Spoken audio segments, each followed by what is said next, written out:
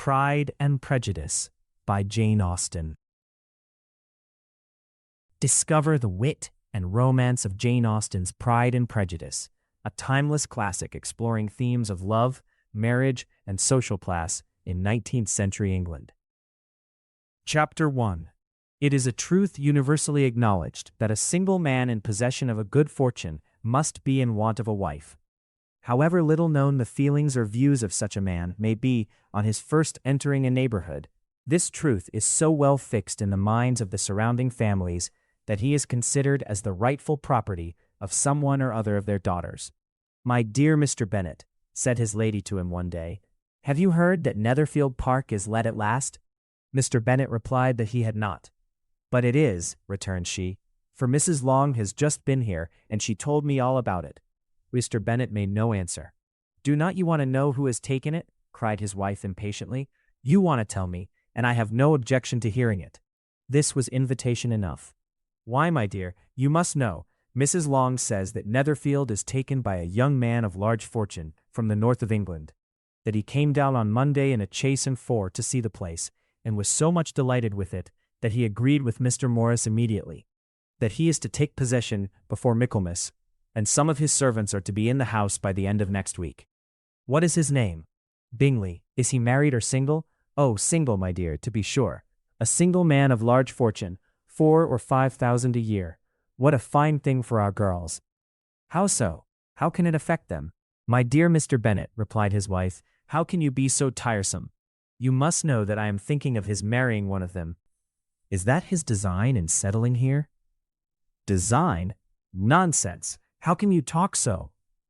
"But it is very likely that he may fall in love with one of them, and therefore you must visit him as soon as he comes." "I see no occasion for that. You and the girls may go, or you may send them by themselves, which perhaps will be still better, for as you are as handsome as any of them, Mr. Bingley might like you the best of the party." "My dear, you flatter me. I certainly have had my share of beauty, but I do not pretend to be anything extraordinary now.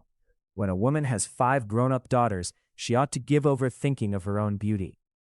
In such cases, a woman has not often much beauty to think of. But, my dear, you must indeed go and see Mr. Bingley when he comes into the neighborhood. It is more than I engage for, I assure you. But consider your daughters. Only think what an establishment it would be for one of them.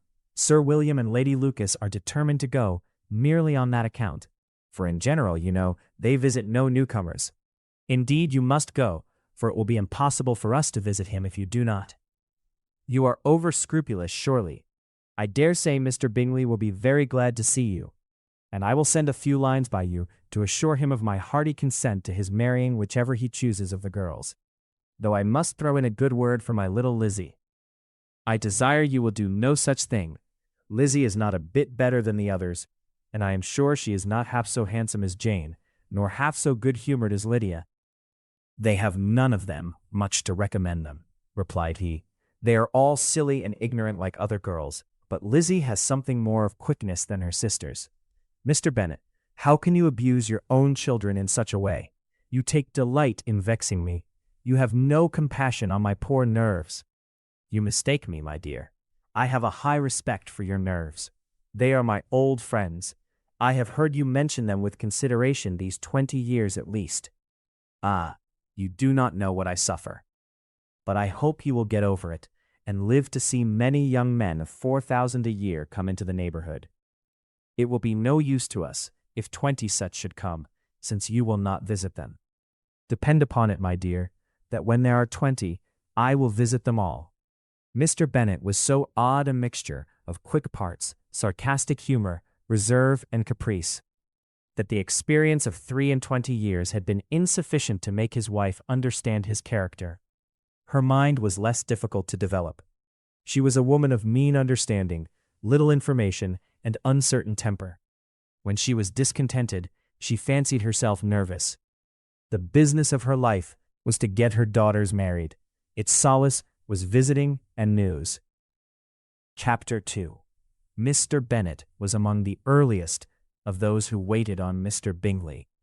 He had always intended to visit him, though to the last always assuring his wife that he should not go. Until the evening after the visit was paid, she had no knowledge of it. It was then disclosed in the following manner. Observing his second daughter employed in trimming a hat, he suddenly addressed her with, "I hope Mr. Bingley will like it, Lizzie." "We are not in a way to know what Mr. Bingley likes," said her mother, resentfully, "since we are not to visit." "But you forget, mamma," said Elizabeth, "that we shall meet him at the assemblies, and that Mrs. Long has promised to introduce him." "I do not believe Mrs. Long will do any such thing. She has 2 nieces of her own. She is a selfish, hypocritical woman, and I have no opinion of her." "No more have I," said Mr. Bennet, "and I am glad to find that you do not depend on her serving you." Mrs. Bennet deigned not to make any reply, but unable to contain herself, began scolding one of her daughters. "Don't keep coughing so, Kitty, for heaven's sake. Have a little compassion on my nerves. You tear them to pieces." "Kitty has no discretion in her coughs," said her father. "She times them ill." "I do not cough for my own amusement," replied Kitty fretfully. "When is your next ball to be, Lizzie?" "Tomorrow fortnight." "Aye, so it is," cried her mother, "and Mrs. Long does not come back till the day before, so it will be impossible for her to introduce him, for she will not know him herself. Then, my dear, you may have the advantage of your friend, and introduce Mr. Bingley to her." "Impossible, Mr. Bennet, impossible, when I am not acquainted with him myself. How can you be so teasing?" "I honor your circumspection. A fortnight's acquaintance is certainly very little. One cannot know what a man really is by the end of a fortnight, but if we do not venture, somebody else will. And after all, Mrs. Long and her nieces must stand their chance, and therefore, as she will think it an act of kindness, if you decline the office, I will take it on myself." The girls stared at their father. Mrs. Bennet said only, "Nonsense, nonsense." "What can be the meaning of that emphatic exclamation?" cried he. "Do you consider the forms of introduction, and the stress that is laid on them, as nonsense? I cannot quite agree with you there. What say you, Mary? For you are a young lady of deep reflection, I know, and read great books, and make extracts." Mary wished to say something very sensible, but knew not how. "While Mary is adjusting her ideas," he continued, "let us return to Mr. Bingley." "I am sick of Mr. Bingley," cried his wife. "I am sorry to hear that, but why did you not tell me so before? If I had known as much this morning, I certainly would not have called on him. It is very unlucky, but as I have actually paid the visit, we cannot escape the acquaintance now." The astonishment of the ladies was just what he wished, that of Mrs. Bennet perhaps surpassing the rest, though when the first tumult of joy was over, she began to declare that it was what she had expected all the while. "How good it was in you, my dear Mr. Bennet! But I knew I should persuade you at last. I was sure you loved your girls too well to neglect such an acquaintance. Well, how pleased I am! And it is such a good joke, too, that you should have gone this morning and never said a word about it till now." "Now, Kitty, you may cough as much as you choose," said Mr. Bennet, and as he spoke, he left the room, fatigued with the raptures of his wife. "What an excellent father you have, girls," said she, when the door was shut. "I do not know how you will ever make him amends for his kindness, or me either, for that matter. At our time of life, it is not so pleasant, I can tell you, to be making new acquaintances every day. But for your sakes, we would do anything. Lydia, my love, though you are the youngest, I dare say Mr. Bingley will dance with you at the next ball." "Oh," said Lydia stoutly, "I am not afraid, for though I am the youngest, I'm the tallest." The rest of the evening was spent in conjecturing how soon he would return Mr. Bennet's visit, and determining when they should ask him to dinner. Chapter 3. Not all that Mrs. Bennet, however, with the assistance of her 5 daughters, could ask on the subject, was sufficient to draw for her husband any satisfactory description of Mr. Bingley. They attacked him in various ways, with barefaced questions, ingenious suppositions, and distant surmises, but he eluded the skill of them all, and they were at last obliged to accept the second-hand intelligence of their neighbor, Lady Lucas. Her report was highly favorable. Sir William had been delighted with him. He was quite young, wonderfully handsome, extremely agreeable, and, to crown the whole, he meant to be at the next assembly with a large party. Nothing could be more delightful. To be fond of dancing was a certain step towards falling in love, and very lively hopes of Mr. Bingley's heart were entertained. "If I can but see one of my daughters happily settled at Netherfield," said Mrs. Bennet to her husband, "and all the others equally well married, I shall have nothing to wish for."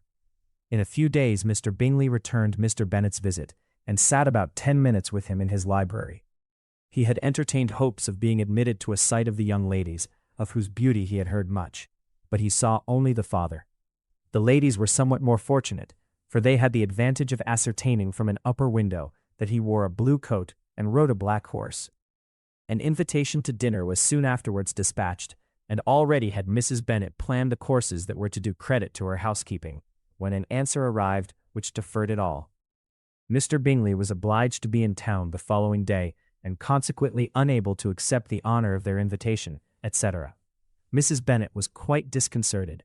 She could not imagine what business he could have in town so soon after his arrival in Hertfordshire, and she began to fear that he might always be flying about from one place to another, and never settled at Netherfield, as he ought to be.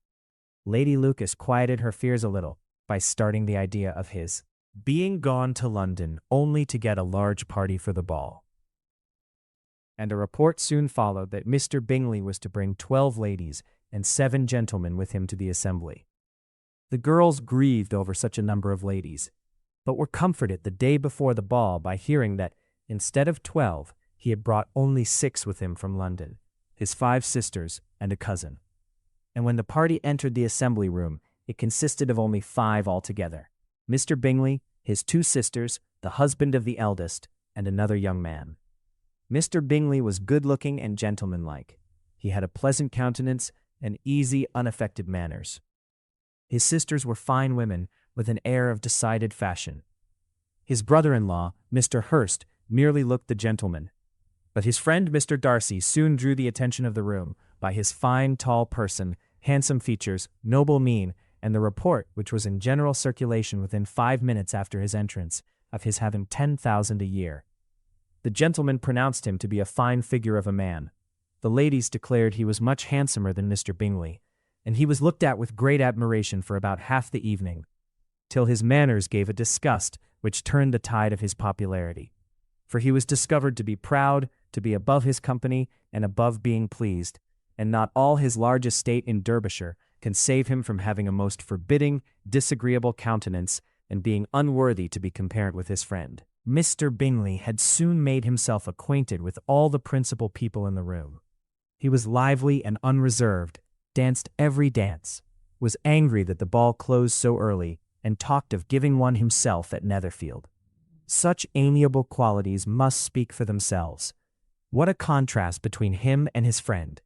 Mr. Darcy danced only once with Mrs. Hurst, and once with Miss Bingley, declined being introduced to any other lady, and spent the rest of the evening in walking about the room, speaking occasionally to one of his own party. His character was decided. He was the proudest, most disagreeable man in the world, and everybody hoped that he would never come there again. Amongst the most violent against him was Mrs. Bennet, whose dislike of his general behavior was sharpened into particular resentment by his having slighted one of her daughters. Elizabeth Bennet had been obliged, by the scarcity of gentlemen, to sit down for 2 dances, and during part of that time, Mr. Darcy had been standing near enough for her to overhear a conversation between him and Mr. Bingley, who came from the dance for a few minutes to press his friend to join it. "Come, Darcy," said he, "I must have you dance. I hate to see you standing about by yourself in this stupid manner." "I certainly shall not. You know how I detest it, unless I am particularly acquainted with my partner. At such an assembly as this, it would be insupportable. Your sisters are engaged, and there is not another woman in the room whom it would not be a punishment to me to stand up with." "I would not be so fastidious as you are," cried Bingley, "for a kingdom.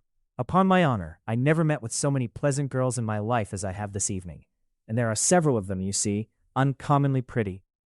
"You are dancing with the only handsome girl in the room," said Mr. Darcy, looking at the eldest Miss Bennet. "Oh, she is the most beautiful creature I ever beheld, but there is one of her sisters sitting down just behind you, who is very pretty, and I dare say very agreeable. Do let me ask my partner to introduce you." "Which do you mean?"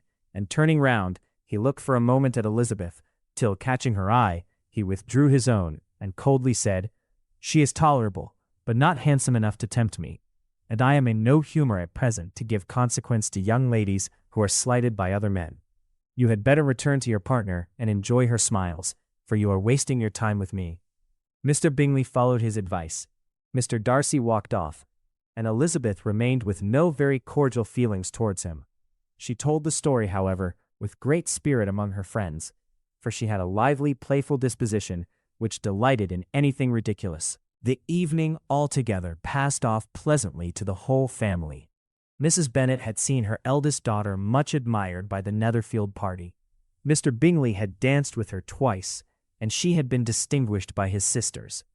Jane was as much gratified by this as her mother could be, though in a quieter way. Elizabeth felt Jane's pleasure. Mary had heard herself mentioned to Miss Bingley as the most accomplished girl in the neighborhood, and Catherine and Lydia had been fortunate enough to be never without partners, which was all that they had yet learnt to care for at a ball. They returned, therefore, in good spirits to Longbourn, the village where they lived, and of which they were the principal inhabitants. They found Mr. Bennet still up. With a book, he was regardless of time, and on the present occasion he had a good deal of curiosity as to the event of an evening which had raised such splendid expectations. He had rather hoped that all his wife's views on the stranger would be disappointed, but he soon found that he had a very different story to hear. "Oh, my dear Mr. Bennet," as she entered the room, "we have had a most delightful evening, a most excellent ball. I wish you had been there.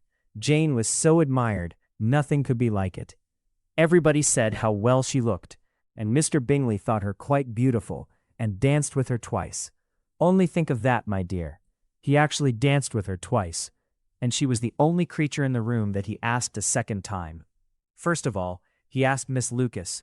I was so vexed to see him stand up with her, but however he did not admire her at all. Indeed, nobody can, you know, and he seemed quite struck with Jane as she was going down the dance.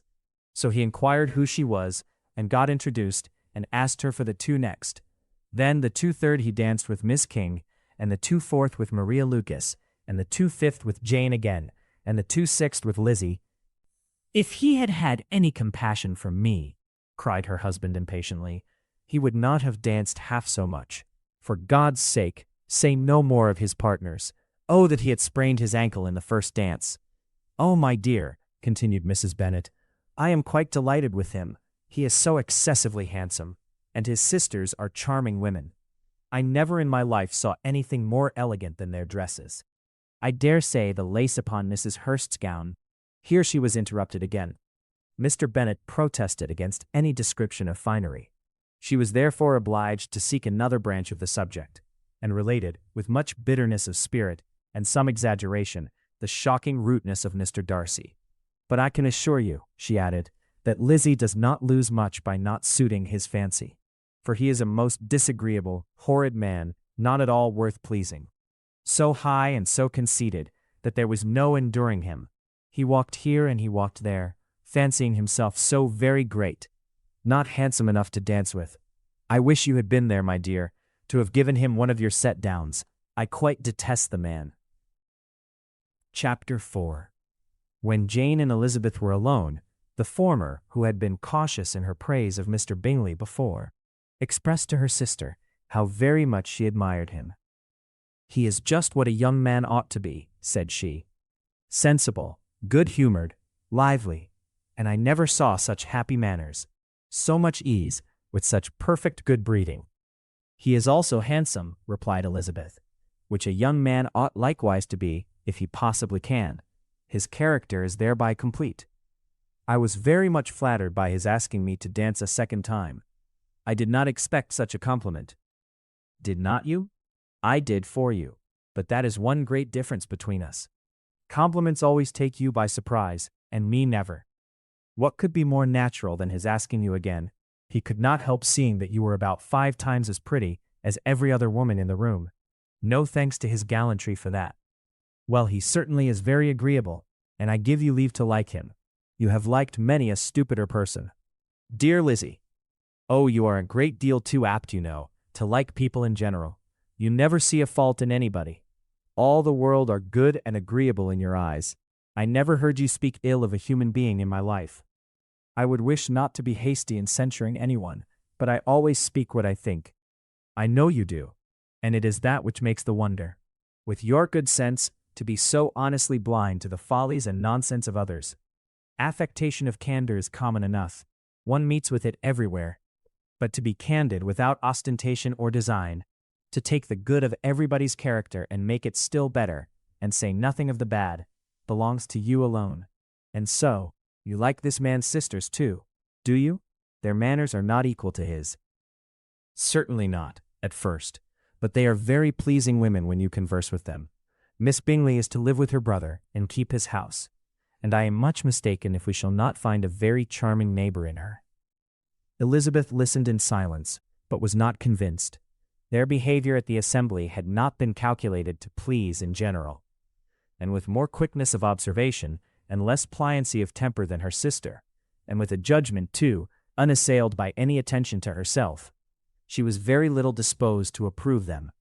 They were, in fact, very fine ladies, not deficient in good humor when they were pleased, nor in the power of being agreeable where they chose it, but proud and conceited. They were rather handsome, had been educated in one of the first private seminaries in town, had a fortune of £20,000, were in the habit of spending more than they ought, and of associating with people of rank, and were therefore in every respect entitled to think well of themselves and meanly of others. They were of a respectable family in the north of England, a circumstance more deeply impressed on their memories than that their brother's fortune and their own had been acquired by trade. Mr. Bingley inherited property to the amount of merely £100,000 from his father, who had intended to purchase an estate, but did not live to do it. Mr. Bingley intended it likewise, and sometimes made choice of his county. But as he was now provided with a good house and the liberty of a manor, it was doubtful to many of those who best knew the easiness of his temper, whether he might not spend the remainder of his days at Netherfield, and leave the next generation to purchase. His sisters were very anxious for his having an estate of his own, but though he was now established only as a tenant, Miss Bingley was by no means unwilling to preside at his table, nor was Mrs. Hurst, who had married a man of more fashion than fortune, less disposed to consider his house as her home when it suited her. Mr. Bingley had not been of age 2 years when he was tempted by an accidental recommendation to look at Netherfield House. He did look at it, and into it, for half an hour, was pleased with the situation and the principal rooms, satisfied with what the owner said in its praise, and took it immediately. Between him and Darcy there was a very steady friendship, in spite of a great opposition of character. Bingley was endeared to Darcy by the easiness, openness, and ductility of his temper, though no disposition could offer a greater contrast to his own, and though with his own he never appeared dissatisfied. On the strength of Darcy's regard, Bingley had the firmest reliance, and of his judgment the highest opinion. In understanding, Darcy was the superior. Bingley was by no means deficient, but Darcy was clever. He was at the same time haughty, reserved, and fastidious, and his manners, though well-bred, were not inviting. In that respect his friend had greatly the advantage. Bingley was sure of being liked wherever he appeared. Darcy was continually giving offense. The manner in which they spoke of the Meryton Assembly was sufficiently characteristic. Bingley had never met with pleasanter people or prettier girls in his life. Everybody had been most kind and attentive to him. There had been no formality, no stiffness. He had soon felt acquainted with all the room, and as to Miss Bennet, he could not conceive an angel more beautiful. Darcy, on the contrary, had seen a collection of people in whom there was little beauty and no fashion, from none of whom he had felt the smallest interest, and from none received either attention or pleasure. Miss Bennet he acknowledged to be pretty, but she smiled too much.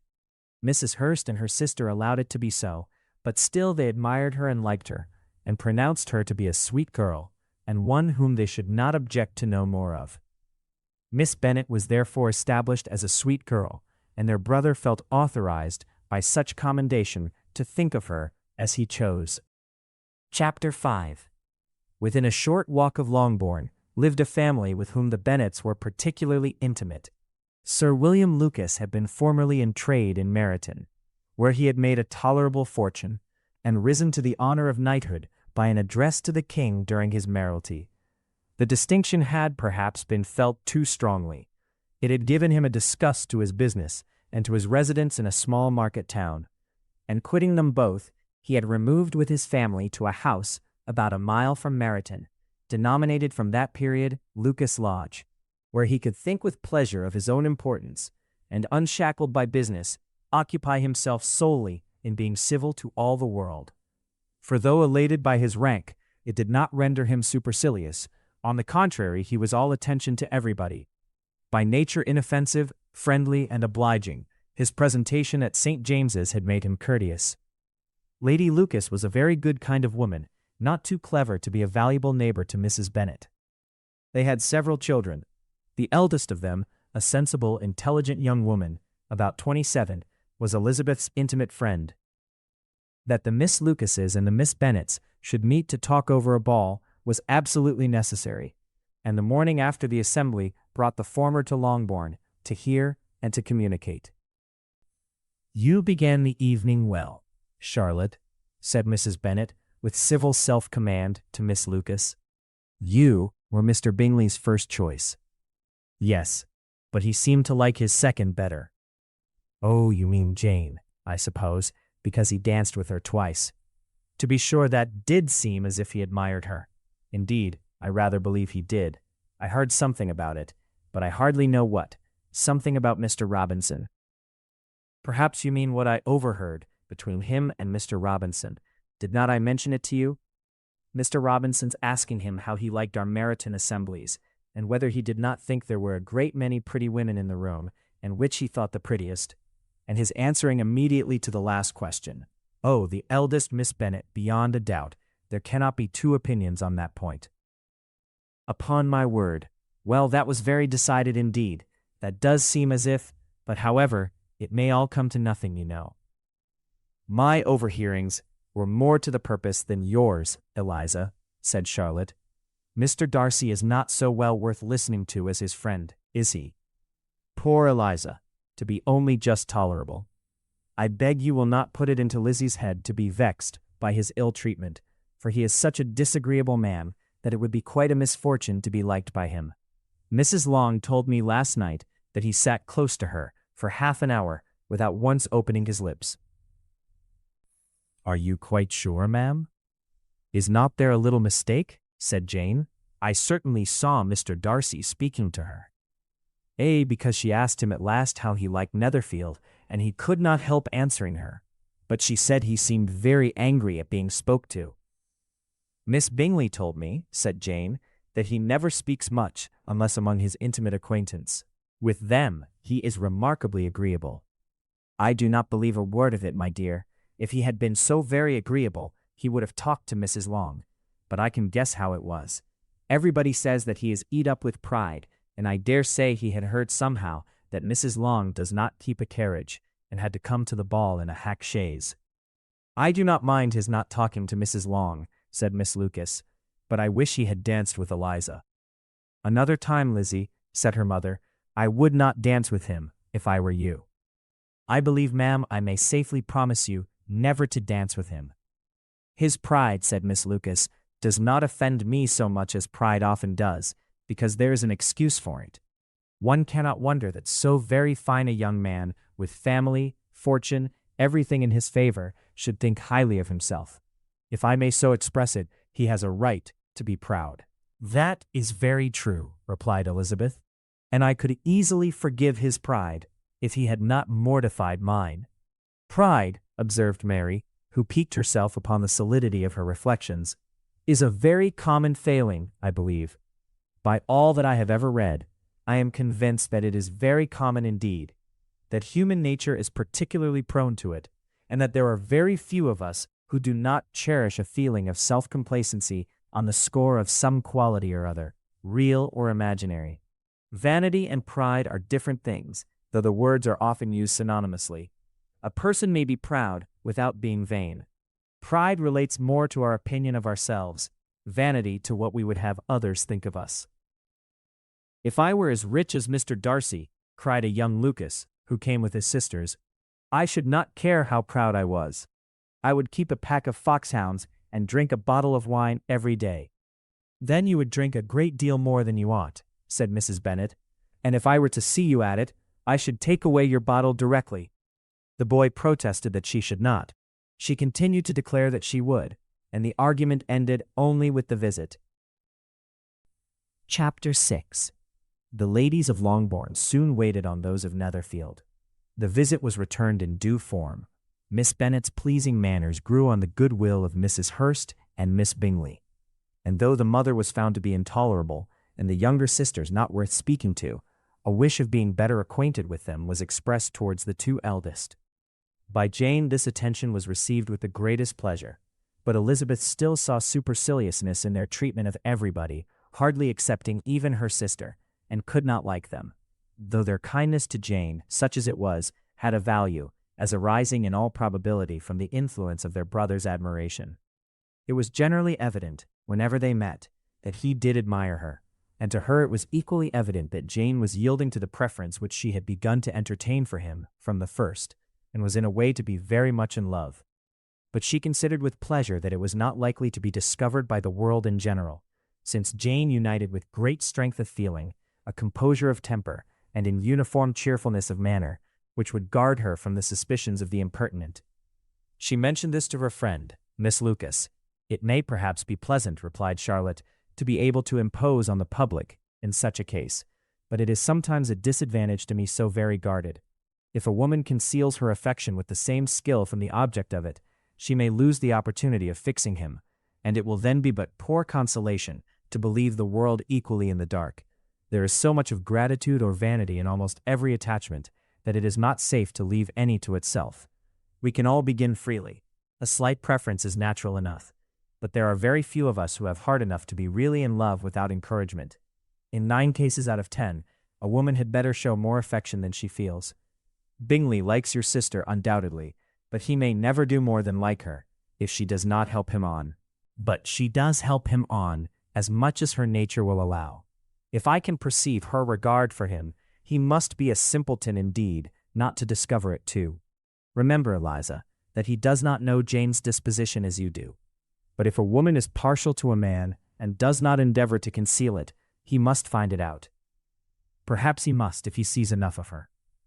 But though Bingley and Jane meet tolerably often, it is never for many hours together, and as they always see each other in large mixed parties, it is impossible that every moment should be employed in conversing together. Jane should therefore make the most of every half-hour in which she can command his attention. When she is secure of him, there will be leisure for falling in love as much as she chooses. "Your plan is a good one," replied Elizabeth, "where nothing is in question but the desire of being well married. And if I were determined to get a rich husband, or any husband, I dare say I should adopt it.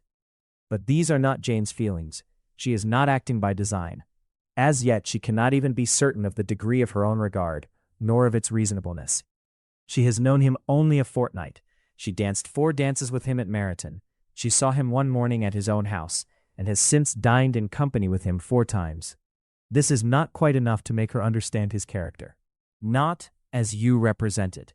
Had she merely dined with him, she might only have discovered whether he had a good appetite. But you must remember that 4 evenings have been also spent together, and 4 evenings may do a great deal. Yes, these 4 evenings have enabled them to ascertain that they both like vingt un better than commerce, but with respect to any other leading characteristic, I do not imagine that much has been unfolded." "Well," said Charlotte, "I wish Jane success with all my heart, and if she were married to him tomorrow, I should think she had as good a chance of happiness as if she were to be studying his character for a 12-month. Happiness in marriage is entirely a matter of chance. If the dispositions of the parties are ever so well known to each other, or ever so similar beforehand, it does not advance their felicity in the least. They always continue to grow sufficiently unlike afterwards to have their share of vexation. And it is better to know as little as possible of the defects of the person with whom you are to pass your life." "You make me laugh, Charlotte, but it is not sound. You know it is not sound, and that you would never act in this way yourself." Occupied in observing Mr. Bingley's attention to her sister, Elizabeth was far from suspecting that she was herself becoming an object of some interest in the eyes of his friend. Mr. Darcy had at first scarcely allowed her to be pretty. He had looked at her without admiration at the ball. and when they next met, he looked at her only to criticize. But no sooner had he made it clear to himself and his friends that she had hardly a good feature in her face, than he began to find it was rendered uncommonly intelligent by the beautiful expression of her dark eyes. To this discovery succeeded some others equally mortifying. Though he had detected with a critical eye more than one failure of perfect symmetry in her form, he was forced to acknowledge her figure to be light and pleasing, and in spite of his asserting that her manners were not those of the fashionable world, he was caught by their easy playfulness. Of this she was perfectly unaware. To her he was only the man who made himself agreeable nowhere, and who had not thought her handsome enough to dance with. He began to wish to know more of her, and as a step towards conversing with her himself, attended to her conversation with others. His doing so drew her notice. It was at Sir William Lucas's, where a large party were assembled. "What does Mr. Darcy mean," said she to Charlotte, "by listening to my conversation with Colonel Forster? That is a question which Mr. Darcy only can answer. But if he does it any more, I shall certainly let him know that I see what he is about. He has a very satirical eye, and if I do not begin by being impertinent myself, I shall soon grow afraid of him." On his approaching them soon afterwards, though without seeming to have any intention of speaking, Miss Lucas defied her friend to mention such a subject to him, which immediately provoking Elizabeth to do it, she turned to him and said, "Did not you think, Mr. Darcy, that I expressed myself uncommonly well just now when I was teasing Colonel Forster to give us a ball at Meryton? With great energy, but it is a subject which always makes a lady energetic." "You are severe on us. It will be her turn soon to be teased," said Miss Lucas. "I am going to open the instrument, Eliza, and you know what follows. You are a very strange creature by way of a friend, always wanting me to play and sing before anybody and everybody. If my vanity had taken a musical turn, you would have been invaluable. But as it is, I would really rather not sit down before those who must be in the habit of hearing the very best performers." On Miss Lucas's persevering, however, she added, "Very well, if it must be so, it must." And gravely glancing at Mr. Darcy, "There is a very fine old saying, which everybody here is of course familiar with, 'Keep your breath to cool your porridge, and I shall keep mine to swell my song.'" Her performance was pleasing, though by no means capital. After a song or two, and before she could reply to the entreaties of several that she would sing again, she was eagerly succeeded at the instrument by her sister Mary, who, having in consequence of being the only plain one in the family, worked hard for knowledge and accomplishments, was always impatient for display. Mary had neither genius nor taste, and though vanity had given her application, it had given her likewise a pedantic air and conceited manner, which would have injured a higher degree of excellence than she had reached. Elizabeth, easy and unaffected, had been listened to with much more pleasure, though not playing half so well, and Mary, at the end of a long concerto, was glad to purchase praise and gratitude by Scotch and Irish airs, at the request of her younger sisters, who with some of the Lucases and 2 or 3 officers, joined eagerly in dancing at one end of the room. Mr. Darcy stood near them in silent indignation at such a mode of passing the evening, to the exclusion of all conversation, and was too much engrossed by his own thoughts to perceive that Sir William Lucas was his neighbor, till Sir William thus began. "What a charming amusement for young people this is, Mr. Darcy. There is nothing like dancing, after all. I consider it as one of the first refinements of polished societies." "Certainly, sir, and it has the advantage also of being in vogue amongst the less polished societies of the world. Every savage can dance." Sir William only smiled. "Your friend performs delightfully," he continued, after a pause, on seeing Bingley join the group, "and I doubt not that you are an adept in the science yourself, Mr. Darcy." "You saw me dance at Meryton, I believe, sir." "Yes, indeed, and received no inconsiderable pleasure from the sight." "Do you often dance at St. James's?" "Never, sir." "Do you not think it would be a proper compliment to the place?" "It is a compliment which I never pay to any place if I can avoid it." "You have a house in town, I conclude?" Mr. Darcy bowed. "I had once some thoughts of fixing in town myself, for I am fond of superior society, but I did not feel quite certain that the air of London would agree with Lady Lucas." He paused in hopes of an answer, but his companion was not disposed to make any, and Elizabeth at that instant, moving towards them, he was struck with the notion of doing a very gallant thing, and called out to her, "My dear Miss Eliza, why are not you dancing? Mr. Darcy, you must allow me to present this young lady to you as a very desirable partner. You cannot refuse to dance, I am sure, when so much beauty is before you." And taking her hand, he would have given it to Mr. Darcy, who, though extremely surprised, was not unwilling to receive it, when she instantly drew back, and said with some discomposure to Sir William, "Indeed, sir, I have not the least intention of dancing. I entreat you not to suppose that I move this way in order to beg for a partner."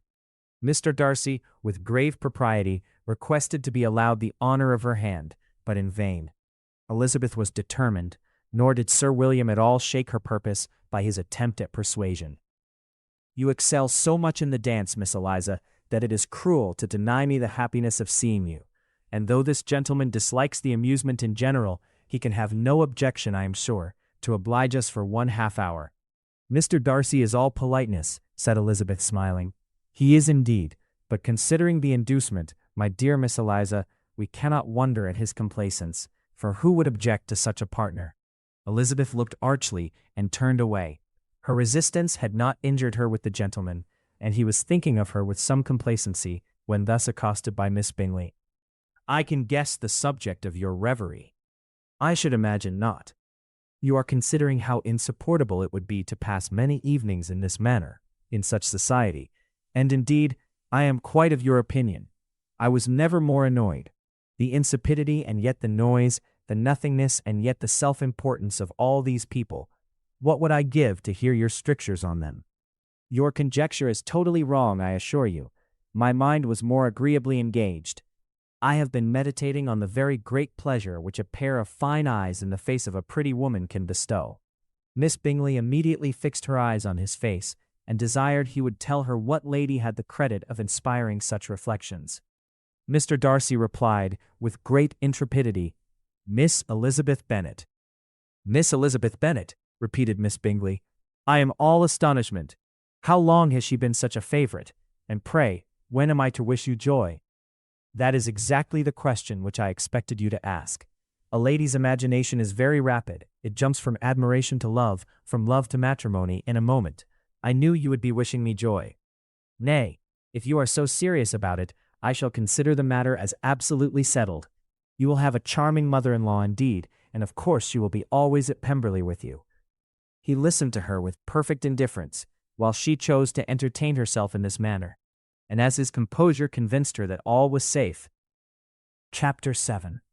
Mr. Bennet's property consisted almost entirely in an estate of 2,000 a year, which, unfortunately for his daughters, was entailed, in default of heirs male, on a distant relation, and their mother's fortune, though ample for her situation in life, could but ill supply the deficiency of his.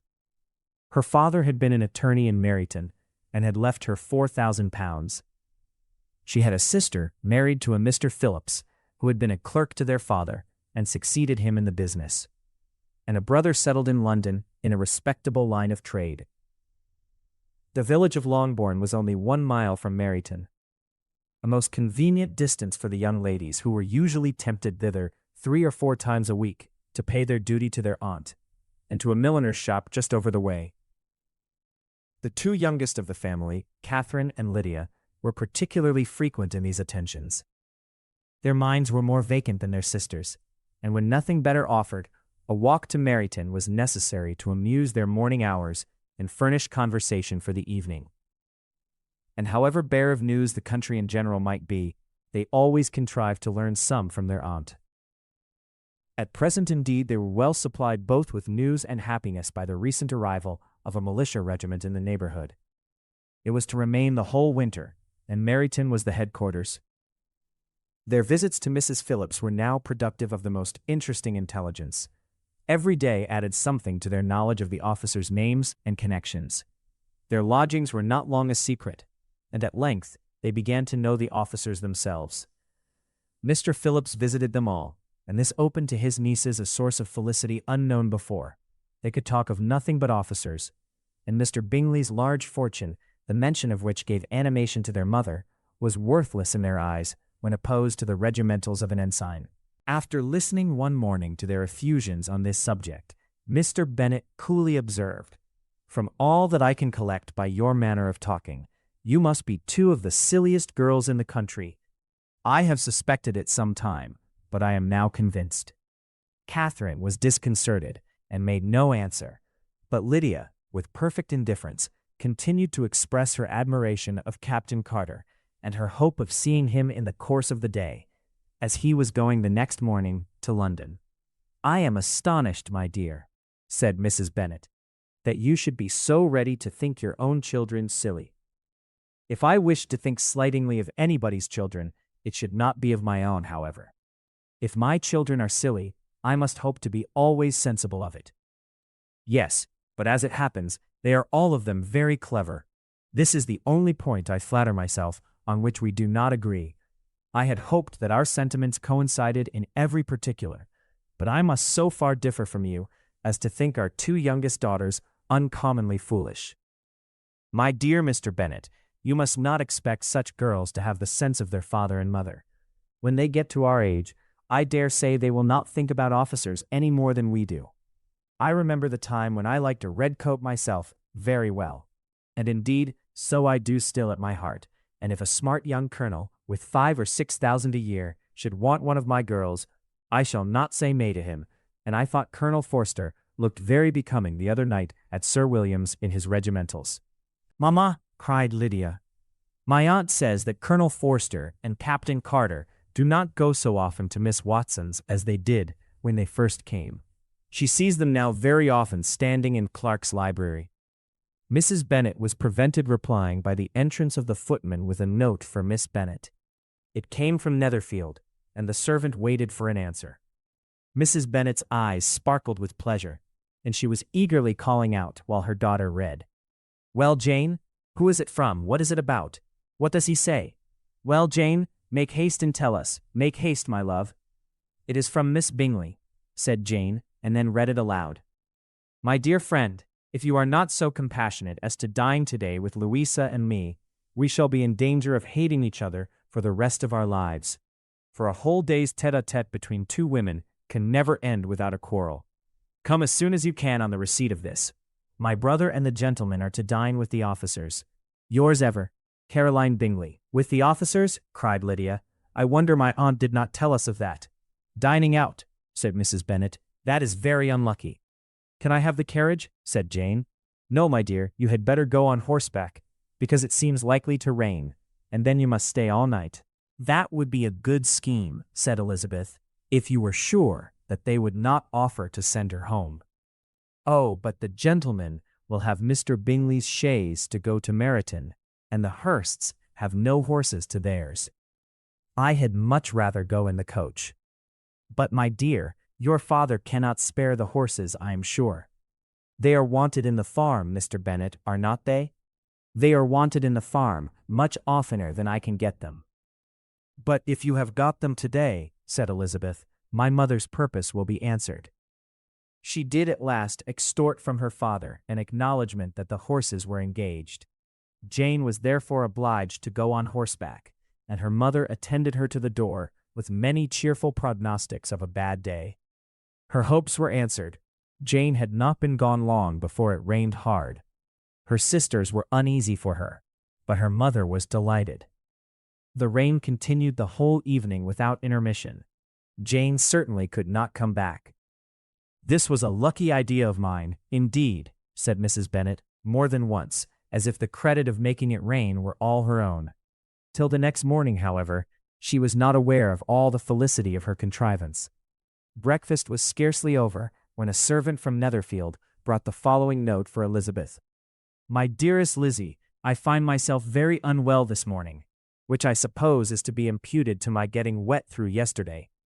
My kind friends will not hear of my returning home till I am better. They insist also on my seeing Mr. Jones. Therefore do not be alarmed if you should hear of his having been to me, and excepting a sore throat and a headache, there is not much the matter with me. Yours, etc."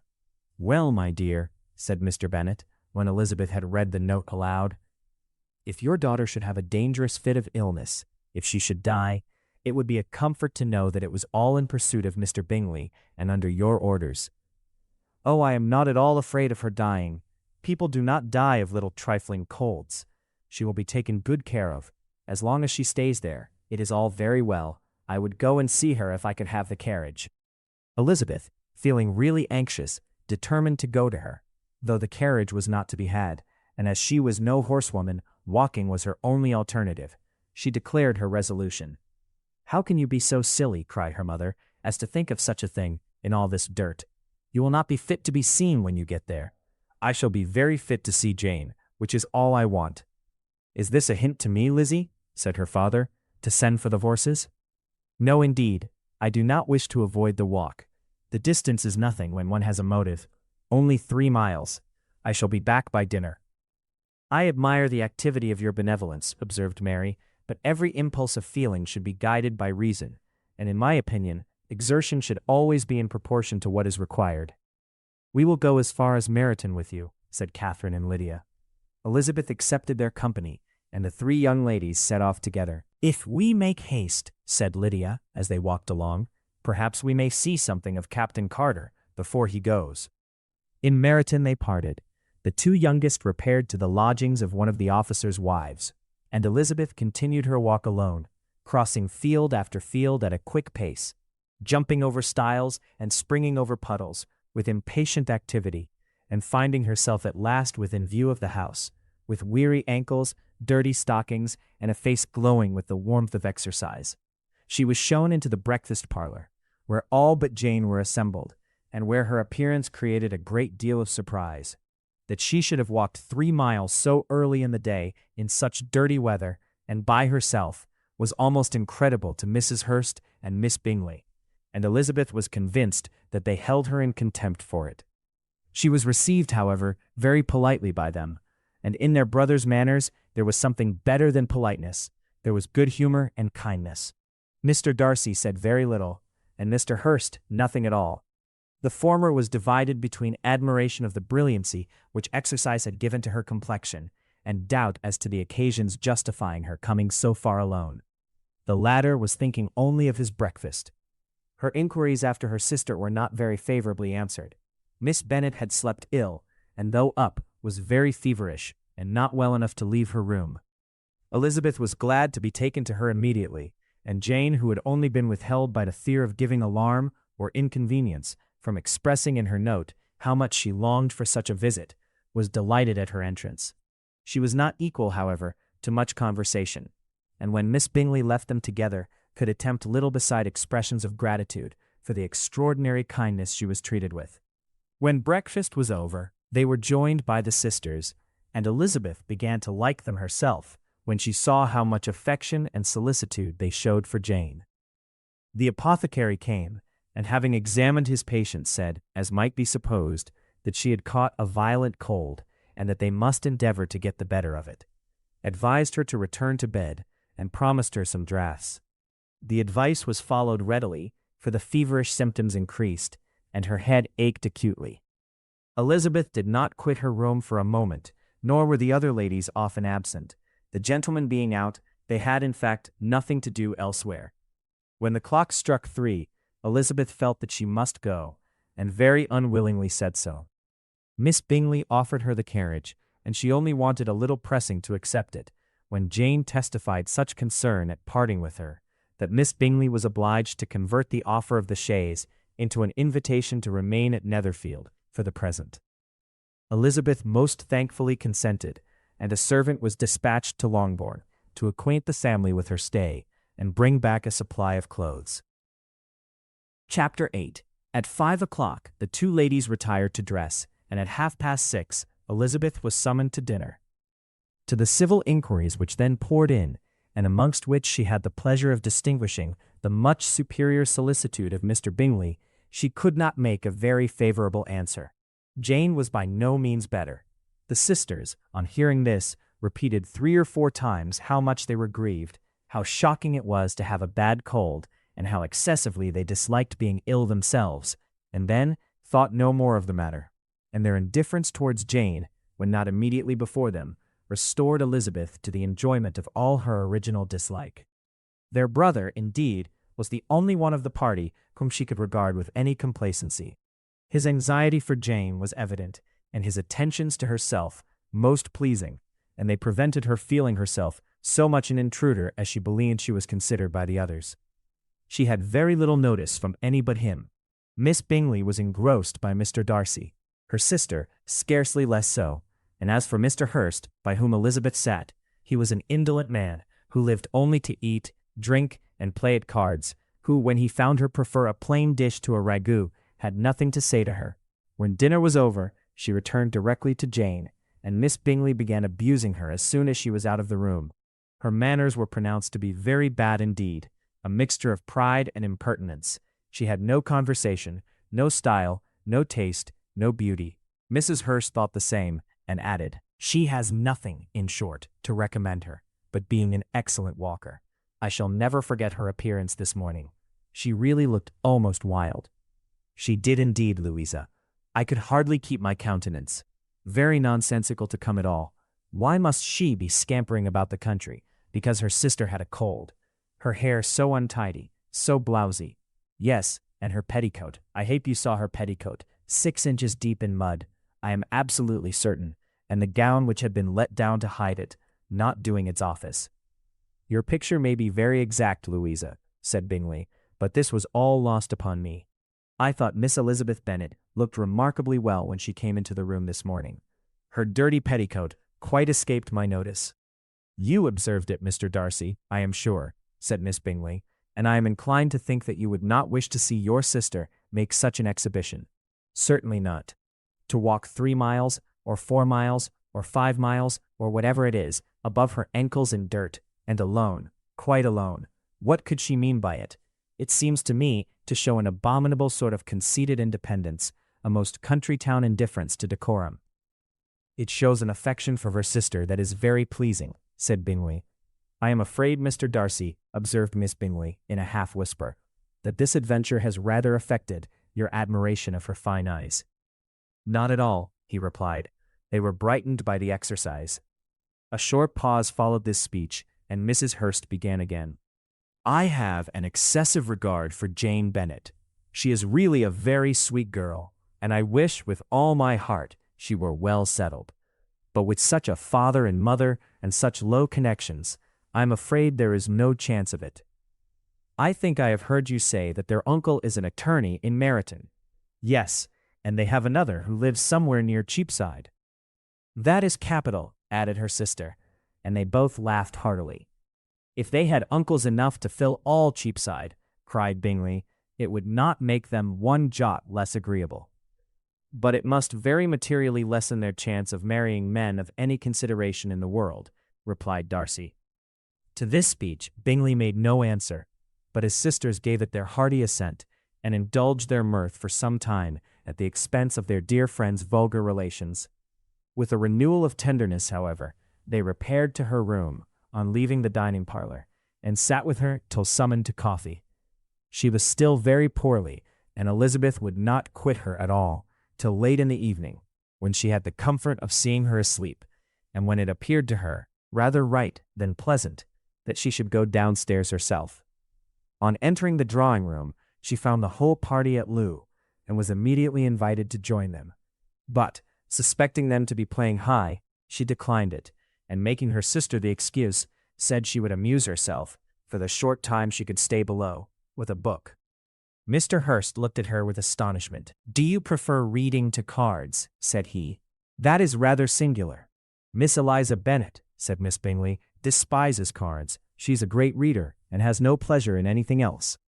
"I deserve neither such praise nor such censure," cried Elizabeth. "I am not a great reader, and I have pleasure in many things."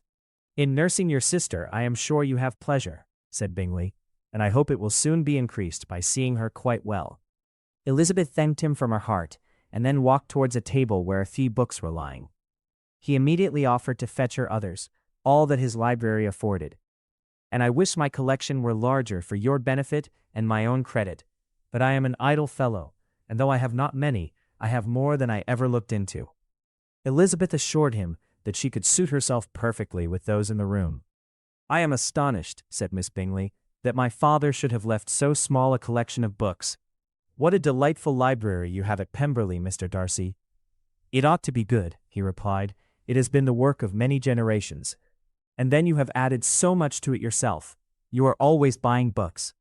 I cannot comprehend the neglect of a family library in such days as these. Neglect, I am sure you neglect nothing that can add to the beauties of that noble place.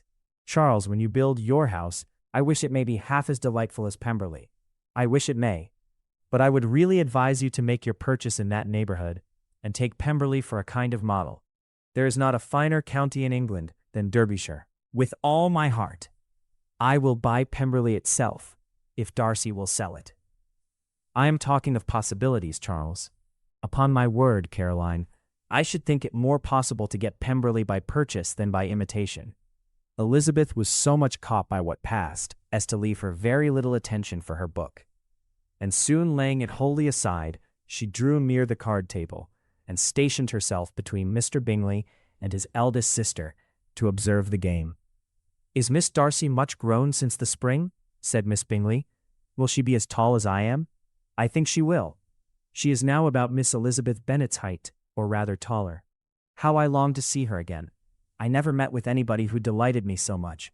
Such a countenance, such manners, and so extremely accomplished for her age. Her performance on the pianoforte is exquisite."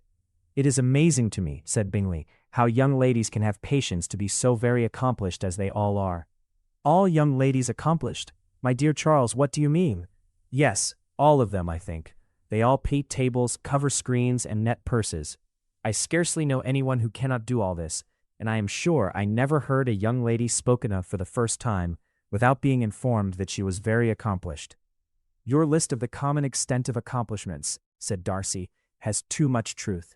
The word is applied to many a woman who deserves it no otherwise than by netting a purse or covering a screen, but I am very far from agreeing with you in your estimation of ladies in general. I cannot boast of knowing more than half a dozen in the whole range of my acquaintance that are really accomplished." "Nor I am sure," said Miss Bingley. "Then," observed Elizabeth, "you must comprehend a great deal in your idea of an accomplished woman." "Yes, I do comprehend a great deal in it." "Oh, certainly," cried his faithful assistant. "No one can be really esteemed accomplished who does not greatly surpass what is usually met with. A woman must have a thorough knowledge of music, singing, drawing, dancing, and the modern languages to deserve the word. And besides all this, she must possess a certain something in her air and manner of walking, the tone of her voice, her address and expressions, where the word will be but half deserved. All this she must possess," added Darcy, "and to all she must yet add something more substantial in the improvement of her mind by extensive reading. I am no longer surprised at your knowing only 6 accomplished women. I rather wonder now at your knowing any. Are you so severe upon your own sex as to doubt the possibility of all this? I never saw such a woman. I never saw such capacity, and taste, and application, and elegance as you describe, united." Mrs. Hurst and Miss Bingley both cried out against the injustice of her implied doubt, and were both protesting that they knew many women who answered this description, when Mr. Hurst called them to order, with bitter complaints of their inattention to what was going forward. As all conversation was thereby at an end, Elizabeth soon afterwards left the room. "Eliza Bennet," said Miss Bingley, when the door was closed on her, "is one of those young ladies who seek to recommend themselves to the other sex by undervaluing their own. And with many men, I dare say, it succeeds, but in my opinion, it is a paltry device, a very mean art." "Undoubtedly," replied Darcy, to whom this remark was chiefly addressed. "There is meanness in all the arts, which ladies sometimes condescend to employ for captivation. Whatever bears affinity to cunning is despicable." Miss Bingley was not so entirely satisfied with this reply as to continue the subject. Elizabeth joined them again only to say that her sister was worse, and that she could not leave her. Bingley urged Mr. Jones's being sent for immediately, while his sisters, convinced that no country advice could be of any service, recommended an express to town for one of the most eminent physicians. This she would not hear of, but she was not so unwilling to comply with their brother's proposal, and it was settled that Mr. Jones should be sent for early in the morning if Miss Bennet were not decidedly better. Bingley was quite uncomfortable. His sisters declared that they were miserable, They solaced their wretchedness, however, by duets after supper, while he could find no better relief to his feelings than by giving his housekeeper directions that every possible attention might be paid to the sick lady and her sister. Chapter 9. Elizabeth passed the chief of the night in her sister's room, and in the morning had the pleasure of being able to send a tolerable answer to the inquiries which she very early received from Mr. Bingley by a housemaid, and some time afterwards from the two elegant ladies who waited on his sisters. In spite of this amendment, however, she requested to have a note sent to Longbourn, desiring her mother to visit Jane and form her own judgment of her situation. The note was immediately dispatched, and its contents as quickly complied with. Mrs. Bennet, accompanied by her two youngest girls, reached Netherfield soon after the family breakfast. Had she found Jane in any apparent danger, Mrs. Bennet would have been very miserable, but being satisfied on seeing her that her illness was not alarming, she had no wish of her recovering immediately, as her restoration to health would probably remove her from Netherfield. She would not listen, therefore, to her daughter's proposal of being carried home. Neither did the apothecary, who arrived about the same time, think it at all advisable. After sitting a little while with Jane, on Miss Bingley's appearance and invitation, the mother and three daughters all attended her into the breakfast parlor. Bingley met them with hopes that Mrs. Bennet had not found Miss Bennet worse than she expected. "Indeed I have, sir," was her answer. "She is a great deal too ill to be moved. Mr. Jones says we must not think of moving her. We must trespass a little longer on your kindness." "Removed?" cried Bingley. "It must not be thought of. My sister, I am sure, will not hear of her removal." "You may depend upon it, madam," said Miss Bingley with cold civility, "that Miss Bennet shall receive every possible attention while she remains with us." Mrs. Bennet was profuse in her acknowledgments. "I am sure," she added, "if it was not for such good friends, I do not know what would become of her, for she is very ill indeed, and suffers a vast deal, though with the greatest patience in the world, which is always the way with her, for she has, without exception, the sweetest temper I ever met with. I often tell my other girls they are nothing to her.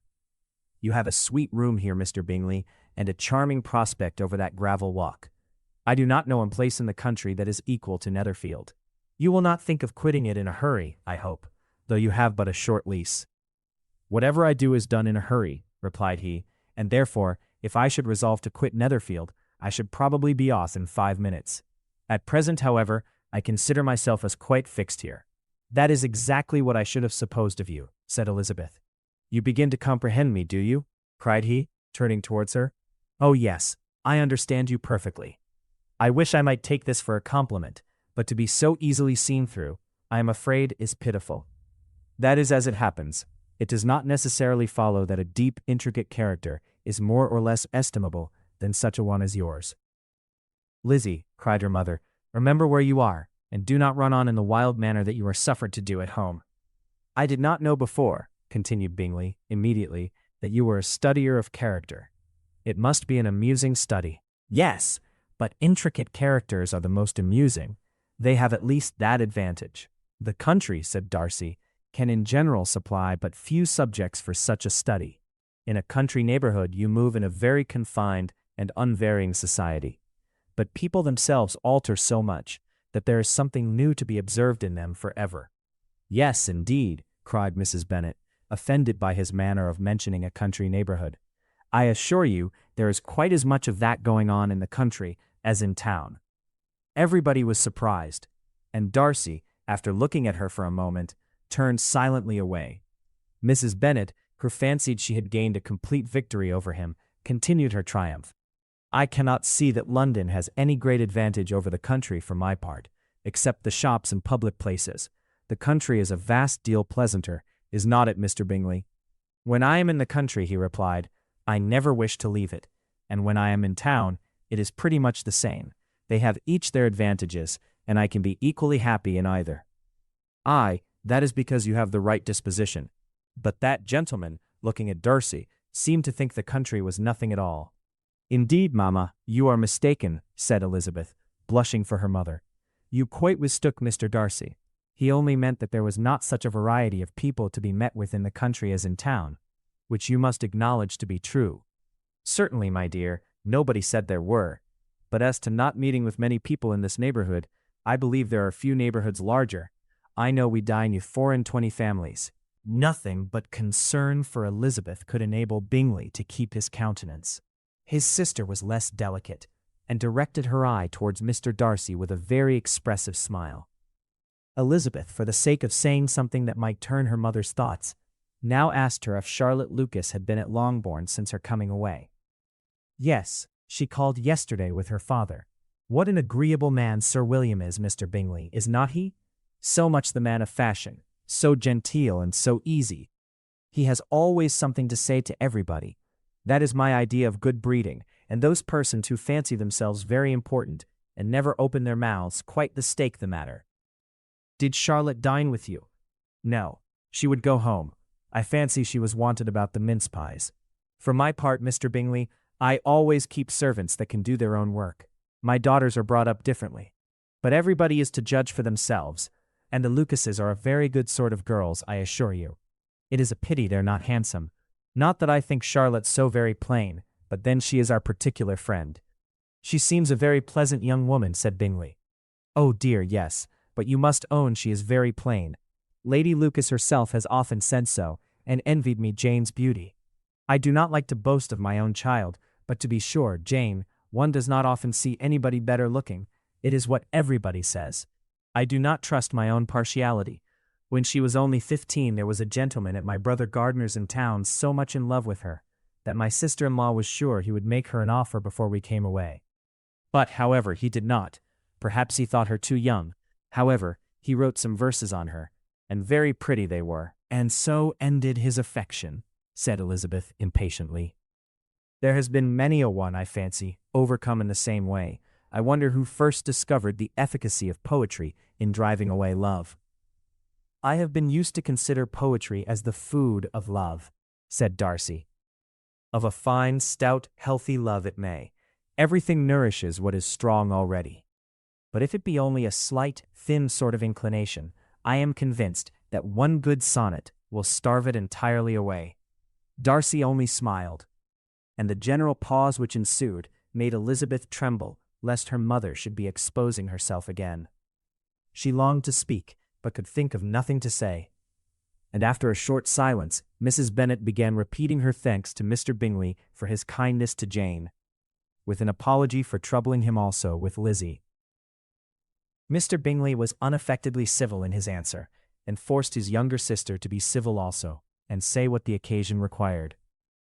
She performed her part, indeed, without much graciousness, but Mrs. Bennet was satisfied, and soon afterwards ordered her carriage. Upon this signal, the youngest of her daughters put herself forward. The two girls had been whispering to each other during the whole visit, and the result of it was that the youngest should tax Mr. Bingley with having promised on his first coming into the country to give a ball at Netherfield. Lydia was a stout, well-grown girl of 15, with a fine complexion and good-humored countenance, a favorite with her mother, whose affection had brought her into public at an early age. She had high animal spirits and a sort of natural self-consequence, which the attentions of the officers, to whom her uncle's good dinners and her own easy manners recommended her, had increased into assurance. She was very equal, therefore, to address Mr. Bingley on the subject of the ball, and abruptly reminded him of his promise, adding that it would be the most shameful thing in the world if he did not keep it. His answer to this sudden attack was delightful to her mother's ear. I am perfectly ready, I assure you, to keep my engagement, and when your sister is recovered, you shall, if you please, name the very day of the ball. But you would not wish to be dancing while she is ill. Lydia declared herself satisfied. Oh yes, it would be much better to wait till Jane was well, and by that time, most likely, Captain Carter would be at Meryton again. And when you have given your ball, she added, I shall insist on their giving one also. I shall tell Colonel Forster it will be quite a shame if he does not.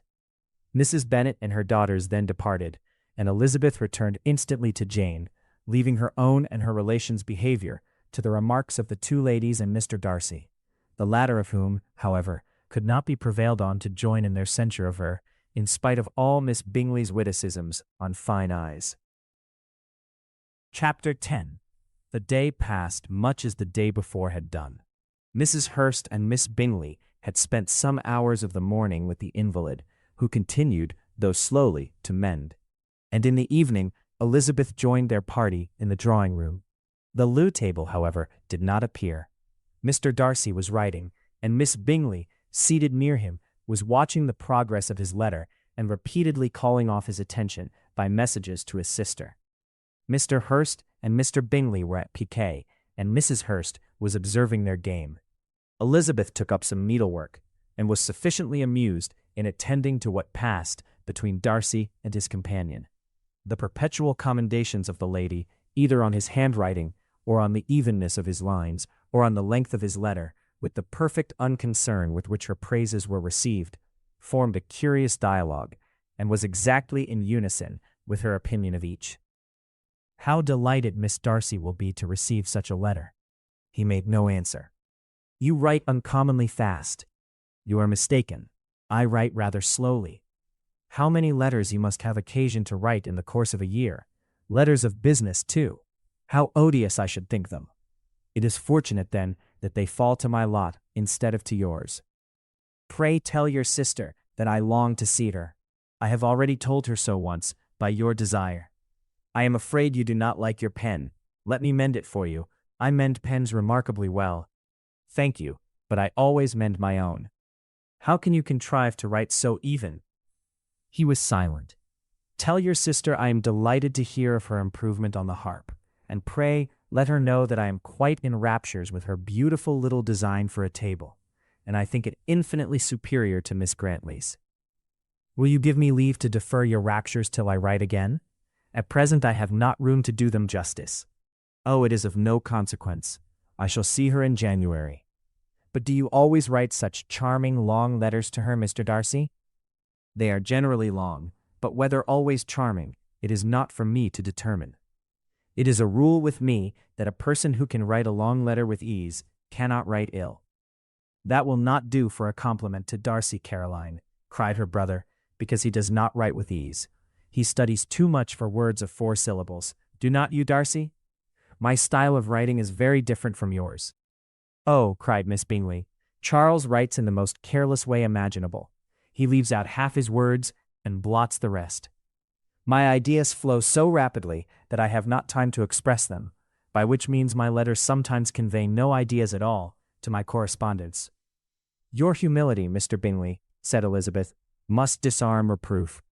"Nothing is more deceitful," said Darcy, "than the appearance of humility. It is often only carelessness of opinion, and sometimes an indirect boast."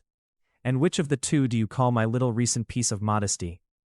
"The indirect boast, for you are really proud of your defects in writing, because you consider them as proceeding from a rapidity of thought and carelessness of execution, which, if not estimable, you think at least highly interesting. The power of doing anything with quickness is always much prized by the possessor, and often without any attention to the imperfection of the performance. When you told Mrs. Bennet this morning that if you ever resolved on quitting Netherfield, you should be gone in 5 minutes, you meant it to be a sort of panegyric, a compliment to yourself.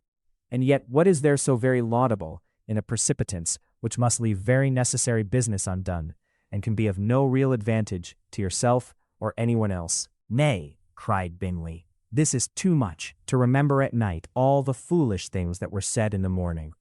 And yet, upon my honor, I believed what I said of myself to be true, and I believe it at this moment. At least, therefore, I did not assume the character of needless precipitance merely to show off before the ladies." "I dare say you believed it, but I am by no means convinced that you would be gone with such celerity. Your conduct would be quite as dependent on chance as that of any man I know.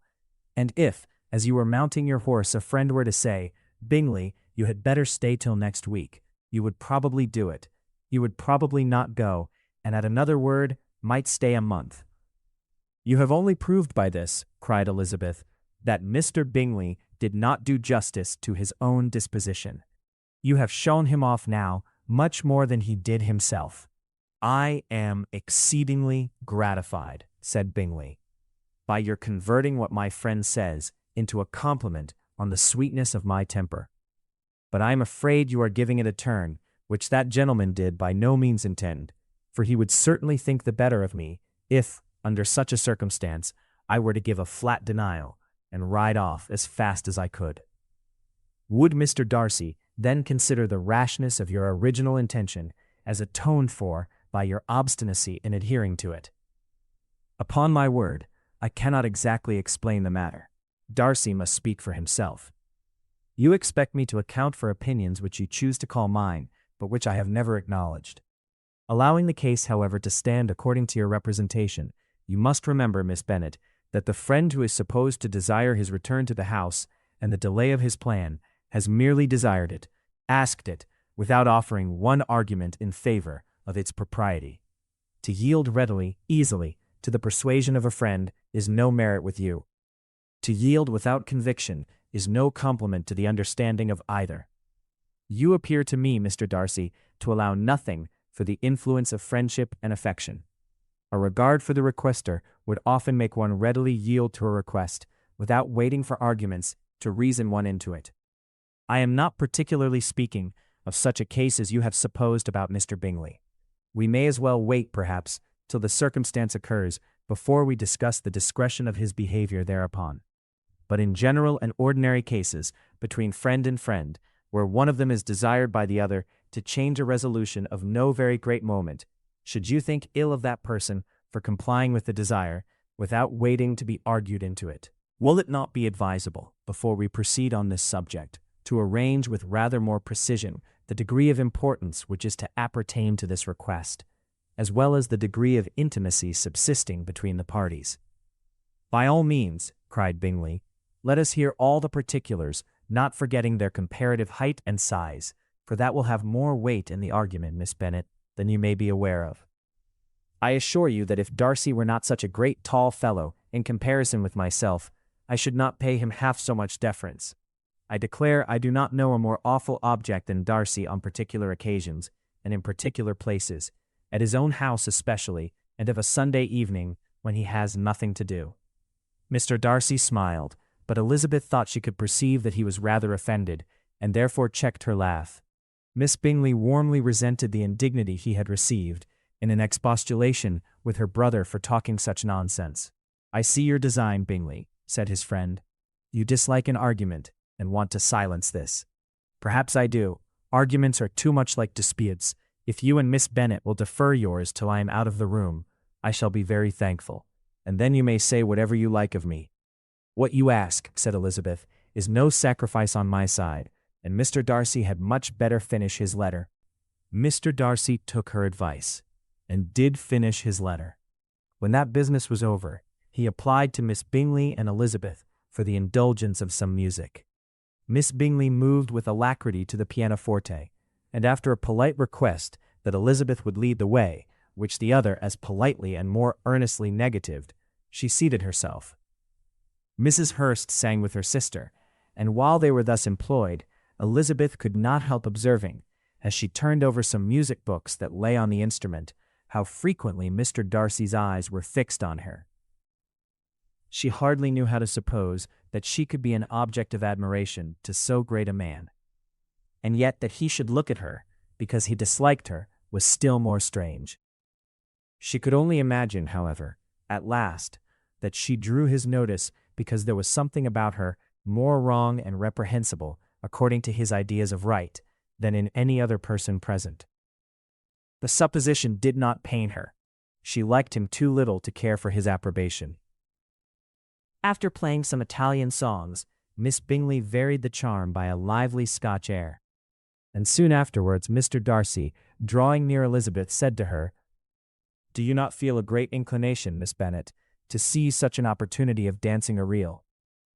She smiled, but made no answer. He repeated the question, with some surprise at her silence. "Oh," said she, "I heard you before, but I could not immediately determine what to say in reply.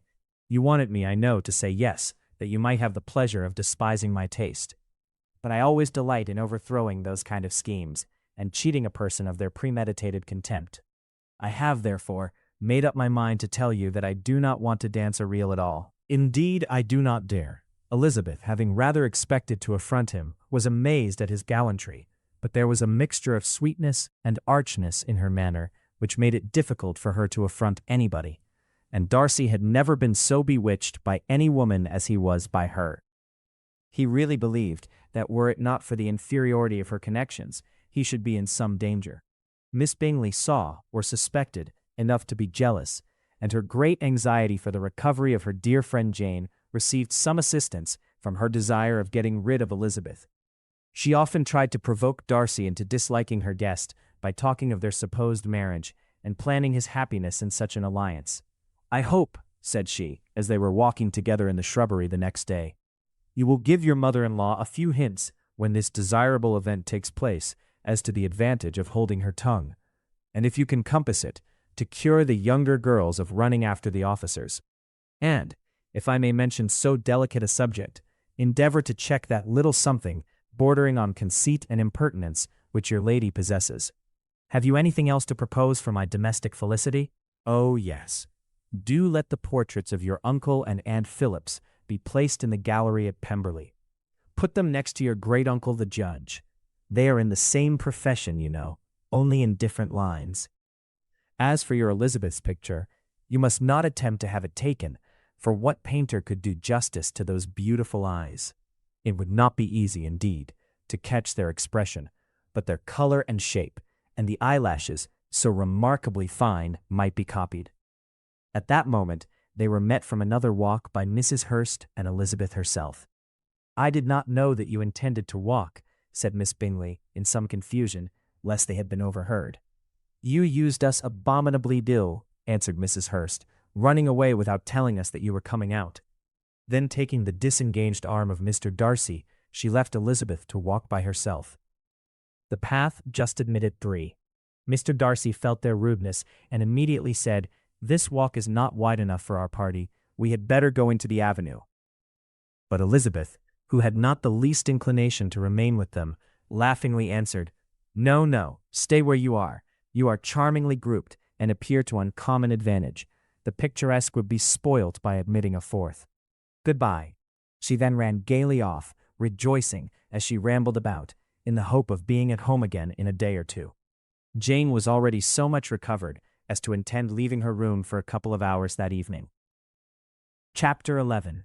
When the ladies removed after dinner, Elizabeth ran up to her sister, and seeing her well guarded from cold, attended her into the drawing-room, where she was welcomed by her 2 friends with many professions of pleasure, and Elizabeth had never seen them so agreeable as they were during the hour which passed before the gentlemen appeared. Their powers of conversation were considerable. They could describe an entertainment with accuracy, relate an anecdote with humor, and laugh at their acquaintance with spirit. But when the gentlemen entered, Jane was no longer the first object. Miss Bingley's eyes were instantly turned towards Darcy, and she had something to say to him before he had advanced many steps. He addressed himself directly to Miss Bennet, with a polite congratulation. Mr. Hurst also made her a slight bow, and said he was very glad. But diffuseness and warmth remained for Bingley's salutation. He was full of joy and attention. The first half-hour was spent in piling up the fire, lest she should suffer from the change of room, and she removed, at his desire, to the other side of the fireplace, that she might be farther from the door. He then sat down by her, and talked scarcely to anyone else. Elizabeth, at work in the opposite corner, saw it all with great delight.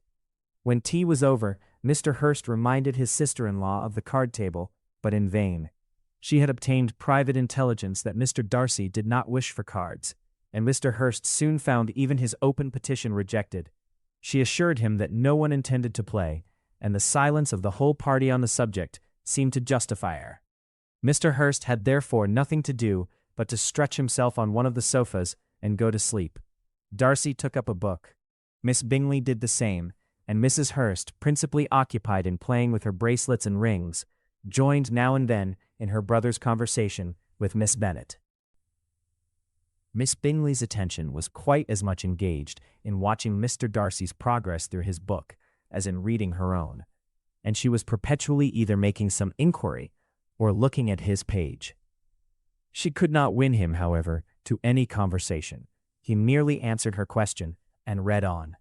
At length, quite exhausted by the attempt to be amused with her own book, which she had only chosen because it was the second volume of his, She gave a great yawn and said, "How pleasant it is to spend an evening in this way. I declare, after all, there is no enjoyment like reading. How much sooner one tires of anything than of a book. When I have a house of my own, I shall be miserable if I have not an excellent library." No one made any reply. She then yawned again, threw aside her book, and cast her eyes round the room in quest of some amusement, when, hearing her brother mentioning a ball to Miss Bennet, she turned suddenly towards him and said, "By the by, Charles, are you really serious in meditating a dance at Netherfield? I would advise you, before you determine on it, to consult the wishes of the present party. I am much mistaken if there are not some among us to whom a ball would be rather a punishment than a pleasure." "If you mean Darcy," cried her brother, "he may go to bed, if he chooses, before it begins, but as for the ball, it is quite a settled thing, and as soon as Nichols has made white soup enough, I shall send round my cards." "I should like balls infinitely better," she replied, "if they were carried on in a different manner, but there is something insufferably tedious in the usual process of such a meeting. It would surely be much more rational if conversation, instead of dancing, made the order of the day." "Much more rational, my dear Caroline, I dare say, but it would not be near so much like a ball." Miss Bingley made no answer, and soon afterwards got up and walked about the room. Her figure was elegant, and she walked well, but Darcy, at whom it was all aimed, was still inflexibly studious. In the desperation of her feelings, she resolved on one effort more, and turning to Elizabeth said, "Miss Eliza Bennet, let me persuade you to follow my example, and take a turn about the room. I assure you, it is very refreshing after sitting so long in one attitude." Elizabeth was surprised, but agreed to it immediately. Miss Bingley succeeded no less in the real object of her civility. Mr. Darcy looked up. He was as much awake to the novelty of attention in that quarter as Elizabeth herself could be, and unconsciously closed his book. He was directly invited to join their party, but he declined it, observing that he could imagine but two motives for their choosing to walk up and down the room together, with either of which motives his joining them would interfere. What could he mean? She was dying to know what could be his meaning, and asked Elizabeth whether she could at all understand him. "Not at all," was her answer. "But depend upon it, he means to be severe on us, and our surest way of disappointing him will be to ask nothing about it." Miss Bingley, however, was incapable of disappointing Mr. Darcy in anything, and persevered, therefore, in requiring an explanation of his two motives. "I have not the smallest objection to explaining them," said he, as soon as she allowed him to speak. "You either choose this method of passing the evening because you are in each other's confidence and have secret affairs to discuss, or because you are conscious that your figures appear to the greatest advantage in walking. If the first, I should be completely in your way, and if the second, I can admire you much better as I sit by the fire." "Oh, shocking!" cried Miss Bingley. "I never heard anything so abominable. How shall we punish him for such a speech?" "Nothing so easy, if you have but the inclination," said Elizabeth. "We can all plague and punish one another. Tease him, laugh at him. Intimate as you are, you must know how it is to be done. But, upon my honor, I do not. I do assure you that my intimacy has not yet taught me that. Tease, calmness of temper, and presence of mind. No, no, I feel he may defy us there. And as to laughter, we will not expose ourselves, if you please, by attempting to laugh without a subject. Mr. Darcy may hug himself." "Mr. Darcy is not to be laughed at," cried Elizabeth. "That is an uncommon advantage, and uncommon I hope it will continue, for it would be a great loss to me to have many such acquaintances. I dearly love a laugh." "Miss Bingley," said he, "has given me credit for more than can be. The wisest and best of men, nay, the wisest and best of their actions, may be rendered ridiculous by a person whose first object in life is a joke." "Certainly," replied Elizabeth, "there are such people, but I hope I am not one of them. I hope I never ridicule what is wise or good. Follies and nonsense, whims and inconsistencies do divert me, I own, and I laugh at them whenever I can.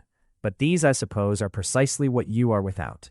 Perhaps that is not possible for anyone, but it has been the study of my life to avoid those weaknesses which often expose a strong understanding to ridicule, such as vanity and pride. Yes, vanity is a weakness indeed, but pride, where there is a real superiority of mind, Pride will be always under good regulation. Elizabeth turned away to hide a smile. Your examination of Mr. Darcy is over, I presume, said Miss Bingley, and pray what is the result? I am perfectly convinced by it that Mr. Darcy has no defect. He owns it himself without disguise. No, said Darcy, I have made no such pretension. I have faults enough, but they are not, I hope, of understanding. My temper I dare not vouch for. It is, I believe, too little yielding, certainly too little for the convenience of the world. I cannot forget the follies and vices of others so soon as I ought, nor their offenses against myself. My feelings are not puffed about with every attempt to move them. My temper would perhaps be called resentful. My good opinion once lost is lost forever. That is a failing indeed, cried Elizabeth. Implacable resentment is a shade in a character. But you have chosen your fault well. I really cannot laugh at it. You are safe from me. There is, I believe, in every disposition a tendency to some particular evil, a natural defect which not even the best education can overcome. And your defect is a propensity to hate everybody. And yours, he replied, with a smile, is willfully to misunderstand them.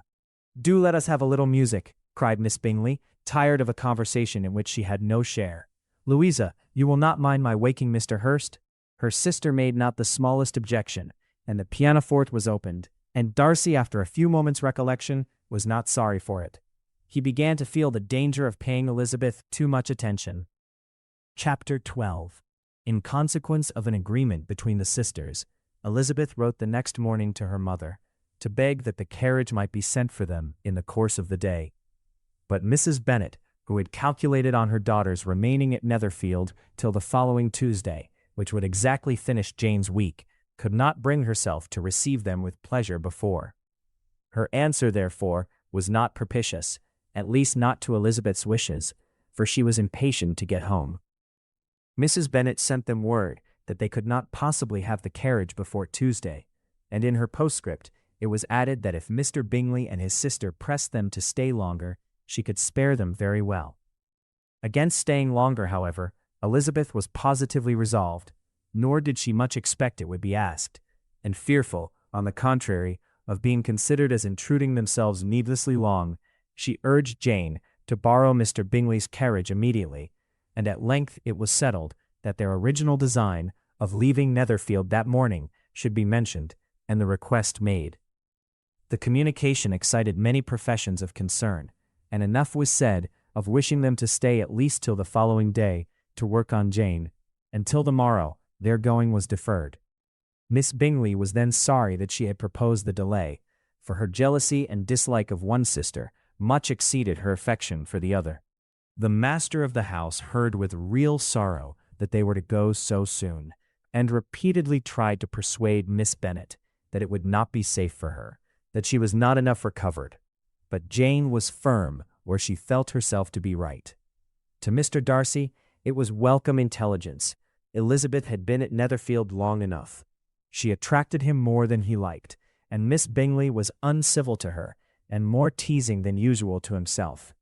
He wisely resolved to be particularly careful that no sign of admiration should now escape him, nothing that could elevate her with the hope of influencing his felicity, sensible that if such an idea had been suggested, his behavior during the last day must have material weight in confirming or crushing it. Steady to his purpose, he scarcely spoke 10 words to her through the whole of Saturday, and though they were at one time left by themselves for half an hour, he adhered most conscientiously to his book, and would not even look at her. On Sunday, after morning service, the separation so agreeable to almost all took place. Miss Bingley's civility to Elizabeth increased at last very rapidly, as well as her affection for Jane, and when they parted, after assuring the latter of the pleasure it would always give her to see her either at Longbourn or Netherfield, and embracing her most tenderly, she even shook hands with the former. Elizabeth took leave of the whole party in the liveliest spirits. They were not welcomed home very cordially by their mother. Mrs. Bennet wondered at their coming, and thought them very wrong to give so much trouble, and was sure Jane would have caught cold again. But their father, though very laconic in his expressions of pleasure, was really glad to see them. He had felt their importance in the family circle. The evening conversation, when they were all assembled, had lost much of its animation and almost all its sense by the absence of Jane and Elizabeth. They found Mary, as usual, deep in the study of thorough base and human nature, and had some new extracts to admire and some new observations of threadbare morality to listen to. Catherine and Lydia had information for them of a different sort. Much had been done, and much had been said in the regiment since the preceding Wednesday. Several of the officers had dined lately with their uncle. A private had been flogged, and it had actually been hinted that Colonel Forster was going to be married. Chapter 13. I hope, my dear, said Mr. Bennet to his wife, as they were at breakfast the next morning, that you have ordered a good dinner today, because I have reason to expect an addition to our family party. Who do you mean, my dear? I know of nobody that is coming, I am sure, unless Charlotte Lucas should happen to call in, and I hope my dinners are good enough for her. I do not believe she often sees such at home. The person of whom I speak is a gentleman and a stranger. Mrs. Bennet's eyes sparkled. A gentleman and a stranger? It is Mr. Bingley, I am sure.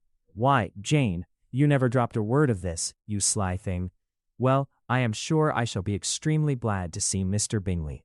But, good Lord, how unlucky, there is not a bit of fish to be got today.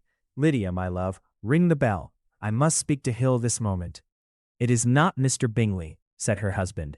It is a person whom I never saw in the whole course of my life. This roused a general astonishment, and he had the pleasure of being eagerly questioned by his wife and 5 daughters at once. After amusing himself some time with their curiosity, he thus explained.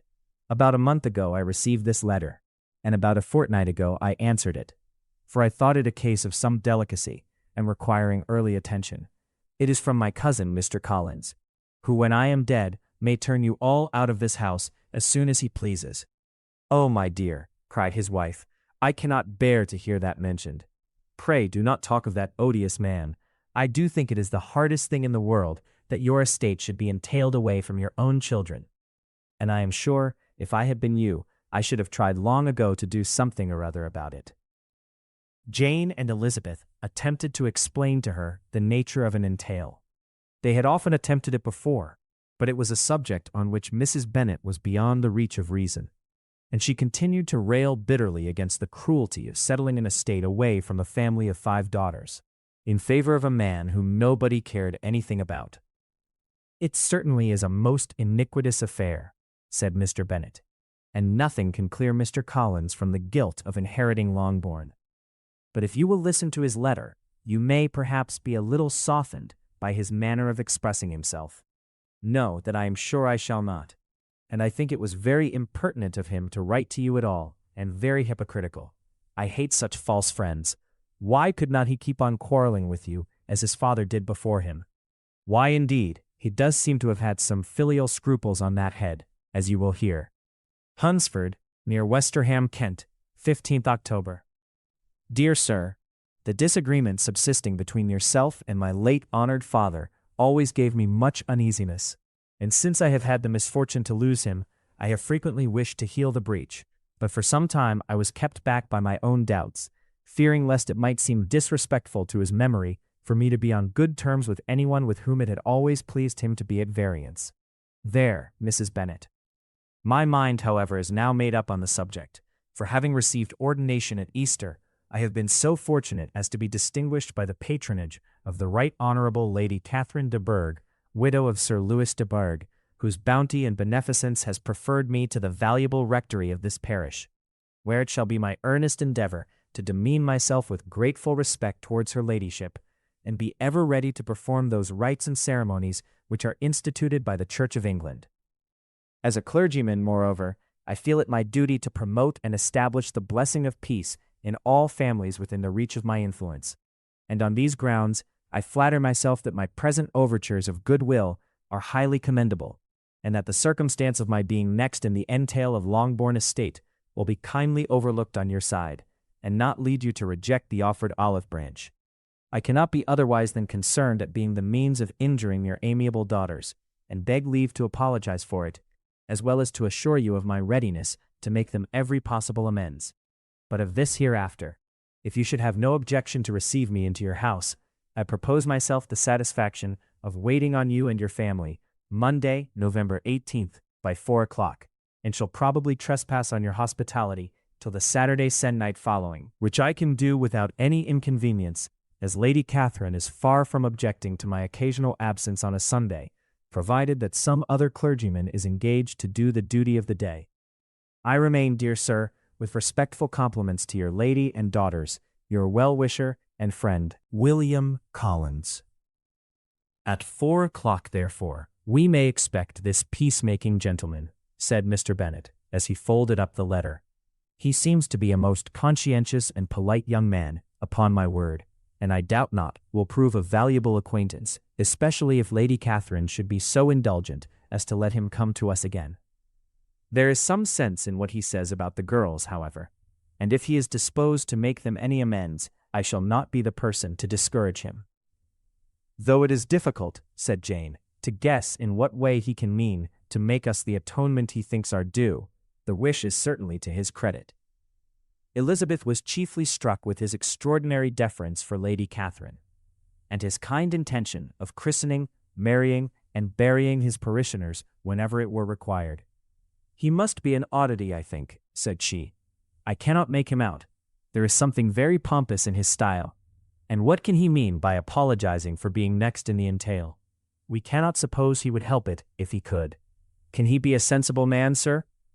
No, my dear, I think not. I have great hopes of finding him quite the reverse. There is a mixture of servility and self-importance in his letter, which promises well. I am impatient to see him. In point of composition, said Mary, his letter does not seem defective.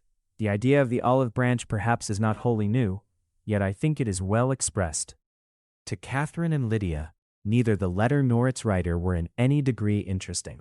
It was next to impossible that their cousin should come in a scarlet coat, and it was now some weeks since they had received pleasure from the society of a man in any other color. As for their mother, Mr. Collins's letter had done away much of her ill will, and she was prepared to see him with a degree of composure which astonished her husband and daughters. Mr. Collins was punctual to his time, and was received with great politeness by the whole family.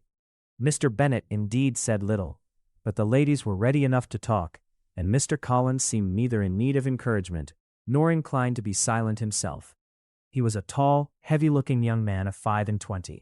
His air was grave and stately, and his manners were very formal.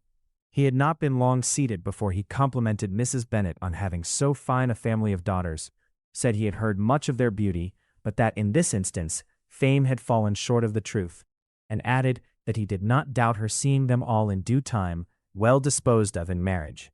This gallantry was not much to the taste of some of his hearers, but Mrs. Bennet, who quarreled with no compliments, answered most readily, "You are very kind, sir, I am sure, and I wish with all my heart it may prove so, for else they will be destitute enough. Things are settled so oddly."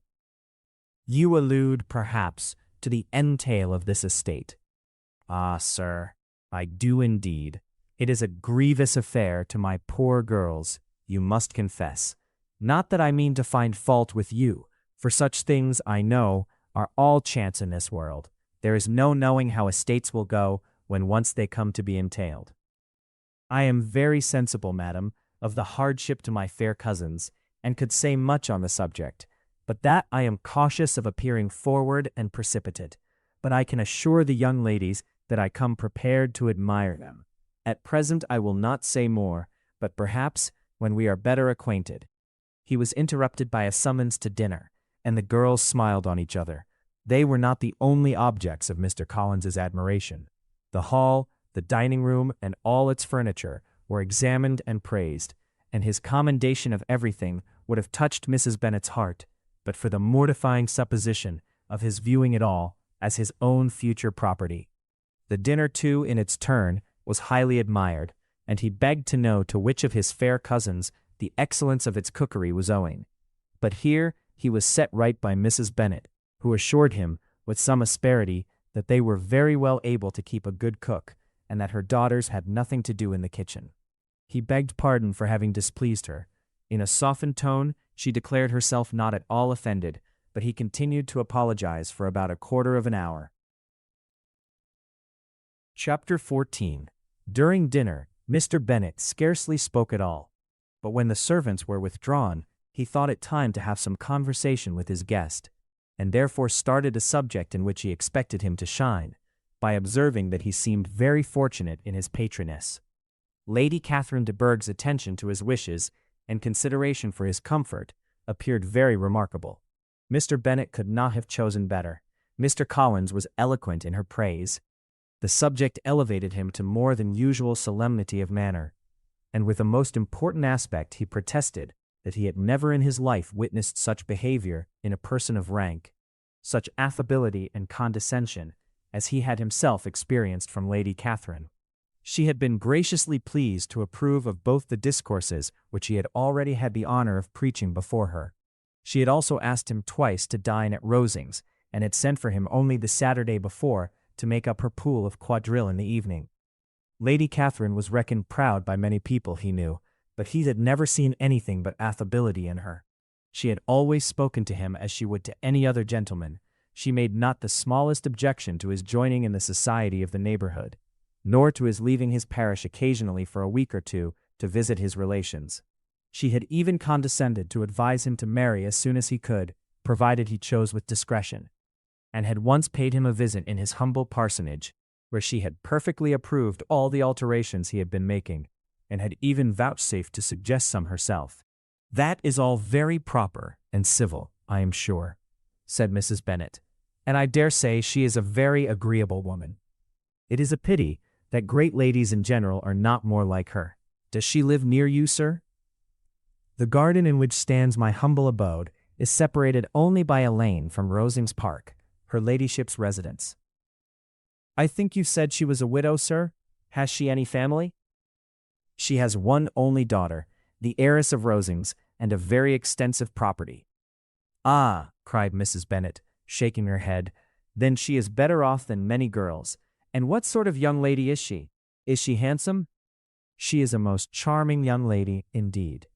Lady Catherine herself says that, in point of true beauty, Miss de Bourgh is far superior to the handsomest of her sex, because there is that in her features which marks the young woman of distinguished birth. She is unfortunately of a sickly constitution, which has prevented her making that progress in many accomplishments which she could not otherwise have failed of, as I am informed by the lady who superintended her education, and who still resides with them. But she is perfectly amiable, and often condescends to drive by my humble abode in her little phaeton and ponies." "Has she been presented?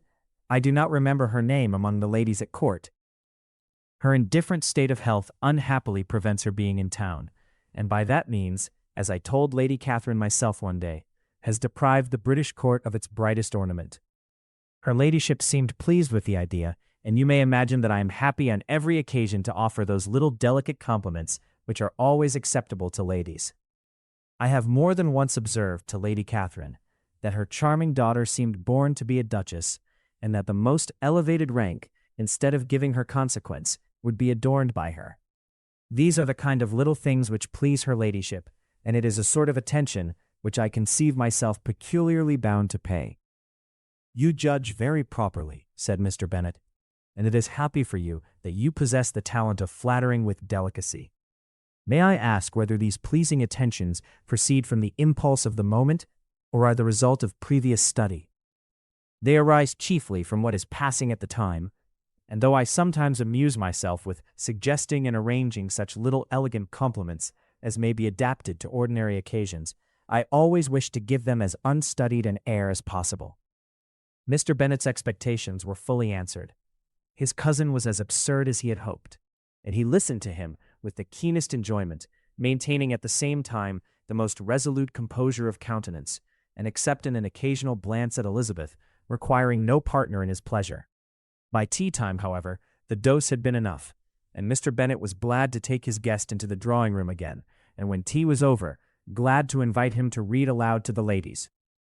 Mr. Collins readily assented, and a book was produced, but on beholding it, for everything announced it to be from a circulating library, he started back, and begging pardon, protested that he never read novels. Kitty stared at him, and Lydia exclaimed. Other books were produced, and after some deliberation, he chose Fordyce's Sermons. Lydia gaped as he opened the volume, and before he had, with very monotonous solemnity, read 3 pages, she interrupted him with, "Do you know, Mamma, that my Uncle Phillips talks of turning away Richard, and if he does, Colonel Forster will hire him. My aunt told me so herself on Saturday. I shall walk to Meryton tomorrow to hear more about it, and to ask when Mr. Denny comes back from town." Lydia was bid by her 2 eldest sisters to hold her tongue, but Mr. Collins, much offended, laid aside his book, and said, "I have often observed how little young ladies are interested by books of a serious stamp, though written solely for their benefit. It amazes me, I confess, for certainly there can be nothing so advantageous to them as instruction. But I will no longer importune my young cousin." Then, turning to Mr. Bennet, he offered himself as his antagonist at backgammon. Mr. Bennet accepted the challenge, observing that he acted very wisely in leaving the girls to their own trifling amusements. Mrs. Bennet and her daughters apologized most civilly for Lydia's interruption, and promised that it should not occur again if he would resume his book. But Mr. Collins, after assuring them that he bore his young cousin no ill will, and should never resent her behavior as any affront, seated himself at another table with Mr. Bennet, and prepared for backgammon. Chapter 15. Mr. Collins was not a sensible man, and the deficiency of nature had been but little assisted by education or society, the greatest part of his life having been spent under the guidance of an illiterate and miserly father. And though he belonged to one of the universities, he had merely kept the necessary terms, without forming at it any useful acquaintance. The subjection in which his father had brought him up had given him originally great humility of manner, but it was now a good deal counteracted by the self-conceit of a weak head, living in retirement, and the consequential feelings of early and unexpected prosperity. A fortunate chance had recommended him to Lady Catherine de Bourgh when the living of Hunsford was vacant, and the respect which he felt for her high rank, and his veneration for her as his patroness, mingling with a very good opinion of himself, of his authority as a clergyman, and his right as a rector, made him altogether a mixture of pride and obsequiousness, self-importance and humility. Having now a good house and a very sufficient income, he intended to marry, and in seeking a reconciliation with the Longbourn family, he had a wife in view, as he meant to choose one of the daughters, if he found them as handsome and amiable as they were represented by common report. This was his plan of amends, of atonement, for inheriting their father's estate, and he thought it an excellent one, full of eligibility and suitableness, and excessively generous and disinterested on his own part. His plan did not vary on seeing them. Miss Bennet's lovely face confirmed his views, and established all his strictest notions of what was due to seniority, and for the first evening she was his settled choice. The next morning, however, made an alteration, for in a quarter of an hour's tete-a-tete with Mrs. Bennet before breakfast, a conversation beginning with his parsonage house, and leading naturally to the avowal of his hopes that a mistress for it might be found at Longbourn, produced from her, amid very complaisant smiles and general encouragement, a caution against the very Jane he had fixed on. As to her younger daughters, she could not take upon her to say, she could not positively answer, but she did not know of any prepossession. Her eldest daughter she must just mention, she felt it incumbent on her to hint, was likely to be very soon engaged. Mr. Collins had only to change from Jane to Elizabeth, and it was soon done while Mrs. Bennet was stirring the fire. Elizabeth, equally next to Jane in birth and beauty, succeeded her, of course. Mrs. Bennet treasured up the hint, and trusted that she might soon have 2 daughters married, and the man whom she could not bear to speak of the day before was now high in her good graces. Lydia's intention of walking to Meryton was not forgotten. Every sister except Mary agreed to go with her, and Mr. Collins was to attend them, at the request of Mr. Bennet, who was most anxious to get rid of him, and have his library to himself. For thither Mr. Collins had followed him after breakfast, and there he would continue, nominally engaged with one of the largest folios in the collection, but really talking to Mr. Bennet, with little cessation, of his house and garden at Hunsford. Such doings discomposed Mr. Bennet exceedingly. In his library he had been always sure of leisure and tranquillity, and though prepared, as he told Elizabeth, to meet with folly and conceit in every other room in the house, he was used to be free from them there. His civility, therefore, was most prompt in inviting Mr. Collins to join his daughters in their walk, and Mr. Collins, being in fact much better fitted for a walker than a reader, was extremely well pleased to close his large book and go. In pompous nothings on his side, and civil assents on that of his cousins, their time passed till they entered Meryton. The attention of the younger ones was then no longer to be gained by him. Their eyes were immediately wandering up the street in quest of the officers, and nothing less than a very smart bonnet, indeed, or a really new muslin in a shop window, could recall them. But the attention of every lady was soon caught by a young man whom they had never seen before, of most gentlemanlike appearance, walking with an officer on the other side of the way. The officer was the very Mr. Denny concerning whose return from London Lydia came to inquire, and he bowed as they passed. All were struck with the stranger's air. All wondered who he could be, and Kitty and Lydia, determined if possible to find out, led the way across the street, under pretense of wanting something in an opposite shop, and fortunately had just gained the pavement when the two gentlemen, turning back, had reached the same spot.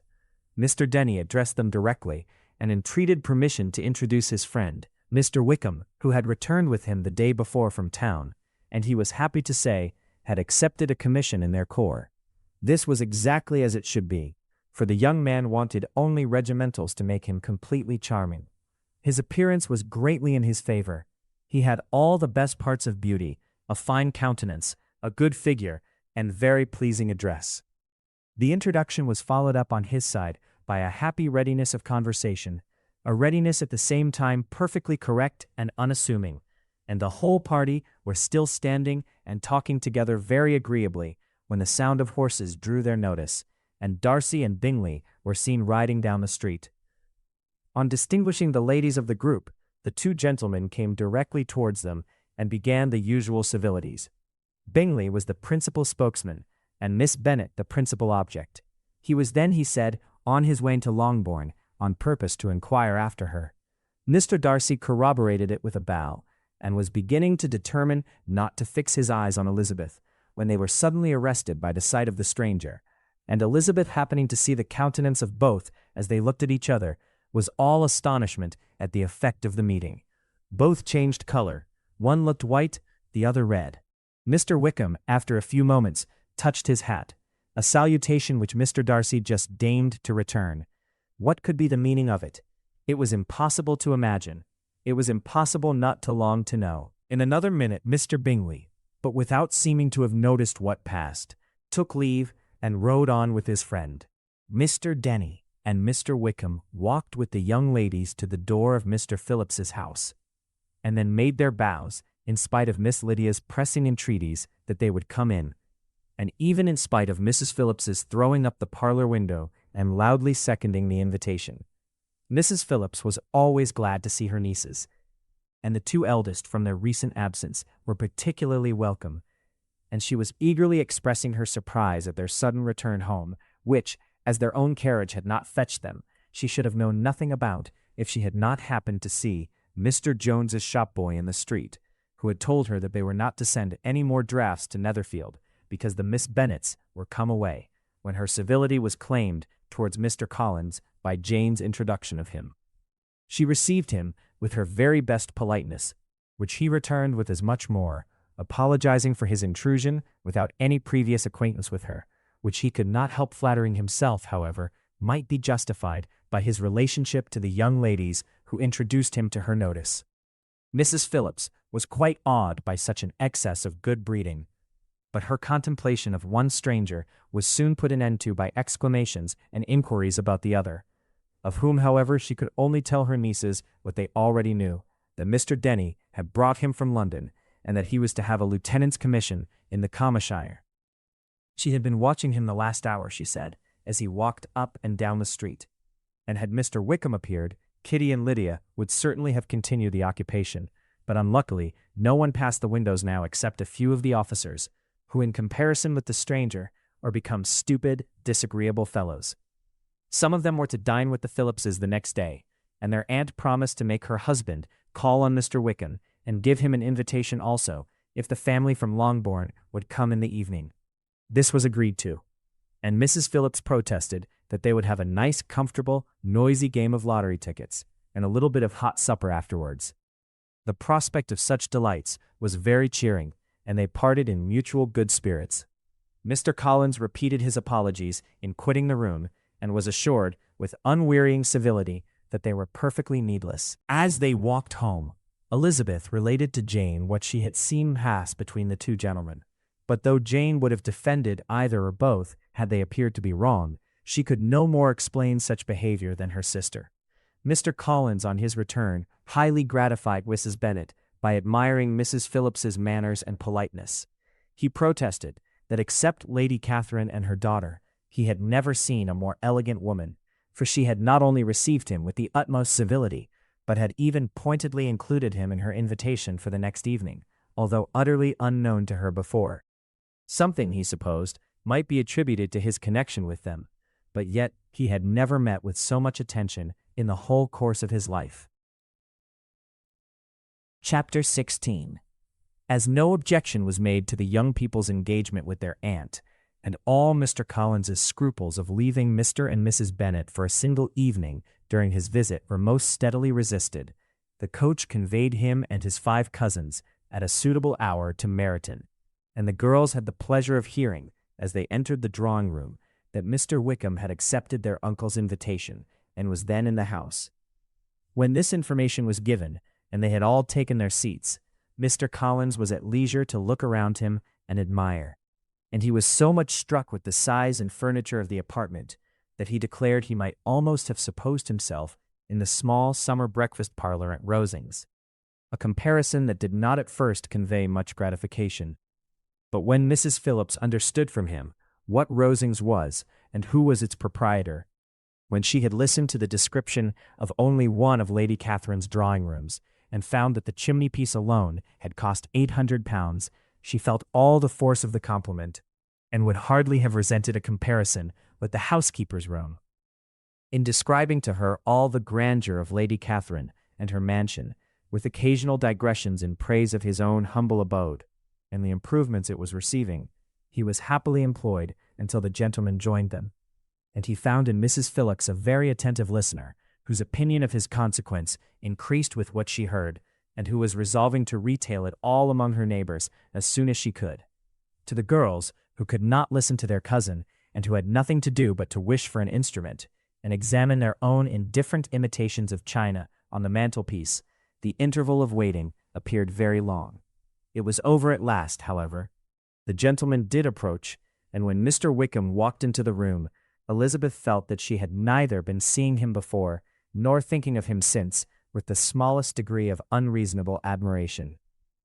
The officers of the Hertfordshire were in general a very creditable, gentlemanlike set, and the best of them were of the present party. But Mr. Wickham was as far beyond them all in person, countenance, air, and walk, as they were superior to the broad-faced, stuffy Uncle Phillips, breathing port wine, who followed them into the room.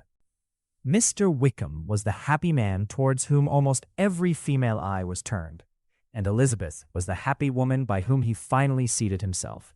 And the agreeable manner in which he immediately fell into conversation, though it was only on its being a wet night, and on the probability of a rainy season, made her feel that the commonest, dullest, most threadbare topic might be rendered interesting by the skill of the speaker.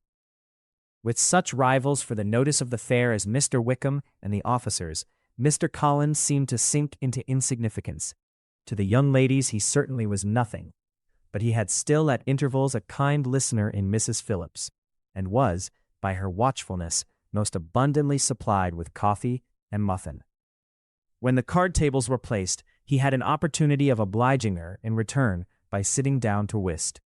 "I know little of the game at present," said he, "but I shall be glad to improve myself, for in my situation of life—" Mrs. Phillips was very thankful for his compliance, but could not wait for his reason.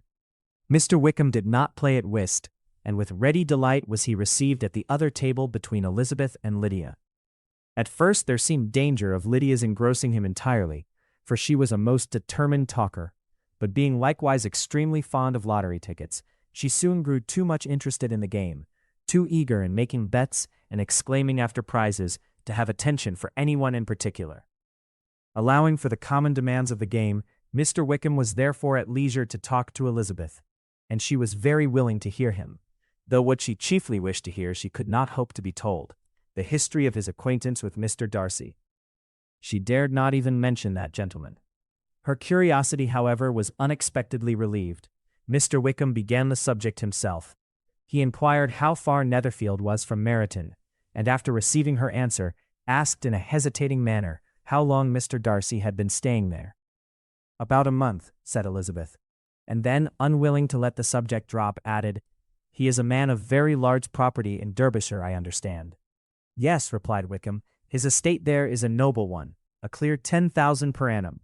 You could not have met with a person more capable of giving you certain information on that head than myself, for I have been connected with his family in a particular manner from my infancy." Elizabeth could not but look surprised. "You may well be surprised, Miss Bennet, at such an assertion, after seeing, as you probably might, the very cold manner of our meeting yesterday. Are you much acquainted with Mr. Darcy?" "As much as I ever wished to be," cried Elizabeth warmly. "I have spent 4 days in the same house with him, and I think him very disagreeable." "I have no right to give my opinion," said Wickham, "as to his being agreeable or otherwise. I am not qualified to form one. I have known him too long and too well to be a fair judge. It is impossible for me to be impartial. But I believe your opinion of him would in general astonish, and perhaps you would not express it quite so strongly anywhere else. Here you are, in your own family. Upon my word, I say no more here than I might say in any house in the neighborhood, except Netherfield.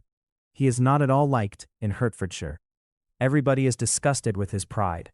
You will not find him more favorably spoken of by anyone." "I cannot pretend to be sorry," said Wickham, after a short interruption, "that he or that any man should not be estimated beyond their deserts. But with him, I believe it does not often happen. The world is blinded by his fortune and consequence, or frightened by his high and imposing manners, and sees him only as he chooses to be seen. I should take him, even on my slight acquaintance, to be an ill-tempered man." Wickham only shook his head. "I wonder," said he at the next opportunity of speaking, "whether he is likely to be in this country much longer. I do not at all know, but I heard nothing of his going away when I was at Netherfield. I hope your plans in favor of the Valenshire will not be affected by his being in the neighborhood." "Oh no, it is not for me to be driven away by Mr. Darcy. If he wishes to avoid seeing me, he must go. We are not on friendly terms, and it always gives me pain to meet him, but I have no reason for avoiding him but what I might proclaim to all the world, a sense of very great ill usage and most painful regrets at his being what he is. His father, Miss Bennet, the late Mr. Darcy, was one of the best men that ever breathed, and the truest friend I ever had, and I can never be in company with this Mr. Darcy without being grieved to the soul by 1,000 tender recollections. His behavior to myself has been scandalous, but I verily believe I could forgive him anything and everything rather than his disappointing the hopes and disgracing the memory of his father." Elizabeth found the interest of the subject increase and listened with all her heart, but the delicacy of it prevented further inquiry. Mr. Wickham began to speak on more general topics, Meryton, the neighborhood, the society, appearing highly pleased with all that he had yet seen, and speaking of the latter, especially, with gentle but very intelligible gallantry. "It was the prospect of constant society, and good society," he added, "which was my chief inducement to enter the Shireshire. I know it to be a most respectable, agreeable corps, and my friend Denny tempted me further by his account of their present quarters and the very great attentions and excellent acquaintance Meryton had procured them. Society, I own, is necessary to me. I have been a disappointed man, and my spirits will not bear solitude. I must have employment and society. A military life is not what I was intended for, but circumstances have now made it eligible. The church ought to have been my profession. I was brought up for the church, and I should at this time have been in possession of a most valuable living, had it pleased the gentleman we were speaking of just now. Indeed, yes, the late Mr. Darcy bequeathed me the next presentation of the best living in his gift. He was my godfather, and excessively attached to me. I cannot do justice to his kindness. He meant to provide for me amply, and thought he had done it, but when the living fell, it was given elsewhere." "Good heavens!" cried Elizabeth. "But how could that be? How could his will be disregarded? Why did not you seek legal redress?" "There was just such an informality in the terms of the bequest as to give me no hope from law. A man of honor could not have doubted the intention, but Mr. Darcy chose to doubt it, or to treat it as a merely conditional recommendation, and to assert that I had forfeited all claim to it by extravagance, imprudence, in short, anything or nothing. Certain it is that the living became vacant 2 years ago, exactly as I was of an age to hold it, and that it was given to another man. And no less certain is it that I cannot accuse myself of having really done anything to deserve to lose it. I have a warm, unguarded temper, and I may perhaps have sometimes spoken my opinion of him and to him too freely. I can recall nothing worse, but the fact is that we are very different sort of men. This is quite shocking. He deserves to be publicly disgraced. Some time or other he will be, but it shall not be by me. Till I can forget his father, I can never defy or expose him." Elizabeth honored him for such feelings, and thought him handsomer than ever, as he expressed them. "But what," said she, after a pause, "can have been his motive? What can have induced him to behave so cruelly?" "A thorough, determined dislike of me, a dislike which I cannot but attribute in some measure to jealousy. Had the late Mr. Darcy liked me less, his son might have borne with me better. But his father's uncommon attachment to me irritated him, I believe, very early in life. He had not a temper to bear the sort of competition in which we stood, the sort of preference which was often given me. I had not thought Mr. Darcy so bad as this, though I have never liked him. I had not thought so very ill of him. I had supposed him to be despising his fellow creatures in general, but did not suspect him of descending to such malicious revenge, such injustice, such inhumanity as this." After a few minutes' reflection, however, she continued, "I do remember his boasting one day, at Netherfield, of the implacability of his resentments, of his having an unforgiving temper. His disposition must be dreadful." "I will not trust myself on the subject," replied Wickham. "I can hardly be just to him." Elizabeth was again deep in thought, and after a time exclaimed, "To treat in such a manner the godson, the friend, the favorite of his father," she could have added, "a young man too, like you, whose very countenance may vouch for your being amiable." But she contented herself with, "and one too, who had probably been his own companion from childhood, connected together, as I think you said, in the closest manner. We were born in the same parish, within the same park, the greatest part of our youth was passed together, inmates of the same house, sharing the same amusements, objects of the same parental care. My father began life in the profession which your uncle, Mr. Phillips, appears to do so much credit to, but he gave up everything to be of use to the late Mr. Darcy, and devoted all his time to the care of the Pemberley property. He was most highly esteemed by Mr. Darcy, a most intimate, confidential friend. Mr. Darcy often acknowledged himself to be under the greatest obligations to my father's active superintendence, and when, immediately before my father's death, Mr. Darcy gave him a voluntary promise of providing for me, I am convinced that he felt it to be as much a debt of gratitude to him as of affection to myself." "How strange!" cried Elizabeth. "How abominable! I wonder that the very pride of this Mr. Darcy has not made him just to you, if from no better motive that he should not have been too proud to be dishonest, for dishonesty I must call it." "It is wonderful," replied Wickham, "for almost all his actions may be traced to pride, and pride has often been his best friend. It has connected him nearer with virtue than any other feeling. But we are none of us consistent, and in his behavior to me there were stronger impulses even than pride. Can such abominable pride as his have ever done him good? Yes, it has often led him to be liberal and generous, to give his money freely, to display hospitality, to assist his tenants, and relieve the poor. Family pride and filial pride, for he is very proud of what his father was, have done this. Not to appear to disgrace his family, to degenerate from the popular qualities, or lose the influence of the Pemberley house, is a powerful motive. He has also brotherly pride, which with some brotherly affection makes him a very kind and careful guardian of his sister. And you will hear him generally cried up as the most attentive and best of brothers. What sort of a girl is Miss Darcy?" He shook his head. "I wish I could call her amiable. It gives me pain to speak ill of a Darcy, but she's too much like her brother. Very, very proud. As a child, she was affectionate and pleasing, and extremely fond of me, and I have devoted hours and hours to her amusement. But she is nothing to me now. She is a handsome girl, about 15 or 16, and I understand, highly accomplished. Her father's death, her home has been London, where a lady lives with her and superintends her education.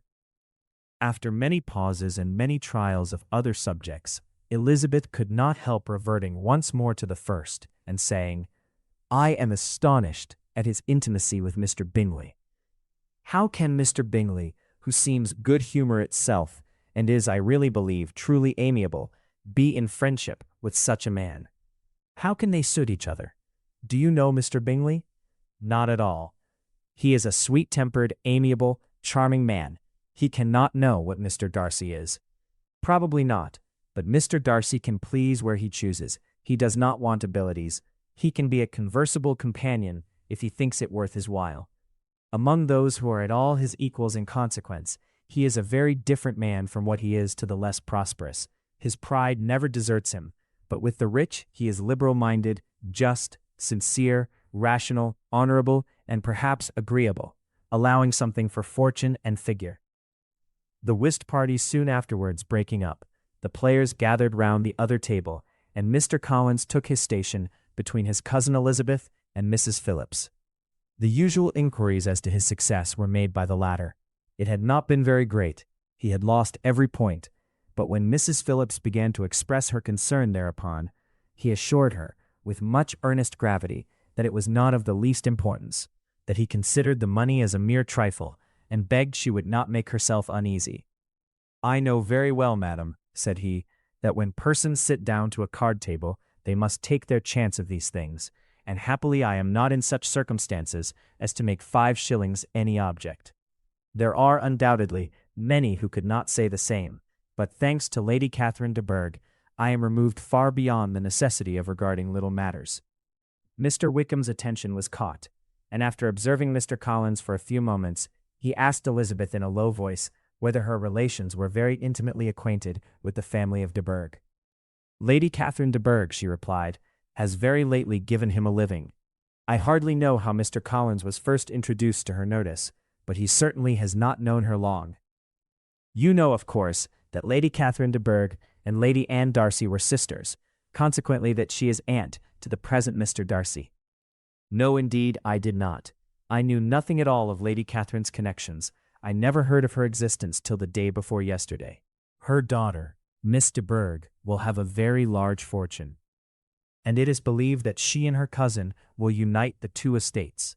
This information made Elizabeth smile, as she thought of poor Miss Bingley. Vain indeed must be all her attentions, vain and useless her affection for his sister and her praise of himself, if he were already self-destined to another. "Mr. Collins," said she, "speaks highly both of Lady Catherine and her daughter, but, from some particulars that he has related of her ladyship, I suspect his gratitude misleads him, and that in spite of her being his patroness, she is an arrogant, conceited woman." "I believe her to be both in a great degree," replied Wickham. "I have not seen her for many years, but I very well remember that I never liked her, and that her manners were dictatorial and insolent.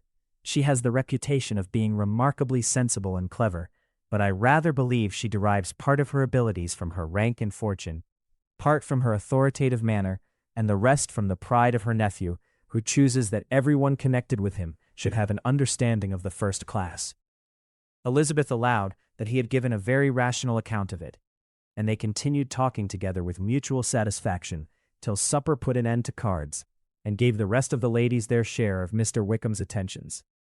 There could be no conversation in the noise of Mrs. Phillips's supper party, but his manners recommended him to everybody. Whatever he said was said well, and whatever he did, done gracefully. Elizabeth went away with her head full of him.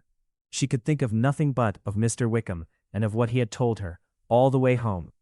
But there was not time for her even to mention his name as they went, for neither Lydia nor Mr. Collins were once silent. Lydia talked incessantly of lottery tickets, of the fish she had lost and the fish she had won, and Mr. Collins, in describing the civility of Mr. and Mrs. Phillips, protesting that he did not in the least regard his losses at whist, enumerating all the dishes at supper, and repeatedly fearing that he crowded his cousins, had more to say than he could well manage before the carriage stopped at Longbourn House. Chapter 17. Elizabeth related to Jane, the next day, what had passed between Mr. Wickham and herself. Jane listened with astonishment and concern. She knew not how to believe that Mr. Darcy could be so unworthy of Mr. Bingley's regard. And yet it was not in her nature to question the veracity of a young man of such amiable appearance as Wickham. The possibility of his having really endured such unkindness was enough to interest all her tender feelings, and nothing therefore remained to be done but to think well of them both, to defend the conduct of each, and throw into the account of accident or mistake whatever could not be otherwise explained. They have both, said she, been deceived, I dare say, in some way or other, of which we can form no idea. Interested people have perhaps misrepresented each to the other. It is, in short, impossible for us to conjecture the causes or circumstances which may have alienated them, without actual blame on either side. Very true indeed. And now, my dear Jane, what have you got to say in behalf of the interested people who have probably been concerned in the business?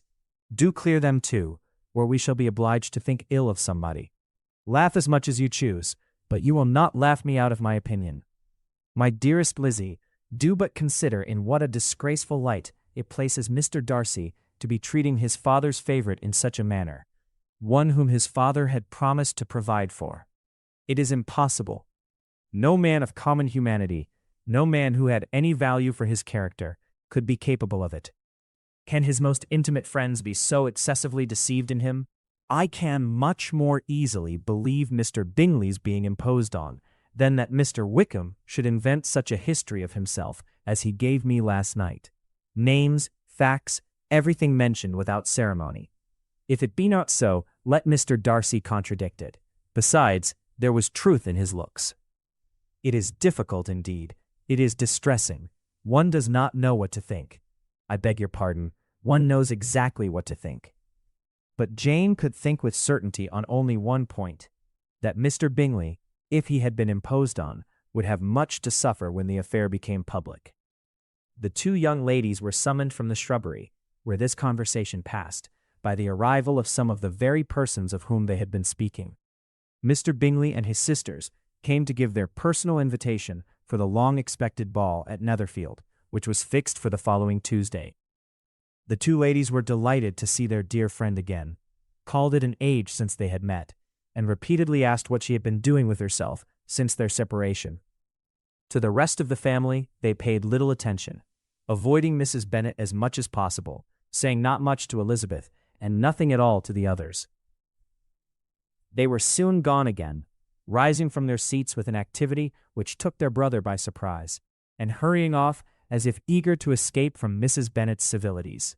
The prospect of the Netherfield ball was extremely agreeable to every female of the family. Mrs. Bennet chose to consider it as given in compliment to her eldest daughter, and was particularly flattered by receiving the invitation from Mr. Bingley himself instead of a ceremonious card. Jane pictured to herself a happy evening in the society of her two friends and the attentions of their brother, and Elizabeth thought with pleasure of dancing a great deal with Mr. Wickham, and of seeing a confirmation of everything in Mr. Darcy's look and behavior. The happiness anticipated by Catherine and Lydia depended less on any single event or any particular person, for though they each, like Elizabeth, meant to dance half the evening with Mr. Wickham, he was by no means the only partner who could satisfy them, and a ball was, at any rate, a ball. And even Mary could assure her family that she had no disinclination for it. "While I can have my mornings to myself," said she, "it is enough. I think it is no sacrifice to join occasionally in evening engagements. Society has claims on us all, and I profess myself one of those who consider intervals of recreation and amusement as desirable for everybody." Elizabeth's spirits were so high on the occasion that though she did not often speak unnecessarily to Mr. Collins, she could not help asking him whether he intended to accept Mr. Bingley's invitation, and if he did, whether he would think it proper to join in the evening's amusement. And she was rather surprised to find that he entertained no scruple whatever on that head, and was very far from dreading a rebuke, either from the Archbishop or Lady Catherine de Bourgh, by venturing to dance. "I am by no means of opinion, I assure you," said he, "that a ball of this kind, given by a young man of character to respectable people, can have any evil tendency. And I am so far from objecting to dancing myself that I shall hope to be honored with the hands of all my fair cousins in the course of the evening. And I take this opportunity of soliciting yours, Miss Elizabeth, for the 2 first dances especially, a preference which I trust my cousin Jane will attribute to the right cause and not to any disrespect for her." Elizabeth felt herself completely taken in.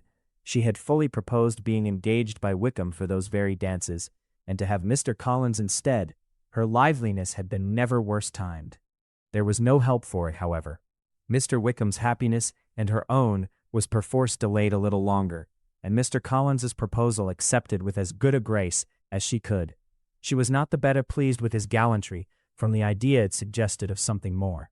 It now first struck her that she was selected from among her sisters as worthy of being the mistress of Hunsford Parsonage, and of assisting to form a quadrille table at Rosings in the absence of more eligible visitors. The idea soon reached to conviction, as she observed his increasing civilities towards herself, and heard his frequent attempt at a compliment on her wit and vivacity. And though more astonished than gratified herself by this effect of her charms, it was not long before her mother gave her to understand that the probability of their marriage was exceedingly agreeable to her. Elizabeth, however, did not choose to take the hint, being well aware that a serious dispute must be the consequence of any reply. Mr. Collins might never make the offer, and till he did, it was useless to quarrel about him. If there had not been a Netherfield ball to prepare for and talk of, the younger Miss Bennets would have been in a pitiable state at this time. For, from the day of the invitation to the day of the ball, there was such a succession of rain as prevented their walking to Meryton once. No aunt, no officers, no news could be sought after. The very shoe roses for Netherfield were got by proxy. Even Elizabeth might have found some trial of her patience in weather which totally suspended the improvement of her acquaintance with Mr. Wickham, and nothing less than a dance on Tuesday could have made such a Friday, Saturday, Sunday, and Monday endurable to Kitty and Lydia. Chapter 18. Till Elizabeth entered the drawing-room at Netherfield, and looked in vain for Mr. Wickham among the cluster of red-coats there assembled, a doubt of his being present had never occurred to her. The certainty of meeting him had not been checked by any of those recollections that might not unreasonably have alarmed her. She had dressed with more than usual care, and prepared in the highest spirits for the conquest of all that remained unsubdued of his heart, trusting that it was not more than might be won in the course of the evening. But in an instant arose the dreadful suspicion of his being purposely omitted, for Mr. Darcy's pleasure, in the Bingleys' invitation to the officers.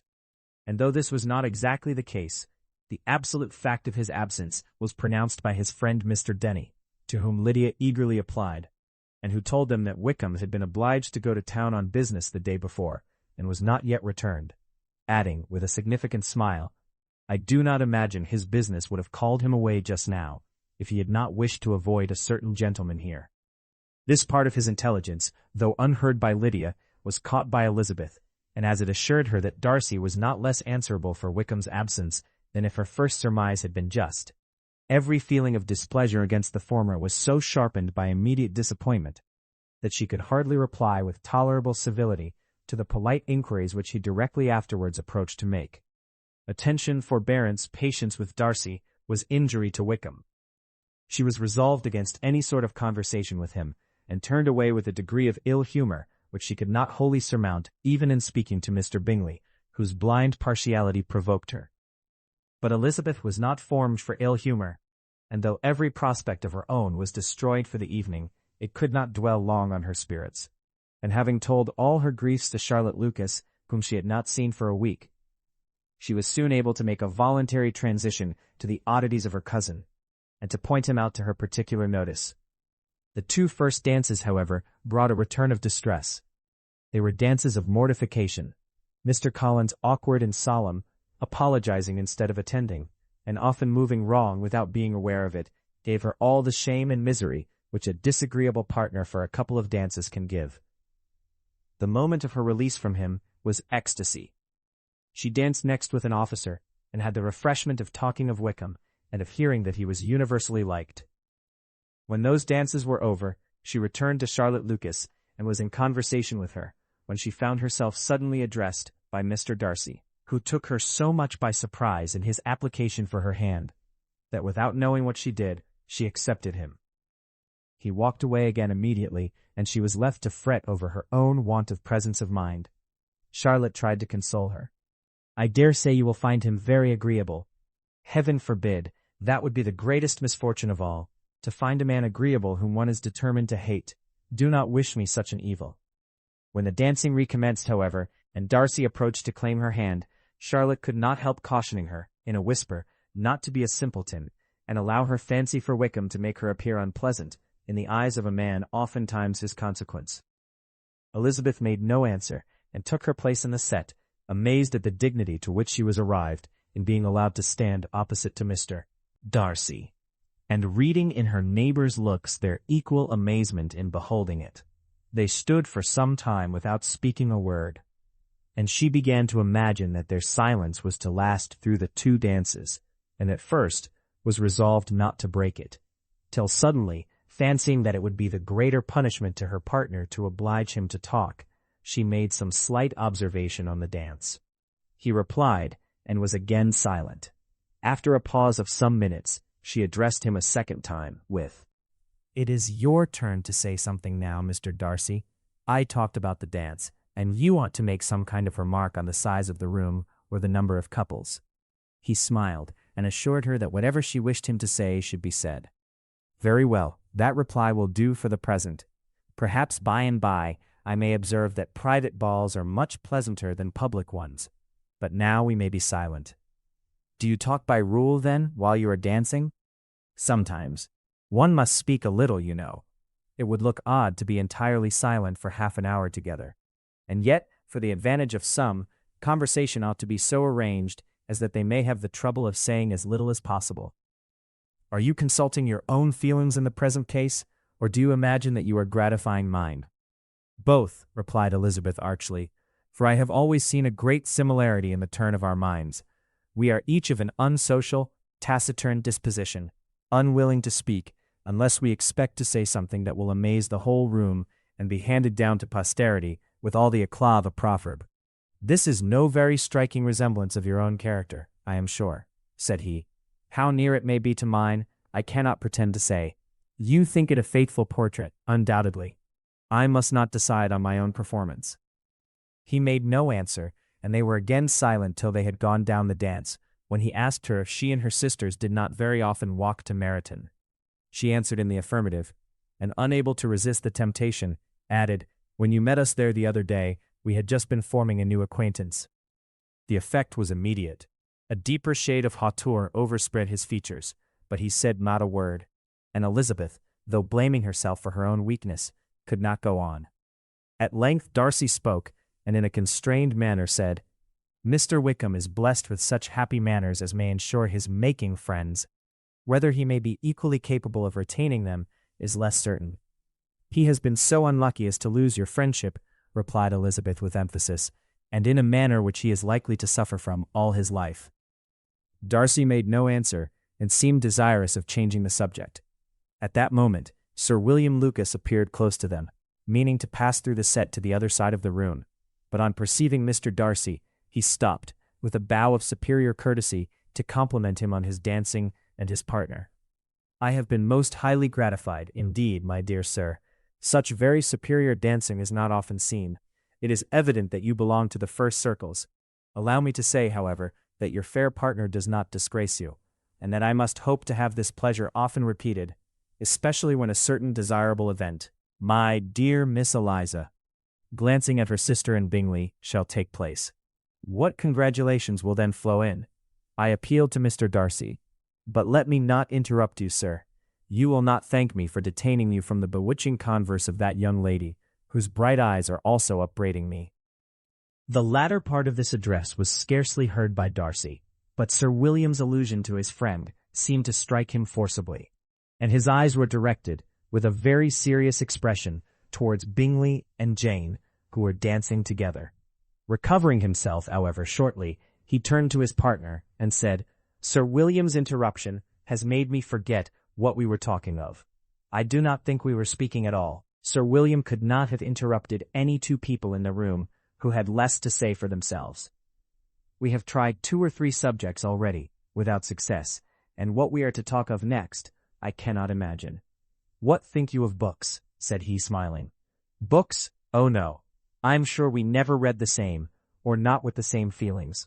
I am sorry you think so, but if that be the case, there can at least be no want of subject. We may compare our different opinions. No, I cannot talk of books in a ballroom. My head is always full of something else. The present always occupies you in such scenes, does it? Said he, with a look of doubt. Yes, always, she replied, without knowing what she said, for her thoughts had wandered far from the subject, as soon afterwards appeared, by her suddenly exclaiming, I remember hearing you once say, Mr. Darcy, that you hardly ever forgave, that your resentment, once created, was unappeasable. You are very cautious, I suppose, as to its being created? I am, said he, with a firm voice. And never allow yourself to be blinded by prejudice? I hope not. It is particularly incumbent on those who never change their opinion to be secure of judging properly at first. May I ask to what these questions tend? Merely to the illustration of your character, said she, endeavoring to shake off her gravity. I am trying to make it out. And what is your success? She shook her head. I do not get on at all. I hear such different accounts of you as puzzle me exceedingly. I can readily believe, answered he, gravely, that reports may vary greatly with respect to me, and I could wish, Miss Bennet, that you were not to sketch my character at the present moment, as there is reason to fear that the performance would reflect no credit on either. But if I do not take your likeness now, I may never have another opportunity. I would by no means suspend any pleasure of yours, he coldly replied. She said no more, and they went down the other dance, and parted in silence, on each side dissatisfied, though not to an equal degree, for in Darcy's breast there was a tolerably powerful feeling towards her, which soon procured her pardon, and directed all his anger against another. They had not long separated when Miss Bingley came towards her, and, with an expression of civil disdain, thus accosted her. So, Miss Eliza, I hear you are quite delighted with George Wickham. Your sister has been talking to me about him, and asking me 1,000 questions, and I find that the young man forgot to tell you, among his other communications, that he was the son of old Wickham, the late Mr. Darcy's steward. Let me recommend you, however, as a friend, not to give implicit confidence to all his assertions. For as to Mr. Darcy's using him ill, it is perfectly false. For on the contrary, he has been always remarkably kind to him, though George Wickham has treated Mr. Darcy in a most infamous manner. I do not know the particulars, but I know very well that Mr. Darcy is not in the least to blame, that he cannot bear to hear George Wickham mentioned, and that though my brother thought he could not well avoid including him in his invitation to the officers, he was excessively glad to find that he had taken himself out of the way. His coming into the country at all is a most insolent thing indeed, and I wonder how he could presume to do it. I pity you, Miss Eliza, for this discovery of your favourite's guilt. But really, considering his descent, one could not expect much better. His guilt and his descent appear by your account to be the same, said Elizabeth angrily, for I have heard you accuse him of nothing worse than of being the son of Mr. Darcy's steward, and of that, I can assure you, he informed me himself. I beg your pardon, replied Miss Bingley, turning away with a sneer. Excuse my interference. It was kindly meant. Insolent girl, said Elizabeth to herself, you are much mistaken if you expect to influence me by such a paltry attack as this. I see nothing in it but your own wilful ignorance and the malice of Mr. Darcy. She then sought her eldest sister, who had undertaken to make inquiries on the same subject of Bingley. Jane met her with a smile of such sweet complacency, a glow of such happy expression, as sufficiently marked how well she was satisfied with the occurrences of the evening.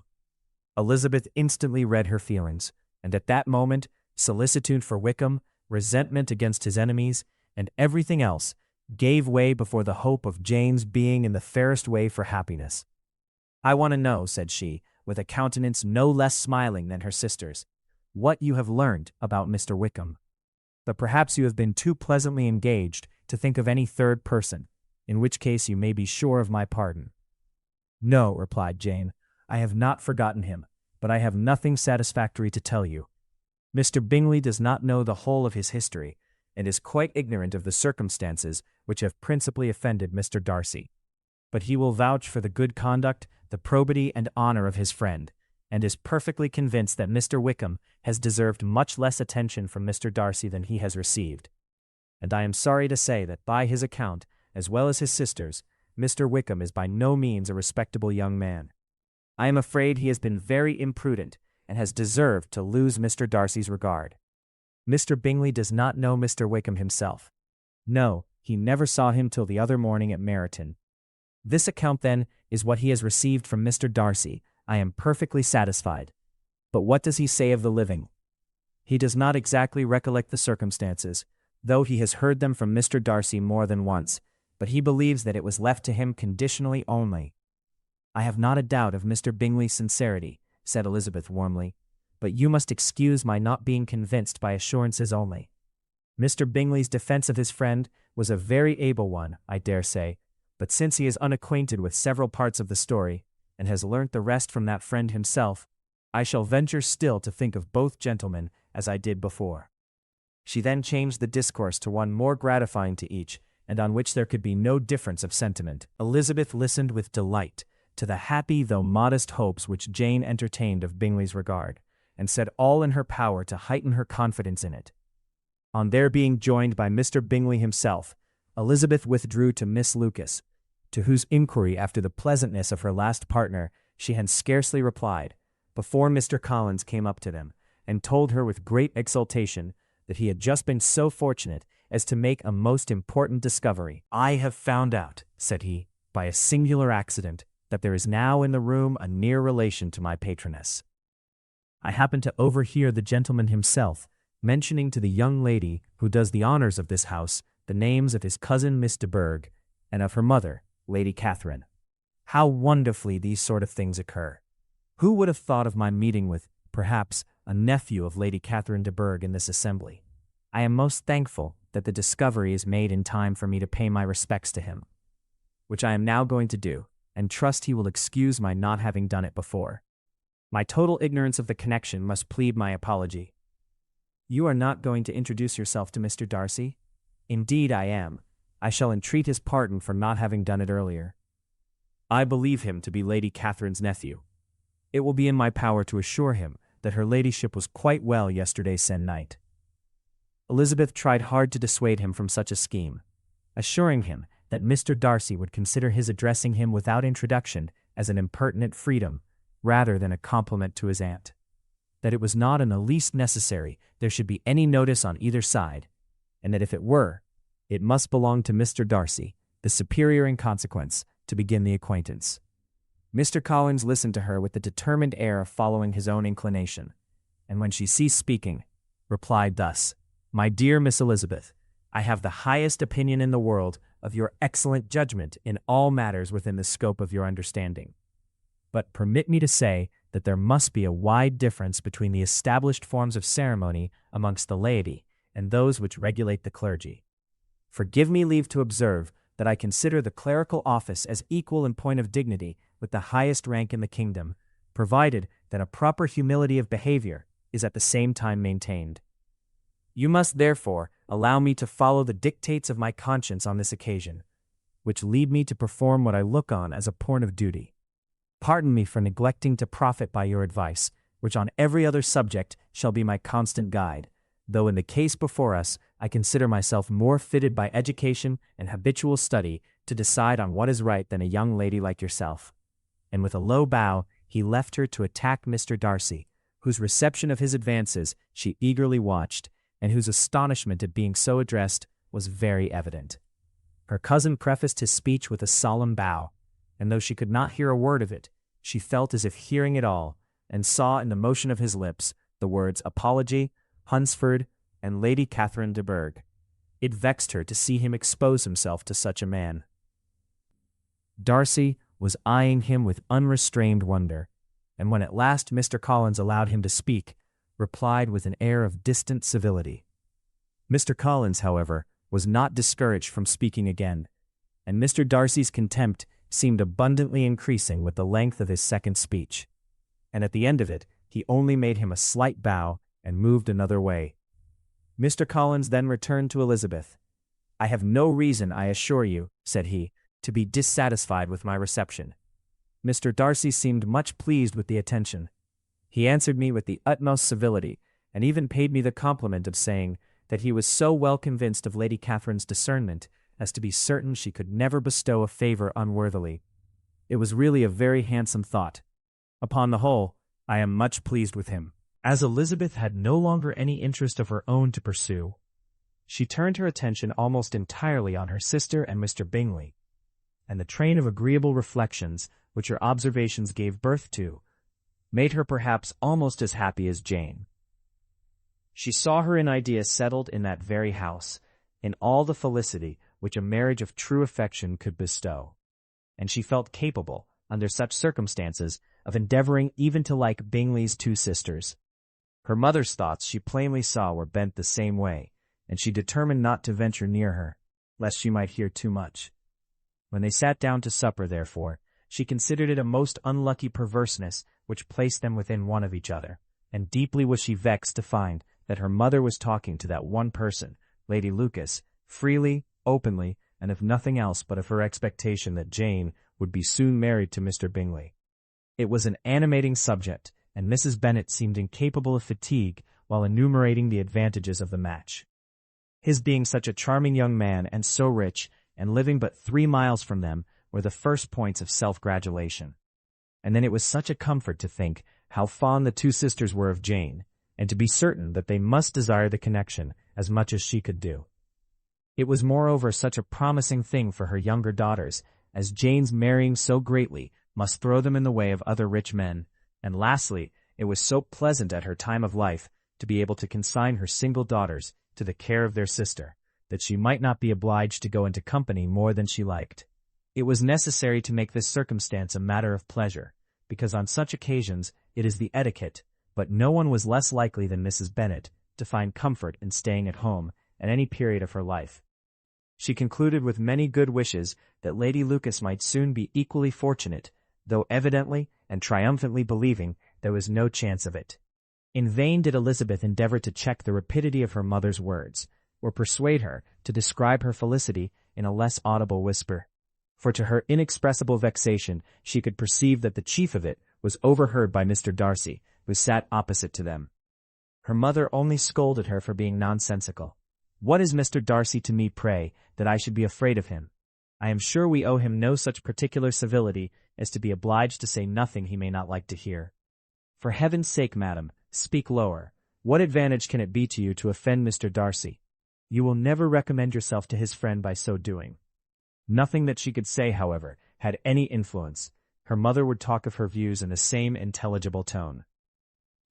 Elizabeth blushed and blushed again with shame and vexation.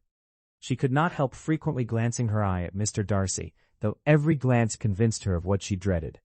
For though he was not always looking at her mother, she was convinced that his attention was invariably fixed by her. The expression of his face changed gradually from indignant contempt to a composed and steady gravity. At length, however, Mrs. Bennet had no more to say, and Lady Lucas, who had been long yawning at the repetition of delights which she saw no likelihood of sharing, was left to the comforts of cold ham and chicken. Elizabeth now began to revive, but not long was the interval of tranquillity, for when supper was over, singing was talked of, and she had the mortification of seeing Mary, after very little entreaty, preparing to oblige the company. By many significant looks and silent entreaties did she endeavor to prevent such a proof of complaisance, but in vain. Mary would not understand them. Such an opportunity of exhibiting was delightful to her, and she began her song. Elizabeth's eyes were fixed on her with most painful sensations, and she watched her progress through the several stanzas with an impatience which was very ill rewarded at their close. For Mary, on receiving amongst the thanks of the table the hint of a hope that she might be prevailed on to favor them again, after the pause of half a minute, began another. Mary's powers were by no means fitted for such a display. Her voice was weak and her manner affected. Elizabeth was in agonies. She looked at Jane to see how she bore it, but Jane was very composedly talking to Bingley. She looked at his two sisters and saw them making signs of derision at each other, and at Darcy, who continued, however, impenetrably grave. She looked at her father to entreat his interference, lest Mary should be singing all night. He took the hint, and when Mary had finished her second song, said aloud, "That will do extremely well, child. You have delighted us long enough. Let the other young ladies have time to exhibit." Mary, though pretending not to hear, was somewhat disconcerted, and Elizabeth, sorry for her, and sorry for her father's speech, was afraid her anxiety had done no good. Others of the party were now applied to. "If I," said Mr. Collins, "were so fortunate as to be able to sing, I should have great pleasure, I am sure, in obliging the company with an air. For I consider music as a very innocent diversion, and perfectly compatible with the profession of a clergyman. I do not mean, however, to assert that we can be justified in devoting too much of our time to music, for there are certainly other things to be attended to. The rector of a parish has much to do. In the first place, he must make such an agreement for tithes as may be beneficial to himself and not offensive to his patron. He must write his own sermons, and the time that remains will not be too much for his parish duties and the care and improvement of his dwelling, which he cannot be excused from making as comfortable as possible. And I do not think it of light importance that he should have attentive and conciliatory manners towards everybody, especially towards those to whom he owes his preferment. I cannot acquit him of that duty, nor could I think well of the man who should omit an occasion of testifying his respect towards anybody connected with the family." And with a bow to Mr. Darcy, he concluded his speech, which had been spoken so loud as to be heard by half the room. Many stared, many smiled, but no one looked more amused than Mr. Bennet himself, while his wife seriously commended Mr. Collins for having spoken so sensibly, and observed, in a half-whisper to Lady Lucas, that he was a remarkably clever, good kind of young man. To Elizabeth it appeared that had her family made an agreement to expose themselves as much as they could during the evening, it would have been impossible for them to play their parts with more spirit or finer success. And happy did she think it for Bingley and her sister that some of the exhibition had escaped his notice, and that his feelings were not of a sort to be much distressed by the folly which he must have witnessed. That his two sisters and Mr. Darcy, however, should have such an opportunity of ridiculing her relations was bad enough, and she could not determine whether the silent contempt of the gentlemen or the insolent smiles of the ladies were more intolerable. The rest of the evening brought her little amusement. She was teased by Mr. Collins, who continued most perseveringly by her side, and though he could not prevail with her to dance with him again, put it out of her power to dance with others. In vain did she entreat him to stand up with somebody else, and offered to introduce him to any young lady in the room. He assured her that, as to dancing, he was perfectly indifferent to it, that his chief object was, by delicate attentions, to recommend himself to her, and that he should therefore make a point of remaining close to her the whole evening. There was no arguing upon such a project. She owed her greatest relief to her friend Miss Lucas, who often joined them, and good-naturedly engaged Mr. Collins's conversation to herself. She was at least free from the offense of Mr. Darcy's further notice. Though often standing within a very short distance of her, quite disengaged, he never came near enough to speak. She felt it to be the probable consequence of her allusions to Mr. Wickham, and rejoiced in it. The Longbourn party were the last of all the company to depart, and by a maneuver of Mrs. Bennet, had to wait for their carriage a quarter of an hour after everybody else was gone, which gave them time to see how heartily they were wished away by some of the family. Mrs. Hurst and her sister scarcely opened their mouths except to complain of fatigue, and were evidently impatient to have the house to themselves.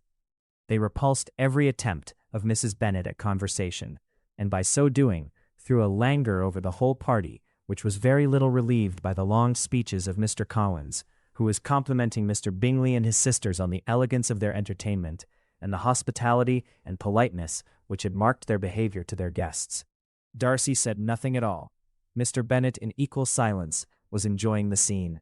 Mr. Bingley and Jane were standing together a little detached from the rest, and talked only to each other.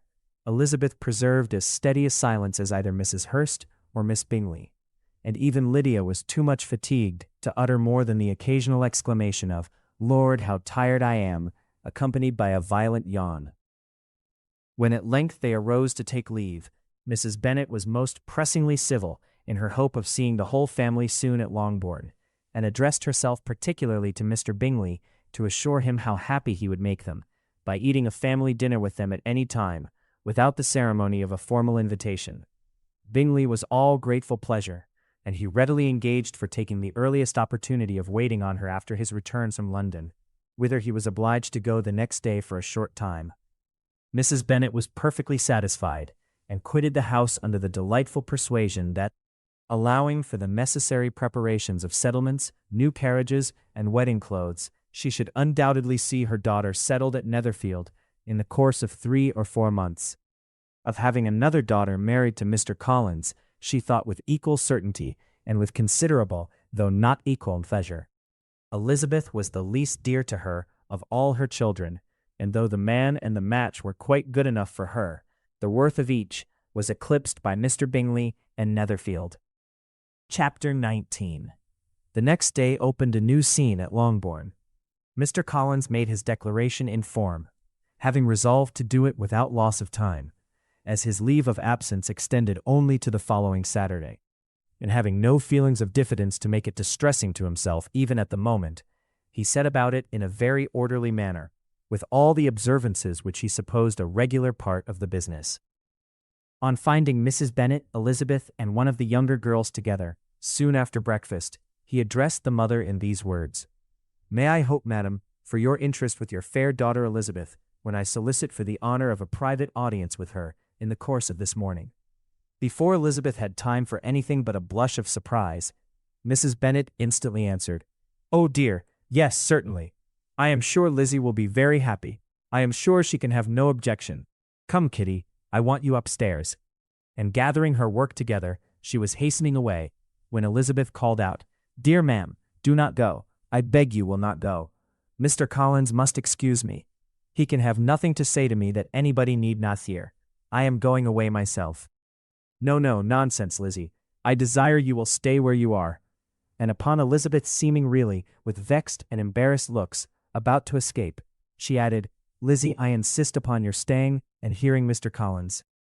Elizabeth would not oppose such an injunction, and a moment's consideration making her also sensible that it would be wisest to get it over as soon and as quietly as possible, she sat down again, and tried to conceal, by incessant employment, the feelings which were divided between distress and diversion. Mrs. Bennet and Kitty walked off, and as soon as they were gone, Mr. Collins began, "Believe me, my dear Miss Elizabeth, that your modesty, so far from doing you any disservice, rather adds to your other perfections. You would have been less amiable in my eyes had there not been this little unwillingness, but allow me to assure you that I have your respected mother's permission for this address. You can hardly doubt the purport of my discourse, however your natural delicacy may lead you to dissemble. My attentions have been too marked to be mistaken. Almost as soon as I entered the house, I singled you out as the companion of my future life. But before I am run away with by my feelings on this subject, perhaps it will be advisable for me to state my reasons for marrying, and, moreover, for coming into Hertfordshire with the design of selecting a wife, as I certainly did. The idea of Mr. Collins, with all his solemn composure, being run away with by his feelings, made Elizabeth so near laughing that she could not use the short pause he allowed in any attempt to stop him farther, and he continued, "My reasons for marrying are, first, that I think it a right thing for every clergyman in easy circumstances, like myself, to set the example of matrimony in his parish. Secondly, that I am convinced it will add very greatly to my happiness, and thirdly, which perhaps I ought to have mentioned earlier, that it is the particular advice and recommendation of the very noble lady whom I have the honor of calling patroness.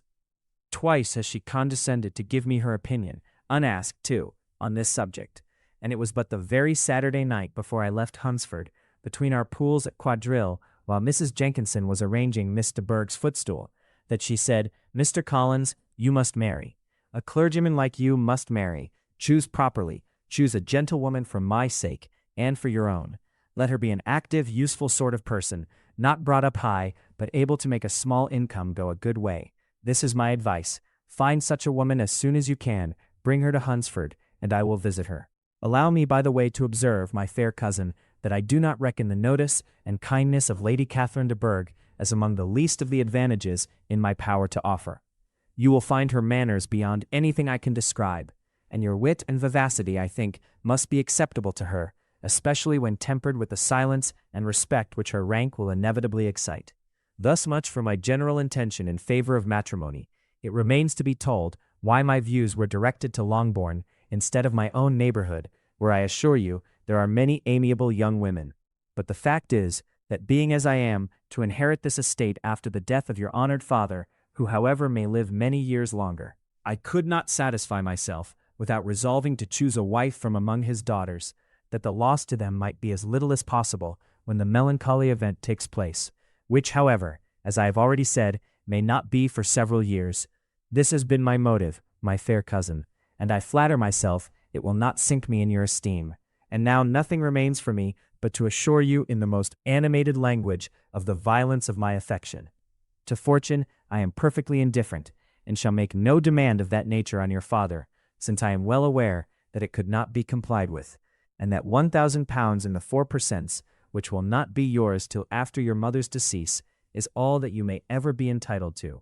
On that head, therefore, I shall be uniformly silent, and you may assure yourself that no ungenerous reproach shall ever pass my lips when we are married." It was absolutely necessary to interrupt him now. "You are too hasty, sir," she cried. "You forget that I have made no answer. Let me do it without further loss of time. Accept my thanks for the compliment you are paying me. I am very sensible of the honor of your proposals, but it is impossible for me to do otherwise than decline them."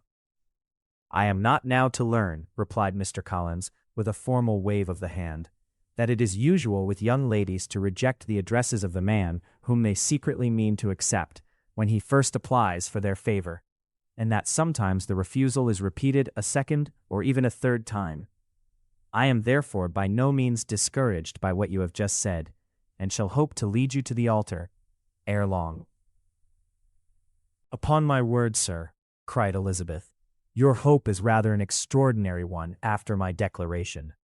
I do assure you that I am not one of those young ladies, if such young ladies there are, who are so daring as to risk their happiness on the chance of being asked a second time.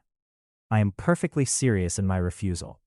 You could not make me happy, and I am convinced that I am the last woman in the world who would make you so. Nay, were your friend Lady Catherine to know me, I am persuaded she would find me in every respect ill qualified for the situation."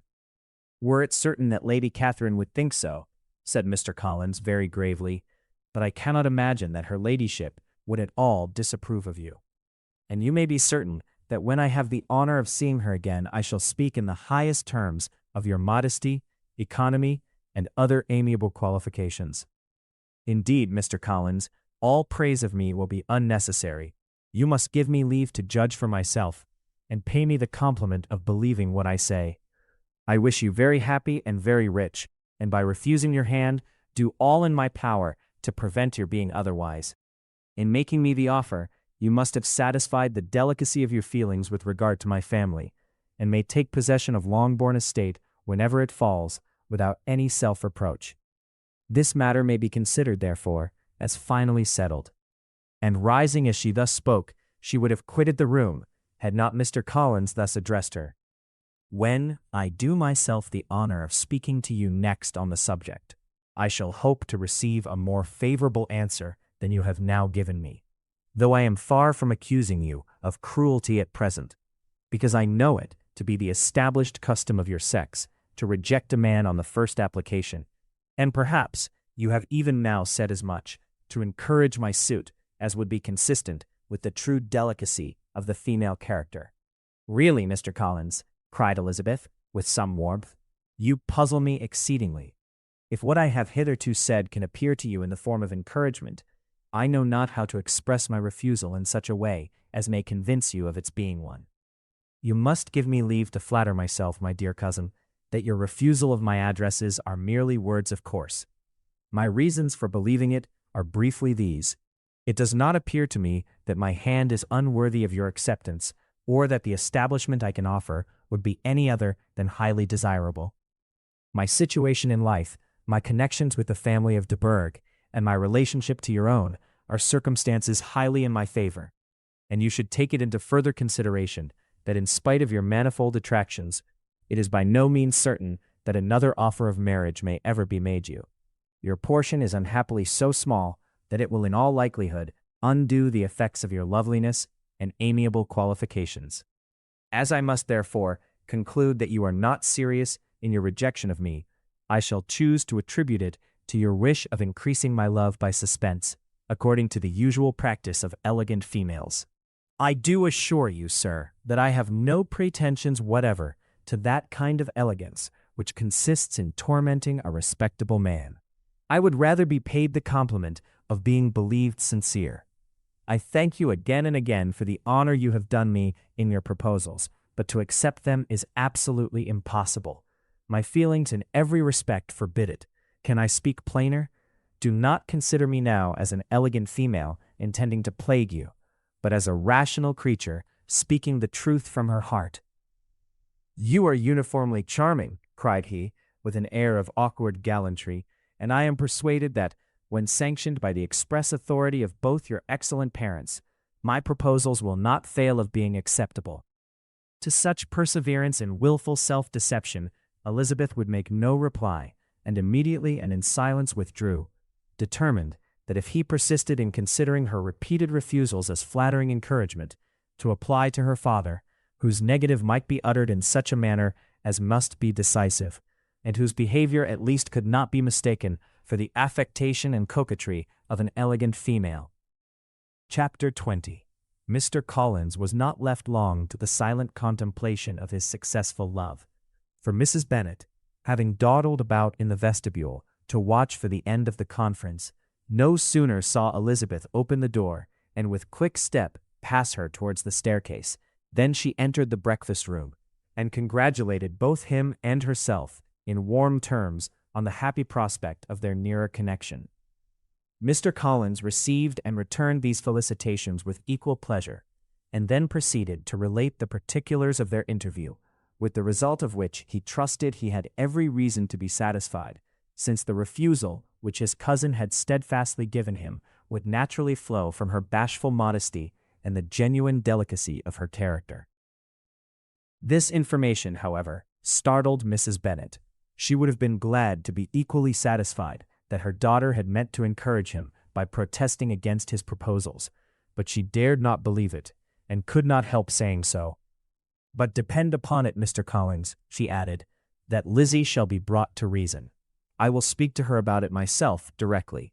She is a very headstrong, foolish girl, and does not know her own interest, but I will make her know it. Pardon me for interrupting you, madam, cried Mr. Collins, but if she is really headstrong and foolish, I know not whether she would altogether be a very desirable wife to a man in my situation, who naturally looks for happiness in the marriage state. If, therefore, she actually persists in rejecting my suit, perhaps it would better not to force her into accepting me, because, if liable to such defects of temper, she could not contribute much to my felicity. Sir, you quite misunderstand me, said Mrs. Bennet, alarmed. Lizzie is only headstrong in such matters as these. In everything else she is as good-natured a girl as ever lived. I will go directly to Mr. Bennet, and we shall very soon settle it with her, I are sure. She would not give him time to reply, but hurrying instantly to her husband, called out as she entered the library, "Oh, Mr. Bennet, you are wanted immediately. We are all in an uproar. You must come and make Lizzie marry Mr. Collins, for she vows she will not have him, and if you do not make haste he will change his mind and not have her." Mr. Bennet raised his eyes from his book as she entered, and fixed them on her face with a calm unconcern which was not in the least altered by her communication. "I have not the pleasure of understanding you," said he, when she had finished her speech. "Of what are you talking?" "Of Mr. Collins and Lizzie. Lizzie declares she will not have Mr. Collins, and Mr. Collins begins to say that he will not have Lizzie. And what am I to do on the occasion? It seems a hopeless business. Speak to Lizzie about it yourself. Tell her that you insist upon her marrying him. Let her be called down. She shall hear my opinion." Mrs. Bennet rang the bell, and Miss Elizabeth was summoned to the library. "Come here, child," cried her father as she appeared. "I have sent for you on an affair of importance. I understand that Mr. Collins has made you an offer of marriage." Elizabeth replied that it was. "Very well. And this offer of marriage you have refused?" "I have, sir." "Very well. We now come to the point. Your mother insists upon your accepting it. Is it not so, Mrs. Bennet?" "Yes, or I will never see her again. An unhappy alternative is before you, Elizabeth. From this day you must be a stranger to one of your parents. Your mother will never see you again if you do not marry Mr. Collins, and I will never see you again if you do." Elizabeth could not but smile at such a conclusion of such a beginning. But Mrs. Bennet, who had persuaded herself that her husband regarded the affair as she wished, was excessively disappointed. "What do you mean, Mr. Bennet, by talking in this way? You promised me to insist upon her marrying him." "My dear," replied her husband, "I have two small favors to request. First, that you will allow me the free use of my understanding on the present occasion, and secondly, of my room. I shall be glad to have the library to myself as soon as may be."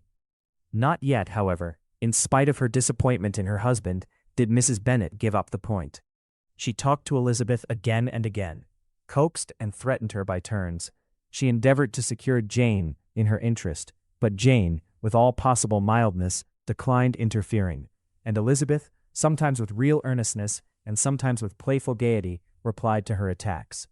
Though her manner varied, however, her determination never did. Mr. Collins, meanwhile, was meditating in solitude on what had passed. He thought too well of himself to comprehend on what motive his cousin could refuse him, and though his pride was hurt, he suffered in no other way. His regard for her was quite imaginary, and the possibility of her deserving her mother's reproach prevented his feeling any regret.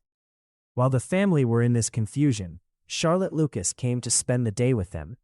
She was met in the vestibule by Lydia, who, flying to her, cried in a half-whisper, "I am glad you are come, for there is such fun here. What do you think has happened this morning? Mr. Collins has made an offer to Lizzie, and she will not have him." Charlotte had hardly time to answer before they were joined by Kitty, who came to tell the same news, and no sooner had they entered the breakfast-room, where Mrs. Bennet was alone, than she likewise began on the subject, calling on Miss Lucas for her compassion, and entreating her to persuade her friend Lizzie to comply with the wishes of her family. "Pray do, my dear Miss Lucas," she added, in a melancholy tone, "for nobody is on my side, nobody takes part with me, I am cruelly used, nobody feels for my poor nerves."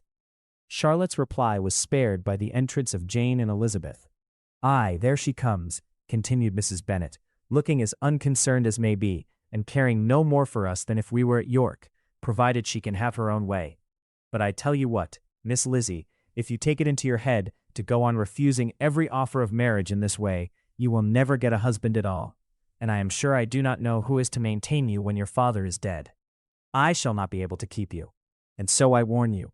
I have done with you from this very day. I told you in the library, you know, that I should never speak to you again, and you will find me as good as my word. I have no pleasure in talking to undutiful children.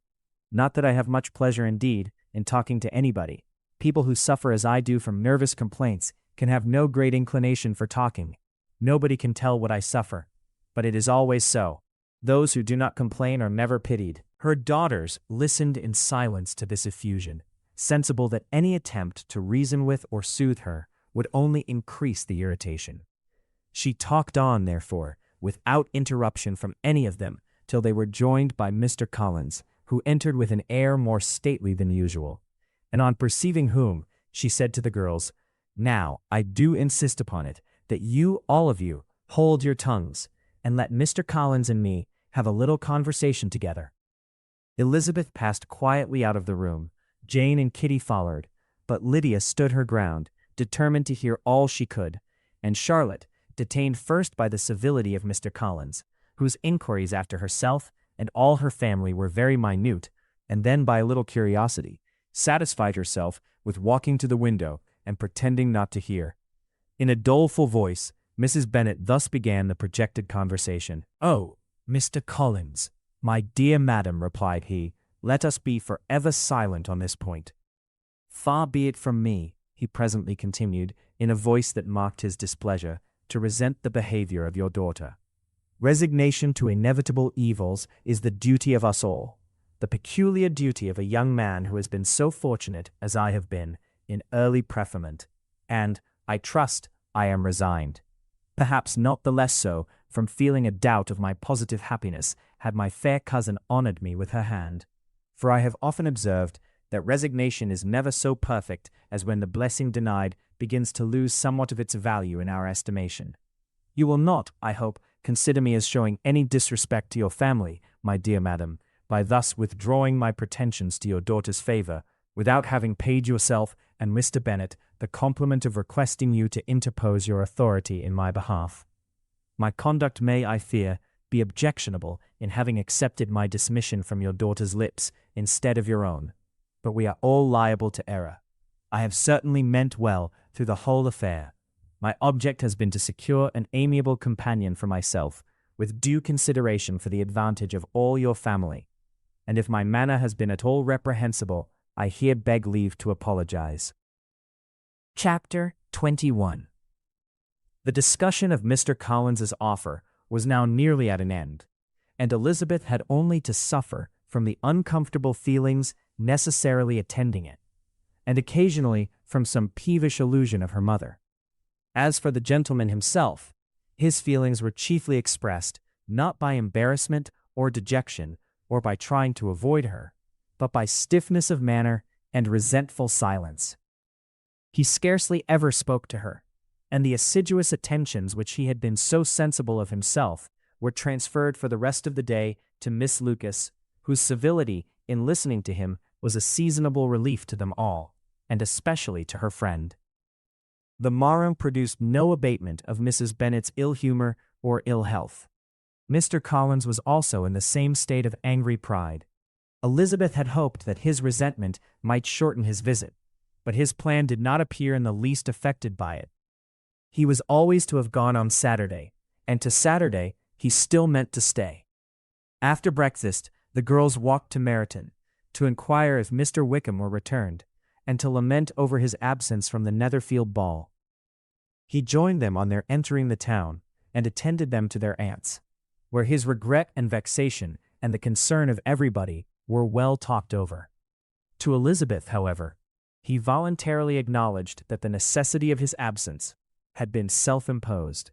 I found, said he, as the time drew near, that I had better not meet Mr. Darcy, that to be in the same room, the same party with him, for so many hours together, might be more than I could bear, and that scenes might arise unpleasant to more than myself. She highly approved his forbearance, and they had leisure for a full discussion of it, and for all the commendations which they civilly bestowed on each other, as Wickham and another officer walked back with them to Longbourn, and during the walk he particularly attended to her. His accompanying them was a double advantage. She felt all the compliment it offered to herself, and it was most acceptable as an occasion of introducing him to her father and mother. Soon after their return, a letter was delivered to Miss Bennet. It came from Netherfield, and was opened immediately. The envelope contained a sheet of elegant, little hot-pressed paper, well covered with a lady's fair, flowing hand, and Elizabeth saw her sister's countenance change as she read it, and saw her dwelling intently on some particular passages. Jane recollected herself soon, and putting the letter away, tried to join, with her usual cheerfulness, in the general conversation, but Elizabeth felt an anxiety on the subject, which drew off her attention even from Wickham, and no sooner had he and his companion taken leave, than a glance from Jane invited her to follow her upstairs. When they had gained their own room, Jane, taking out her letter, said, "This is from Caroline Bingley. What it contains has surprised me a good deal. The whole party have left Netherfield by this time, and are on their way to town, and without any intention of coming back again. You shall hear what she says." She then read the first sentence aloud, which comprised the information of their having just resolved to follow their brother to town directly, and of their meaning to dine that day in Grosvenor Street, where Mr. Hurst had a house. The next was in these words: "I do not pretend to regret anything I shall leave in Hertfordshire, except your society, my dearest friend, but we will hope at some future period to enjoy many returns of that delightful intercourse we have known, and in the meanwhile may lessen the pain of separation by a very frequent and most unreserved correspondence. I depend on you for that." To these high-flown expressions Elizabeth listened with all the insensibility of distrust, and though the suddenness of their removal surprised her, she saw nothing in it really to lament. It was not to be supposed that their absence from Netherfield would prevent Mr. Bingley's being there, and as to the loss of their society, she was persuaded that Jane must soon cease to regard it, in the enjoyment of his. "It is unlucky," said she, after a short pause, "that you should not be able to see your friends before they leave the country. But may we not hope that the period of future happiness to which Miss Bingley looks forward may arrive earlier than she is aware, and that the delightful intercourse you have known as friends will be renewed with yet greater satisfaction as sisters. Mr. Bingley will not be detained in London by them. Caroline decidedly says that none of the party will return into Hertfordshire this winter. I will read it to you. When my brother left us yesterday, he imagined that the business which took him to London might be concluded in 3 or 4 days, but as we are certain it cannot be so, and at the same time convinced that when Charles gets to town, he will be in no hurry to leave it again, we have determined on following him thither, that he may not be obliged to spend his vacant hours in a comfortless hotel. Many of my acquaintance are already there for the winter. I wish I could hear that you, my dearest friend, had any intention of making one in the crowd, but of that I despair. I sincerely hope your Christmas in Hertfordshire may abound in the gaieties which that season generally brings, and that your beaux will be so numerous as to prevent your feeling the loss of the 3 of whom we shall deprive you. It is evident by this," added Jane, "that he comes back no more this winter. It is only evident that Miss Bingley does not mean he should. Why will you think so? It must be his own doing. He is his own master, but you do not know all. I will read you the passage which particularly hurts me. I will have no reserves from you. Mr. Darcy is impatient to see his sister, and to confess the truth, we are scarcely less eager to meet her again. I really do not think Georgiana Darcy has her equal for beauty, elegance, and accomplishments, and the affection she inspires in Louisa and myself is heightened into something still more interesting from the hope we dare to entertain of her being hereafter our sister. I do not know whether I ever before mentioned to you my feelings on this subject, but I will not leave the country without confiding them, and I trust you will not esteem them unreasonable. My brother admires her greatly already. He will have frequent opportunity now of seeing her on the most intimate footing. Her relations all wish the connection as much as his own, and a sister's partiality is not misleading me, I think, when I call Charles most capable of engaging any woman's heart. With all these circumstances to favor an attachment, and nothing to prevent it, am I wrong, my dearest Jane, in indulging the hope of an event which will secure the happiness of so many? What think you of this sentence, my dear Lizzie? Said Jane as she finished it. Is it not clear enough? Does it not expressly declare that Caroline neither expects nor wishes me to be her sister, that she is perfectly convinced of her brother's indifference, and that if she suspects the nature of my feelings for him, she means, most kindly, to put me on my guard? Can there be any other opinion on the subject? Yes, there can, for mine is totally different. Will you hear it? You shall have it in a few words. Miss Bingley sees that her brother is in love with you, and wants him to marry Miss Darcy. She follows him to town in the hope of keeping him there, and tries to persuade you that he does not care about you. Jane shook her head. Indeed, Jane, you ought to believe me. No one who has ever seen me together can doubt his affection. Miss Bingley, I am sure, cannot. She is not such a simpleton. Could she have seen half as much love in Mr. Darcy for herself, she would have ordered her wedding clothes. But the case is this. We are not rich enough or grand enough for them, and she is the more anxious to get Miss Darcy for her brother, from the notion that when there has been one intermarriage, she may have less trouble in achieving a second, in which there is certainly some ingenuity, and I dare say it would succeed, if Miss de Bourgh were out of the way. But my dearest Jane, you cannot seriously imagine that, because Miss Bingley tells you her brother greatly admires Miss Darcy, he is in the smallest degree less sensible of your merit than when he took leave of you on Tuesday, or that it will be in her power to persuade him that, instead of being in love with you, he is very much in love with her friend. If we thought alike of Miss Bingley, replied Jane, your representation all this might make me quite easy, but I know the foundation is unjust. Caroline is incapable of willfully deceiving anyone, and all that I can hope in this case is that she is deceived herself. That is right. You could not have started a more happy idea, since you will not take comfort in mine. Believe her to be deceived, by all means. You have now done your duty by her, and must fret no longer. But my dear sister, can I be happy, even supposing the best, in accepting a man whose sisters and friends are all wishing him to marry elsewhere? You must decide for yourself, said Elizabeth. and if upon mature deliberation you find that the misery of disobliging his two sisters is more than equivalent to the happiness of being his wife, I advise you, by all means, to refuse him." "How can you talk so?" said Jane, faintly smiling. "You must know that, though I should be exceedingly grieved at their disapprobation, I could not hesitate." "I did not think you would. And that being the case, I cannot consider your situation with much compassion. But if he returns no more this winter, my choice will never be required. 1,000 things may arise in 6 months." The idea of his returning no more, Elizabeth treated with the utmost contempt. It appeared to her merely the suggestion of Caroline's interested wishes, and she could not for a moment suppose that those wishes, however openly or artfully spoken, could influence a young man so totally independent of everyone. She represented to her sister, as forcibly as possible, what she felt on the subject, and had soon the pleasure of seeing its happy effect. Jane's temper was not desponding, and she was gradually led to hope, though the diffidence of affection sometimes overcame the hope, that Bingley would return to Netherfield and answer every wish of her heart. They agreed that Mrs. Bennet should only hear of the departure of the family without being alarmed on the score of the gentleman's conduct.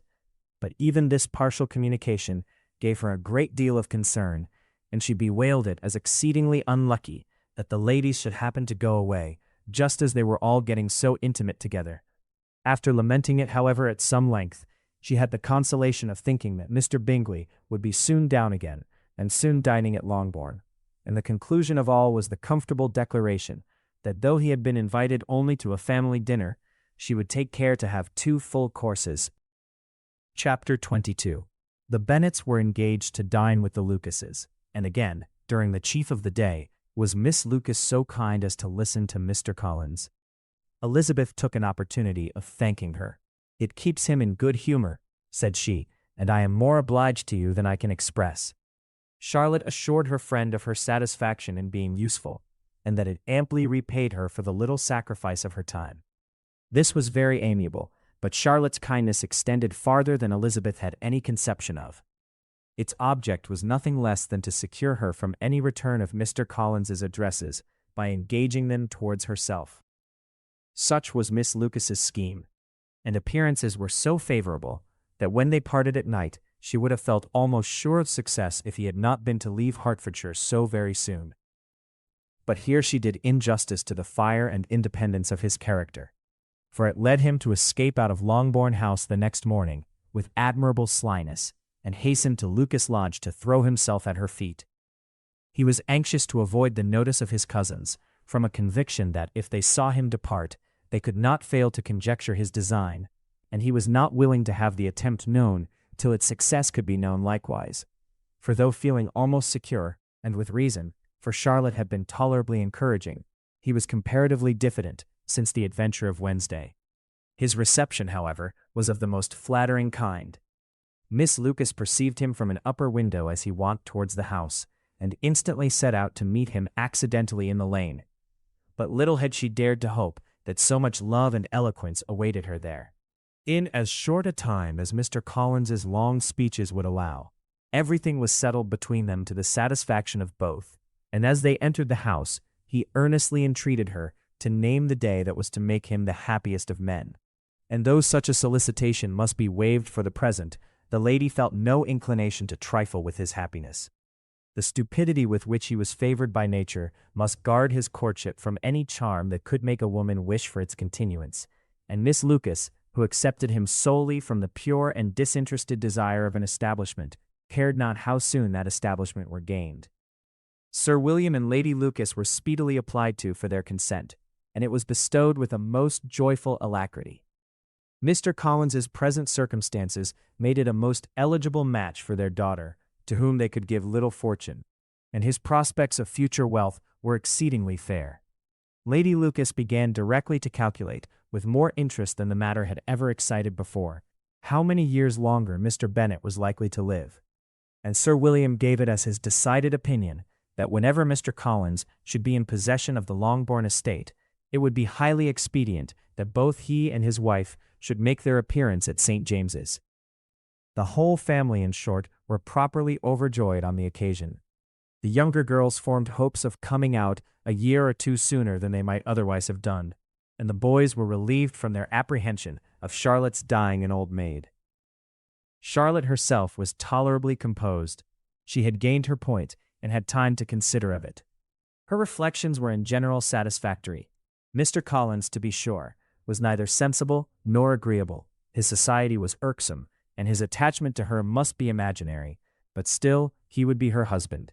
Without thinking highly either of men or of matrimony, marriage had always been her object. It was the only honorable provision for well-educated young women of small fortune, and however uncertain of giving happiness, must be their pleasantest preservative from want. This preservative she had now obtained, and at the age of 27, without having ever been handsome, she felt all the good luck of it. The least agreeable circumstance in the business was the surprise it must occasion to Elizabeth Bennet, whose friendship she valued beyond that of any other person.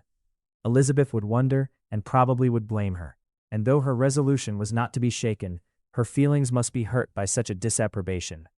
She resolved to give her the information herself, and therefore charged Mr. Collins, when he returned to Longbourn to dinner, to drop no hint of what had passed before any of the family. A promise of secrecy was of course very dutifully given, but it could not be kept without difficulty, for the curiosity excited by his long absence burst forth in such very direct questions on his return, as required some ingenuity to evade, and he was at the same time exercising great self-denial, for he was longing to publish his prosperous love, as he was to begin his journey too early on the morrow to see any of the family. The ceremony of leave-taking was performed when the ladies moved for the night, and Mrs. Bennet, with great politeness and cordiality, said how happy they should be to see him at Longbourn again, whenever his other engagements might allow him to visit them. "My dear madam," he replied, "this invitation is particularly gratifying, because it is what I have been hoping to receive, and you may be very certain that I shall avail myself of it as soon as possible." They were all astonished, and Mr. Bennet, who could by no means wish for so speedy a return, immediately said, "But is there not danger of Lady Catherine's disapprobation here, my good sir? You had better neglect your relations than run the risk of offending your patroness." "My dear sir," replied Mr. Collins, "I am particularly obliged to you for this friendly caution, and you may depend upon my not taking so material a step without her ladyship's concurrence. You cannot be too much on your guard. Risk anything rather than her displeasure, and if you find it likely to be raised by your coming to us again, which I should think exceedingly probable, stay quietly at home, and be satisfied that we shall take no offense. Believe me, my dear sir, my gratitude is warmly excited by such affectionate attention, and depend upon it, you will speedily receive from me a letter of thanks for this, as well as for every other mark of your regard, during my stay in Hertfordshire. As for my fair cousins, though my absence may not be long enough to render it necessary, I shall now take the liberty of wishing them health and happiness, not excepting my cousin Elizabeth." With proper civilities, the ladies then withdrew, all of them equally surprised to find that he meditated a quick return. Mrs. Bennet wished to understand by it that he thought of paying his addresses to one of her younger girls, and Mary might have been prevailed on to accept him. She rated his abilities much higher than any of the others. There was a solidity in his reflections which often struck her, and though by no means so clever as herself, she thought that if encouraged to read and improve himself by such an example as hers, he might become a very agreeable companion. But on the following morning, every hope of this kind was done away. Miss Lucas called soon after breakfast, and in a private conference with Elizabeth, related the event of the day before. The possibility of Mr. Collins's fancying himself in love with her friend had once occurred to Elizabeth within the last day or two, but that Charlotte could encourage him seemed almost as far from possibility as that she could encourage him herself, and her astonishment was consequently so great as to overcome at first the bounds of decorum, and she could not help crying out, "Engaged to Mr. Collins, my dear Charlotte? Impossible." The steady countenance which Miss Lucas had commanded, in telling her story, gave way to a momentary confusion here on receiving so direct a reproach, though, as it was no more than she expected, she soon regained her composure, and calmly replied, "Why should you be surprised, my dear Eliza? Do you think it incredible that Mr. Collins should be able to procure any woman's good opinion, because he was not so happy as to succeed with you? But Elizabeth had now recollected herself, and making a strong effort for it, was able to assure her, with tolerable firmness, that the prospect of their relationship was highly grateful to her, and that she wished her all imaginable happiness. "I see what you are feeling," replied Charlotte. "You must be surprised, very much surprised, so lately as Mr. Collins was wishing to marry you. But when you have had time to think it all over, I hope you will be satisfied with what I have done. I am not romantic, you know. I never was.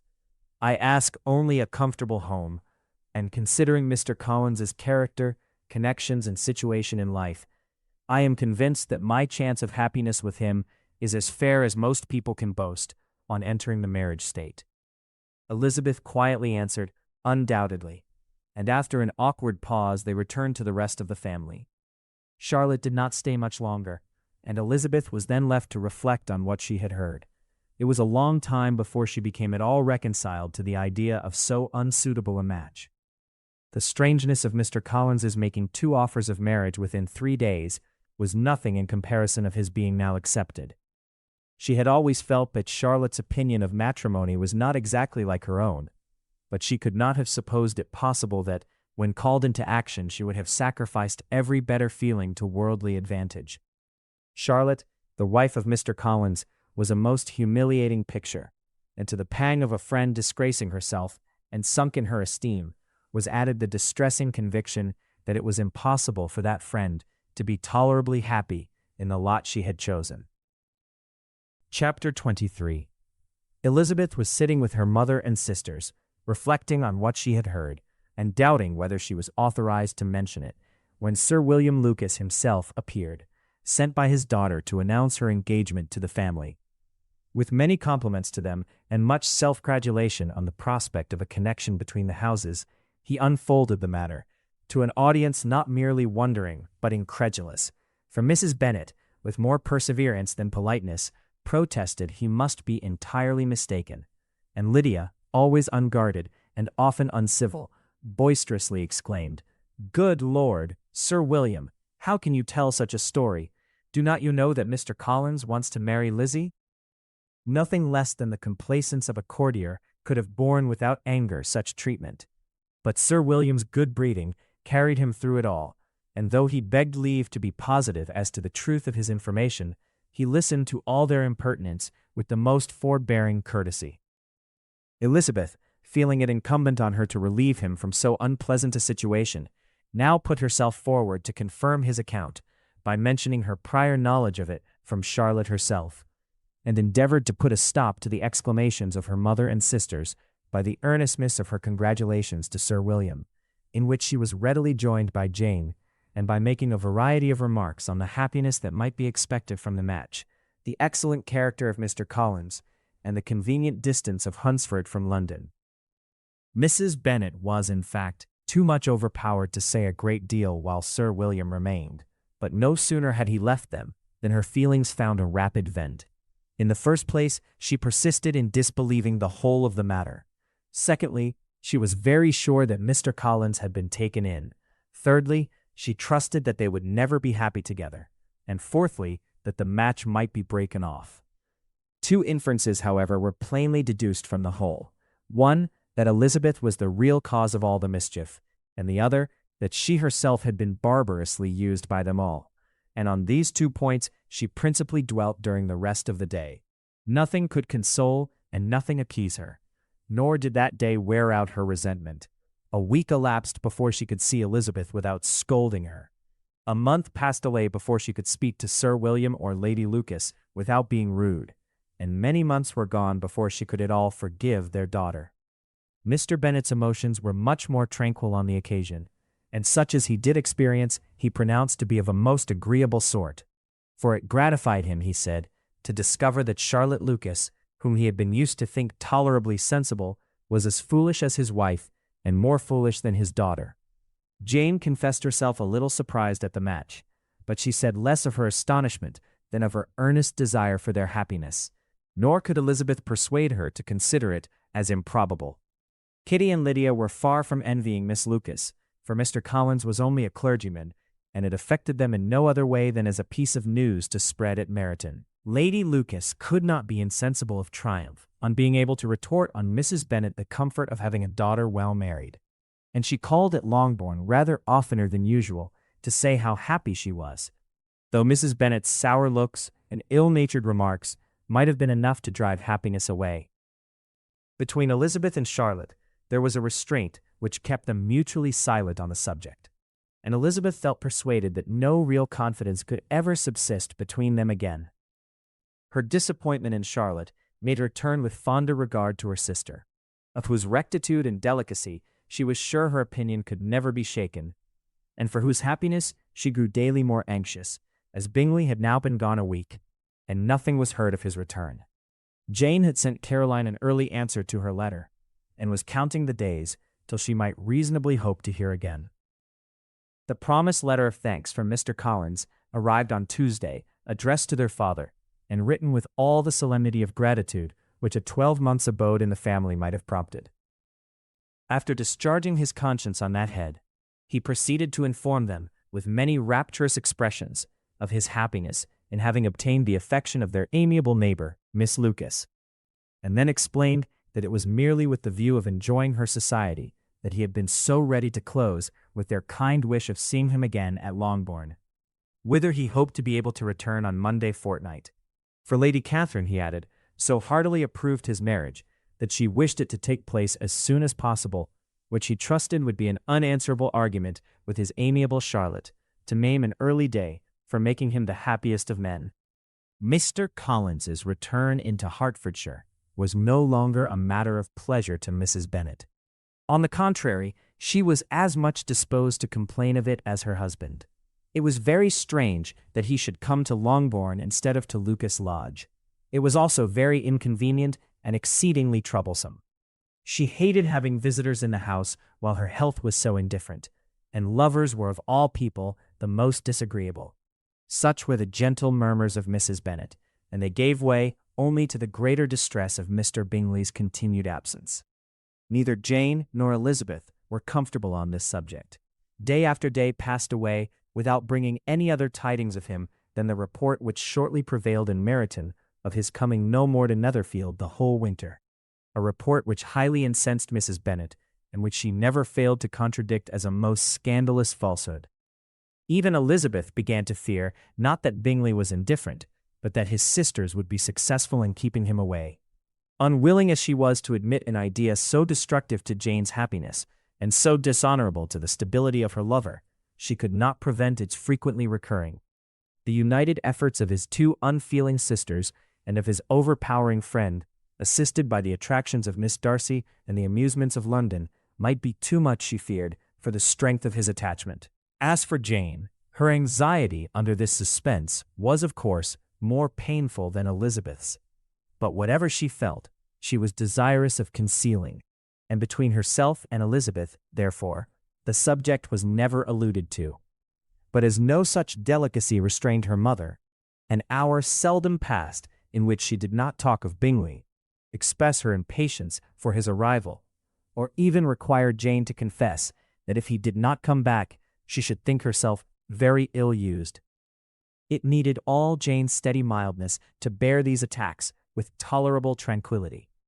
Mr. Collins returned most punctually on the Monday fortnight, but his reception at Longbourn was not quite so gracious as it had been on his first introduction. He was too happy, however, to need much attention, and luckily for the others, the business of love-making relieved them from a great deal of his company. The chief of every day was spent by him at Lucas Lodge, and he sometimes returned to Longbourn only in time to make an apology for his absence before the family went to bed. Mrs. Bennet was really in a most pitiable state. The very mention of anything concerning the match threw her into an agony of ill humor, and wherever she went, she was sure of hearing it talked of. The sight of Miss Lucas was odious to her. As her successor in that house, she regarded her with jealous abhorrence. Whenever Charlotte came to see them, she concluded her to be anticipating the hour of possession, and whenever she spoke in a low voice to Mr. Collins, was convinced that they were talking of the Longbourn estate, and resolving to turn herself and her daughters out of the house as soon as Mr. Bennet was dead. She complained bitterly of all this to her husband. "Indeed, Mr. Bennet," said she. "It is very hard to think that Charlotte Lucas should ever be mistress of this house, that I should be forced to make way for her and live to see her take my place in it. My dear, do not give way to such gloomy thoughts. Let us hope for better things. Let us flatter ourselves that I may be the survivor." This was not very consoling to Mrs. Bennet, and therefore, instead of making any answer, she went on, as before. "I cannot bear to think that they should have all this estate. If it was not for the entail, I should not mind it." "What should not you mind?" "I should not mind anything at all. Let us be thankful that you are preserved from a state of such insensibility." "I never can be thankful, Mr. Bennet, for anything about the entail. How anyone could have the conscience to entail away an estate from one's own daughters, I cannot understand. And all for the sake of Mr. Collins, too. Why should he have it more than anybody else?" "I leave it to yourself to determine," said Mr. Bennet. Chapter 24. Miss Bingley's letter arrived, and put an end to doubt. The very first sentence conveyed the assurance of their being all settled in London for the winter, and concluded with her brother's regret at not having had time to pay his respects to his friends in Hertfordshire before he left the country. Hope was over, entirely over, and when Jane could attend to the rest of the letter, she found little, except the professed affection of the writer, that could give her any comfort. Miss Darcy's praise occupied the chief of it. Her many attractions were again dwelt on, and Caroline boasted joyfully of their increasing intimacy, and ventured to predict the accomplishment of the wishes which had been unfolded in her former letter. She wrote also with great pleasure of her brother's being an inmate of Mr. Darcy's house, and mentioned with rapture some plans of the latter with regard to new furniture. Elizabeth, to whom Jane very soon communicated the chief of all this, heard it in silent indignation. Her heart was divided between concern for her sister and resentment against all others. To Caroline's assertion of her brother's being partial to Miss Darcy, she paid no credit. That he was really fond of Jane, she doubted no more than she had ever done. And much as she had always been disposed to like him, she could not think without anger, hardly without contempt, on that easiness of temper, that want of proper resolution, which now made him the slave of his designing friends, and led him to sacrifice his own happiness to the caprice of their inclinations. Had his own happiness, however, been the only sacrifice, he might have been allowed to sport with it in whatever manner he thought best. But her sister's was involved in it, as she thought he must be sensible himself. It was a subject, in short, on which reflection would be long indulged, and must be unavailing. She could think of nothing else, and yet, whether Bingley's regard had really died away, or were suppressed by his friend's interference, whether he had been aware of Jane's attachment, or whether it had escaped his observation, whichever were the case, though her opinion of him must be materially affected by the difference, her sister's situation remained the same. A day or two passed before Jane had courage to speak of her feelings to Elizabeth, but at last, on Mrs. Bennet's leaving them together, after a longer irritation than usual about Netherfield and its master, she could not help saying, "Oh, that my dear mother had more command over herself. She can have no idea of the pain she gives me by her continual reflections on him. But I will not repine. It cannot last long. He will be forgot, and we shall all be as we were before." Elizabeth looked at her sister with incredulous solicitude, but said nothing. "You doubt me," cried Jane, slightly coloring. "Indeed, you have no reason. He may live in my memory as the most amiable man of my acquaintance, but that is all. I have nothing either to hope or fear, and nothing to reproach him with. Thank God I have not that pain. A little time, therefore, I shall certainly try to get the better." With a stronger voice, she soon added, "I have this comfort immediately, that it has not been more than an error of fancy on my side, and that it has done no harm to anyone but myself." "My dear Jane," exclaimed Elizabeth, "you are too good. Your sweetness and disinterestedness are really angelic. I don't know what to say to you. I feel as if I had never done you justice, or loved you as you deserve." Miss Bennet eagerly disclaimed all extraordinary merit, and threw back the praise on her sister's warm affection. "Nay," said Elizabeth, "this is not fair. You wish to think all the world respectable, and are hurt if I speak ill of anybody. I only want to think you perfect, and you set yourself against it. Do not be afraid of my running into any excess. of my encroaching on your privilege of universal goodwill. You need not. There are few people whom I really love, and still fewer of whom I think well. The more I see of the world, the more am I dissatisfied with it, and every day confirms my belief of the inconsistency of all human characters, and of the little dependence that can be placed on the appearance of either merit or sense. I have met with 2 instances lately. One I will not mention, the other is Charlotte's marriage. It is unaccountable. In every view it is unaccountable. My dear Lizzie, do not give way to such feelings as these. They will ruin your happiness. You do not make allowance enough for difference of situation and temper. Consider Mr. Collins's respectability, and Charlotte's prudent, steady character. Remember that she is one of a large family, that as to fortune, it is a most eligible match, and be ready to believe for everybody's sake that she may feel something like regard and esteem for our cousin. To oblige you, I would try to believe almost anything, but no one else could be benefited by such a belief as this. For were I persuaded that Charlotte had any regard for him, I should only think worse of her understanding than I now do of her heart. My dear Jane, Mr. Collins is a conceited, pompous, narrow-minded, silly man. You know he is, as well as I do, and you must feel as well as I do, that the woman who marries him cannot have a proper way of thinking. You shall not defend her, though it is Charlotte Lucas. You shall not, for the sake of one individual, change the meaning of principle and integrity, nor endeavor to persuade yourself, or me, that selfishness is prudence, and insensibility of danger, security for happiness. I must think your language too strong in speaking of both, replied Jane, and I hope you will be convinced of it by seeing them happy together. But enough of this. You alluded to something else. You mentioned 2 instances. I cannot misunderstand you, but I entreat you, dear Lizzie, not to pain me by thinking that person to blame and saying your opinion of him is sunk. We must not be so ready to fancy ourselves intentionally injured. We must not expect a lively young man to be always so guarded and circumspect.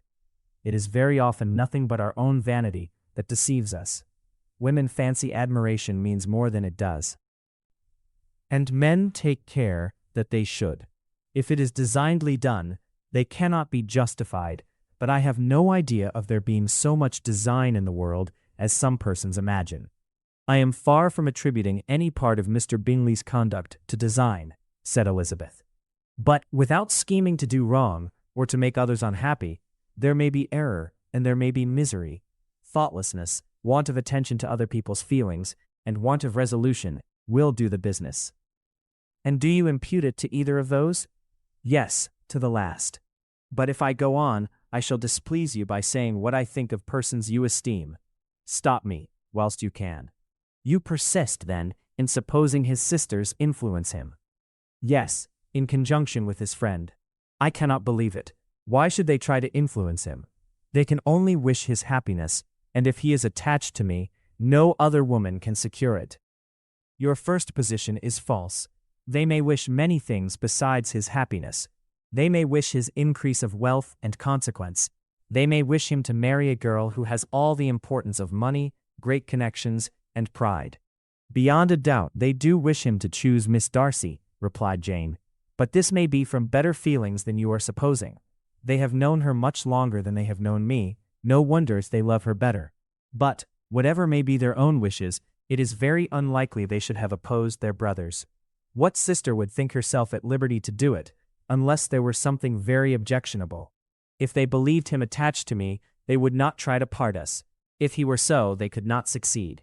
By supposing such an affection, you make everybody acting unnaturally and wrong, and me most unhappy. Do not distress me by the idea.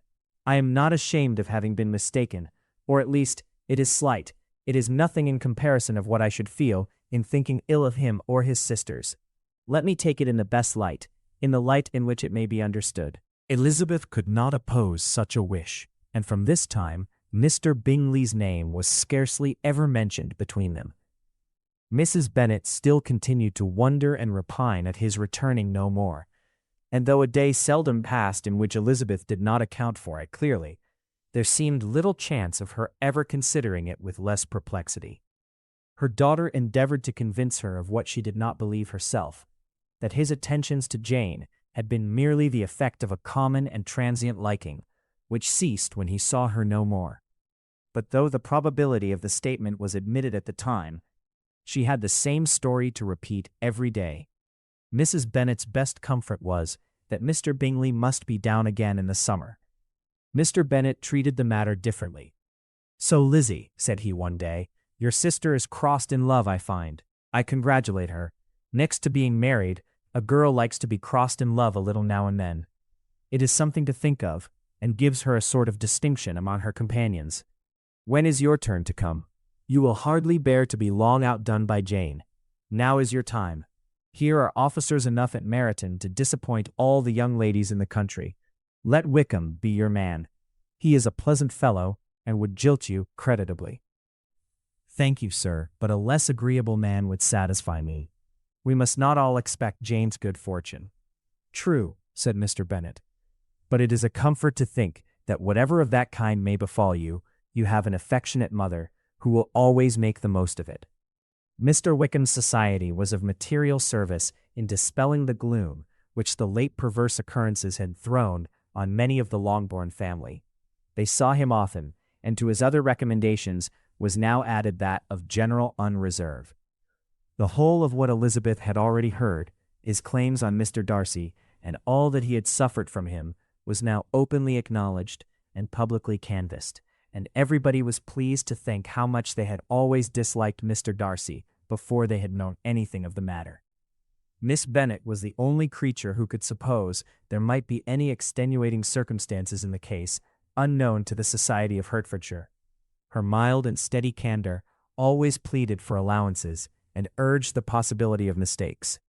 But by everybody else, Mr. Darcy was condemned as the worst of men. Chapter 25. After a week spent in professions of love and schemes of felicity, Mr. Collins was called from his amiable Charlotte by the arrival of Saturday. The pain of separation, however, might be alleviated on his side by preparations for the reception of his bride, as he had reason to hope that shortly after his next return into Hertfordshire, the day would be fixed that was to make him the happiest of men. He took leave of his relations at Longbourn with as much solemnity as before, wished his fair cousin's health and happiness again, and promised their father another letter of thanks. On the following Monday, Mrs. Bennet had the pleasure of receiving her brother and his wife, who came, as usual, to spend the Christmas at Longbourn. Mr. Gardiner was a sensible, gentlemanlike man, greatly superior to his sister, as well by nature as education. The Netherfield ladies would have had difficulty in believing that a man who lived by trade and within view of his own warehouses could have been so well-bred and agreeable. Mrs. Gardiner, who was several years younger than Mrs. Bennet and Mrs. Phillips, was an amiable, intelligent, elegant woman, and a great favorite with her Longbourn nieces. Between the two eldest and herself especially, there subsisted a very particular regard. They had frequently been staying with her in town. The first part of Mrs. Gardiner's business, on her arrival, was to distribute her presents and describe the newest fashions. When this was done, she had a less active part to play. It became her turn to listen. Mrs. Bennet had many grievances to relate, and much to complain of. They had all been very ill-used since she last saw her sister. 2 of her girls had been on the point of marriage, and after all, there was nothing in it. "I do not blame Jane," she continued, "for Jane would have got Mr. Bingley if she could. But Lizzie, oh sister, it is very hard to think that she might have been Mr. Collins's wife by this time, had not it been for her own perverseness. He made her an offer in this very room, and she refused him. The consequence of it is that Lady Lucas will have a daughter married before I have, and that Longbourn estate is just as much entailed as ever. The Lucases are very artful people indeed, sister. They are all for what they can get.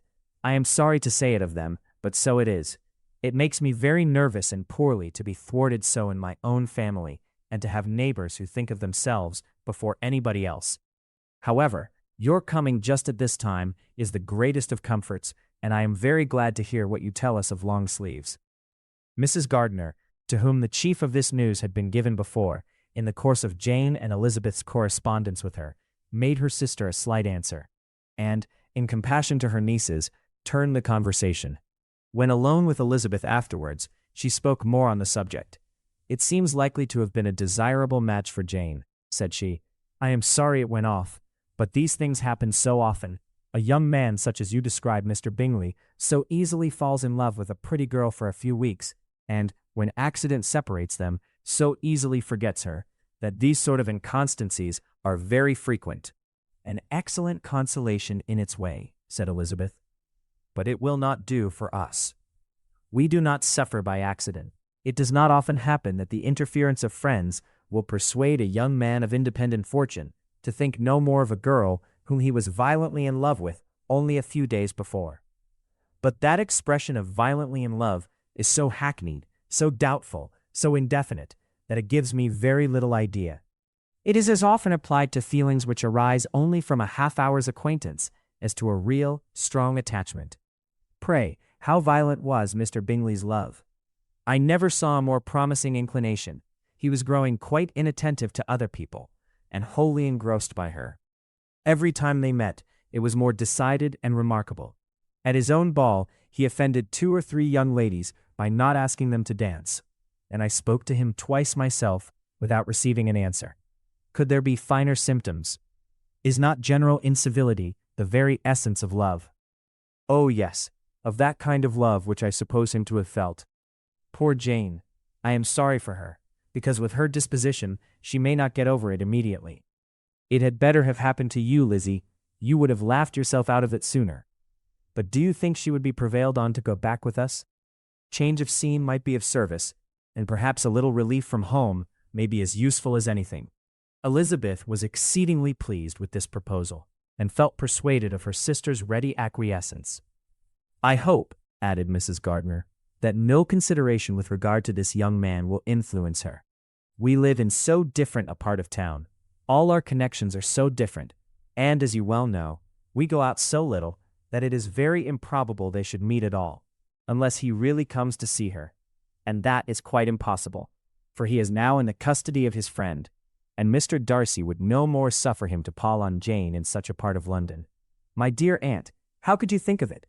Mr. Darcy may, perhaps, have heard of such a place as Gracechurch Street, but he would hardly think a month's ablution enough to cleanse him from its impurities were he once to enter it. And depend upon it, Mr. Bingley never stirs without him. So much the better. I hope they will not meet at all. But does not Jane correspond with his sister? She will not be able to help calling. She will drop the acquaintance entirely." But, in spite of the certainty in which Elizabeth affected to place this point, as well as the still more interesting one of Bingley's being withheld from seeing Jane, she felt a solicitude on the subject which convinced her, on examination, that she did not consider it entirely hopeless.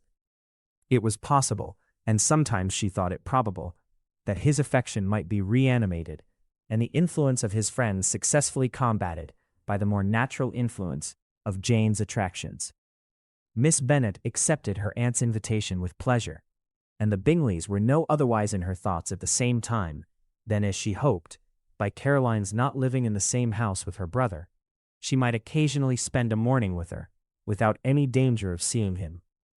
The Gardiners stayed a week at Longbourn, and what with the Phillipses, the Lucases, and the officers, there was not a day without its engagement. Mrs. Bennet had so carefully provided for the entertainment of her brother and sister that they did not once sit down to a family dinner. When the engagement was for home, some of the officers always made part of it, of which officers Mr. Wickham was sure to be one, and on these occasions Mrs. Gardiner, rendered suspicious by Elizabeth's warm commendation of him, narrowly observed them both. Without supposing them, from what she saw, to be very seriously in love, their preference of each other was plain enough to make her a little uneasy, and she resolved to speak to Elizabeth on the subject before she left Hertfordshire, and represent to her the imprudence of encouraging such an attachment. To Mrs. Gardiner, Wickham had one means of affording pleasure, unconnected with his general powers. About 10 or a dozen years ago, before her marriage, she had spent a considerable time in that very part of Derbyshire to which he belonged. They had, therefore, many acquaintance in common, and though Wickham had been little there since the death of Darcy's father, 5 years before, it was yet in his power to give her fresher intelligence of her former friends than she had been in the way of procuring. Mrs. Gardiner had seen Pemberley and known the late Mr. Darcy by character perfectly well. Here, consequently, was an inexhaustible subject of discourse. In comparing her recollection of Pemberley with the minute description which Wickham could give, and in bestowing her tribute of praise on the character of its late possessor, she was delighting both him and herself. On being made acquainted with the present Mr. Darcy's treatment of him, she tried to remember something of that gentleman's reputed disposition when quite a lad, which might agree with it, and was confident, at last, that she recollected having heard Mr. Fitzwilliam Darcy formerly spoken of as a very proud, ill-natured boy. Chapter 26. Mrs. Gardiner's caution to Elizabeth was punctually and kindly given on the first favorable opportunity of speaking to her alone. After honestly telling her what she thought, she thus went on. "You are too sensible a girl, Lizzie, to fall in love merely because you are warned against it, and therefore I am not afraid of speaking openly. Seriously, I would have you be on your guard. Do not involve yourself, or endeavor to involve him in an affection which the want of fortune would make so very imprudent. I have nothing to say against him. He is a most interesting young man, and if he had the fortune he ought to have, I should think you could not do better. But as it is, you must not let your fancy run away with you. You have sense, and we all expect you to use it. Your father would depend on your resolution and good conduct, I am sure. You must not disappoint your father. My dear aunt, this is being serious indeed." "Yes, and I hope to engage you to be serious likewise." "Well then, you need not be under any alarm. I will take care of myself, and of Mr. Wickham too. He shall not be in love with me if I can prevent it." "Elizabeth, you are not serious now." "I beg your pardon. I will try again. At present I am not in love with Mr. Wickham. No, I certainly am not. But he is, beyond all comparison, the most agreeable man I ever saw. And if he becomes really attached to me, I believe it will be better that he should not. I see the imprudence of it. Oh, that abominable Mr. Darcy! My father's opinion of me does me the greatest honor, and I should be miserable to forfeit it. My father, however, is partial to Mr. Wickham. In short, my dear aunt, I should be very sorry to be the means of making any of you unhappy. But since we see, every day, that where there is affection, young people are seldom withheld, by immediate want of fortune, from entering into engagements with each other, how can I promise to be wiser than so many of my fellow creatures, if I am tempted, or how am I even to know that it would be wiser to resist? All that I can promise you, therefore, is not to be in a hurry. I will not be in a hurry to believe myself his first object. When I am in company with him, I will not be wishing. Perhaps it will be as well if you discourage his coming here so very often. At least you should not remind your mother of inviting him." "As I did the other day," said Elizabeth, with a conscious smile.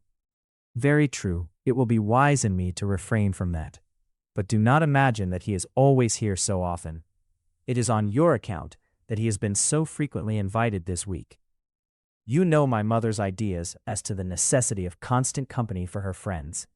But really, and upon my honor, I will try to do what I think to be wisest, and now I hope you are satisfied." Her aunt assured her that she was, and Elizabeth, having thanked her for the kindness of her hints, they parted. A wonderful instance of advice being given on such a point without being resented. Mr. Collins returned into Hertfordshire soon after it had been quitted by the Gardiners and Jane. But, as he took up his abode with the Lucases, his arrival was no great inconvenience to Mrs. Bennet. His marriage was now fast approaching, and she was at length so far resigned as to think it inevitable, and even repeatedly to say, in an ill-natured tone, that she wished they might be happy. Thursday was to be the wedding day, and on Wednesday Miss Lucas paid her farewell visit. And when she rose to take leave, Elizabeth, ashamed of her mother's ungracious and reluctant good wishes, and sincerely affected herself, accompanied her out of the room. As they went downstairs together, Charlotte said, "I shall depend on hearing from you very often, Eliza." "That you certainly shall. And I have another favor to ask. Will you come and see me? We shall often meet, I hope, in Hertfordshire. I am not likely to leave Kent for some time. Promise me, therefore, to come to Hunsford."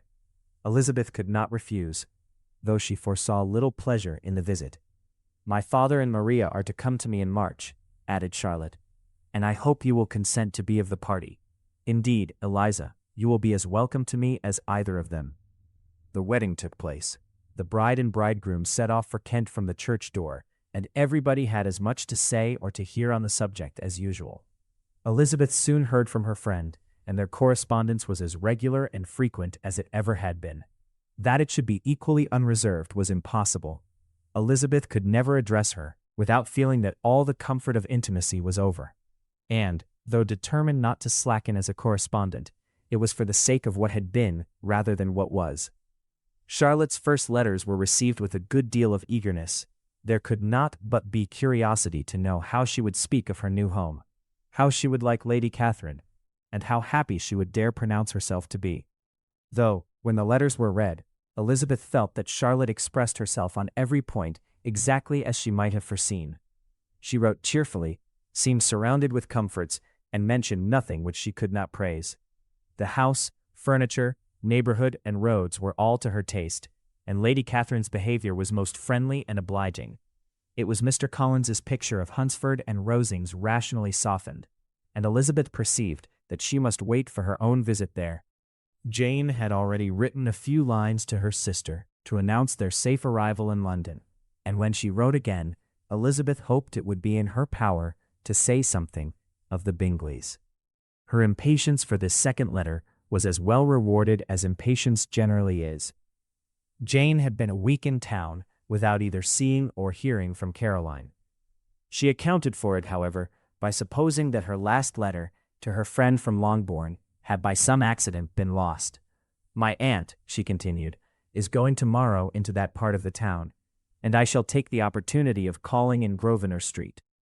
She wrote again when the visit was paid, and she had seen Miss Bingley. "I did not think Caroline in spirits," were her words, "but she was very glad to see me, and reproached me for giving her no notice of my coming to London. I was right, therefore. My last letter had never reached her. I inquired after their brother, of course. He was well, but so much engaged with Mr. Darcy that they scarcely ever saw him. I found that Miss Darcy was expected to dinner. I wish I could see her. My visit was not long, as Caroline and Mrs. Hurst were going out. I dare say I shall soon see them here." Elizabeth shook her head over this letter. It convinced her that accident only could discover to Mr. Bingley her sister's being in town. 4 weeks passed away, and Jane saw nothing of him. She endeavored to persuade herself that she did not regret it, but she could no longer be blind to Miss Bingley's inattention. After waiting at home every morning for a fortnight, and inventing every evening a fresh excuse for her, the visitor did at last appear, but the shortness of her stay, and yet more, the alteration of her manner, would allow Jane to deceive herself no longer. The letter which she wrote on this occasion to her sister will prove what she felt. "My dearest Lizzie will, I am sure, be incapable of triumphing in her better judgment at my expense when I confess myself to have been entirely deceived in Miss Bingley's regard for me. But, my dear sister, though the event has proved you right, do not think me obstinate if I still assert that, considering what her behavior was, my confidence was as natural as your suspicion. I do not at all comprehend her reason for wishing to be intimate with me. But if the same circumstances were to happen again, I am sure I should be deceived again. Caroline did not return my visit till yesterday, and not a note, not a line did I receive in the meantime. When she did come, it was very evident that she had no pleasure in it. She made a slight formal apology for not calling before, said not a word of wishing to see me again, and was in every respect so altered a creature that when she went away I was perfectly resolved to continue the acquaintance no longer. I pity, though I cannot help blaming her. She was very wrong in singling me out as she did. I can safely say that every advance to intimacy began on her side. But I pity her because she must feel that she has been acting wrong, and because I am very sure that anxiety for her brother is the cause of it. I need not explain myself farther, and though we know this anxiety to be quite needless, yet if she feels it, it will easily account for her behavior to me, and, so deservedly dear as he is to his sister, whatever anxiety she may feel on his behalf is natural and amiable. I cannot but wonder, however, at her having any such fears now, because if he had at all cared about me, we must have met long, long ago. He knows of my being in town, I am certain, from something she said herself, and yet it would seem, by her manner of talking, as if she wanted to persuade herself that he is really partial to Miss Darcy. I cannot understand it. If I were not afraid of judging harshly, I should be almost tempted to say that there is a strong appearance of duplicity in all this. I will endeavor to banish every painful thought and think only of what will make me happy. Your affection and the invariable kindness of my dear uncle and aunt. Let me hear from you very soon. Miss Bingley said something of his never returning to Netherfield again, of giving up the house, but not with any certainty. We had better not mention it. I am extremely glad that you have such pleasant accounts from our friends at Hunsford. Pray go to see them, with Sir William and Maria.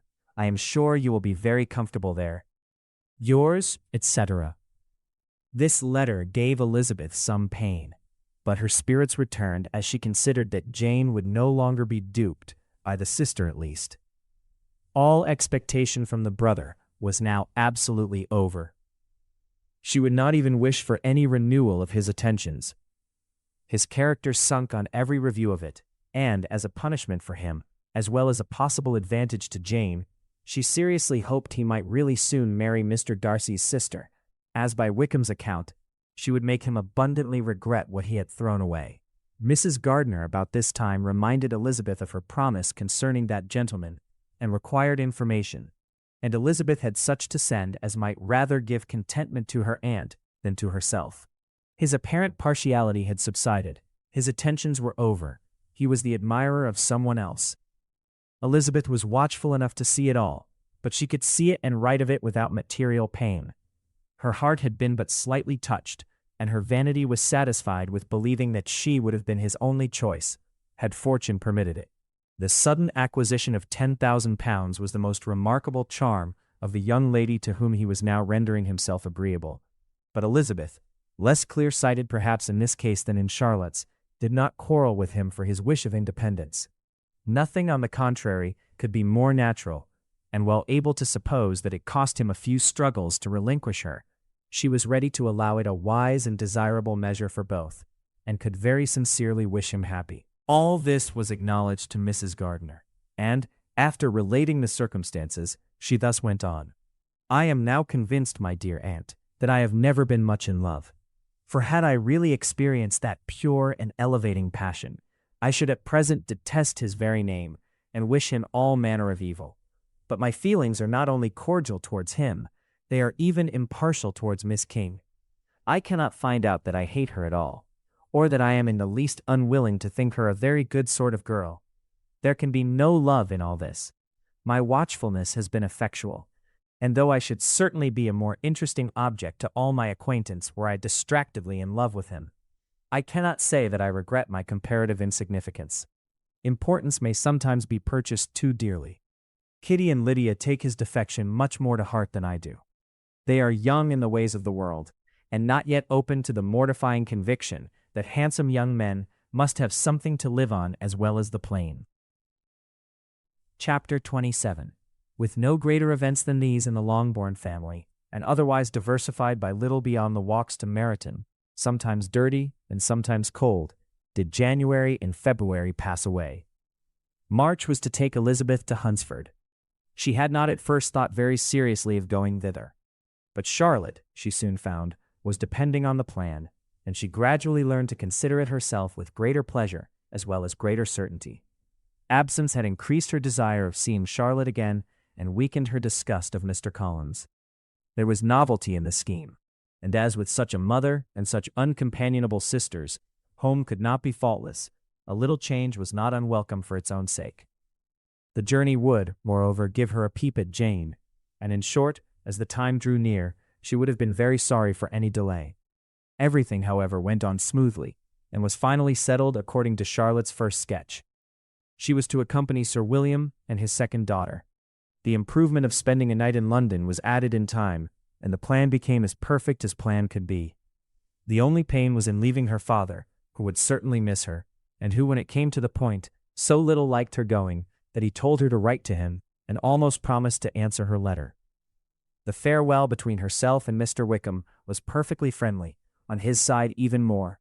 His present pursuit could not make him forget that Elizabeth had been the first to excite and to deserve his attention, the first to listen and to pity, the first to be admired, and in his manner of bidding her adieu, wishing her every enjoyment, reminding her of what she was to expect in Lady Catherine de Bourgh, and trusting their opinion of her, their opinion of everybody, would always coincide. There was a solicitude, an interest, which she felt must ever attach her to him with a most sincere regard, and she parted from him convinced that whether married or single, he must always be her model of the amiable and pleasing. Her fellow travelers the next day were not of a kind to make her think him less agreeable. Sir William Lucas and his daughter Maria, a good-humored girl, but as empty-headed as himself, had nothing to say that could be worth hearing, and were listened to with about as much delight as the rattle of the chaise. Elizabeth loved absurdities, but she had known Sir William's too long. He could tell her nothing new of the wonders of his presentation and knighthood, and his civilities were worn out, like his information. It was a journey of only 24 miles, and they began it so early as to be in Gracechurch Street by noon. As they drove to Mr. Gardiner's door, Jane was at a drawing-room window watching their arrival. When they entered the passage, she was there to welcome them, and Elizabeth, looking earnestly in her face, was pleased to see it healthful and lovely as ever. On the stairs were a troop of little boys and girls, whose eagerness for their cousin's appearance would not allow them to wait in the drawing-room, and whose shyness, as they had not seen her for a 12-month, prevented their coming lower. All was joy and kindness. The day passed most pleasantly away, the morning in bustle and shopping, and the evening at one of the theaters. Elizabeth then contrived to sit by her aunt. Their first subject was her sister, and she was more grieved than astonished to hear, in reply to her minute inquiries, that though Jane always struggled to support her spirits, there were periods of dejection. It was reasonable, however, to hope that they would not continue long. Mrs. Gardiner gave her the particulars also of Miss Bingley's visit in Gracechurch Street, and repeated conversations occurring at different times between Jane and herself, which proved that the former had, from her heart, given up the acquaintance. Mrs. Gardiner then rallied her niece on Wickham's desertion, and complimented her on bearing it so well. "But, my dear Elizabeth," she added, "what sort of girl is Miss King? I should be sorry to think our friend mercenary. Pray, my dear aunt, what is the difference in matrimonial affairs between the mercenary and the prudent motive? Where does discretion end and avarice begin? Last Christmas you were afraid of his marrying me because it would be imprudent, and now, because he is trying to get a girl with only £10,000, you want to find out that he is mercenary. If you will only tell me what sort of girl Miss King is, I shall know what to think. She is a very good kind of girl, I believe. I know no harm of her. But he paid her not the smallest attention till her grandfather's death made her mistress of this fortune. No, why should he? If it were not allowable for him to gain my affections because I had no money, what occasion could there be for making love to a girl whom he did not care about, and who was equally poor? But there seems indelicacy in directing his attentions towards her so soon after this event. A man in distressed circumstances has not time for all those elegant decorums which other people may observe. If she does not object to it, why should we? Her not objecting does not justify him, it only shows her being deficient in something herself, sense or feeling. Well, cried Elizabeth, have it as you choose. He shall be mercenary, and she shall be foolish. No, Lizzie, that is what I do not choose. I should be sorry, you know, to think ill of a young man he has lived so long in Derbyshire. Oh, as that is all, I have a very poor opinion of young men who live in Derbyshire, and their intimate friends who live in Hertfordshire are not much better. I am sick of them all. Thank heaven. I am going tomorrow where I shall find a man who has not one agreeable quality, who has neither manners nor sense to recommend him. Stupid men are the only ones worth knowing after all. Take care, Lizzie. That speech savors strongly of disappointment. Before they were separated by the conclusion of the play, she had the unexpected happiness of an invitation to accompany her uncle and aunt in a tour of pleasure which they proposed taking in the summer. "We have not quite determined how far it shall carry us," said Mrs. Gardiner, "but perhaps to the lakes." No scheme could have been more agreeable to Elizabeth, and her acceptance of the invitation was most ready and grateful. "My dear, dear aunt," she rapturously cried, "what delight, what felicity! You give me fresh life and vigor. Adieu to disappointment and spleen. What are men to rocks and mountains? Oh, what hours of transport we shall spend, and when we do return, it shall not be like other travelers, without being able to give one accurate idea of anything. We will know where we have gone, we will recollect what we have seen. Lakes, mountains, and rivers shall not be jumbled together in our imaginations, nor, when we attempt to describe any particular scene, will we begin quarreling about its relative situation. Let our first effusions be less insupportable than those of the generality of travelers. Chapter 28. Every object in the next day's journey was new and interesting to Elizabeth, and her spirits were in a state of enjoyment, for she had seen her sister looking so well as to banish all fear for her health, and the prospect of her northern tour was a constant source of delight.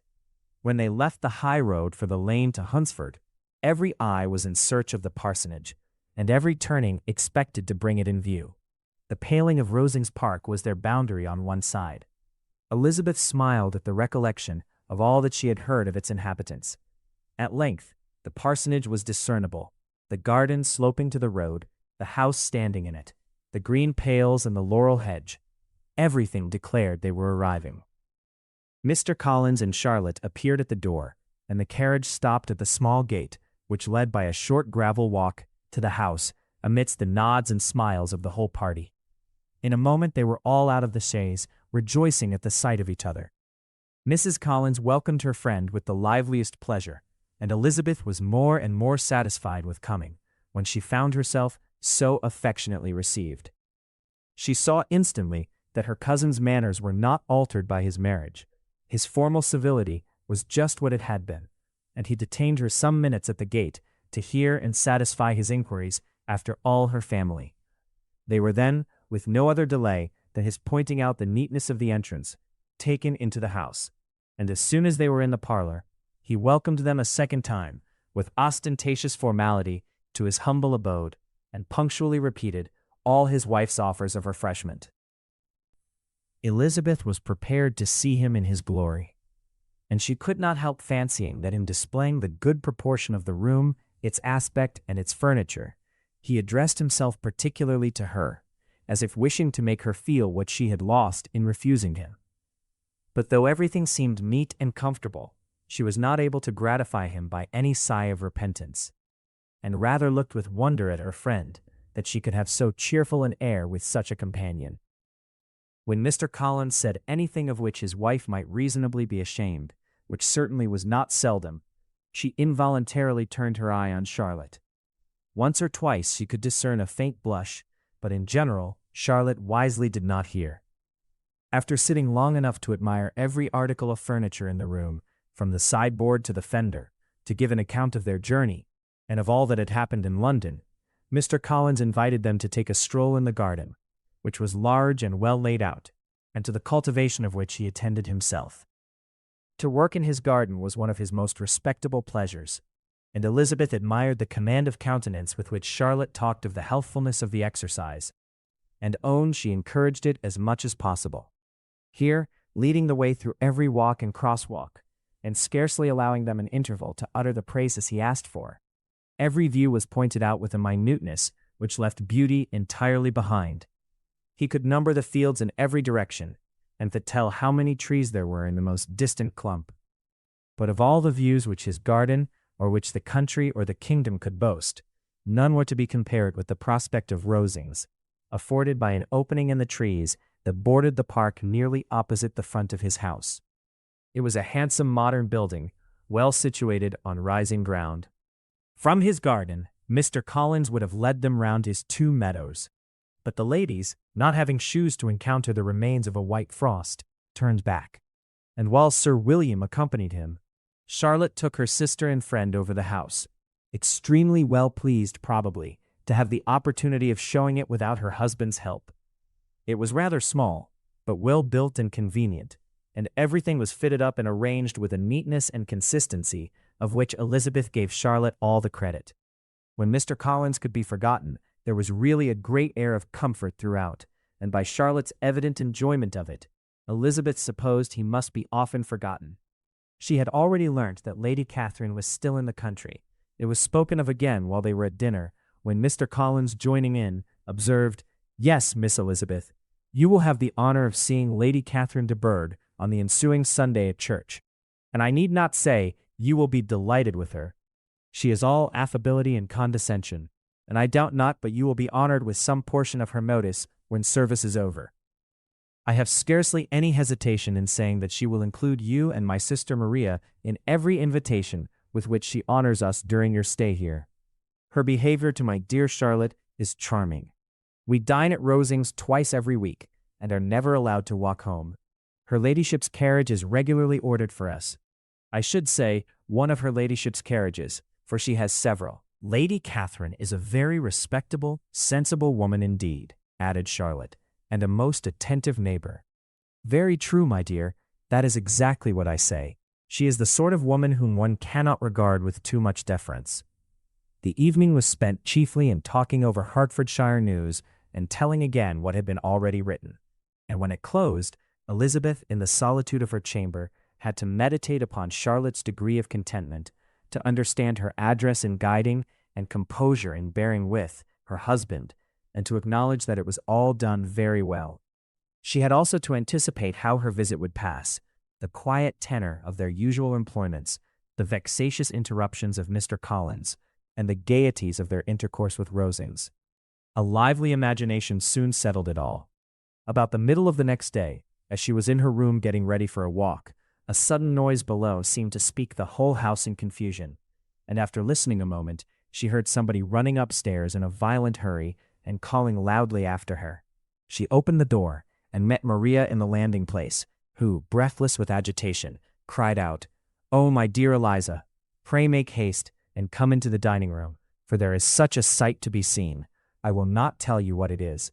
Make haste and come down this moment." Elizabeth asked questions in vain. Maria would tell her nothing more, and down they ran into the dining room which fronted the lane, in quest of this wonder. It was two ladies stopping in a low phaeton at the garden gate. "And is this all?" cried Elizabeth. "I expected at least that the pigs were got into the garden, and here is nothing but Lady Catherine and her daughter." "La, my dear," said Maria, quite shocked at the mistake, "it is not Lady Catherine. The old lady is Mrs. Jenkinson, who lives with them. The other is Miss de Bourgh. Only look at her. She is quite a little creature. Who would have thought she could be so thin and small? She is abominably rude to keep Charlotte out of doors in all this wind. Why does she not come in? Oh, Charlotte says she hardly ever does. It is the greatest of favors when Miss de Bourgh comes in." "I like her appearance," said Elizabeth, struck with other ideas. "She looks sickly and cross. Yes, she will do for him very well. She will make him a very proper wife." Mr. Collins and Charlotte were both standing at the gate in conversation with the ladies, and Sir William, to Elizabeth's high diversion, was stationed in the doorway in earnest contemplation of the greatness before him, and constantly bowing whenever Miss de Bourgh looked that way. At length there was nothing more to be said. The ladies drove on, and the others returned into the house. Mr. Collins no sooner saw the two girls than he began to congratulate them on their good fortune, which Charlotte explained by letting them know that the whole party was asked to dine at Rosings the next day. Chapter 29. Mr. Collins's triumph, in consequence of this invitation, was complete. The power of displaying the grandeur of his patroness to his wondering visitors, and of letting them see her civility towards himself and his wife, was exactly what he had wished for, and that an opportunity of doing it should be given so soon was such an instance of Lady Catherine's condescension as he knew not how to admire enough. "I confess," said he, "that I should not have been at all surprised by her ladyship's asking us, on Sunday, to drink tea and spend the evening at Rosings. I rather expected, from my knowledge of her affability, that it would happen. But who could have foreseen such an attention as this? Who could have imagined that we should receive an invitation to dine there, an invitation, moreover, including the whole party, so immediately after your arrival?" "I am the less surprised at what has happened," replied Sir William, "from that knowledge of what the manners of the great really are, which my situation in life has allowed me to acquire. About the court, such instances of elegant breeding are not uncommon. Scarcely anything was talked of the whole day or next morning but their visit to Rosings. Mr. Collins was carefully instructing them in what they were to expect, that the sight of such rooms, So many servants, and so splendid a dinner, might not wholly overpower them. When the ladies were separating for the toilette, he said to Elizabeth, "Do not make yourself uneasy, my dear cousin, about your apparel. Lady Catherine is far from requiring that elegance of dress in us which becomes herself and daughter. I would advise you merely to put on whatever of your clothes is superior to the rest. There is no occasion for anything more. Lady Catherine will not think the worse of you for being simply dressed. She likes to have the distinction of rank preserved." While they were dressing, he came 2 or 3 times to their different doors to recommend their being quick, as Lady Catherine very much objected to be kept waiting for her dinner. Such formidable accounts of her ladyship and her manner of living quite frightened Maria Lucas, who had been little used to company, and she looked forward to her introduction at Rosings with as much apprehension as her father had done to his presentation at St. James's. As the weather was fine, they had a pleasant walk of about half a mile across the park. Every park has its beauty and its prospects, and Elizabeth saw much to be pleased with, though she could not be in such raptures as Mr. Collins expected the scene to inspire, and was but slightly affected by his enumeration of the windows in front of the house, and his relation of what the glazing altogether had originally cost Sir Louis de Bourgh. When they ascended the steps to the hall, Maria's alarm was every moment increasing, and even Sir William did not look perfectly calm. Elizabeth's courage did not fail her. She had heard nothing of Lady Catherine that spoke her awful from any extraordinary talents or miraculous virtue, and the mere stateliness of money and rank she thought she could witness without trepidation. From the entrance hall, of which Mr. Collins pointed out, with a rapturous air, the fine proportion and finished ornaments, they followed the servants through an antechamber to the room where Lady Catherine, her daughter, and Mrs. Jenkinson were sitting. Her ladyship, with great condescension, arose to receive them, and as Mrs. Collins had settled it with her husband that the office of introduction should be hers, it was performed in a proper manner, without any of those apologies and thanks which he would have thought necessary. In spite of having been at St. James's, Sir William was so completely awed by the grandeur surrounding him that he had but just courage enough to make a very low bow and take his seat without saying a word. And his daughter, frightened almost out of her senses, sat on the edge of her chair, not knowing which way to look. Elizabeth found herself quite equal to the scene, and could observe the 3 ladies before her composedly. Lady Catherine was a tall, large woman, with strongly marked features, which might once have been handsome. Her air was not conciliating, nor was her manner of receiving them such as to make her visitors forget their inferior rank. She was not rendered formidable by silence, but whatever she said was spoken in so authoritative a tone as marked her self-importance, and brought Mr. Wickham immediately to Elizabeth's mind, and from the observation of the day altogether, she believed Lady Catherine to be exactly what he had represented. When, after examining the mother, in whose countenance and deportment she soon found some resemblance of Mr. Darcy, she turned her eyes on the daughter, she could almost have joined in Maria's astonishment at her being so thin and so small. There was neither in figure nor face any likeness between the ladies. Miss de Bourgh was pale and sickly, her features, though not plain, were insignificant, and she spoke very little, except in a low voice, to Mrs. Jenkinson, in whose appearance there was nothing remarkable, and who was entirely engaged in listening to what she said, and placing a screen in the proper direction before her eyes. After sitting a few minutes, they were all sent to one of the windows to admire the view, Mr. Collins attending them to point out its beauties, and Lady Catherine kindly informing them that it was much better worth looking at in the summer. The dinner was exceedingly handsome, and there were all the servants, and all the articles of plate which Mr. Collins had promised, and, as he had likewise foretold, he took his seat at the bottom of the table by her ladyship's desire, and looked as if he felt that life could furnish nothing greater. He carved and ate and praised with delighted alacrity, and every dish was commended first by him and then by Sir William, who was now enough recovered to echo whatever his son-in-law said, in a manner which Elizabeth wondered Lady Catherine could bear. But Lady Catherine seemed gratified by their excessive admiration, and gave most gracious smiles, especially when any dish on the table proved a novelty to them.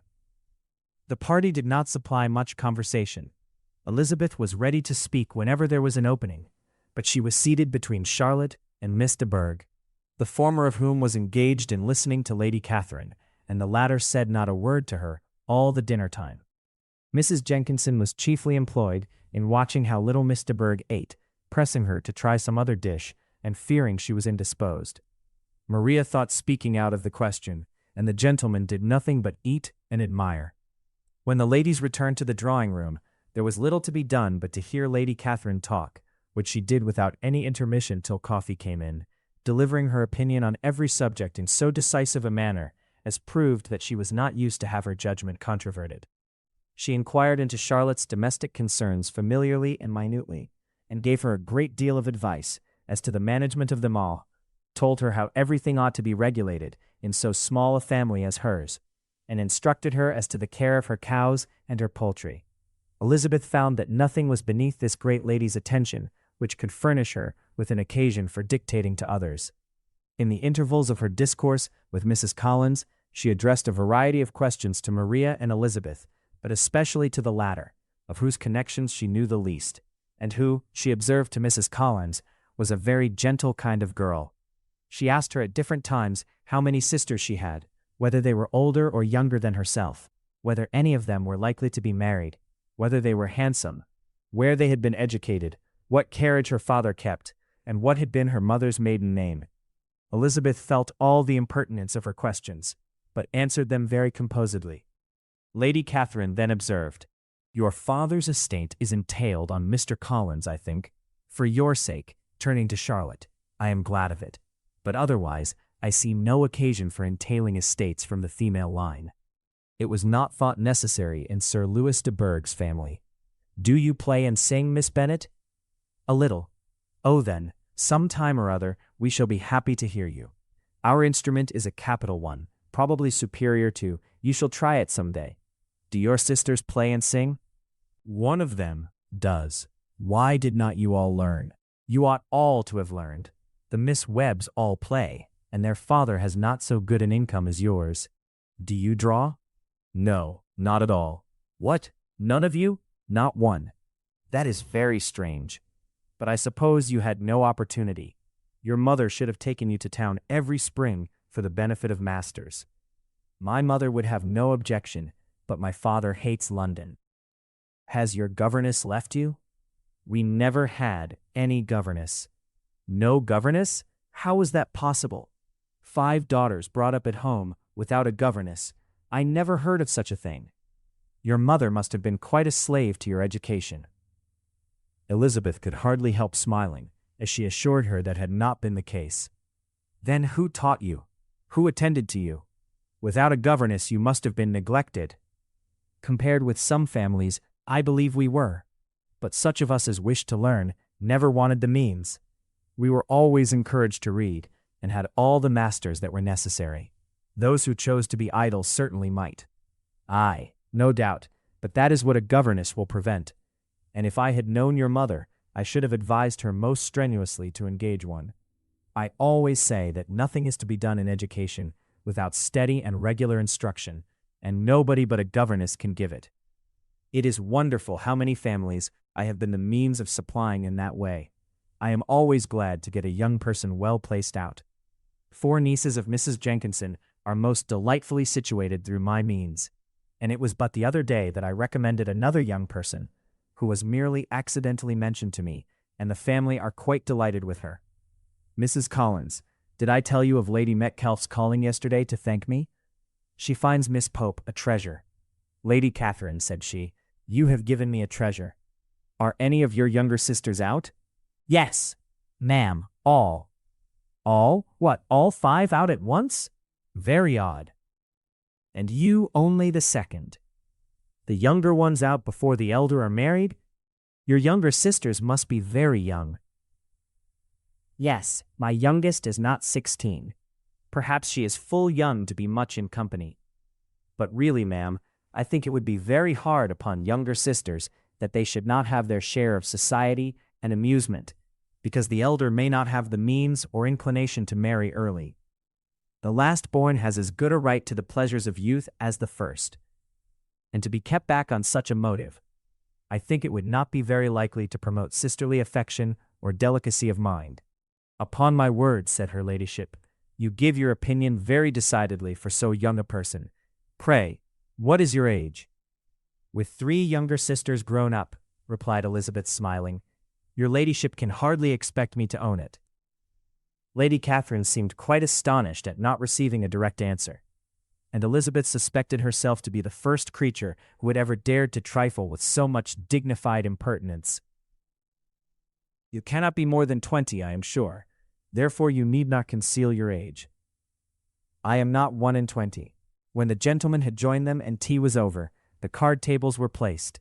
Lady Catherine, Sir William, and Mr. and Mrs. Collins sat down to quadrille, and as Miss de Bourgh chose to play at casino, the 2 girls had the honor of assisting Mrs. Jenkinson to make up her party. Their table was superlatively stupid.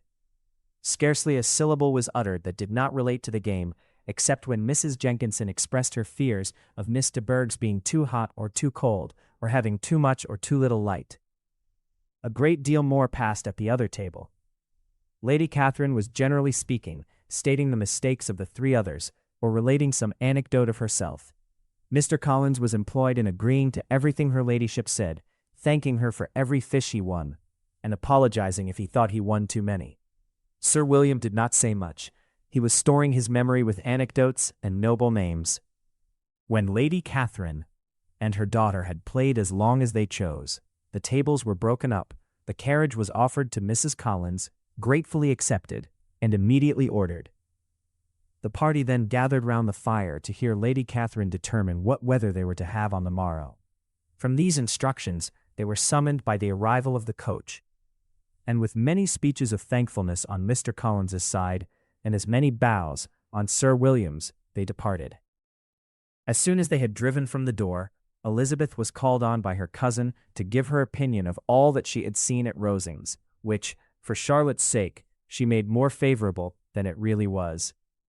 But her commendation, though costing her some trouble, could by no means satisfy Mr. Collins, and he was very soon obliged to take her ladyship's praise into his own hands.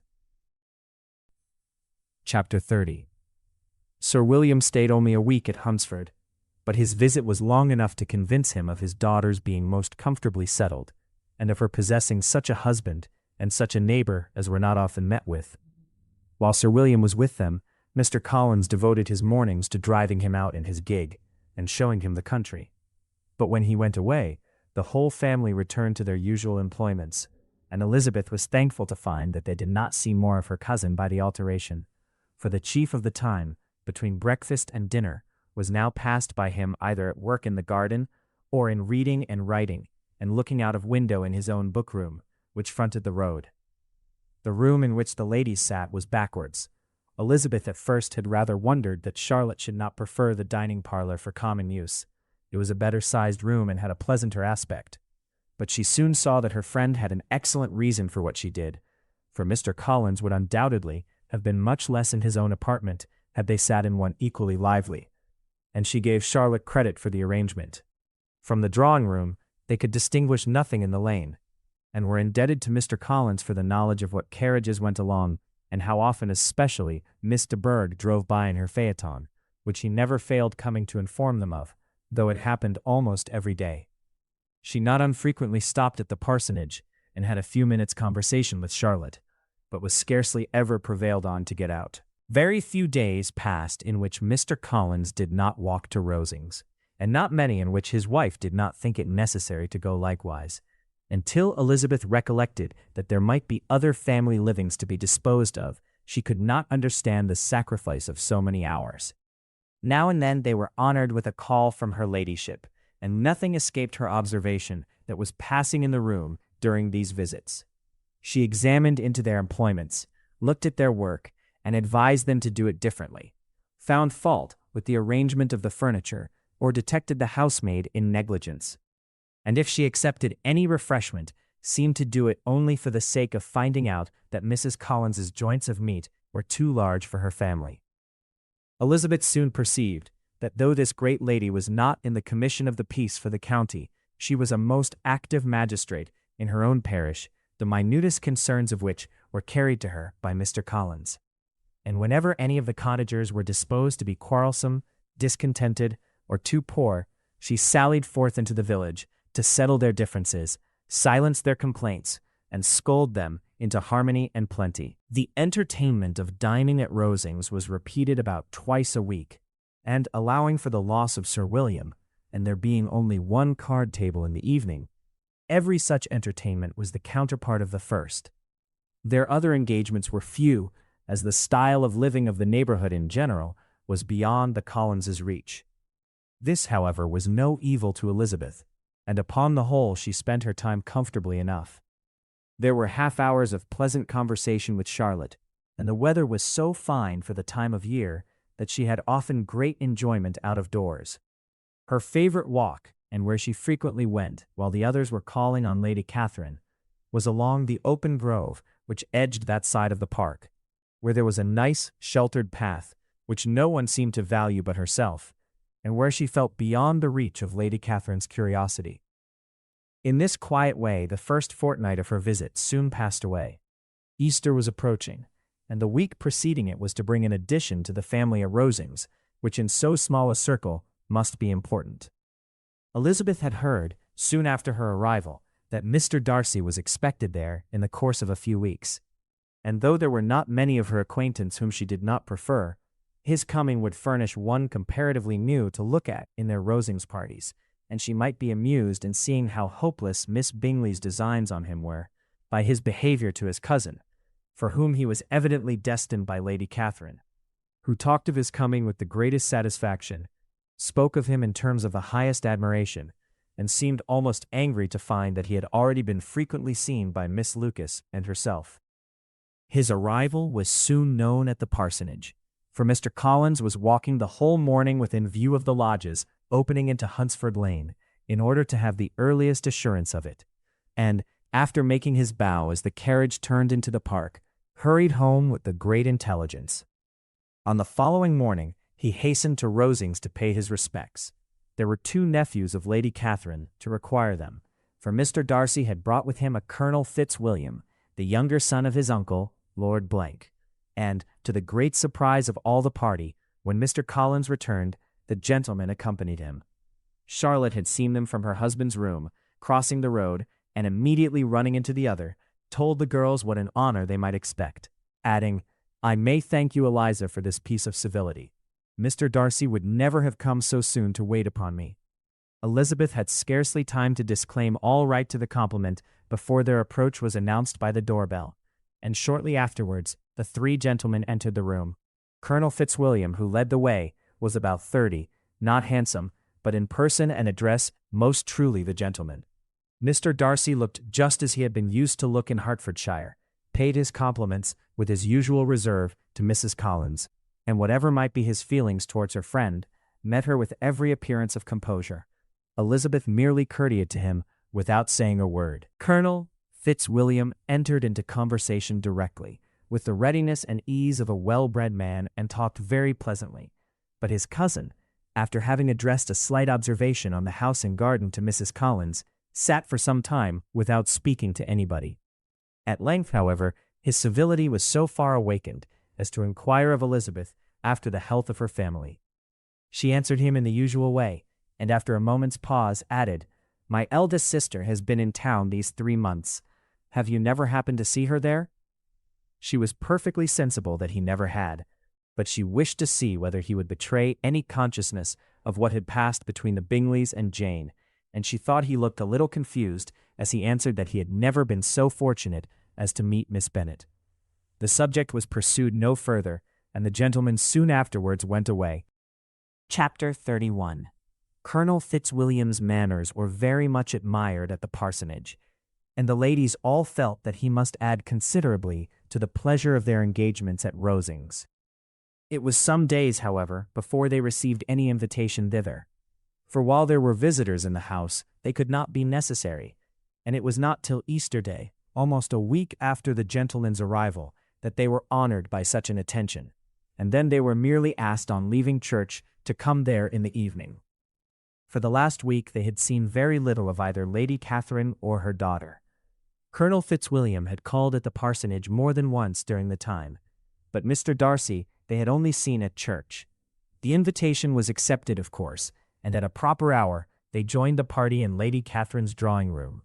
Her ladyship received them civilly, but it was plain that their company was by no means so acceptable as when she could get nobody else, and she was, in fact, almost engrossed by her nephews, speaking to them, especially to Darcy, much more than to any other person in the room.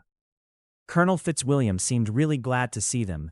Anything was a welcome relief to him at Rosings, and Mrs. Collins's pretty friend had moreover caught his fancy very much.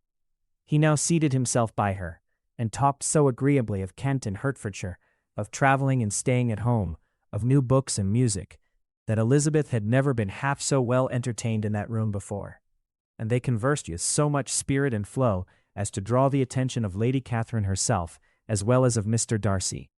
His eyes had been soon and repeatedly turned towards them with a look of curiosity, and that her ladyship after a while shared the feeling was more openly acknowledged, for she did not scruple to call out, "What is that you are saying, Fitzwilliam? What is it you are talking of? What are you telling Miss Bennet? Let me hear what it is." "We were talking of music, madam," said he, when no longer able to avoid a reply. "Of music? Then pray speak aloud. It is of all subjects my delight. I must have my share in the conversation, if you are speaking of music. There are few people in England, I suppose, who have more true enjoyment of music than myself, or a better natural taste. If I had ever learnt, I should have been a great proficient, and so would Anne, if her health had allowed her to apply. I am confident that she would have performed delightfully. How does Georgiana get on, Darcy?" Mr. Darcy spoke with affectionate praise of his sister's proficiency. "I am very glad to hear such a good account of her," said Lady Catherine. "And pray tell her from me that she cannot expect to excel if she does not practice a great deal." "I assure you, madam," he replied, "that she does not need such advice. She practices very constantly. So much the better. It cannot be done too much, and when I next write to her, I shall charge her not to neglect it on any account. I often tell young ladies that no excellence in music is to be acquired without constant practice. I have told Miss Bennet several times that she will never play really well unless she practices more, and though Mrs. Collins has no instrument, she is very welcome, as I have often told her, to come to Rosings every day and play on the pianoforte in Mrs. Jenkinson's room. She would be in nobody's way, you know, in that part of the house." Mr. Darcy looked a little ashamed of his aunt's ill-breeding, and made no answer. When coffee was over, Colonel Fitzwilliam reminded Elizabeth of having promised to play to him, and she sat down directly to the instrument. He drew a chair near her. Lady Catherine listened to half a song, and then talked, as before, to her other nephew, till the latter walked away from her, and moving with his usual deliberation towards the pianoforte, stationed himself so as to command a full view of the fair performer's countenance. Elizabeth saw what he was doing, and at the first convenient pause, turned to him with an arch smile, and said, "You mean to frighten me, Mr. Darcy, by coming in all this state to hear me, but I will not be alarmed, though your sister does play so well. There is a stubbornness about me that never can bear to be frightened at the will of others. My courage always rises with every attempt to intimidate me." "I shall not say that you are mistaken," he replied, "because you could not really believe me to entertain any design of alarming you, and I have had the pleasure of your acquaintance long enough to know that you find great enjoyment in occasionally professing opinions which, in fact, are not your own." Elizabeth laughed heartily at this picture of herself, and said to Colonel Fitzwilliam, "Your cousin will give you a very pretty notion of me, and teach you not to believe a word I say. I am particularly unlucky in meeting with a person so well able to expose my real character, in a part of the world where I had hoped to pass myself off with some degree of credit. Indeed, Mr. Darcy, it is very ungenerous in you to mention all that you knew to my disadvantage in Hertfordshire, and give me leave to say, very impolitic too, for it is provoking me to retaliate, and such things may come out as will shock your relations to hear. I am not afraid of you," said he smilingly. "Pray let me hear what you have to accuse him of," cried Colonel Fitzwilliam. "I should like to know how he behaves among strangers." "You shall hear then, but prepare for something very dreadful. The first time of my ever seeing him in Hertfordshire, you must know, was at a ball. And at this ball, what do you think he did? He danced only 4 dances, I am sorry to pain you, but so it was. He danced only 4 dances, though gentlemen were scarce, and to my certain knowledge, more than one young lady was sitting down in want of a partner. Mr. Darcy, you cannot deny the fact. I had not at that time the honor of knowing any lady in the assembly beyond my own party. True, and nobody can ever be introduced in a ballroom. Well, Colonel Fitzwilliam, what do I play next? My fingers wait your orders. Perhaps, said Darcy, I should have judged better had I sought an introduction, but I am ill qualified to recommend myself to strangers. Shall we ask your cousin the reason of this? Said Elizabeth, still addressing Colonel Fitzwilliam. Shall we ask him why a man of sense and education, and who has lived in the world, is ill qualified to recommend himself to strangers? I can answer your question, said Fitzwilliam, without applying to him. It is because he will not give himself the trouble. I certainly have not the talent which some people possess, said Darcy, of conversing easily with those I have never seen before. I cannot catch their tone of conversation, or appear interested in their concerns, as I often see done. My fingers, said Elizabeth, do not move over this instrument in the masterly manner which I see so many women do. They have not the same force or rapidity, and do not produce the same expression. But then I have always supposed it to be my own fault, because I would not take the trouble of practicing. It is not that I do not believe my fingers as capable as any other woman's of superior execution.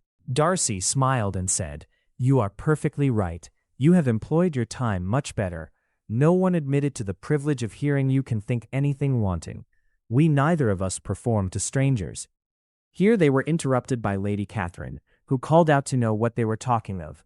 Elizabeth immediately began playing again. Lady Catherine approached, and after listening for a few minutes said to Darcy, Miss Bennet would not play at all amiss if she practiced more, and could have the advantage of a London master. She has a very good notion of fingering, though her taste is not equal to Anne's. Anne would have been a delightful performer had her health allowed her to learn.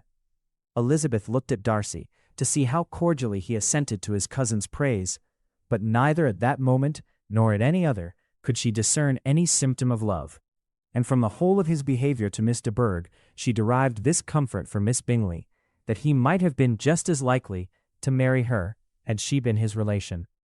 Lady Catherine continued her remarks on Elizabeth's performance, mixing with them many instructions on execution and taste. Elizabeth received them with all the forbearance of civility, and at the request of the gentleman, remained at the instrument till her ladyship's carriage was ready to take them all home.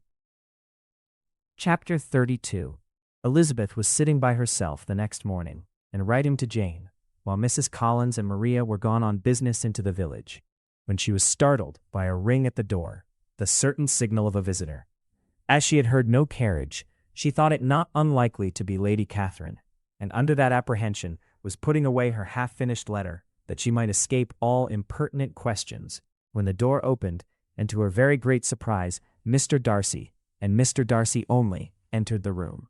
He seemed astonished, too, on finding her alone, and apologized for his intrusion by letting her know that he had understood all the ladies to be within. They then sat down, and when her inquiries after Rosings were made, seemed in danger of sinking into total silence. It was absolutely necessary, therefore, to think of something, and in this emergency, recollecting when she had seen him last in Hertfordshire, and feeling curious to know what he would say on the subject of their hasty departure, she observed, How very suddenly you all quitted Netherfield last November, Mr. Darcy. It must have been a most agreeable surprise to Mr. Bingley to see you all after him so soon, for if I recollect right, he went but the day before. He and his sisters were well, I hope, when you left London. Perfectly so, I thank you. She found that she was to receive no other answer, and after a short pause added, I think I have understood that Mr. Bingley has not much idea of ever returning to Netherfield again. I have never heard him say so, but it is probable that he may spend very little of his time there in future. He has many friends, and he is at a time of life when friends and engagements are continually increasing. If he means to be but little at Netherfield, it would be better for the neighborhood that he should give up the place entirely, for then we might possibly get a settled family there.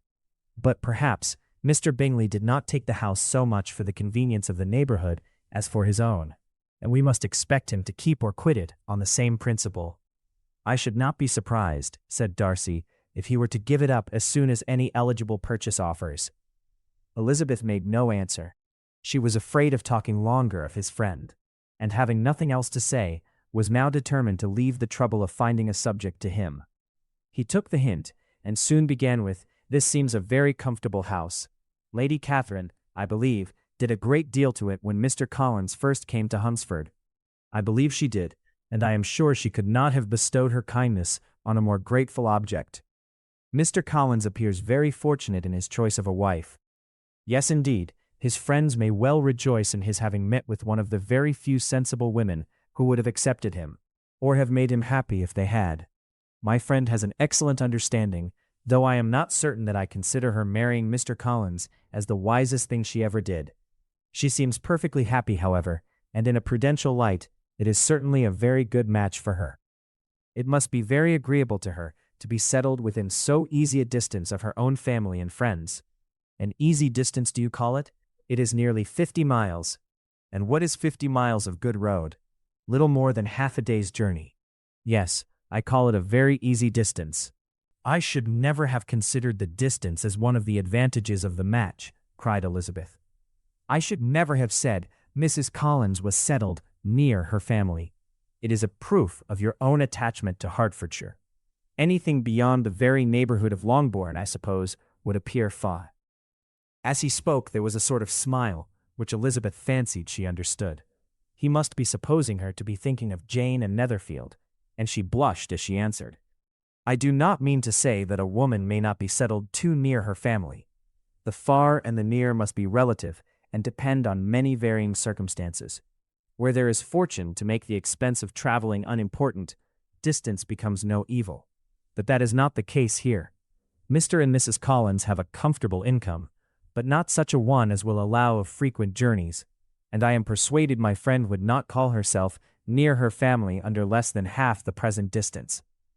Mr. Darcy drew his chair a little towards her, and said, "You cannot have a right to such very strong local attachment. You cannot have been always at Longbourn." Elizabeth looked surprised. The gentleman experienced some change of feeling.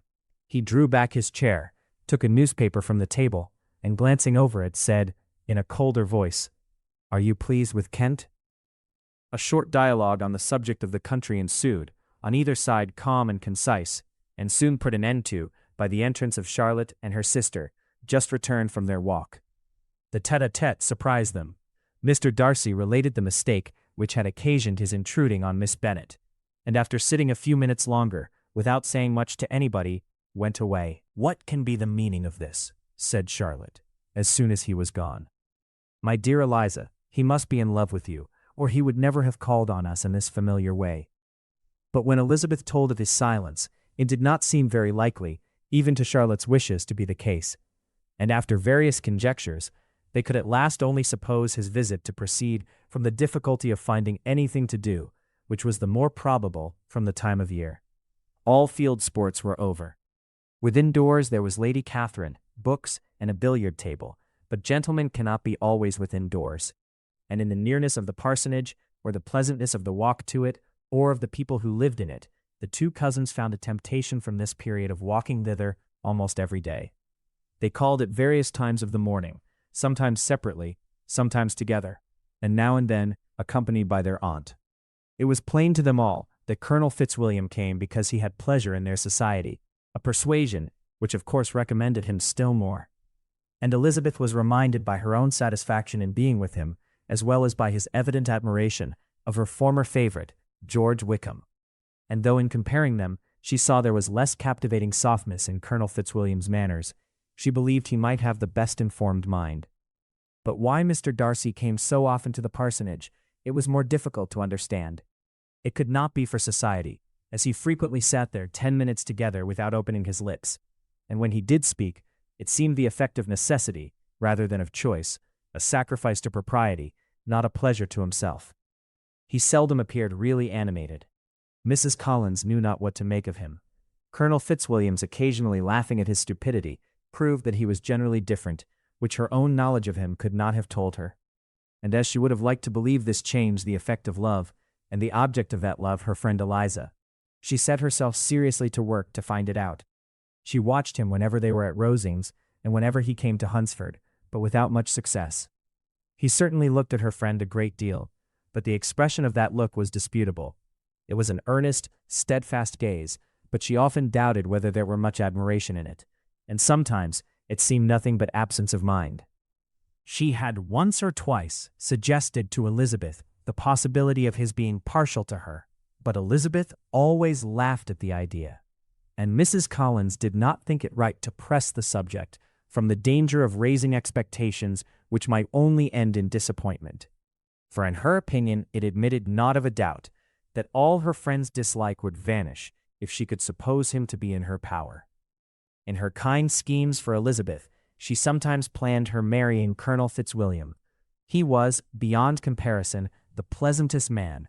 He certainly admired her, and his situation in life was most eligible. But to counterbalance these advantages, Mr. Darcy had considerable patronage in the church, and his cousin could have none at all. Chapter 33. More than once did Elizabeth, in her ramble within the park, unexpectedly meet Mr. Darcy. She felt all the perverseness of the mischance that should bring him where no one else was brought, and to prevent its ever happening again, took care to inform him, at first, that it was a favorite haunt of hers. How it could occur a second time, therefore, was very odd. Yet it did, and even the third. It seemed like willful ill nature, or a voluntary penance, for on these occasions it was not merely a few formal inquiries and an awkward pause, and then away, but he actually thought it necessary to turn back and walk with her. He never said a great deal, nor did she give herself the trouble of talking or of listening much. But it struck her in the course of their third encounter that he was asking some odd, unconnected questions about her pleasure in being at Hunsford, her love of solitary walks, and her opinion of Mr. and Mrs. Collins's happiness, and that in speaking of Rosings, and her not perfectly understanding the house, he seemed to expect that whenever she came into Kent again, she would be staying there too. His words seemed to imply it. Could he have Colonel Fitzwilliam in his thoughts? She supposed if he meant anything, he must mean an allusion to what might arise in that quarter. It distressed her a little, and she was quite glad to find herself at the gate in the Pales opposite the parsonage. She was engaged one day, as she walked, in reperusing Jane's last letter, and dwelling on some passages which proved that Jane had not written in spirits, when, instead of being again surprised by Mr. Darcy, she saw, on looking up, that Colonel Fitzwilliam was meeting her. Putting away the letter immediately, and forcing a smile, she said, "I did not know before that you ever walked this way." "I have been making the tour of the park," he replied, "as I generally do every year, and intended to close it with a call at the parsonage. Are you going much farther?" "No, I should have turned in a moment." And accordingly, she did turn, and they walked towards the parsonage together. "Do you certainly leave Kent on Saturday?" said she. "Yes, if Darcy does not put it off again. But I am at his disposal. He arranges the business just as he pleases. And if not able to please himself in the arrangement, he has at least great pleasure in the power of choice. I do not know anybody who seems more to enjoy the power of doing what he likes than Mr. Darcy." "He likes to have his own way very well," replied Colonel Fitzwilliam. "But so we all do. It is only that he has better means of having it than many others, because he is rich, and many others are poor. I speak feelingly. A younger son, you know, must be inured to self-denial and dependence. In my opinion, the younger son of an earl can know very little of either. Now, seriously, what have you ever known of self-denial and dependence? When have you been prevented by want of money from going wherever you chose, or procuring anything you had a fancy for? These are home questions, and perhaps I cannot say that I have experienced many hardships of that nature. But in matters of greater weight, I may suffer from the want of money. Younger sons cannot marry where they like, unless where they like women of fortune, which I think they very often do. Our habits of expense make us too dependent, and there are not many in my rank of life who can afford to marry without some attention to money." "Is this," thought Elizabeth, "meant for me?" And she colored at the idea. But recovering herself, said in a lively tone, "And pray, what is the usual price of an earl's younger son? Unless the elder brother is very sickly, I suppose you would not ask above £50,000. He answered her in the same style, and the subject dropped. To interrupt a silence which might make him fancy her affected with what had passed, she soon afterwards said, "I imagine your cousin brought you down with him chiefly for the sake of having somebody at his disposal. I wonder he does not marry, to secure a last inconvenience of that kind. But perhaps his sister does as well for the present, and as she is under his sole care, he may do what he likes with her." "No," said Colonel Fitzwilliam, "that is an advantage which he must divide with me. I am joined with him in the guardianship of Miss Darcy." "Are you indeed? And pray, what sort of a guardian do you make? Does your charge give you much trouble? Young ladies of her age are sometimes a little difficult to manage, and if she has the true Darcy spirit, she may like to have her own way." As she spoke, she observed him looking at her earnestly, and the manner in which he immediately asked her why she supposed Miss Darcy likely to give them any uneasiness convinced her that she had somehow or other got pretty near the truth. She directly replied, "You need not be frightened. I never heard any harm of her, and I dare say she is one of the most tractable creatures in the world. She is a very great favorite with some ladies of my acquaintance, Mrs. Hurst and Miss Bingley. I think I have heard you say that you know them. I know them a little. Their brother is a pleasant, gentlemanlike man. He is a great friend of Darcy's." "Oh yes," said Elizabeth dryly, "Mr. Darcy is uncommonly kind to Mr. Bingley, and takes a prodigious deal of care of him." "Care of him? Yes, I really believe Darcy does take care of him in those points where he most wants care. From something that he told me in our journey hither, I have reason to think Bingley very much indebted to him. But I ought to beg his pardon, for I have no right to suppose that Bingley was the person meant. It was all conjecture." "What is it you mean?" "It is a circumstance which Darcy of course could not wish to be generally known, because if it were to get round to the lady's family, it would be an unpleasant thing. You may depend upon my not mentioning it. And remember that I have not much reason for supposing it to be Bingley. What he told me was merely this, that he congratulated himself on having lately saved a friend from the inconveniences of a most imprudent marriage, but without mentioning names or any other particulars. And I only suspected it to be Bingley from believing him the kind of young man to get into a scrape of that sort, and from knowing them to have been together the whole of last summer." "Did Mr. Darcy give you his reasons for this interference?" "I understood that there were some very strong objections against the lady." "And what arts did he use to separate them?" "He did not talk to me of his own arts," said Fitzwilliam, smiling. "He only told me what I have now told you." Elizabeth made no answer, and walked on, her heart swelling with indignation. After watching her a little, Fitzwilliam asked her why she was so thoughtful. "I am thinking of what you have been telling me," said she. "Your cousin's conduct does not suit my feelings. Why was he to be the judge? You are rather disposed to call his interference officious. I do not see what right Mr. Darcy had to decide on the propriety of his friend's inclination, or why, upon his own judgment alone, he was to determine and direct in what manner that friend was to be happy. But," she continued, recollecting herself, "as we know none of the particulars, it is not fair to condemn him. It is not to be supposed that there was much affection in the case." "That is not an unnatural surmise," said Fitzwilliam, "but it is lessening the honor of my cousin's triumph very sadly."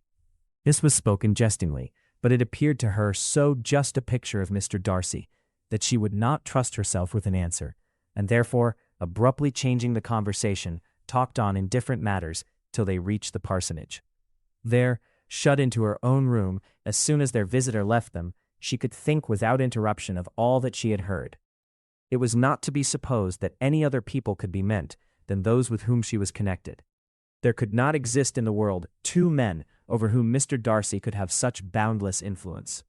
That he had been concerned in the measures taken to separate Mr. Bingley and Jane, she had never doubted, but she had always attributed to Miss Bingley the principal design and arrangement of them. If his own vanity, however, did not mislead him, he was the cause, his pride and caprice were the cause, of all that Jane had suffered and still continued to suffer.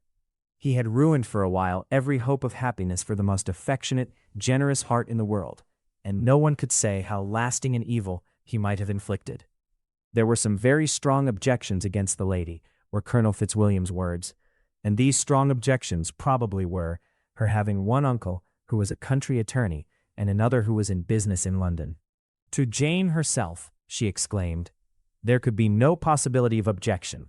all loveliness and goodness as she is, her understanding excellent, her mind improved, and her manners captivating.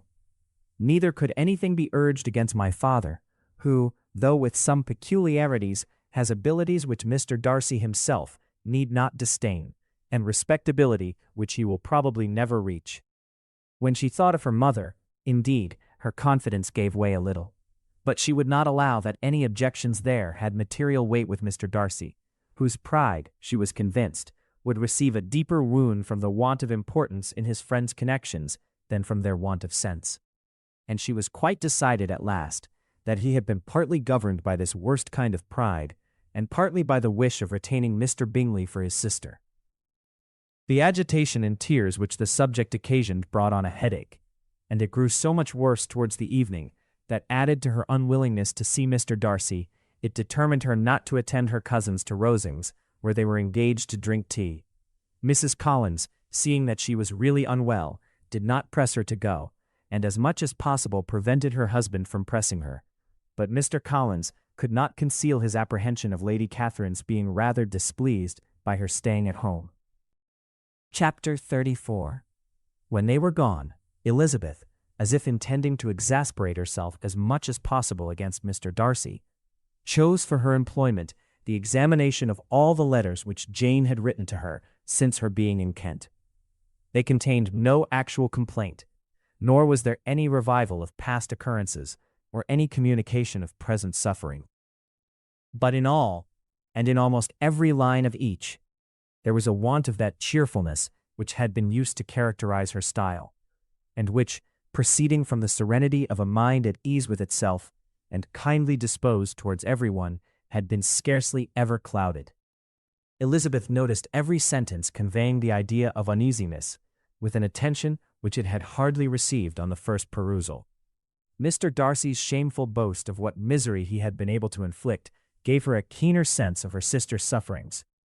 It was some consolation to think that his visit to Rosings was to end on the day after the next, and a still greater that in less than a fortnight she should herself be with Jane again, and enabled to contribute to the recovery of her spirits by all that affection could do.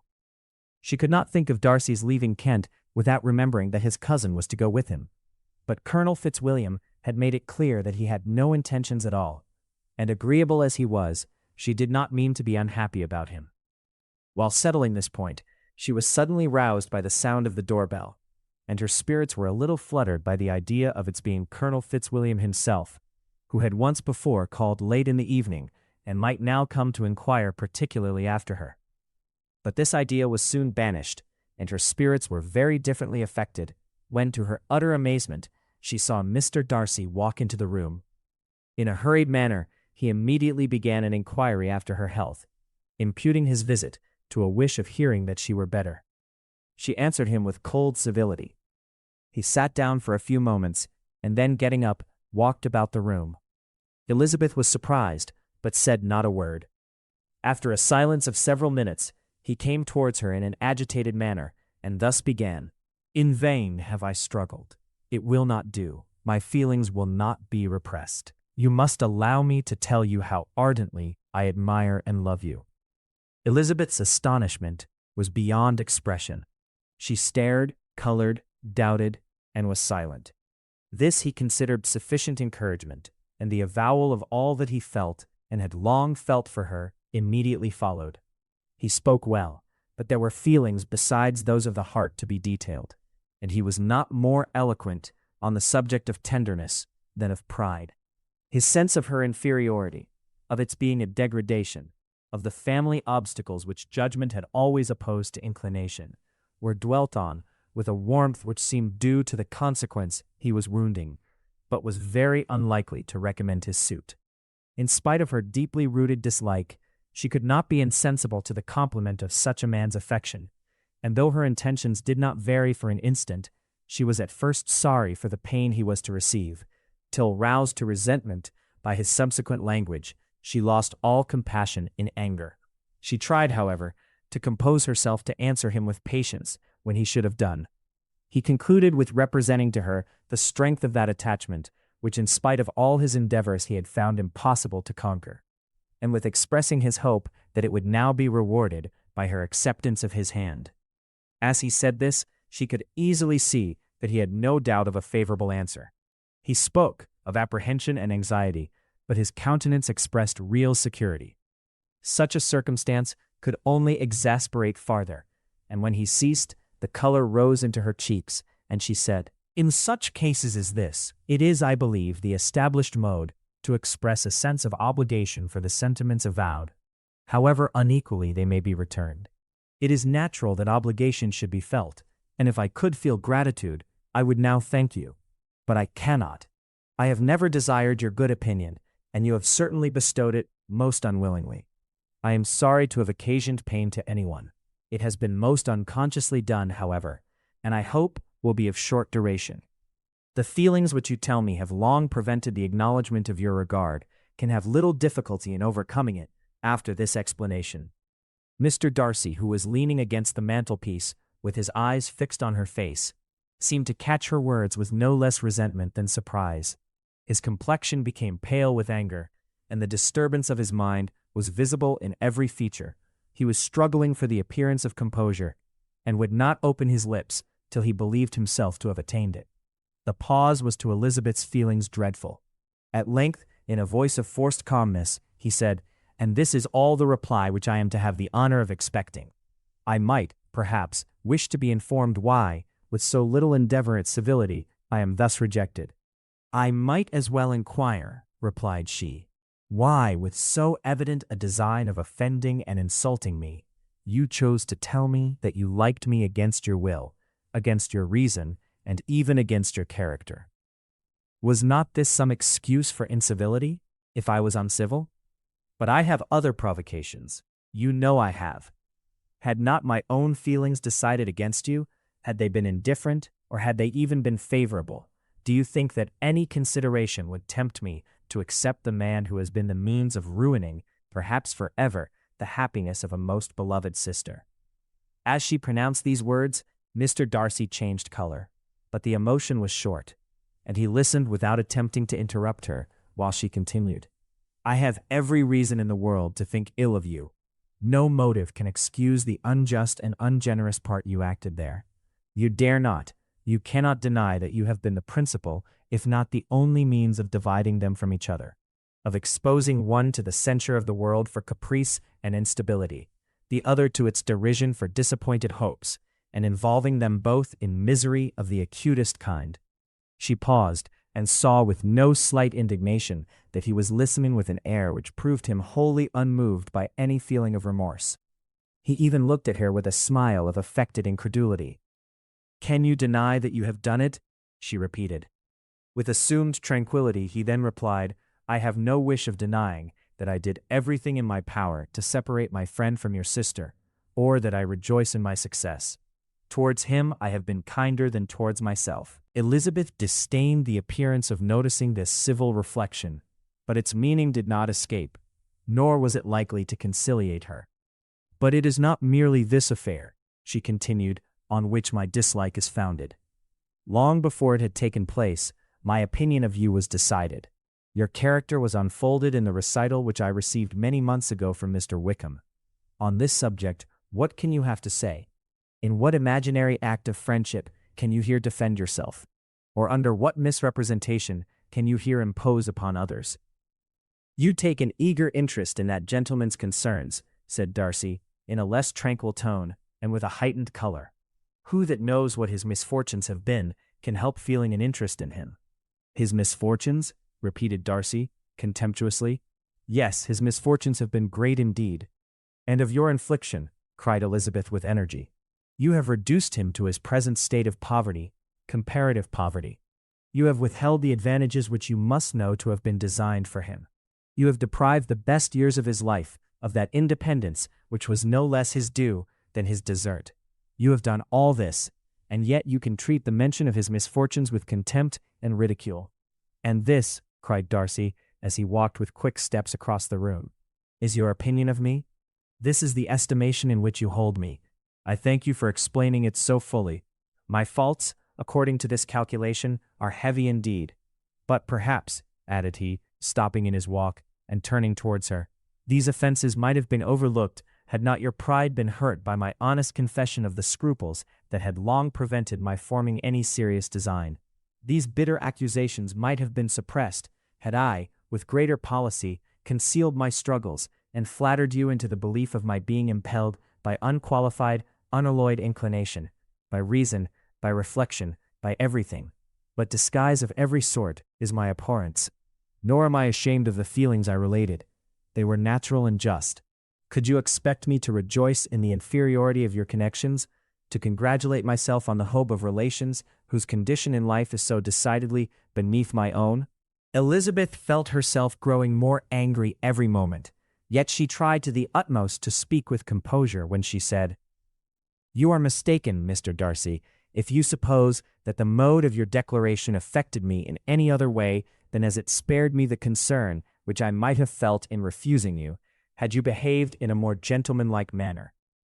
She saw him start at this, but he said nothing, and she continued, "You could not have made me the offer of your hand in any possible way that would have tempted me to accept it."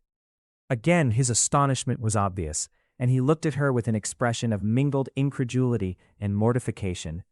She went on, "From the very beginning, from the first moment, I may almost say, of my acquaintance with you, your manners impressing me with the fullest belief of your arrogance, your conceit, and your selfish disdain of the feelings of others, were such as to form that groundwork of disapprobation on which succeeding events have built so immovable a dislike, and I had not known you a month before I felt that you were the last man in the world whom I could ever be prevailed on to marry. You have said quite enough, madam. I perfectly comprehend your feelings, and have now only to be ashamed of what my own have been. Forgive me for having taken up so much of your time, and accept my best wishes for your health and happiness." And with these words, he hastily left the room, and Elizabeth heard him the next moment open the front door and quit the house. The tumult of her mind was now painfully great. She knew not how to support herself, and from actual weakness, sat down and cried for half an hour. Her astonishment, as she reflected on what had passed, was increased by every review of it. That she should receive an offer of marriage from Mr. Darcy. That he should have been in love with her for so many months, so much in love as to wish to marry her, in spite of all the objections which had made him prevent his friends marrying her sister, and which must appear, at least with equal force, in his own case, was almost incredible. It was gratifying to have inspired unconsciously so strong an affection. But his pride, his abominable pride, his shameless avowal of what he had done with respect to Jane, his unpardonable assurance in acknowledging, though he could not justify it, and the unfeeling manner which he had mentioned Mr. Wickham, his cruelty towards whom he had not attempted to deny, soon overcame the pity which the consideration of his attachment had for a moment excited. She continued in very agitating reflections till the sound of Lady Catherine's carriage made her feel how unequal she was to encounter Charlotte's observation, and hurried her away to her room. Chapter 35. Elizabeth awoke the next morning to the same thoughts and meditations which had at length closed her eyes. She could not yet recover from the surprise of what had happened. It was impossible to think of anything else, and totally indisposed for employment, she resolved soon after breakfast to indulge herself in air and exercise. She was proceeding directly to her favorite walk, when the recollection of Mr. Darcy's sometimes coming there stopped her, and instead of entering the park, she turned up the lane which led her farther from the turnpike road. The park paling was still the boundary on one side, and she soon passed one of the gates into the ground. After walking 2 or 3 times along that part of the lane, she was tempted by the pleasantness of the morning to stop at the gates and look into the park. The 5 weeks which she had now passed in Kent had made a great difference in the country, and every day was adding to the verdure of the early trees. She was on the point of continuing her walk, when she caught a glimpse of a gentleman within the sort of grove which edged the park. He was moving that way, and fearful of its being Mr. Darcy, she was directly retreating. But the person who advanced was now near enough to see her, and stepping forward with eagerness, pronounced her name. She had turned away, but on hearing herself called, though in a voice which proved it to be Mr. Darcy, she moved again towards the gate. He had by that time reached it also, and holding out a letter, which she instinctively took, said, with a look of haughty composure, "I have been walking in the grove some time, in the hope of meeting you. Will you do me the honor of reading that letter?" And then, with a slight bow, turned again into the plantation, and was soon out of sight. With no expectation of pleasure, but with the strongest curiosity, Elizabeth opened the letter, and to her still increasing wonder, perceived an envelope containing 2 sheets of letter paper, written quite through, in a very close hand. The envelope itself was likewise full. Pursuing her way along the lane, she then began it. It was dated from Rosings, at 8 o'clock in the morning, and was as follows: "Be not alarmed, madam, on receiving this letter, by the apprehension of its containing any repetition of those sentiments, or renewal of those offers, which were last night so disgusting to you. I write without any intention of paining you, or humbling myself, by dwelling on wishes, which for the happiness of both, cannot be too soon forgotten. And the effort which the formation and the perusal of this letter must occasion, should have been spared, had not my character required it to be written and read. You must therefore pardon the freedom with which I demand your attention. Your feelings, I know, will bestow it unwillingly, but I demand it of your justice. 2 offenses of a very different nature, and by no means of equal magnitude, you last night laid to my charge.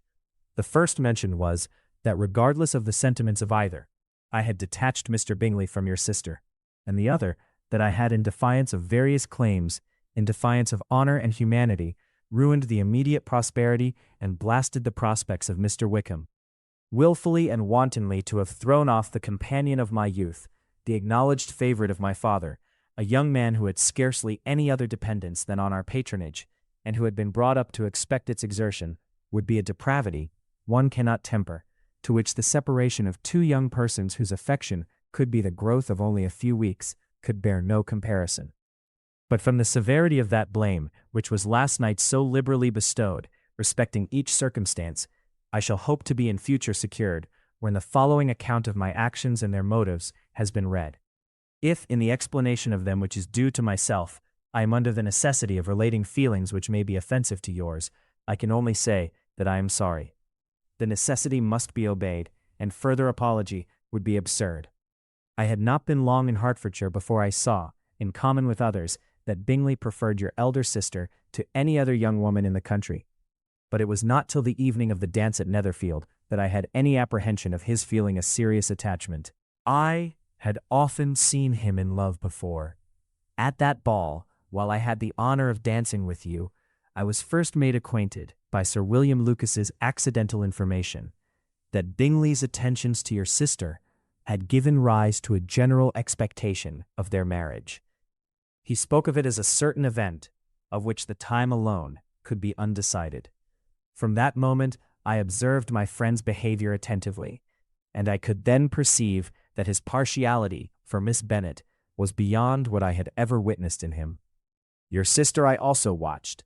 Her look and manners were open, cheerful, and engaging as ever, but without any symptom of peculiar regard, and I remained convinced, from the evening's scrutiny, that, though she received his attentions with pleasure, she did not invite them by any participation of sentiment. If you have not been mistaken here, I must have been in an error. Your superior knowledge of your sister must make the latter probable. If it be so, if I have been misled by such error to inflict pain on her, your resentment has not been unreasonable. But I shall not scruple to assert that the serenity of your sister's countenance and air was such as might have given the most acute observer a conviction that, however amiable her temper, her heart was not likely to be easily touched. That I was desirous of believing her indifferent is certain, but I will venture to say that my investigations and decisions are not usually influenced by my hopes or fears. I did not believe her to be indifferent because I wished it. I believed it on impartial conviction, as truly as I wished it in reason. My objections to the marriage were not merely those which I last night acknowledged to have required the utmost force of passion to put aside in my own case. The want of connection could not be so great an evil to my friend as to me, but there were other causes of repugnance, causes which, though still existing, and existing to an equal degree in both instances, I had myself endeavored to forget, because they were not immediately before me. These causes must be stated, though briefly. The situation of your mother's family, though objectionable, was nothing in comparison of that total want of propriety so frequently, so almost uniformly betrayed by herself, by your 3 younger sisters, and occasionally even by your father. Pardon me, it pains me to offend you. But amidst your concern for the defects of your nearest relations, and your displeasure at this representation of them, let it give you consolation to consider that to have conducted yourselves so as to avoid any share of the like censure is praise no less generally bestowed on you and your eldest sister than it is honorable to the sense and disposition of both. I will only say, farther, that from what passed that evening, my opinion of all parties was confirmed, and every inducement heightened, which could have led me before, to preserve my friend from what I esteemed a most unhappy connection. He left Netherfield for London on the day following, as you, I am certain, remember, with the design of soon returning. The part which I acted is now to be explained. His sister's uneasiness had been equally excited with my own. Our coincidence of feeling was soon discovered, and alike sensible that no time was to be lost in detaching their brother, we shortly resolved on joining him directly in London. We accordingly went, and there I readily engaged in the office of pointing out to my friend the certain evils of such a choice. I described and enforced them earnestly, but however this remonstrance might have staggered or delayed his determination, I do not suppose that it would ultimately have prevented the marriage, had it not been seconded by the assurance, which I hesitated not in giving, of your sister's indifference. He had before believed her to return his affection with sincere, if not with equal regard. But Bingley has great natural modesty, with a stronger dependence on my judgment than on his own. To convince him, therefore, that he had deceived himself was no very difficult point. To persuade him against returning into Hertfordshire, when that conviction had been given, was scarcely the work of a moment. I cannot blame myself for having done thus much. There is but one part of my conduct in the whole affair on which I do not reflect with satisfaction. It is that I condescended to adopt the measures of art so far as to conceal from him your sister's being in town. I knew it myself, as it was known to Miss Bingley, but her brother is even yet ignorant of it. That they might have met without ill consequence is perhaps probable, but his regard did not appear to me enough extinguished for him to see her without some danger. Perhaps this concealment, this disguise, was beneath me. It is done, however, and it was done for the best. On this subject I have nothing more to say, no other apology to offer. If I have wounded your sister's feelings, it was unknowingly done, and though the motives which governed me may to you very naturally appear insufficient, I have not yet learnt to condemn them. With respect to that other more weighty accusation, of having injured Mr. Wickham, I can only refute it by laying before you the whole of his connection with my family. Of what he has particularly accused me, I am ignorant, but of the truth of what I shall relate, I can summon more than one witness of undoubted veracity. Mr. Wickham is the son of a very respectable man, who had for many years the management of all the Pemberley estates, and whose good conduct in the discharge of his trust naturally inclined my father to be of service to him. And on George Wickham, who was his godson, his kindness was therefore liberally bestowed. My father supported him at school and afterwards at Cambridge, most important assistance, as his own father, always poor from the extravagance of his wife, would have been unable to give him a gentleman's education. My father was not only fond of this young man's society, whose manners were always engaging. He had also the highest opinion of him, and hoping the church would be his profession, intended to provide for him in it. As for myself, it is many, many years since I first began to think of him in a very different manner.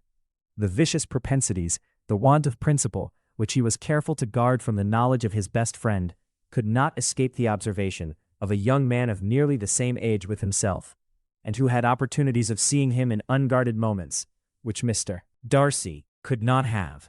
Here again I shall give you pain, to what degree you only can tell, but whatever may be the sentiments which Mr. Wickham has created, a suspicion of their nature shall not prevent me from unfolding his real character. It adds even another motive.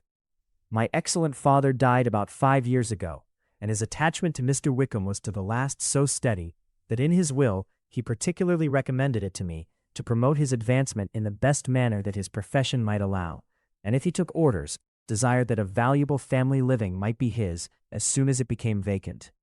There was also a legacy of £1,000. His own father did not long survive mine, and within half a year from these events, Mr. Wickham wrote to inform me that, having finally resolved against taking orders, he hoped I should not think it unreasonable for him to expect some more immediate pecuniary advantage, in lieu of the preferment, by which he could not be benefited.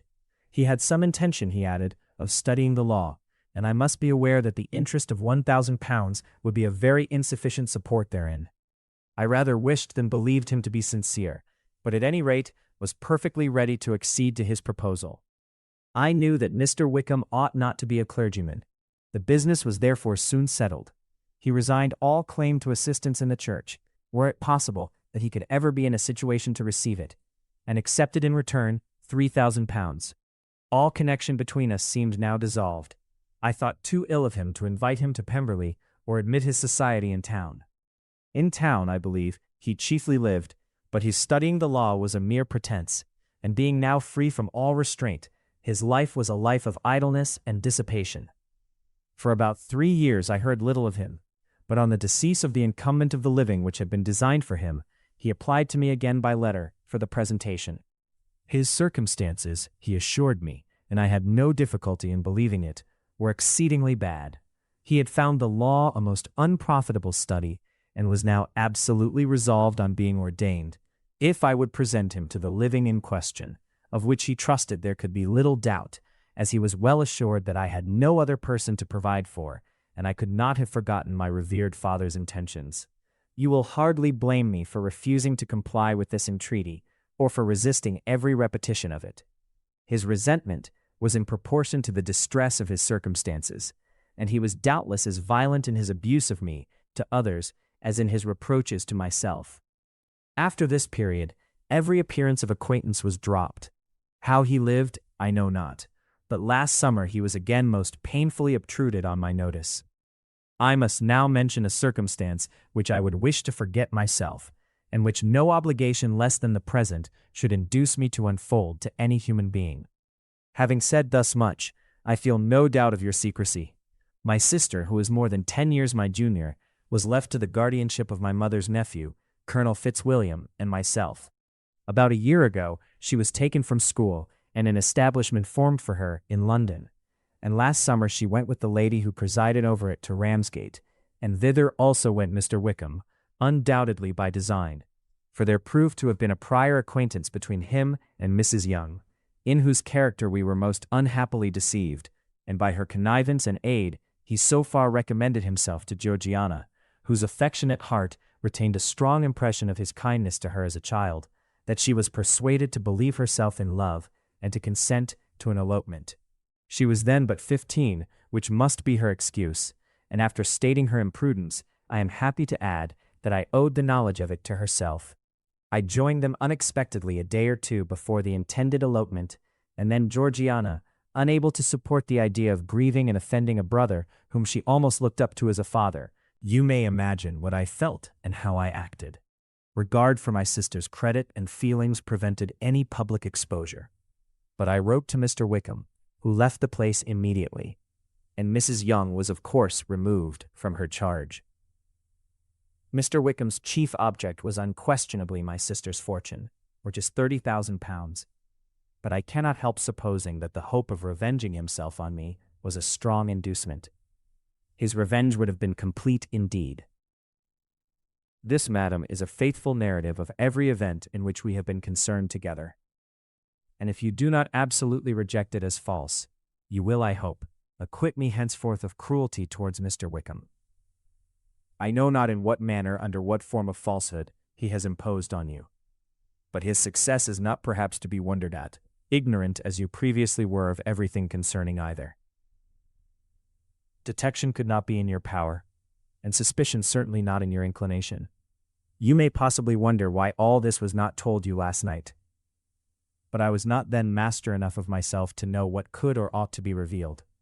For the truth of everything here related, I can appeal more particularly to the testimony of Colonel Fitzwilliam, who, from our near relationship and constant intimacy, and still more as one of the executors of my father's will, has been unavoidably acquainted with every particular of these transactions. If your abhorrence of me should make my assertions valueless, you cannot be prevented by the same cause from confiding in my cousin, and that there may be the possibility of consulting him, I shall endeavor to find some opportunity of putting this letter in your hands in the course of the morning. I will only add, God bless you. Chapter 36. Elizabeth, when Mr. Darcy gave her the letter, did not expect it to contain a renewal of his offers. She had formed no expectation at all of its contents. But such as they were, it may be well supposed how eagerly she went through them, and what a contrariety of emotion they excited. Her feelings as she read were scarcely to be defined. With amazement did she first understand that he believed any apology to be in his power, and steadfastly was she persuaded that he could have no explanation to give which a just sense of shame would not conceal. With a strong prejudice against everything he might say, she began his account of what had happened at Netherfield. She read with an eagerness which hardly left her power of comprehension, and from impatience of knowing what the next sentence might bring, was incapable of attending to the sense of the one before her eyes. His belief of her sister's insensibility she instantly resolved to be false, and his account of the real, the worst objections to the match, made her too angry to have any wish of doing him justice. He expressed no regret for what he had done which satisfied her. His style was not penitent, but haughty. It was all pride and insolence. But when this subject was succeeded by his account of Mr. Wickham, when she read, with somewhat clearer attention, a relation of events which, if true, must overthrow every cherished opinion of his worth, and which bore so alarming an affinity to his own history of himself, her feelings were yet more acutely painful and more difficult of definition. Astonishment, apprehension, and even horror oppressed her. She wished to discredit it entirely, repeatedly exclaiming, "This must be false, this cannot be, this must be the grossest falsehood." And when she had gone through the whole letter, though scarcely knowing anything of the last page or two, put it hastily away, protesting that she would not regard it, that she would never look in it again. In this perturbed state of mind, with thoughts that could rest on nothing, she walked on. But it would not do. In half a minute the letter was unfolded again, and collecting herself as well as she could, she again began the mortifying perusal of all that related to Wickham, and commanded herself so far as to examine the meaning of every sentence. The account of his connection with the Pemberley family was exactly what he had related himself, and the kindness of the late Mr. Darcy, though she had not before known its extent, agreed equally well with his own words. So far each recital confirmed the other, but when she came to the will, the difference was great. What Wickham had said of the living was fresh in her memory, and as she recalled his very words, it was impossible not to feel that there was gross duplicity on one side or the other, and for a few moments she flattered herself that her wishes did not err. But when she read and reread with the closest attention the particulars immediately following of Wickham's resigning all pretensions to the living, of his receiving in lieu so considerable a sum as £3,000, again was she forced to hesitate. She put down the letter, weighed every circumstance with what she meant to be impartiality, deliberated on the probability of each statement, but with little success. On both sides it was only assertion. Again she read on, but every line proved more clearly that the affair, which she had believed it impossible that any contrivance could so represent as to render Mr. Darcy's conduct in it less than infamous, was capable of a turn which must make him entirely blameless throughout the whole. The extravagance and general profligacy which he scrupled not to lay to Mr. Wickham's charge exceedingly shocked her, the more so as she could bring no proof of its injustice. She had never heard of him before his entrance into the Perthshire militia, in which he had engaged at the persuasion of the young man, who, on meeting him accidentally in town, had there renewed a slight acquaintance. Of his former way of life, nothing had been known in Hertfordshire but what he told himself. As to his real character, had information been in her power, she had never felt a wish of inquiring. His countenance, voice, and manner had established him at once in the possession of every virtue. She tried to recollect some instance of goodness, some distinguished trait of integrity or benevolence, that might rescue him from the attacks of Mr. Darcy, or at least, by the predominance of virtue, atone for those casual errors, under which she would endeavor to class what Mr. Darcy had described as the idleness and vice of many years' continuance. But no such recollection befriended her. She could see him instantly before her, in every charm of air and address, but she could remember no more substantial good than the general approbation of the neighborhood, and the regard which his social powers had gained him in the mess. After pausing on this point a considerable while, she once more continued to read. But alas, the story which followed, of his designs on Miss Darcy, received some confirmation from what had passed between Colonel Fitzwilliam and herself only the morning before. And at last she was referred for the truth of every particular to Colonel Fitzwilliam himself, from whom she had previously received the information of his near concern in all his cousin's affairs, and whose character she had no reason to question. At one time she had almost resolved on applying to him, but the idea was checked by the awkwardness of the application, and at length wholly banished by the conviction that Mr. Darcy would never have hazarded such a proposal if he had not been well assured of his cousin's corroboration. She perfectly remembered everything that had passed in conversation between Wickham and herself in their first evening at Mr. Phillips's. Many of his expressions were still fresh in her memory. She was now struck with the impropriety of such communications to a stranger, and wondered it had escaped her before. She saw the indelicacy of putting himself forward as he had done, and the inconsistency of his professions with his conduct. She remembered that he had boasted of having no fear of seeing Mr. Darcy, that Mr. Darcy might leave the country, but that he should stand his ground. Yet he had avoided the Netherfield ball the very next week. She remembered also that till the Netherfield family had quitted the country, he had told his story to no one but herself, but that after their removal it had been everywhere discussed, that he had then no reserves, no scruples in sinking Mr. Darcy's character, though he had assured her that respect for the father would always prevent his exposing the son. How differently did everything now appear in which he was concerned. His attentions to Miss King were now the consequence of views solely and hatefully mercenary, and the mediocrity of her fortune proved no longer the moderation of his wishes, but his eagerness to grasp at anything. His behavior to herself could now have had no tolerable motive. He had either been deceived with regard to her fortune, or had been gratifying his vanity by encouraging the preference which she believed she had most incautiously shown. Every lingering struggle in his favor grew fainter and fainter, and in further justification of Mr. Darcy, she could not but allow that Mr. Bingley, when questioned by Jane, had long ago asserted his blamelessness in the affair.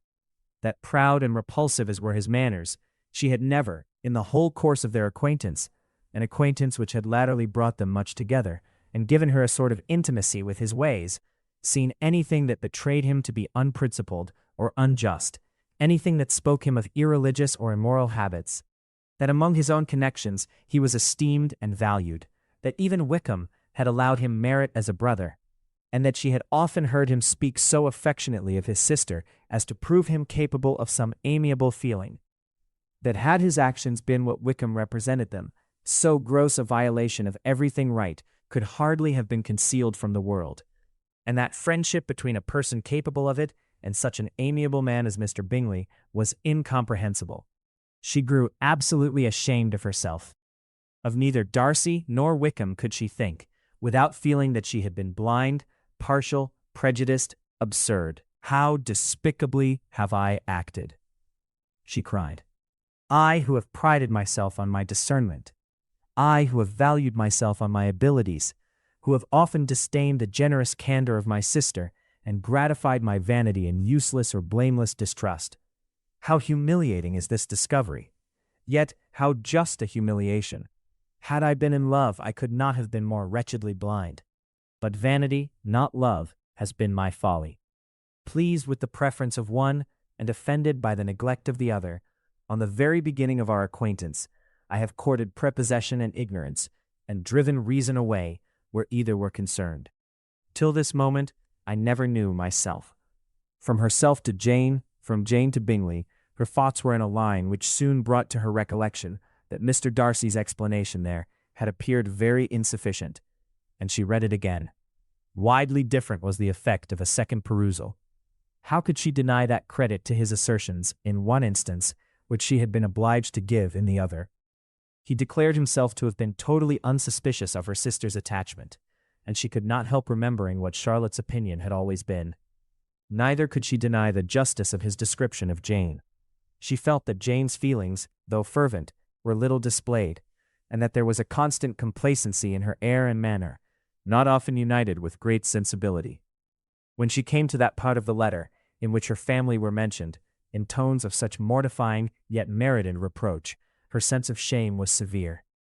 The justice of the charge struck her too forcibly for denial, and the circumstances to which he particularly alluded, as having passed at the Netherfield ball, and as confirming all his first disapprobation, could not have made a stronger impression on his mind than on hers.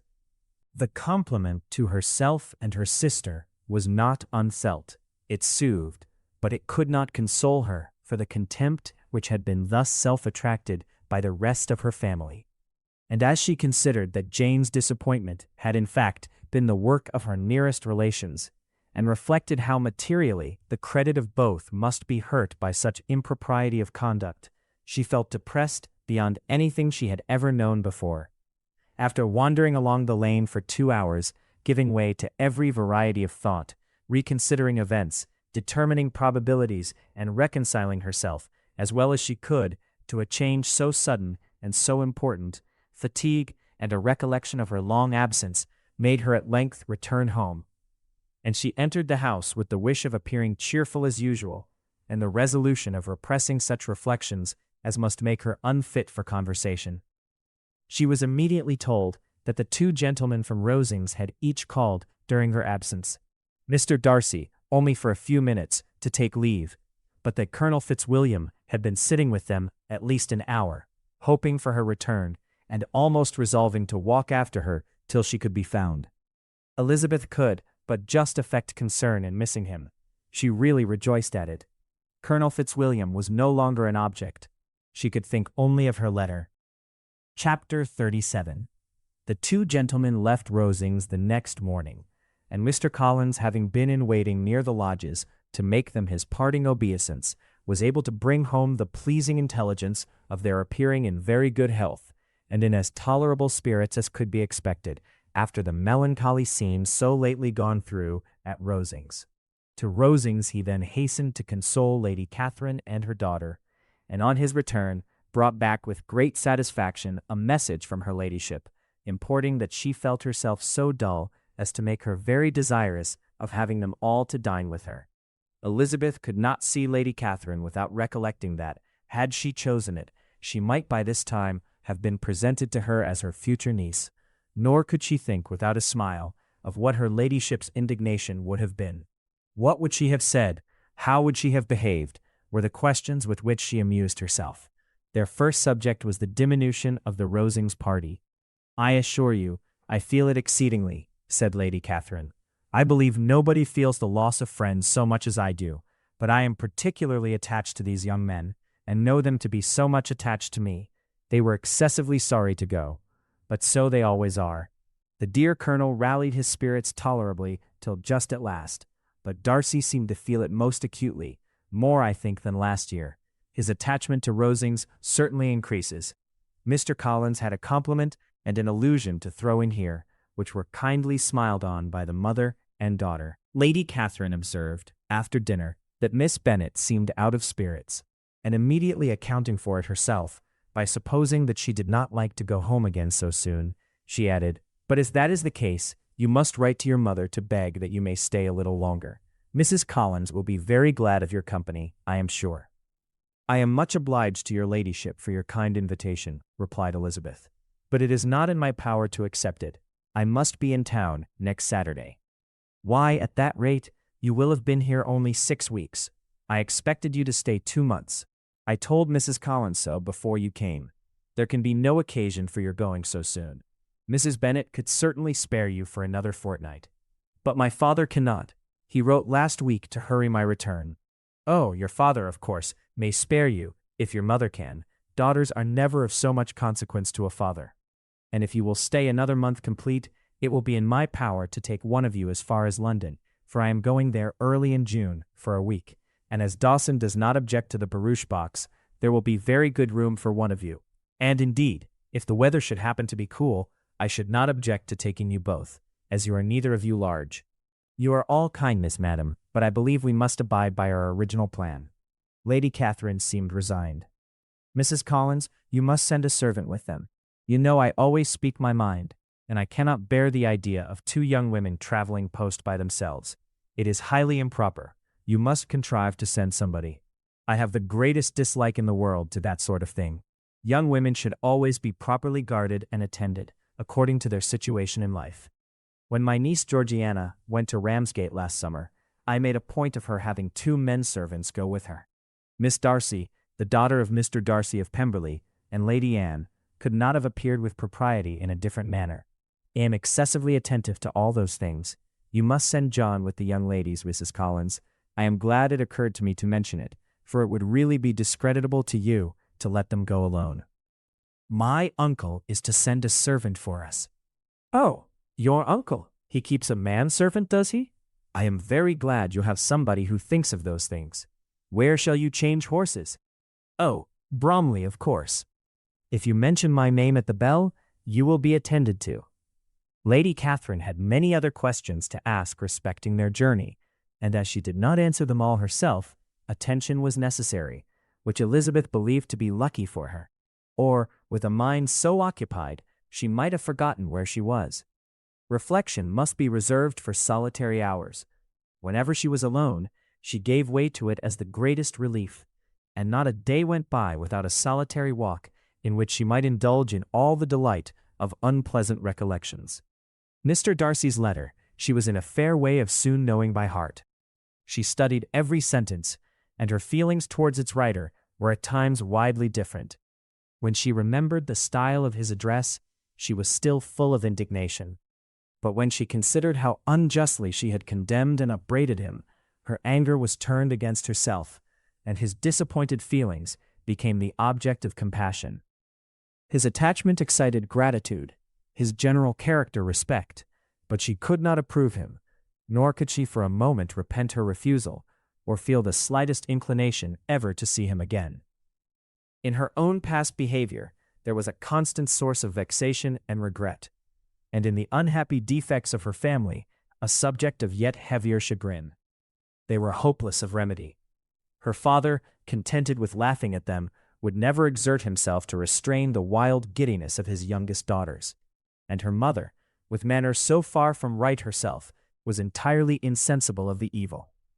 Elizabeth had frequently united with Jane in an endeavor to check the imprudence of Catherine and Lydia, but while they were supported by their mother's indulgence, what chance could there be of improvement?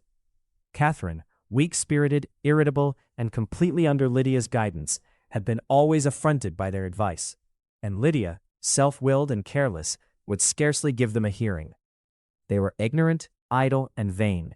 While there was an officer in Meryton, they would flirt with him, and while Meryton was within a walk of Longbourn, they would be going there forever. Anxiety on Jane's behalf was another prevailing concern, and Mr. Darcy's explanation, by restoring Bingley to all her former good opinion, heightened the sense of what Jane had lost.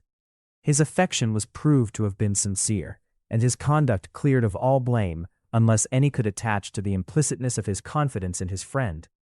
How grievous, then, was the thought that, of a situation so desirable in every respect, so replete with advantage, so promising for happiness, Jane had been deprived by the folly and indecorum of her own family. When to these recollections was added the development of Wickham's character, it may be easily believed that the happy spirits which had seldom been depressed before were now so much affected as to make it almost impossible for her to appear tolerably cheerful.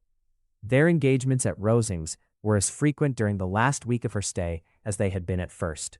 The very last evening was spent there, and her ladyship again inquired minutely into the particulars of their journey, gave them directions as to the best method of packing, and was so urgent on the necessity of placing gowns in the only right way that Maria thought herself obliged, on her return, to undo all the work of the morning and pack her trunk afresh. When they parted, Lady Catherine, with great condescension, wished them a good journey and invited them to come to Hunsford again next year, and Miss de Bourgh exerted herself so far as to courtesy and hold out her hand to both. Chapter 38. On Saturday morning, Elizabeth and Mr. Collins met for breakfast a few minutes before the others appeared, and he took the opportunity of paying the parting civilities which he deemed indispensably necessary. "I know not, Miss Elizabeth," said he, "whether Mrs. Collins has yet expressed her sense of your kindness in coming to us, but I am very certain you will not leave the house without receiving her thanks for it. The favor of your company has been much felt, I assure you. We know how little there is to tempt anyone to our humble abode. Our plain manner of living, our small rooms and few domestics, and the little we see of the world, must make Hunsford extremely dull to a young lady like yourself. But I hope you will believe us grateful for the condescension, and that we have done everything in our power to prevent you spending your time unpleasantly." Elizabeth was eager with her thanks and assurances of happiness. She had spent 6 weeks with great enjoyment, and the pleasure of being with Charlotte and the kind attention she had received must make her feel the obliged. Mr. Collins was gratified, and with a more smiling solemnity replied, "It gives me the greatest pleasure to hear that you have passed your time not disagreeably. We have certainly done our best, and most fortunately having it in our power, to introduce you to very superior society, and from our connection with Rosings, the frequent means of varying the humble home scene, I think we may flatter ourselves that your Hunsford visit cannot have been entirely irksome. Our situation with regard to Lady Catherine's family is indeed the sort of extraordinary advantage and blessing which few can boast. You see on what a footing we are.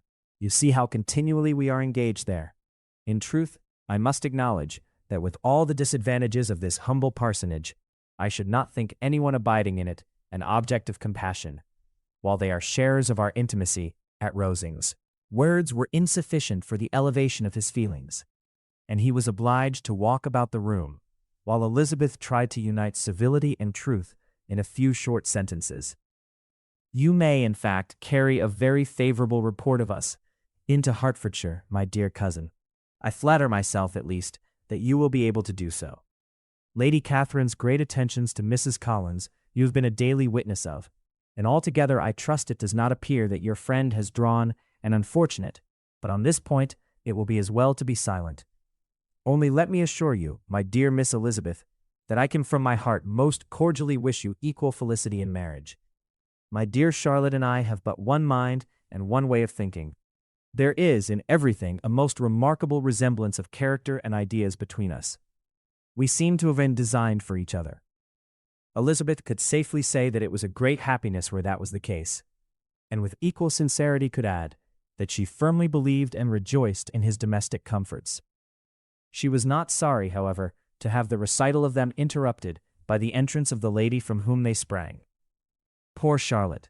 It was melancholy to leave her to such society, but she had chosen it with her eyes open, and though evidently regretting that her visitors were to go, she did not seem to ask for compassion. Her home and her housekeeping, her parish and her poultry, and all their dependent concerns, had not yet lost their charms. At length, the chaise arrived. The trunks were fastened on, the parcels placed within, and it was pronounced to be ready. After an affectionate parting between the friends, Elizabeth was attended to the carriage by Mr. Collins, and as they walked down the garden, he was commissioning her with his best respects to all her family, not forgetting his thanks for the kindness he had received at Longbourn in the winter, and his compliments to Mr. and Mrs. Dartner, though unknown.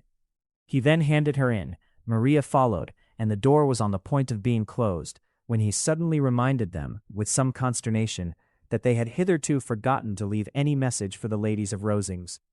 "But," he added, "you will of course wish to have your humble respects delivered to them, with your grateful thanks for their kindness to you while you have been here." Elizabeth made no objection.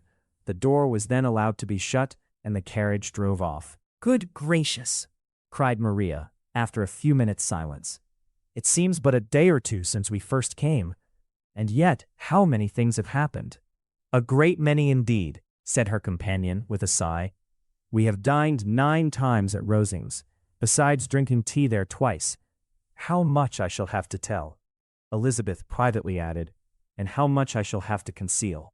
Their journey was performed without much conversation, or any alarm, and within 4 hours of their leaving Hunsford, they reached Mr. Gardiner's house, where they were to remain a few days. Jane looked well, and Elizabeth had little opportunity of studying her spirits amidst the various engagements which the kindness of her aunt had reserved for them. But Jane was to go home with her, and at Longbourn there would be leisure enough for observation. It was not without an effort, meanwhile, that she could wait even for Longbourn before she told her sister of Mr. Darcy's proposals.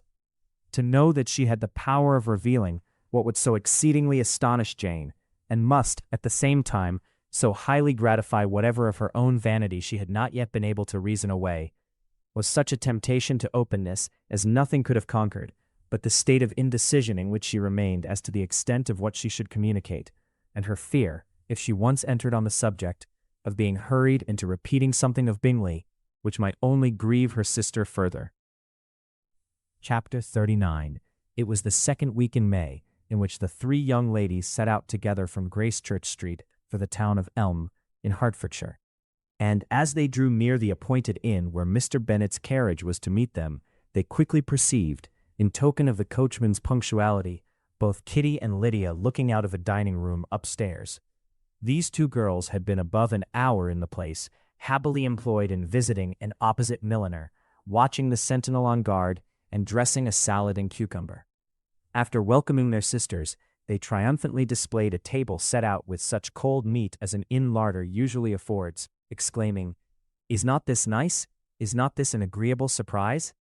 And we mean to treat you all," added Lydia, "but you must lend us the money, for we have just spent ours at the shop out there." Then showing her purchases, "Look here, I have bought this bonnet. I do not think it is very pretty, but I thought I might as well buy it as not. I shall pull it to pieces as soon as I get home, and see if I can make it up any better." And when her sisters abused it as ugly, she added with perfect unconcern, "Oh, but there were 2 or 3 much uglier in the shop, and when I have bought some prettier colored satin to trim it with fresh, I think it will be very tolerable. Besides, it will not much signify what one wears this summer after the Elshire have left Meryton." "Are they, indeed?" cried Elizabeth, with the greatest satisfaction. "They are going to be encamped near Brighton, and I do so want Papa to take us all there for the summer. It would be such a delicious scheme, and I dare say would hardly cost anything at all. Mamma would like to go too, of all things. Only think what a miserable summer else we shall have." "Yes," thought Elizabeth, "that would be a delightful scheme indeed, and completely due for us at once.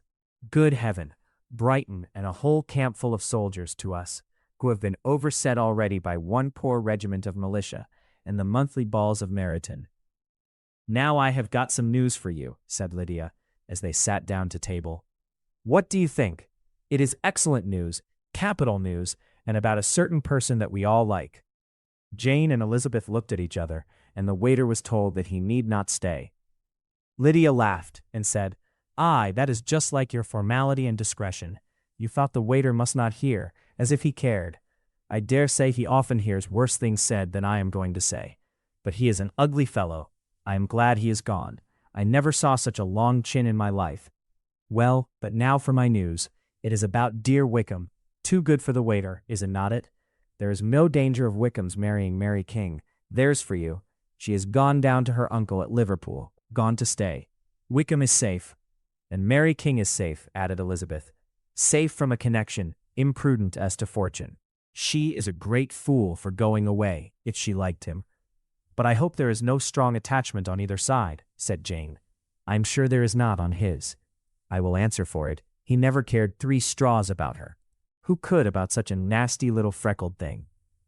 Elizabeth was shocked to think that, however incapable of such coarseness of expression herself, the coarseness of the sentiment was little other than her own breast had formerly harbored and fancied liberal. As soon as all had ate, and the elder ones paid, the carriage was ordered, and after some contrivance, the whole party, with all their boxes, work-bags, and parcels, and the unwelcome addition of Kitty's and Lydia's purchases, were seated in it. "How nicely we are crammed in," cried Lydia. "I am glad I brought my bonnet, if it is only for the fun of having another bandbox. Well, now let us be quite comfortable, and snug, and talk, and laugh all the way home. And in the first place, let us hear what has happened to you all since you went away. Have you seen any pleasant men? Have you had any flirting? I was in great hopes that one of you would have got a husband before you came back. Jane will be quite an old maid soon, I declare. She is almost 23. Lord, how ashamed I should be of not being married before 23. My Aunt Phillips wants you so to get husbands you can't think. She says Lizzie had better have taken Mr. Collins, but I do not think there would have been any fun in it. Lord, how I should like to be married before any of you, and then I would chaperon you about to all the balls. Dear me, we had such a good piece of fun the other day at Colonel Forster's. Kitty and me were to spend the day there, and Mrs. Forster promised to have a little dance in the evening. By the by, Mrs. Forster and me are such friends, and so she asked the two Harringtons to come, but Harriet was ill, and so Pen was forced to come by herself, and then what do you think we did? We dressed up Chamberlain in woman's clothes, on purpose to pass for a lady. Only think what fun. Not a soul knew of it but Colonel and Mrs. Forster, and Kitty and me, except my aunt, for we were forced to borrow one of her gowns, and you cannot imagine how well he looked. When Denny and Wickham and Pratt and 2 or 3 more of the men came in, they did not know him in the least. Lord, how I laughed, and so did Mrs. Forster. I thought I should have died, and that made the men suspect something, and then they soon found out what was the matter. With such kind of histories of their parties and good jokes did Lydia, assisted by Kitty's hints and additions, endeavor to amuse her companions all the way to Longbourn. Elizabeth listened as little as she could, but there was no escaping the frequent mention of Wickham's name. Their reception at home was most kind. Mrs. Bennet rejoiced to see Jane in undiminished beauty, and more than once during dinner did Mr. Bennet say voluntarily to Elizabeth, "I am glad you are come back, Lizzie." Their party in the dining room was large, for almost all the Lucases came to meet Maria and hear the news, and various were the subjects which occupied them. Lady Lucas was inquiring of Maria across the table after the welfare and poultry of her eldest daughter. Mrs. Bennet was doubly engaged, on one hand collecting an account of the present fashions from Jane, who sat some way below her, and on the other retailing them all to the younger Miss Lucases. And Lydia, in a voice rather louder than any other person's, was enumerating the various pleasures of the morning to anybody who would hear her. "Oh, Mary," said she, "I wish you had gone with us, for we had such fun. As we went along, Kitty and me drew up all the blinds and pretended there was nobody in the coach, and I should have gone so all the way if Kitty had not been sick. And when we got to the George, I do think we behaved very handsomely, for we treated the other 3 with the nicest cold luncheon in the world, and if you would have gone, we would have treated you too. And then when we came away, it was such fun. I thought we never should have got into the coach. I was ready to die of laughter. And then we were so merry all the way home. We talked and laughed so loud that anybody might have heard us 10 miles off." To this, Mary very gravely replied, "Far be it from me, my dear sister, to depreciate such pleasures. They would doubtless be congenial with the generality of female minds, but I confess they would have no charms for me. I should infinitely prefer a book." But of this answer Lydia heard not a word. She seldom listened to anybody for more than half a minute, and never attended to Mary at all. In the afternoon, Lydia was urgent with the rest of the girls to walk to Meryton and see how everybody went on, but Elizabeth steadily opposed the scheme. It should not be said that the Miss Bennets could not be at home half a day before they were in pursuit of the officers. There was another reason, too, for her opposition. She dreaded seeing Wickham again, and was resolved to avoid it as long as possible. The comfort to her of the regiment's approaching removal was indeed beyond expression. In a fortnight they were to go, and once gone, she hoped there could be nothing more to plague her on his account. She had not been many hours at home before she found that the Brighton scheme, of which Lydia had given them a hint at the inn, was under frequent discussion between her parents. Elizabeth saw directly that her father had not the smallest intention of yielding, but his answers were at the same time so vague and equivocal that her mother, though often disheartened, had never yet despaired of succeeding at last. Chapter 40. Elizabeth's impatience to acquaint Jane with what had happened could no longer be overcome, and at length, resolving to suppress every particular in which her sister was concerned, and preparing her to be surprised, she related to her the next morning the chief of the scene between Mr. Darcy and herself. Miss Bennet's astonishment was soon lessened by the strong sisterly partiality which made any admiration of Elizabeth appear perfectly natural, and all surprise was shortly lost in other feelings. She was sorry that Mr. Darcy should have delivered his sentiments in a manner so little suited to recommend them, but still more was she grieved for the unhappiness which her sister's refusal must have given him. His being so sure of succeeding was wrong, said she, and certainly ought not to have appeared, but consider how much it must increase his disappointment.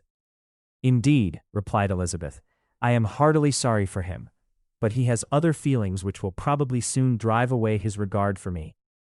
You do not blame me, however, for refusing him. Blame you? Oh, no. But you blame me for having spoken so warmly of Wickham? No, I do not know that you were wrong in saying what you did. But you will know it when I have told you what happened the very next day. She then spoke of the letter, repeating the whole of its contents as far as they concerned George Wickham. What a stroke was this for poor Jane, who would willingly have gone through the world without believing that so much wickedness existed in the whole race of mankind as was here collected in one individual. Nor was Darcy's vindication, though grateful to her feelings, capable of consoling her for such discovery. Most earnestly did she labor to prove the probability of error, and seek to clear one. This will not do, said Elizabeth. You never will be able to make both of them good for anything. Take your choice, but you must be satisfied with only one. There is but such a quantity of merit between them, just enough to make one good sort of man, and of late it has been shifting about pretty much. For my part, I am inclined to believe it all Mr. Darcy's, but you shall do as you choose.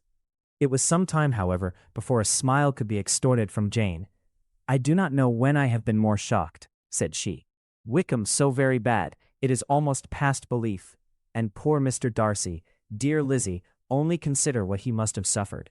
Such a disappointment, and with the knowledge of your ill opinion too, and having to relate such a thing of his sister, it is really too distressing. I am sure you must feel it so. Oh no, my regret and compassion are all done away by seeing you so full of both.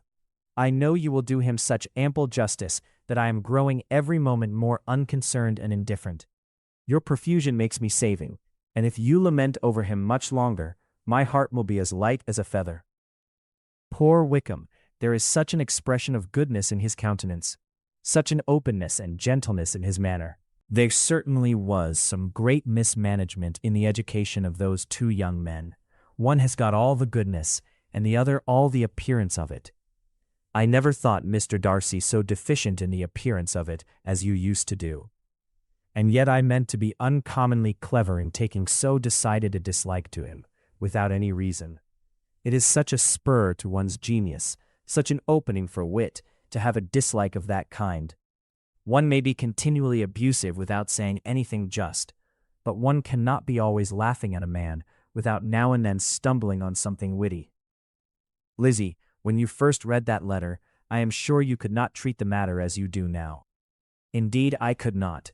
I was uncomfortable enough. I was very uncomfortable, I may say unhappy, and with no one to speak to of what I felt, no Jane to comfort me and say that I had not been so very weak and vain and nonsensical as I knew I had. Oh, how I wanted you! How unfortunate that you should have used such very strong expressions in speaking of Wickham to Mr. Darcy, for now they do appear wholly undeserved. Certainly, but the misfortune of speaking with bitterness is a most natural consequence of the prejudices I had been encouraging. There is one point on which I want your advice. I want to be told whether I ought or ought not to make our acquaintance in general understand Wickham's character. Miss Bennet paused a little, and then replied, Surely there can be no occasion for exposing him so dreadfully. What is your own opinion? That it ought not to be attempted. Mr. Darcy has not authorized me to make his communication public. On the contrary, every particular relative to his sister was meant to be kept as much as possible to myself, and if I endeavor to undeceive people as to the rest of his conduct, who will believe me? The general prejudice against Mr. Darcy is so violent that it would be the death of half the good people in Meryton to attempt to place him in an amiable light. I am not equal to it. Wickham will soon be gone, and therefore it will not signify to anybody here what he really is. Some time hence it will be all found out, and then we may laugh at their stupidity in not knowing it before. At present, I will say nothing about it. You are quite right, To have his errors made public might ruin him forever.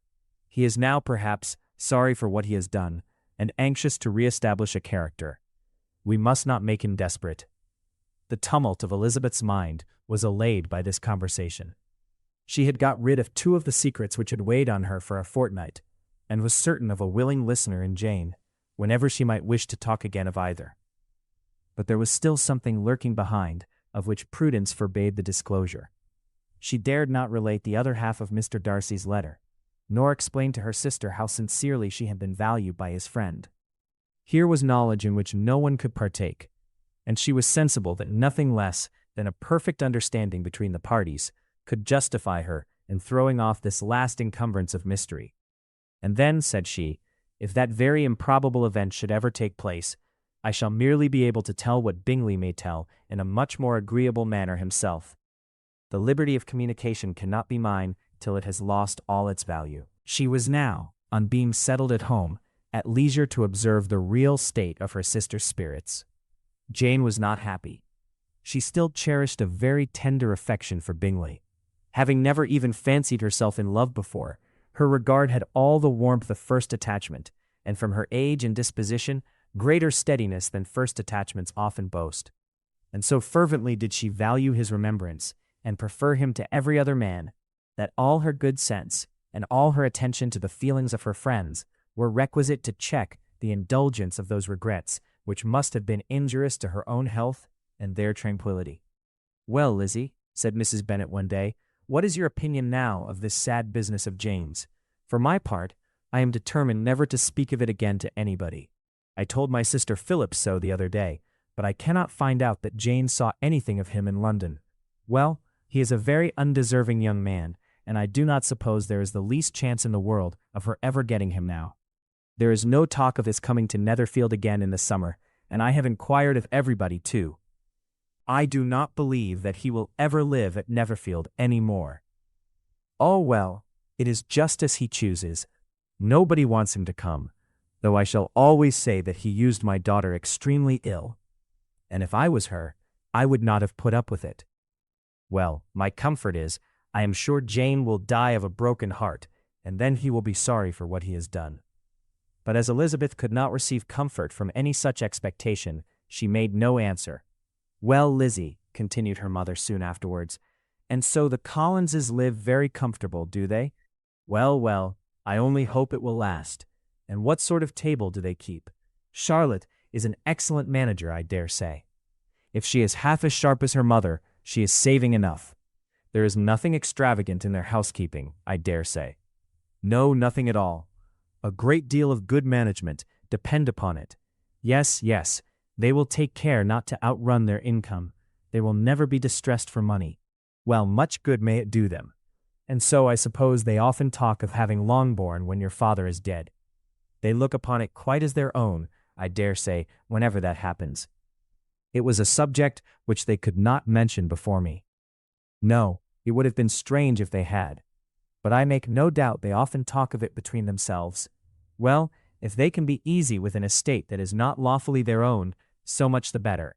I should be ashamed of having one that was only entailed on me." Chapter 41. The first week of their return was soon gone. The second began. It was the last of the regiment's stay in Meryton, and all the young ladies in the neighborhood were drooping apace. The dejection was almost universal. The elder Miss Bennets alone were still able to eat, drink, and sleep, and pursue the usual course of their employments. Very frequently were they reproached for this insensibility by Kitty and Lydia, whose own misery was extreme, and who could not comprehend such hard-heartedness in any of the family. "Good heaven! What is to become of us? What are we to do?" would they often exclaim in the bitterness of woe. "How can you be smiling so, Lizzie?"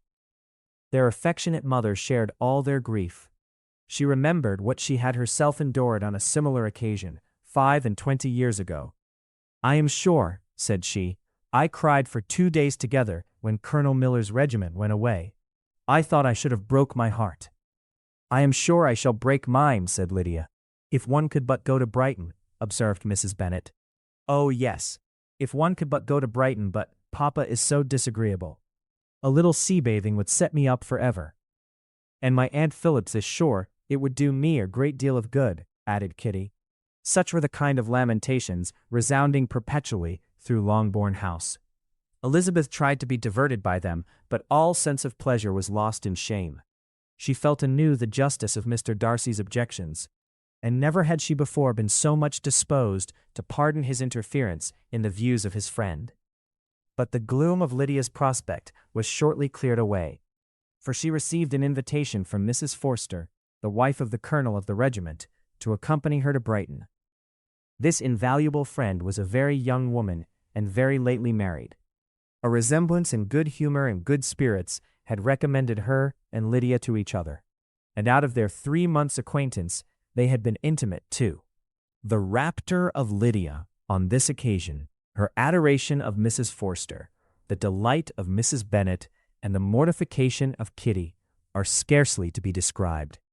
Wholly inattentive to her sister's feelings, Lydia flew about the house in restless ecstasy, calling for everyone's congratulations and laughing and talking with more violence than ever, whilst the luckless Kitty continued in the parlor repining at her fate in terms as unreasonable as her accent was peevish.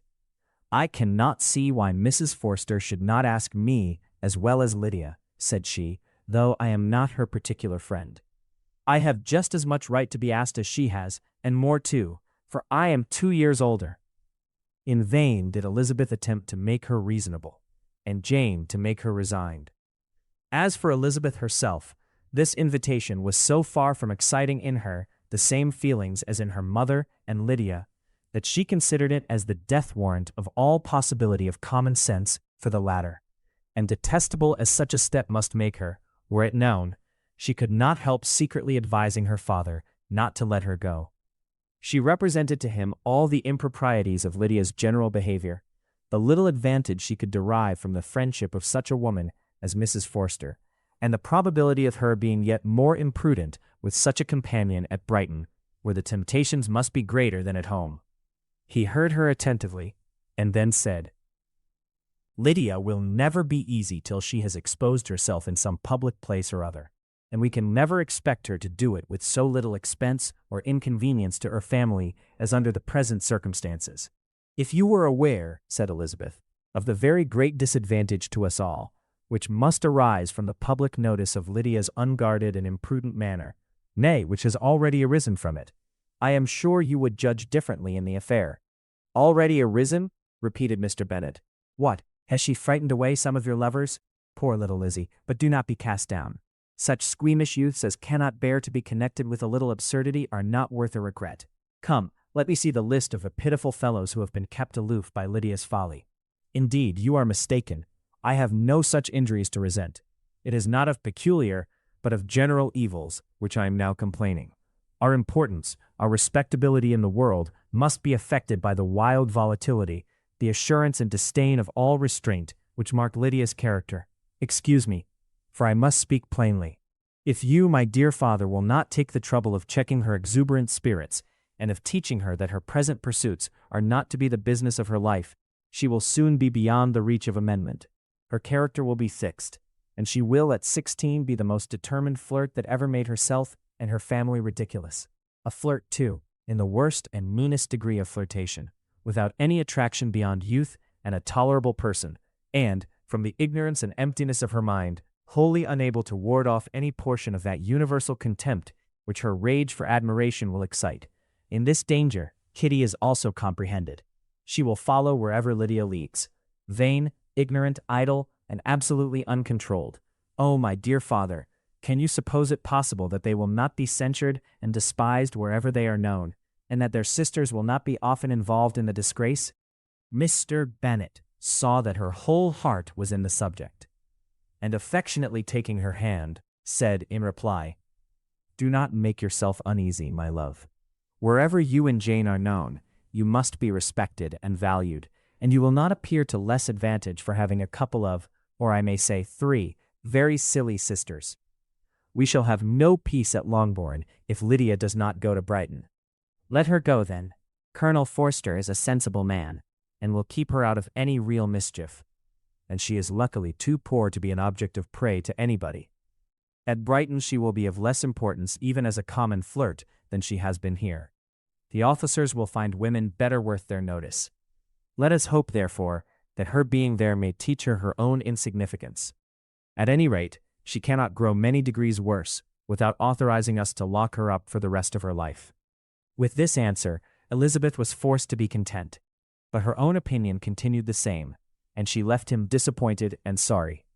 It was not in her nature, however, to increase her vexations by dwelling on them.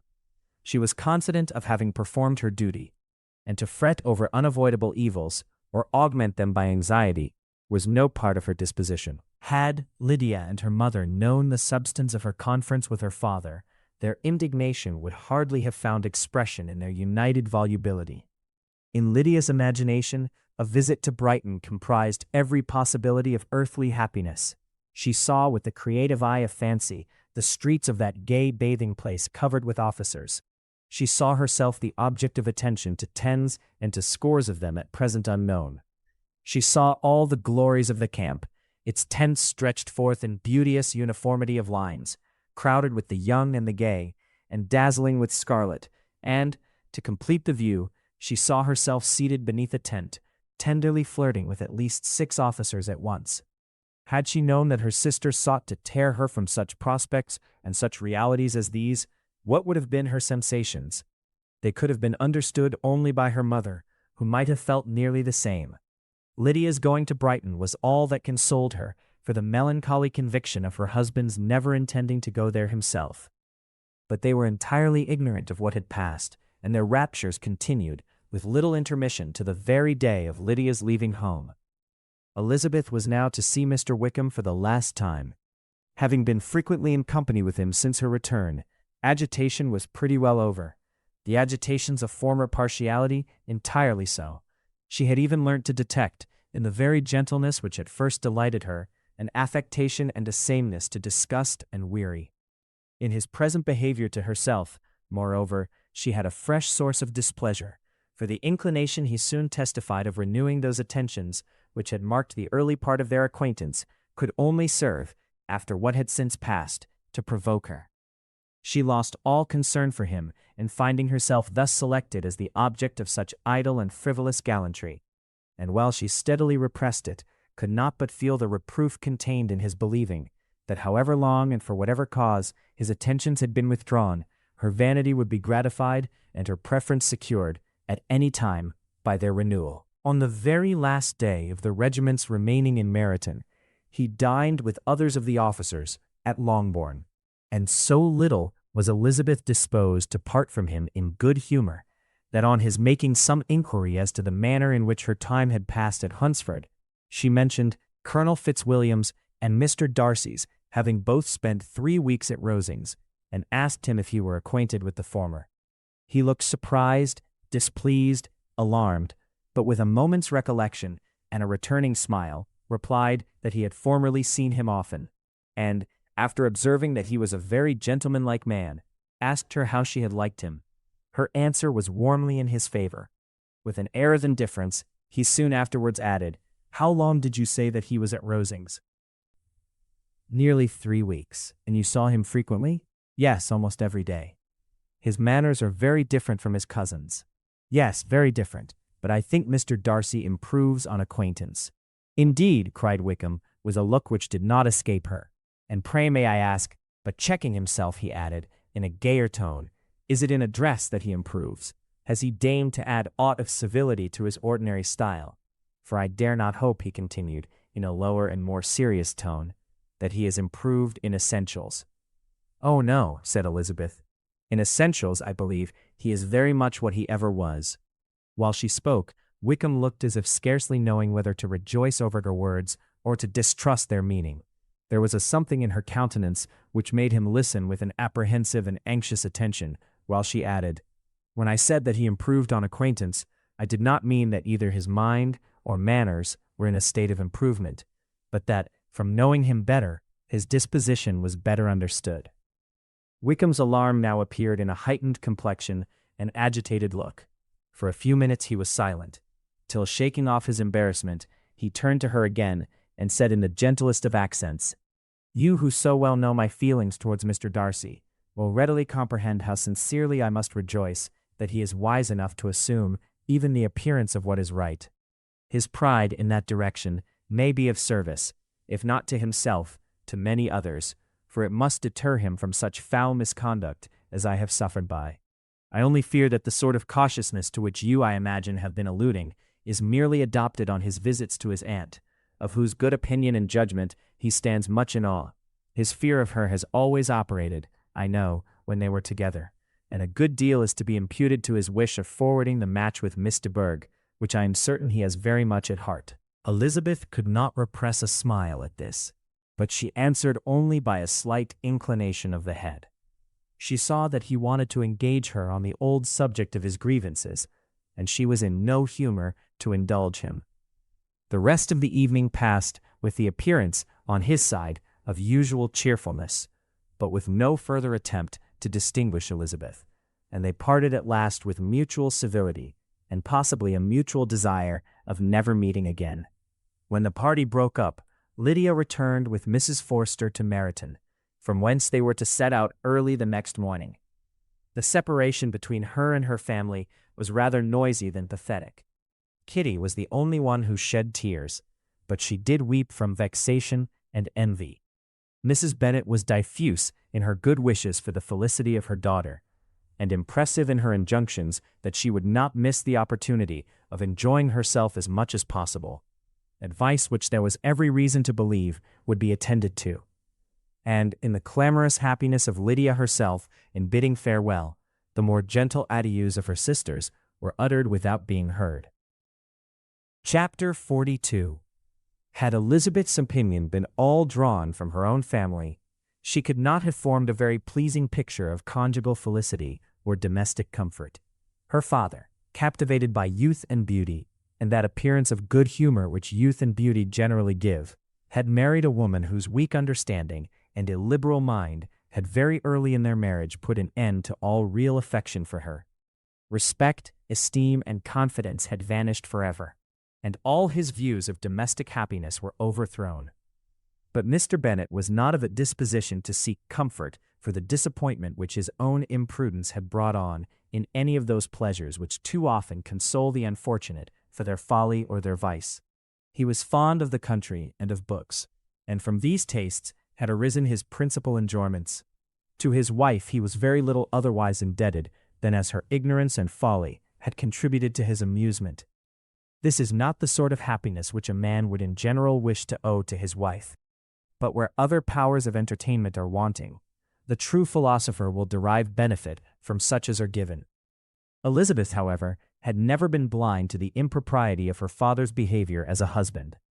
She had always seen it with pain, but respecting his abilities and grateful for his affectionate treatment of herself, she endeavored to forget what she could not overlook, and to banish from her thoughts that continual breach of conjugal obligation and decorum, which, in exposing his wife to the contempt of her own children, was so highly reprehensible. But she had never felt so strongly as now the disadvantages which must attend the children of so unsuitable a marriage, nor ever been so fully aware of the evils arising from so ill-judged a direction of talents which, rightly used, might at least have preserved the respectability of his daughters, even if incapable of enlarging the mind of his wife. When Elizabeth had rejoiced over Wickham's departure, she found little other cause for satisfaction in the loss of the regiment. Their parties abroad were less varied than before, and at home she had a mother and sister whose constant repinings at the dullness of everything around them threw a real gloom over their domestic circle. And, though Kitty might in time regain her natural degree of sense, since the disturbers of her brain were removed, her other sister, from whose disposition greater evil might be apprehended, was likely to be hardened in all her folly and assurance by a situation of such double danger as a watering place and a camp. Upon the whole, therefore, she found what has been sometimes found before, that an event to which she had looked forward with impatient desire did not, in taking place, bring all the satisfaction she had promised herself. It was consequently necessary to name some other period for the commencement of actual felicity, to have some other point on which her wishes and hopes might be fixed, and by again enjoying the pleasure of anticipation, console herself for the present and prepare for another disappointment. Her tour to the lakes was now the object of her happiest thoughts. It was her best consolation for all the uncomfortable hours which the discontentedness of her mother and Kitty made inevitable.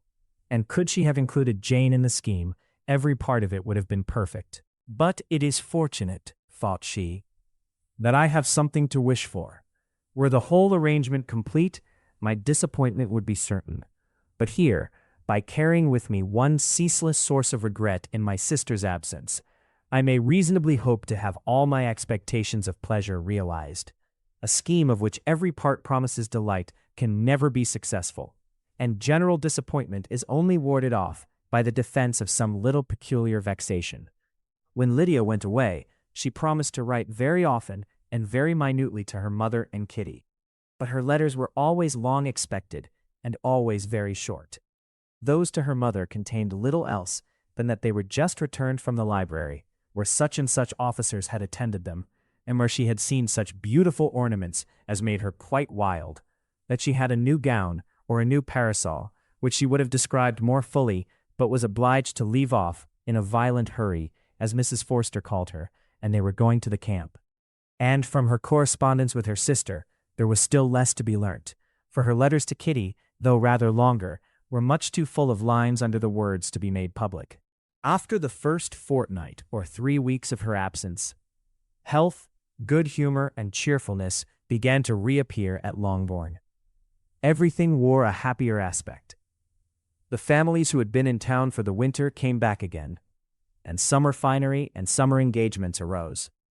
Mrs. Bennet was restored to her usual querulous serenity, and by the middle of June, Kitty was so much recovered as to be able to enter Meryton without tears, an event of such happy promise as to make Elizabeth hope that by the following Christmas she might be so tolerably reasonable as not to mention an officer more than once a day, unless, by some cruel and malicious arrangement at the War Office, another regiment should be quartered in Meryton.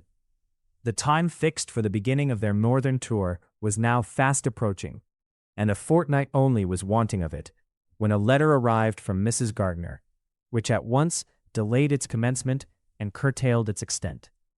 Mr. Gardiner would be prevented by business from setting out till a fortnight later in July, and must be in London again within a month, and as that left too short a period for them to go so far and see so much as they had proposed, or at least to see it with the leisure and comfort they had built on, they were obliged to give up the lakes and substitute a more contracted tour, and according to the present plan were to go no farther northward than Derbyshire.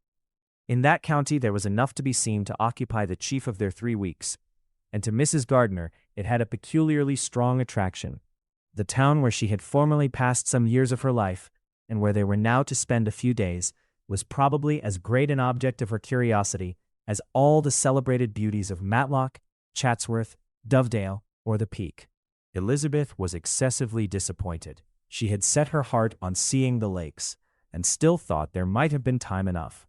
But it was her business to be satisfied, and certainly her temper to be happy, and all was soon right again. With the mention of Derbyshire, there were many ideas connected.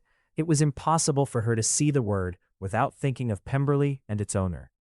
But surely, said she, I may enter his county with impunity, and rob it of a few petrified spars, without his perceiving me. The period of expectation was now doubled. 4 weeks were to pass away before her uncle and aunt's arrival. But they did pass away, and Mr. and Mrs. Gardiner, with their 4 children, did at length appear at Longbourn. The children, 2 girls of 6 and 8 years old, and 2 younger boys, were to be left under the particular care of their cousin Jane, who was the general favorite, and whose steady sense and sweetness of temper exactly adapted her for attending to them in every way, teaching them, playing with them, and loving them. The Gardiners stayed only 1 night at Longbourn, and set off the next morning with Elizabeth in pursuit of novelty and amusement. One enjoyment was certain, that of suitableness as companions, a suitableness which comprehended health and temper to bear inconveniences, cheerfulness to enhance every pleasure, and affection and intelligence which might supply it among themselves if there were disappointments abroad. It is not the object of this work to give a description of Derbyshire, nor of any of the remarkable places through which their route thither lay. Oxford, Blenheim, Warwick, Kenilworth, Birmingham, etc., are sufficiently known. A small part of Derbyshire is all the present concern. To the little town of Lambton, the scene of Mrs. Gardiner's former residence, and where she had lately learned that some acquaintance still remained, they bent their steps, after having seen all the principal wonders of the country. And within 5 miles of Lambton, Elizabeth found from her aunt that Pemberley was situated. It was not in their direct road, nor more than a mile or two out of it. In talking over their route the evening before, Mrs. Gardiner expressed an inclination to see the place again. Mr. Gardiner declared his willingness, and Elizabeth was applied to for her approbation. "My love, should not you like to see a place of which you have heard so much?" said her aunt. "A place, too, with which so many of your acquaintance are connected. Wickham passed all his youth there, you know." Elizabeth was distressed. She felt that she had no business at Pemberley and was obliged to assume a disinclination for seeing it. She must own that she was tired of great houses. After going over so many, she really had no pleasure in fine carpets or satin curtains. Mrs. Gardiner abused her stupidity. "If it were merely a fine house richly furnished," said she, "I should not care about it myself. But the grounds are delightful. They have some of the finest woods in the country." Elizabeth said no more, but her mind could not acquiesce. The possibility of meeting Mr. Darcy while viewing the place instantly occurred. It would be dreadful. She blushed at the very idea, and thought it would be better to speak openly to her aunt than to run such a risk.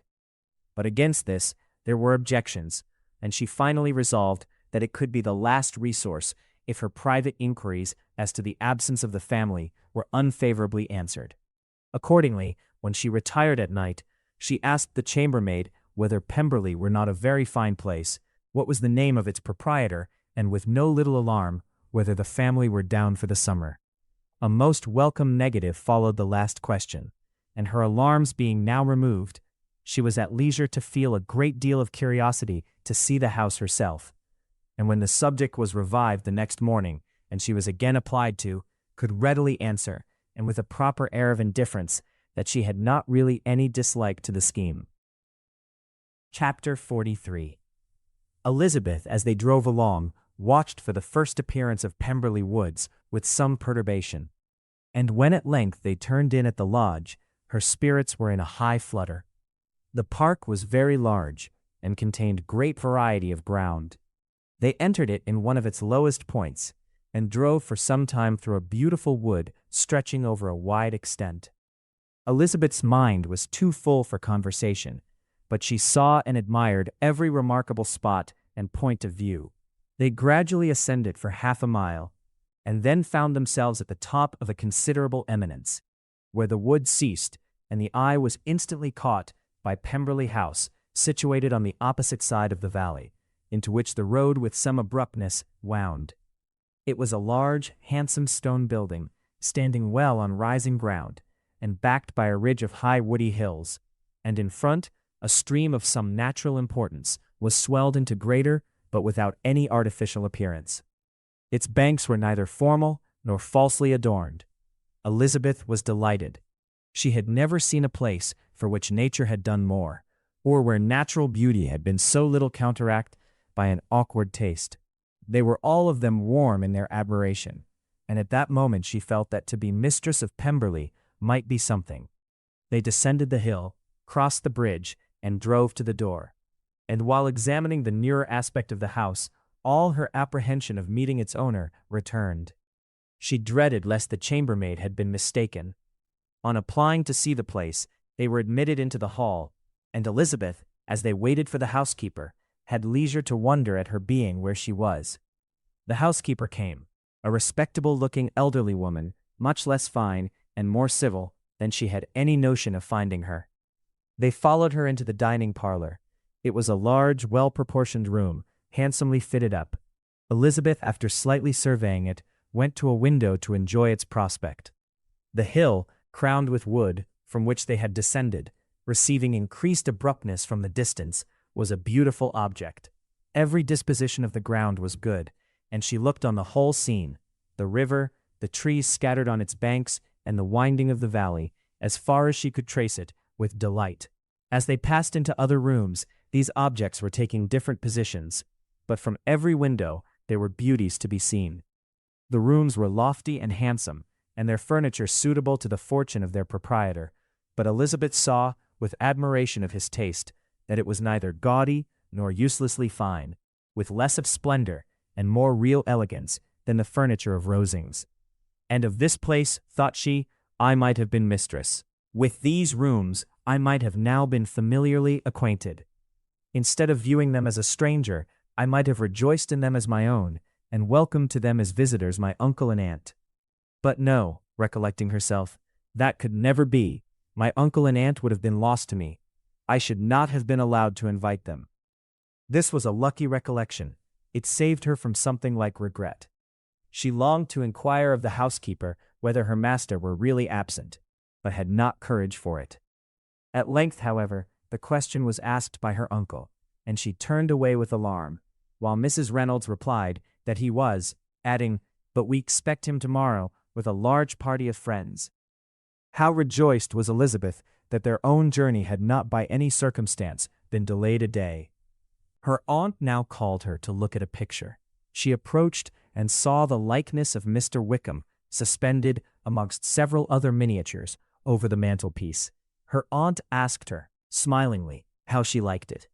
The housekeeper came forward and told them it was the picture of a young gentleman, the son of her late master's steward, who had been brought up by him at his own expense.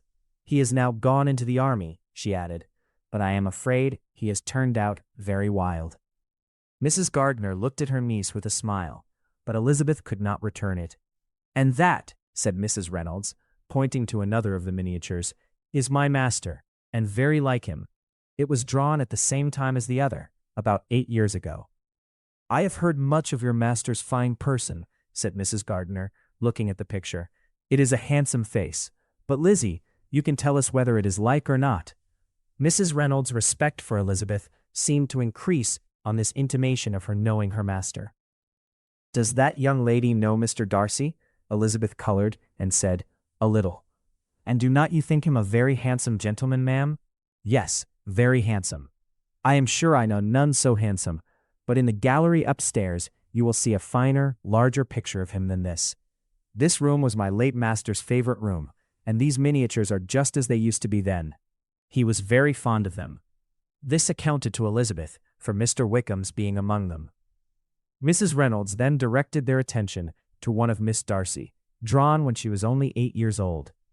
And is Miss Darcy as handsome as her brother? Said Mr. Gardiner. Oh yes, the handsomest young lady that ever was seen, and so accomplished. She plays and sings all day long. In the next room is a new instrument just come down for her, a present from my master. She comes here tomorrow with him.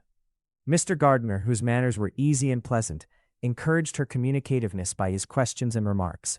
Mrs. Reynolds, either from pride or attachment, had evidently great pleasure in talking of her master and his sister. Is your master much at Pemberley in the course of the year? Not so much as I could wish, sir, but I dare say he may spend half his time here, and Miss Darcy is always down for the summer months. Except, thought Elizabeth, when she goes to Ramsgate. If your master would marry, you might see more of him.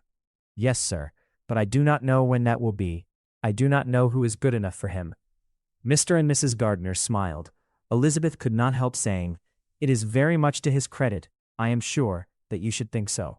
I say no more than the truth, and what everybody will say that knows him, replied the other. Elizabeth thought this was going pretty far, and she listened with increasing astonishment as the housekeeper added, I have never had a cross word from him in my life, and I have known him ever since he was 4 years old. This was praise of all others most extraordinary, most opposite to her ideas. That he was not a good-tempered man had been her firmest opinion. Her keenest attention was awakened. She longed to hear more, and was grateful to her uncle for saying, There are very few people of whom so much can be said. You are lucky in having such a master. Yes, sir, I know I am. If I were to go through the world, I could not meet with a better. But I have always observed that they who are good-natured when children are good-natured when they grow up, and he was always the sweetest-tempered, most generous-hearted boy in the world. Elizabeth almost stared at her. Can this be Mr. Darcy? Thought she. "His father was an excellent man," said Mrs. Gardiner. "Yes, ma'am, that he was indeed. And his son will be just like him, just as affable to the poor." Elizabeth listened, wondered, doubted, and was impatient for more. Mrs. Reynolds could interest her on no other point. She related the subjects of the pictures, the dimensions of the rooms, and the price of the furniture in vain. Mr. Gardiner, highly amused by the kind of family prejudice to which he attributed her excessive commendation of her master, soon led again to the subject, and she dwelt with energy on his many merits as they proceeded together up the great staircase. "He is the best landlord and the best master," said she, "that ever lived, not like the wild young men nowadays who think of nothing but themselves. There is not one of his tenants or servants but what will give him a good name. Some people call him proud, but I am sure I never saw anything of it. To my fancy, it is only because he does not rattle away like other young men." "In what an amiable light does this place him," thought Elizabeth. "This fine account of him," whispered her aunt as they walked, "is not quite consistent with his behavior to our poor friend. Perhaps we might be deceived. That is not very likely. Our authority was too good." On reaching the spacious lobby above, they were shown into a very pretty sitting room, lately fitted up with greater elegance and lightness than the apartments below, and were informed that it was but just done to give pleasure to Miss Darcy, who had taken a liking to the room when last at Pemberley. "He is certainly a good brother," said Elizabeth, as she walked towards one of the windows. Mrs. Reynolds anticipated Miss Darcy's delight when she should enter the room. "And this is always the way with him," she added. "Whatever can give his sister any pleasure is sure to be done in a moment. There is nothing he would not do for her." The picture gallery and 2 or 3 of the principal bedrooms were all that remained to be shown. In the former were many good paintings, but Elizabeth knew nothing of the art, and from such as had been already visible below, she had willingly turned to look at some drawings of Miss Darcy's in crayons, whose subjects were usually more interesting and also more intelligible. In the gallery there were many family portraits, but they could have little to fix the attention of a stranger. Elizabeth walked on in quest of the only face whose features would be known to her. At last it arrested her, and she beheld a striking resemblance of Mr. Darcy, with such a smile over the face as she remembered to have sometimes seen when he looked at her. She stood several minutes before the picture in earnest contemplation, and returned to it again before they quitted the gallery. Mrs. Reynolds informed them that it had been taken in his father's lifetime. There was certainly at this moment in Elizabeth's mind a more gentle sensation towards the original than she had ever felt in the height of their acquaintance. The commendation bestowed on him by Mrs. Reynolds was of no trifling nature. What praise is more valuable than the praise of an intelligent servant? As a brother, a landlord, a master, she considered how many people's happiness were in his guardianship, how much of pleasure or pain it was in his power to bestow, how much of good or evil must be done by him. Every idea that had been brought forward by the housekeeper was favorable to his character, and as she stood before the canvas on which he was represented, and fixed his eyes upon herself, she thought of his regard with a deeper sentiment of gratitude than it had ever raised before. She remembered its warmth, and softened its impropriety of expression. When all of the house that was open to general inspection had been seen, they returned downstairs, and taking leave of the housekeeper, were consigned over to the gardener, who met them at the hall door. As they walked across the lawn towards the river, Elizabeth turned back to look again. Her uncle and aunt stopped also, and while the former was conjecturing as to the date of the building, the owner of it himself suddenly came forward from the road which led behind it to the stables. They were within 20 yards of each other, and so abrupt was his appearance that it was impossible to avoid his sight. Their eyes instantly met, and the cheeks of each were overspread with the deepest blush. He absolutely started, and for a moment seemed immovable from surprise, but shortly recovering himself, advanced towards the party, and spoke to Elizabeth, if not in terms of perfect composure, at least of perfect civility. She had instinctively turned away, but stopping on his approach, received his compliments with an embarrassment impossible to be overcome. Had his first appearance, or his resemblance to the picture they had just been examining, been insufficient to assure the other two that they now saw Mr. Darcy, the gardener's expression of surprise on beholding his master must immediately have told it. They stood a little aloof while he was talking to their niece, who, astonished and confused, scarcely dared lift her eyes to his face, and knew not what answer she returned to his civil inquiries after her family. Amazed at the alteration of his manner since they last parted, every sentence that he uttered was increasing her embarrassment, and every idea of the impropriety of her being found there recurring to her mind.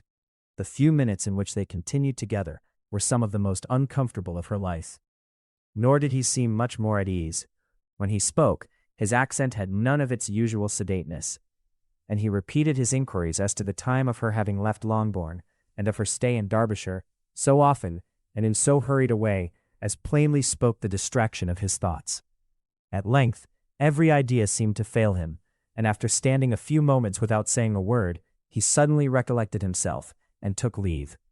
The others then joined her and expressed their admiration of his figure, but Elizabeth heard not a word, and wholly engrossed by her own feelings, followed them in silence. She was overpowered by shame and vexation. Her coming there was the most unfortunate, the most ill-judged thing in the world. How strange must it appear to him! In what a disgraceful light might it not strike so vain a man! It might seem as if she had purposely thrown herself in his way again. Oh, why did she come, or why did he thus come a day before he was expected? They should have been beyond the reach of his discrimination, for it was plain that he was that moment arrived, that moment alighted from his horse or his carriage. She blushed again and again over the perverseness of the meeting. And his behavior so strikingly altered, what could it mean? That he should even speak to her was amazing, but to speak with such civility, to inquire after her family. Never in her life had she seen his manner so little dignified. Never had he spoken with such gentleness as on this unexpected meeting. What a contrast did it offer to his last address in Rosings Park, when he put his letter into her hand. She knew not what to think, or how to account for it. They had now entered a beautiful walk by the side of the water, and every step was bringing forward a nobler fall of ground, or a finer reach of the woods to which they were approaching. But it was some time before Elizabeth was sensible of any of it, and though she answered mechanically to the repeated appeals of her uncle and aunt, and seemed to direct her eyes to such objects as they pointed out, she distinguished no part of the scene. Her thoughts were all fixed on that one spot of Pemberley House, whichever it might be, where Mr. Darcy then was. She longed to know what at that moment was passing in his mind, in what manner he thought of her, and whether, in defiance of everything, she was still dear to him. Perhaps he had been civil only because he felt himself at ease, yet there had been that in his voice which was not like ease. Whether he had felt more of pain or of pleasure in seeing her, she could not tell, but he certainly had not seen her with composure. At length, however, the remarks of her companions on her absence of mind roused her, and she felt the necessity of appearing more like herself. They entered the woods, and bidding adieu to the river for a while, ascended some of the higher grounds, whence, in spots where the opening of the trees gave the eye power to wander, were many charming views of the valley, the opposite hills, with the long range of woods, overspreading many, and occasionally part of the stream. Mr. Gardiner expressed a wish of going round the whole park, but feared it might be beyond a walk. With a triumphant smile, they were told that it was 10 miles round. It settled the matter, and they pursued the accustomed circuit, which brought them again, after some time, in a descent among hanging woods, to the edge of the water, and one of its narrowest parts. They crossed it by a simple bridge, in character with the general air of the scene. It was a spot less adorned than any they had yet visited, and the valley, here contracted into a glen, allowed room only for the stream and a narrow walk amidst the rough coppice wood which bordered it. Elizabeth longed to explore its windings, but when they had crossed the bridge and perceived their distance from the house, Mrs. Gardiner, who was not a great walker, could go no farther, and thought only of returning to the carriage as quickly as possible. Her niece was, therefore, obliged to submit, and they took their way towards the house on the opposite side of the river, in the nearest direction, but their progress was slow, for Mr. Gardiner, though seldom able to indulge the taste, was very fond of fishing, and was so much engaged in watching the occasional appearance of some trout in the water, and talking to the man about them, that he advanced but little. Whilst wandering on in this slow manner, they were again surprised, and Elizabeth's astonishment was quite equal to what it had been at first, by the sight of Mr. Darcy approaching them, and at no great distance. The walk being here less sheltered than on the other side, allowed them to see him before they met. Elizabeth, however astonished, was at least more prepared for an interview than before, and resolved to appear and to speak with calmness if he really intended to meet them. For a few moments, indeed, she felt that he would probably strike into some other path. The idea lasted while a turning in the walk concealed him from their view. The turning past, he was immediately before them. With a glance she saw that he had lost none of his recent civility, and, to imitate his politeness, she began as they met to admire the beauty of the place. But she had not got beyond the words, delightful and charming, when some unlucky recollections obtruded, and she fancied that praise of Pemberley from her might be mischievously constructed. Her color changed, and she said no more. Mrs. Gardiner was standing a little behind, and on her pausing, he asked her if she would do him the honor of introducing him to her friends. This was a stroke of civility for which she was quite unprepared, and she could hardly suppress a smile at his being now seeking the acquaintance of some of those very people against whom his pride had revolted in his offer to herself. What will be his surprise, thought she, when he knows who they are? He takes them now for people of fashion. The introduction, however, was immediately made, and as she named their relationship to herself, she stole a sly look at him to see how he bore it, and was not without the expectation of his decamping as fast as he could from such disgraceful companions. That he was surprised by the connection was evident. He sustained it, however, with fortitude, and so far from going away, turned back with them and entered into conversation with Mr. Gardiner. Elizabeth could not but be pleased, could not but triumph. It was consoling that he should know she had some relations for whom there was no need to blush. She listened most attentively to all that passed between them, and gloried in every expression, every sentence of her uncle, which marked his intelligence, his taste, or his good manners. The conversation soon turned upon fishing, and she heard Mr. Darcy invite him, with the greatest civility, to fish there as often as he chose, while he continued in the neighborhood, offering at the same time to supply him with fishing tackle, and pointing out those parts of the stream where there was usually most sport. Mrs. Gardiner, who was walking arm in arm with Elizabeth, gave her a look expressive of her wonder. Elizabeth said nothing, but it gratified her exceedingly. The compliment must be all for herself. Her astonishment, however, was extreme, and continually was she repeating, "Why is he so altered? From what can it proceed? It cannot be for me, it cannot be for my sake, that his manners are thus softened. My reproofs at Hunsford could not work such a change as this. It is impossible that he should still love me."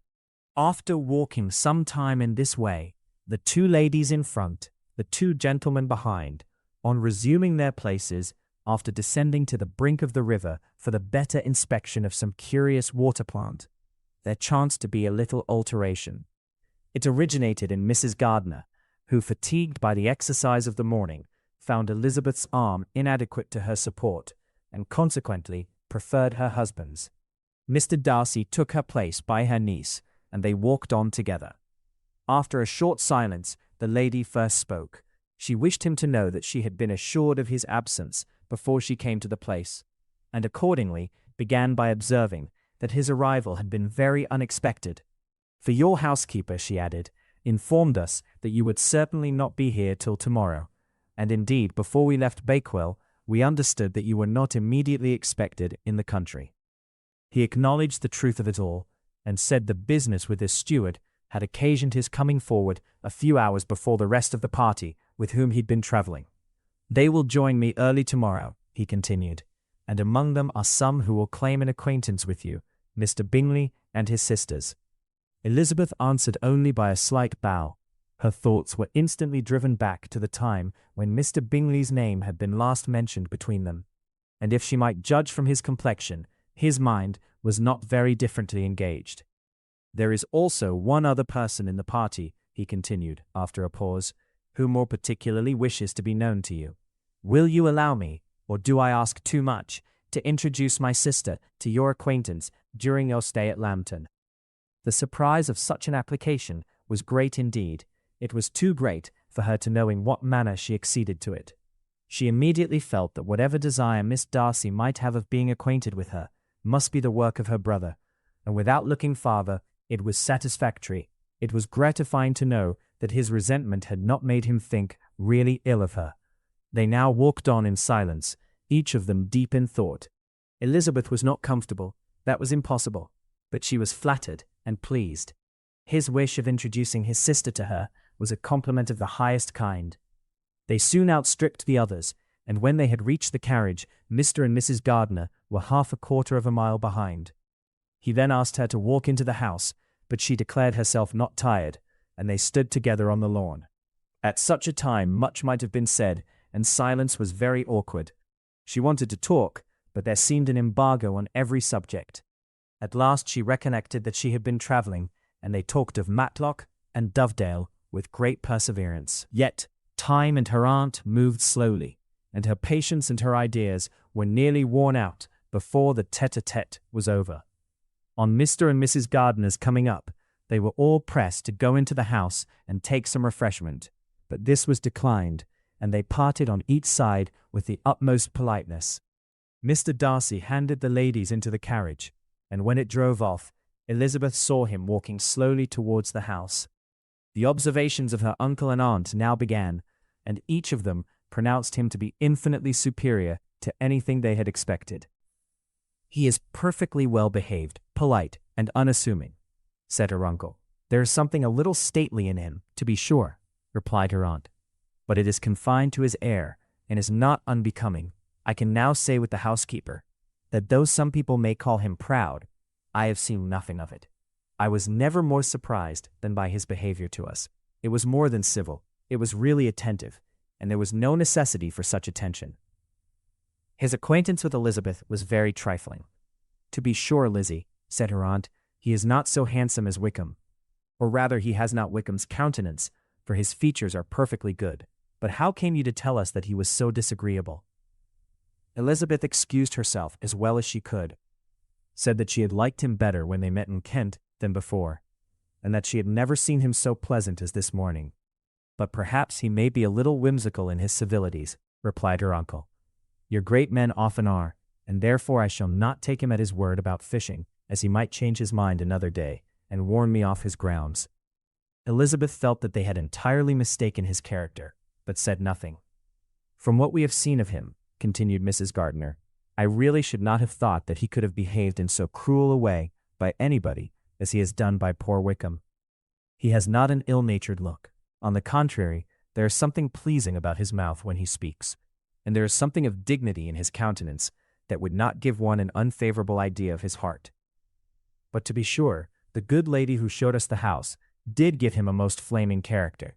I could hardly help laughing aloud sometimes. But he is a liberal master, I suppose, and that, in the eye of a servant, comprehends every virtue." Elizabeth here felt herself called on to say something in vindication of his behavior to Wickham, and therefore gave them to understand, in as guarded a manner as she could, that by what she had heard from his relations in Kent, his actions were capable of a very different construction, and that his character was by no means so faulty, nor Wickham so amiable as they had been considered in Hertfordshire.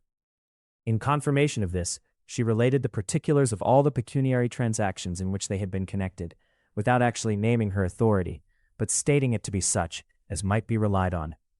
Mrs. Gardiner was surprised and concerned, but as they were now approaching the scene of her former pleasures, every idea gave way to the charm of recollection, and she was too much engaged in pointing out to her husband all the interesting spots in its environs to think of anything else, fatigued as she had been by the morning's walk. They had no sooner dined than she set off again in quest of her former acquaintance, and the evening was spent in the satisfactions of an intercourse renewed after many years' discontinuance. The occurrences of the day were too full of interest to leave Elizabeth much attention for any of these new friends, and she could do nothing but think, and think with wonder, of Mr. Darcy's civility, and above all, of his wishing her to be acquainted with his sister. Chapter 44. Elizabeth had settled it that Mr. Darcy would bring his sister to visit her the very day after her reaching Pemberley, and was, consequently, resolved not to be out of sight of the inn the whole of that morning. But her conclusion was false, for on the very morning after their own arrival at Lambton, these visitors came. They had been walking about the place with some of their new friends, and were just returned to the inn to dress themselves for dining with the same family, when the sound of a carriage drew them to a window, and they saw a gentleman and lady in a curricle driving up the street. Elizabeth, immediately recognizing the livery, guessed what it meant, and imparted no small degree of surprise to her relations, by acquainting them with the honor which she expected. Her uncle and aunt were all amazement, and the embarrassment of her manner as she spoke, joined to the circumstance itself, and many of the circumstances of the preceding day, opened to them a new idea on the business. Nothing had ever suggested it before, but they now felt that there was no other way of accounting for such attentions from such a quarter than by supposing a partiality for their niece. While these newly born notions were passing in their heads, the perturbation of Elizabeth's feelings was every moment increasing. She was quite amazed at her own discomposure, but, amongst other causes of disquiet, she dreaded lest the partiality of the brother should have said too much in her favor, and, more than commonly anxious to please, she naturally suspected that every power of pleasing would fail her. She retreated from the window, fearful of being seen, and as she walked up and down the room, endeavoring to compose herself, saw such looks of inquiring surprise in her uncle and aunt as made everything worse. Miss Darcy and her brother appeared, and this formidable introduction took place. With astonishment did Elizabeth see that her new acquaintance was at least as much embarrassed as herself. Since her being at Lambton, she had heard that Miss Darcy was exceedingly proud, but the observation of a very few minutes convinced her that she was only exceedingly shy. She found it difficult to obtain even a word from her beyond a monosyllable. Miss Darcy was tall and on a larger scale than Elizabeth, and though little more than 16, her figure was formed and her appearance womanly and graceful. She was less handsome than her brother, but there was sense and good humor in her face, and her manners were perfectly unassuming and gentle. Elizabeth, who had expected to find in her as acute and unembarrassed an observer as ever Mr. Darcy had been, was much relieved by discerning such different feelings. They had not been long together before Darcy told her that Bingley was also coming to wait on her, and she had barely time to express her satisfaction and prepare for such a visitor when Bingley's quick step was heard on the stairs, and in a moment he entered the room. All Elizabeth's anger against him had been long done away, but had she still felt any, it could hardly have stood its ground against the unaffected cordiality with which he expressed himself on seeing her again. He inquired in a friendly though general way after her family, and looked and spoke with the same good-humored ease that he had ever done. To Mr. and Mrs. Gardiner he was scarcely a less interesting personage than to herself. They had long wished to see him. The whole party before them, indeed, excited a lively attention. The suspicions which had just arisen of Mr. Darcy and their niece directed their observation towards each with an earnest though guarded inquiry, and they soon drew from those inquiries the full conviction that one of them at least knew what it was to love. Of the lady's sensations they remained a little in doubt, but that the gentleman was overflowing with admiration was evident enough. Elizabeth, on her side, had much to do. She wanted to ascertain the feelings of each of her visitors, she wanted to compose her own, and to make herself agreeable to all. And in the latter object, where she feared most to fail, she was most sure of success. For those to whom she endeavored to give pleasure were prepossessed in her favor. Bingley was ready, Georgiana was eager, and Darcy determined to be pleased. In seeing Bingley, her thoughts naturally flew to her sister. And oh, how ardently did she long to know whether any of his were directed in a like manner. Sometimes she could fancy that he talked less than on former occasions, and once or twice pleased herself with the notion that as he looked at her, he was trying to trace a resemblance. But though this might be imaginary, she could not be deceived as to his behavior to Miss Darcy, who had been set up as a rival to Jane. No look appeared on either side that spoke particular regard. Nothing occurred between them that could justify the hopes of his sister. On this point she was soon satisfied, and 2 or 3 little circumstances occurred ere they parted, which in her anxious interpretation denoted a recollection of Jane, not untinctured by tenderness, and a wish of saying more that might lead to the mention of her, had he dared. He observed to her, at a moment when the others were talking together, and in a tone which had something of real regret, that it was a very long time since he had had the pleasure of seeing her. And before she could reply, he added, "It is above 8 months, We have not met since the 26th of November, when we were all dancing together at Netherfield." Elizabeth was pleased to find his memory so exact, and he afterwards took occasion to ask her, when unattended to by any of the rest, whether all her sisters were at Longbourn. There was not much in the question, nor in the preceding remark, but there was a look and a manner which gave them meaning. It was not often that she could turn her eyes on Mr. Darcy himself, but whenever she did catch a glimpse, she saw an expression of general complaisance, and in all that he said, she heard an accent so far removed from hauteur or disdain of his companions, as convinced her that the improvement of manners which she had yesterday witnessed, however temporary its existence might prove, had at least outlived one day. When she saw him thus seeking the acquaintance and courting the good opinion of people with whom any intercourse a few months ago would have been a disgrace, when she saw him thus civil, not only to herself, but to the very relations whom he had openly disdained, and recollected their last lively scene in Hunsford Parsonage, the difference, the change was so great, and struck so forcibly on her mind, that she could hardly restrain her astonishment from being visible. Never, even in the company of his dear friends at Netherfield, or his dignified relations at Rosings, had she seen him so desirous to please, so free from self-consequence or unbending reserve, as now, when no importance could result from the success of his endeavors, and when even the acquaintance of those to whom his attentions were addressed would draw down the ridicule and censure of the ladies both of Netherfield and Rosings. Their visitors stayed with them above half an hour, and when they arose to depart, Mr. Darcy called on his sister to join him in expressing their wish of seeing Mr. and Mrs. Gardiner and Miss Bennet to dinner at Pemberley before they left the country. Miss Darcy, though with a diffidence which marked her little in the habit of giving invitations, readily obeyed. Mrs. Gardiner looked at her niece, desirous of knowing how she, whom the invitation most concerned, felt disposed as to its acceptance. But Elizabeth had turned away her head, presuming, however, that this studied avoidance spoke rather a momentary embarrassment than any dislike of the proposal, and seeing in her husband, who was fond of society, a perfect willingness to accept it, she ventured to engage for her attendance, and the day after the next was fixed on. Bingley expressed great pleasure in the certainty of seeing Elizabeth again, having still a great deal to say to her, and many inquiries to make after all their Hertfordshire friends. Elizabeth, construing all this into a wish of hearing her speak of her sister, was pleased, and on this account, as well as some others, found herself, when their visitors left them, capable of considering the last half-hour with some satisfaction, though while it was passing, the enjoyment of it had been little. Eager to be alone, and fearful of inquiries or hints from her uncle and aunt, she stayed with them only long enough to hear their favorable opinion of Bingley, and then hurried away to dress. But she had no reason to fear Mr. and Mrs. Gardiner's curiosity. It was not their wish to force her communication. It was evident that she was much better acquainted with Mr. Darcy than they had before any idea of. It was evident that he was very much in love with her. They saw much to interest, but nothing to justify inquiry.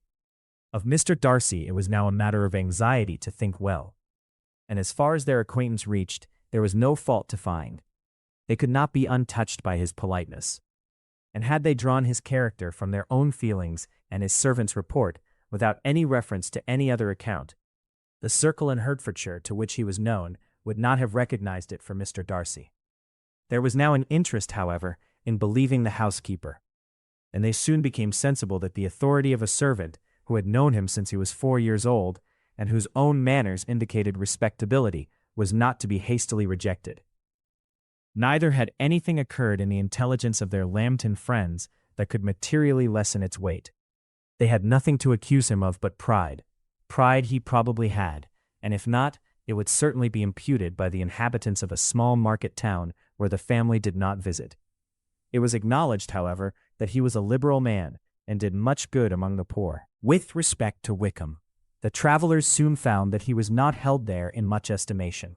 For though the chief of his concerns with the son of his patron were imperfectly understood, it was yet a well-known fact that on his quitting Derbyshire he had left many debts behind him, which Mr. Darcy afterwards discharged.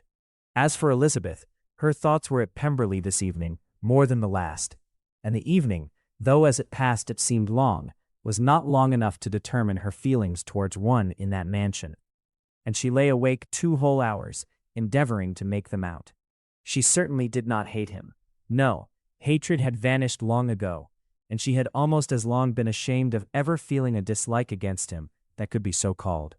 The respect created by the conviction of his valuable qualities, though at first unwillingly admitted, had for some time ceased to be repugnant to her feelings, and it was now heightened into somewhat of a friendlier nature by the testimony so highly in his favor, and bringing forward his disposition in so amiable a light, which yesterday had produced. But above all, above respect and esteem, there was a motive within her of good will which could not be overlooked. It was gratitude, gratitude not merely for having once loved her, but for loving her still well enough to forgive all the petulance and acrimony of her manner in rejecting him, and all the unjust accusations accompanying her rejection. He who she had been persuaded would avoid her as his greatest enemy seemed on this accidental meeting most eager to preserve the acquaintance, and without any indelicate display of regard or any peculiarity of manner where their 2 selves only were concerned, was soliciting the good opinion of her friends and bent on making her known to his sister. Such a change in a man of so much pride excited not only astonishment but gratitude, for to love, ardent love, it must be attributed, and as such its impression on her was of a sort to be encouraged, as by no means unpleasing, though it could not be exactly defined. She respected, she esteemed, she was grateful to him, she felt a real interest in his welfare, and she only wanted to know how far she wished that welfare to depend upon herself, and how far it would be for the happiness of both that she should employ the power, which her fancy told her she still possessed, of bringing on the renewal of his addresses. It had been settled in the evening between the aunt and niece that such a striking civility as Miss Darcy's, in coming to them on the very day of her arrival at Pemberley, for she had reached it only to a late breakfast, ought to be imitated, though it could not be equaled, by some exertion of politeness on their side, and consequently that it would be highly expedient to wait on her at Pemberley the following morning. They were therefore to go. Elizabeth was pleased, though when she asked herself the reason, she had very little to say in reply. Mr. Gardiner left them soon after breakfast. The fishing scheme had been renewed the day before, and a positive engagement made of his meeting some of the gentlemen at Pemberley by noon. Chapter 45. Convinced as Elizabeth now was that Miss Bingley's dislike of her had originated in jealousy, she could not help feeling how very unwelcome her appearance at Pemberley must be to her, and was curious to know with how much civility on that lady's side the acquaintance would now be renewed. On reaching the house, they were shown through the hall into the saloon, whose northern aspect rendered it delightful for summer. Its windows, opening to the ground, admitted a most refreshing view of the high woody hills behind the house, and of the beautiful oaks and Spanish chestnuts which were scattered over the intermediate lawn. In this room they were received by Miss Darcy, who was sitting there with Mrs. Hurst and Miss Bingley, and the lady with whom she lived in London.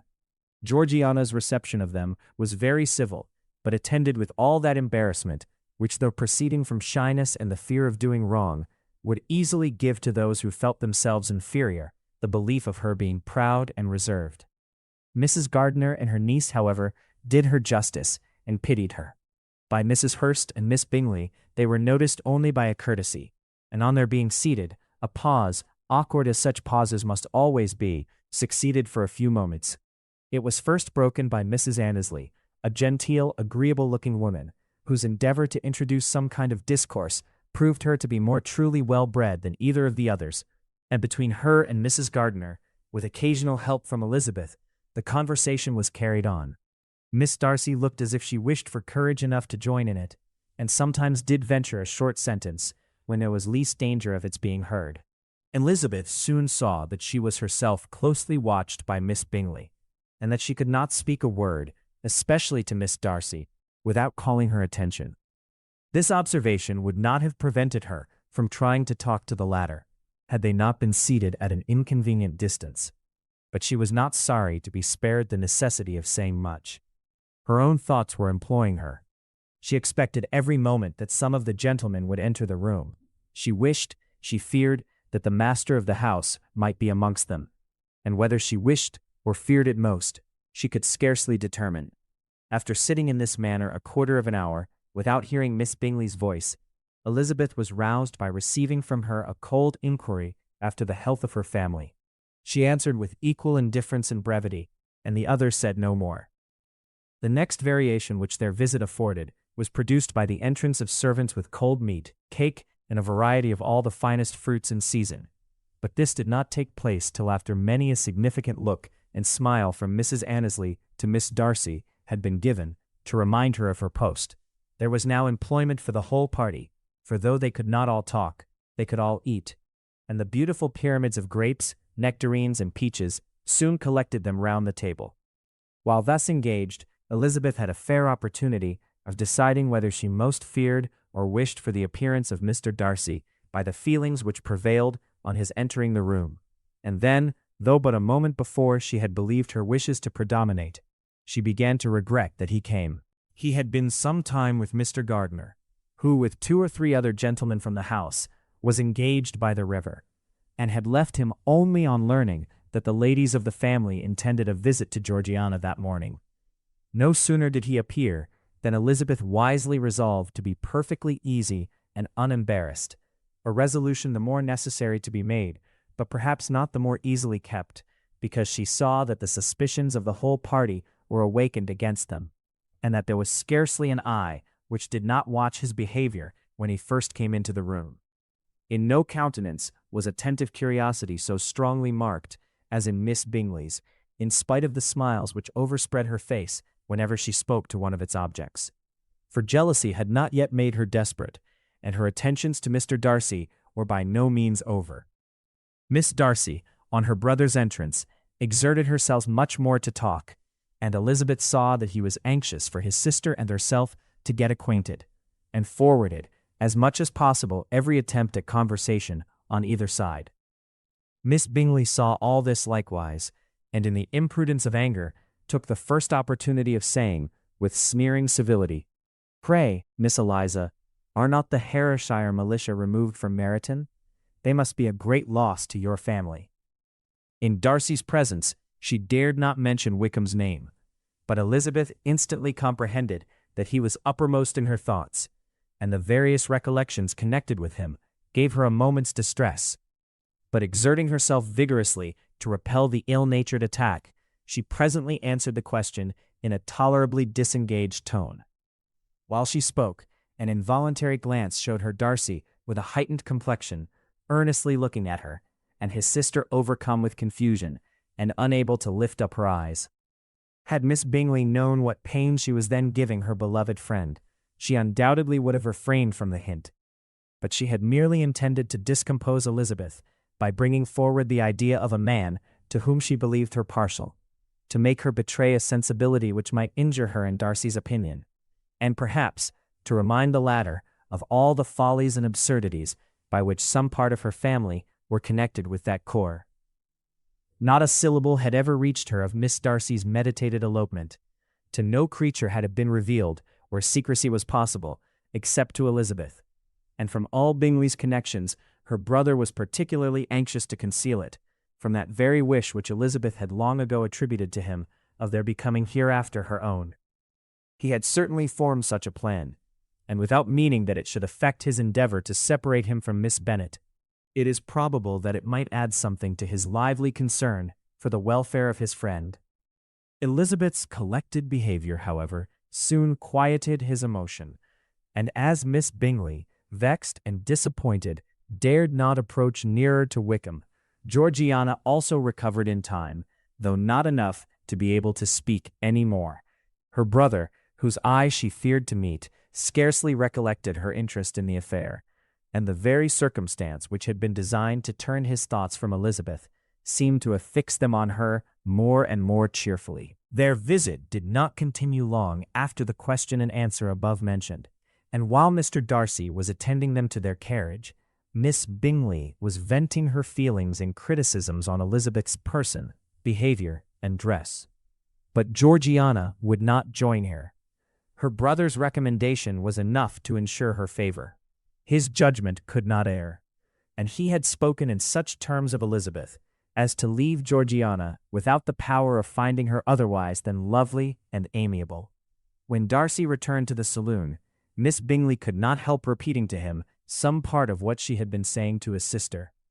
"How very ill Eliza Bennet looks this morning, Mr. Darcy," she cried. "I never in my life saw anyone so much altered as she is since the winter. She has grown so brown and coarse. Louisa and I were agreeing that we should not have known her again." However little Mr. Darcy might have liked such an address, he contented himself with coolly replying that he perceived no other alteration than her being rather tanned, no miraculous consequence of traveling in the summer. "For my own part," she rejoined, "I must confess that I never could see any beauty in her. Her face is too thin, her complexion has no brilliancy, and her features are not at all handsome. Her nose wants character, there is nothing marked in its lines. Her teeth are tolerable, but not out of the common way. And as for her eyes, which have sometimes been called so fine, I never could perceive anything extraordinary in them. They have a sharp, shrewish look, which I do not like at all. And in her air altogether, there is a self-sufficiency without fashion, which is intolerable." Persuaded as Miss Bingley was that Darcy admired Elizabeth, this was not the best method of recommending herself. But angry people are not always wise, and in seeing him at last look somewhat nettled, she had all the success she expected. He was resolutely silent, however, and, from a determination of making him speak, she continued, "I remember when we first knew her in Hertfordshire, how amazed we all were to find that she was a reputed beauty. And I particularly recollect your saying one night, after they had been dining at Netherfield, 'She, a beauty? I should as soon call her mother a wit.' But afterwards she seemed to improve on you, and I believe you thought her rather pretty at one time." "Yes," replied Darcy, who could contain himself no longer, "but that was only when I first knew her, for it is many months since I have considered her as one of the handsomest women of my acquaintance." He then went away, and Miss Bingley was left to all the satisfaction of having forced him to say what gave no one any pain but herself. Mrs. Gardiner and Elizabeth talked of all that had occurred during their visit, as they returned, except what had particularly interested them both. The looks and behavior of everybody they had seen were discussed, except of the person who had mostly engaged their attention. They talked of his sister, his friends, his house, his fruit, of everything but himself. Yet Elizabeth was longing to know what Mrs. Gardiner thought of him, and Mrs. Gardiner would have been highly gratified by her niece's beginning the subject. Chapter 46. Elizabeth had been a good deal disappointed in not finding a letter from Jane on their first arrival at Lambton, and this disappointment had been renewed on each of the mornings that had now been spent there. But on the third her repining was over, and her sister justified, by the receipt of 2 letters from her at once, on one of which was marked that it had been missent elsewhere. Elizabeth was not surprised at it, as Jane had written the direction remarkably ill.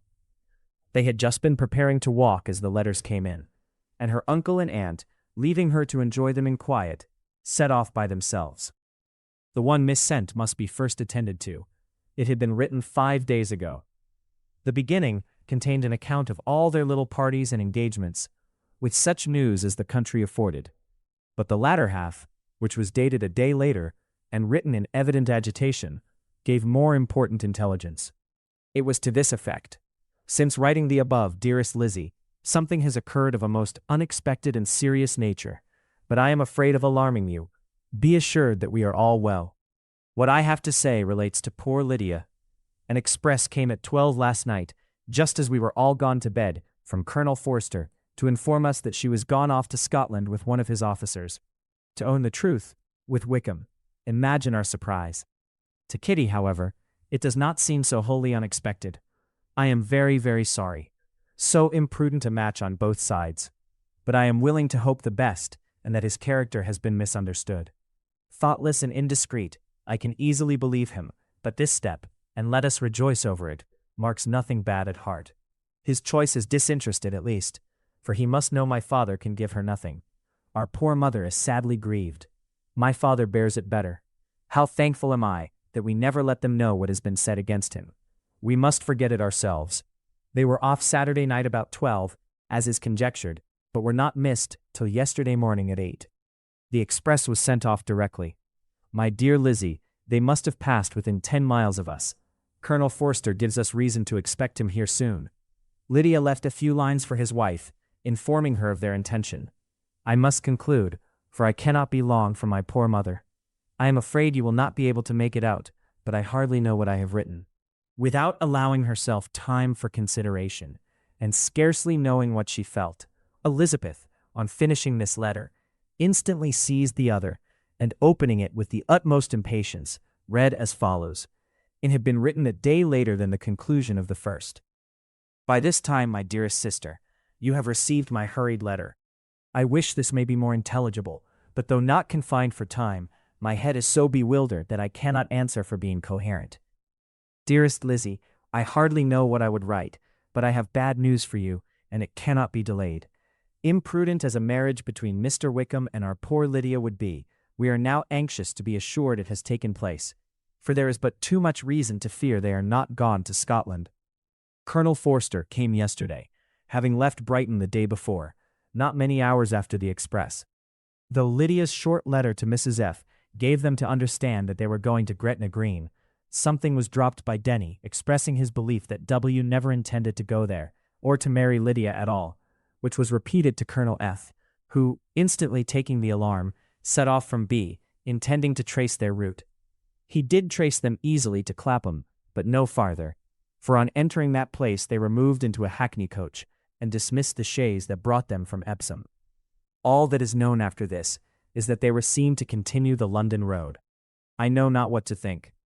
After making every possible inquiry on that side of London, Colonel F. came on into Hertfordshire, anxiously renewing them at all the turnpikes and at the inns in Barnet and Hatfield, but without any success. No such people had been seen to pass through.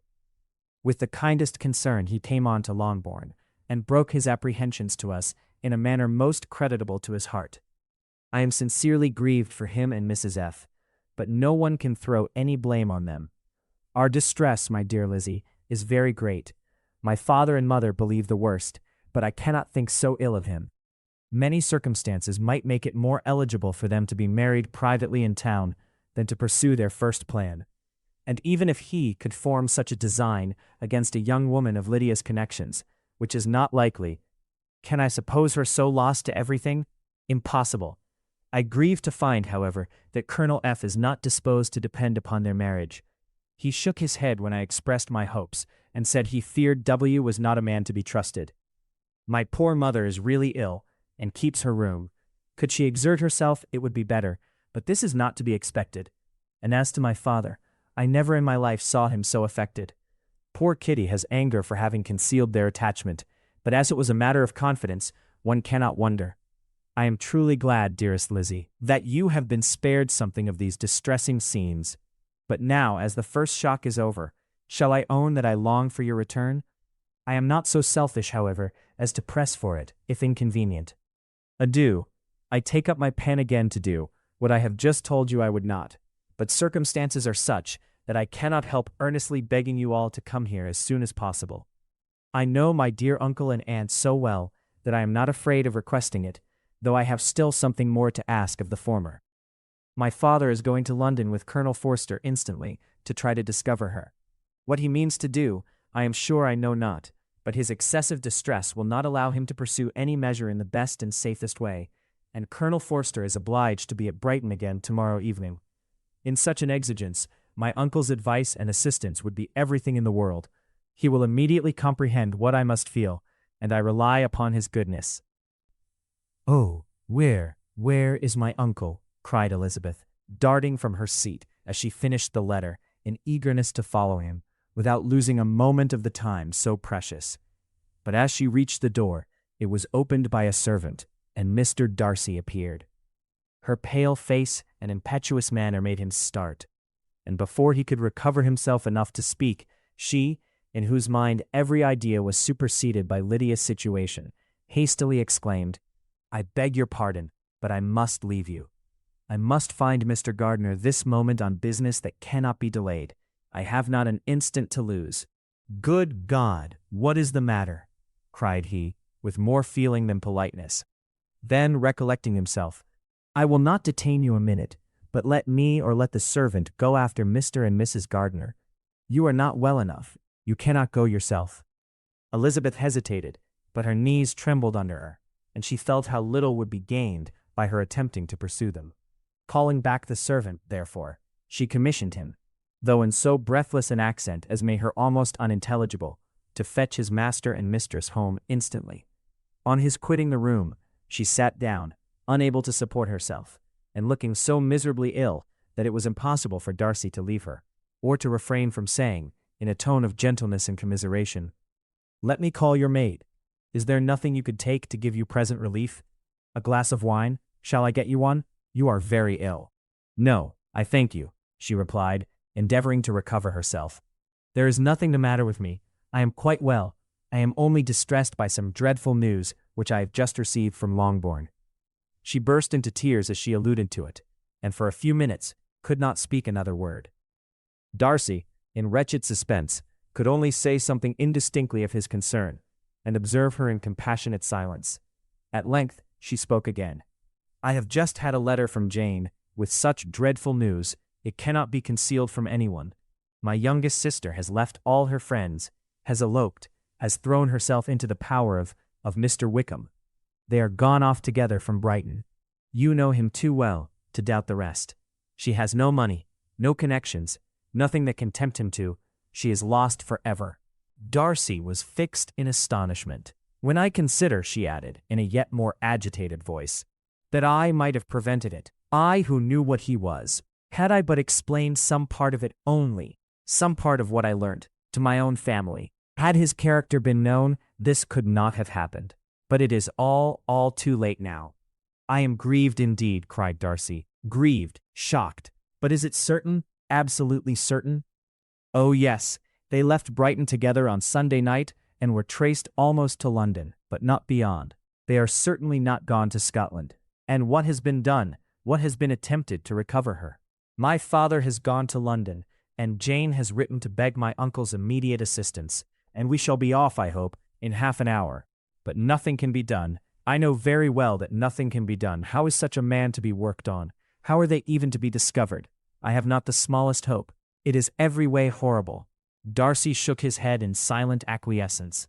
"When my eyes were opened to his real character, oh, had I known what I ought, what I dared to do, but I knew not. I was afraid of doing too much.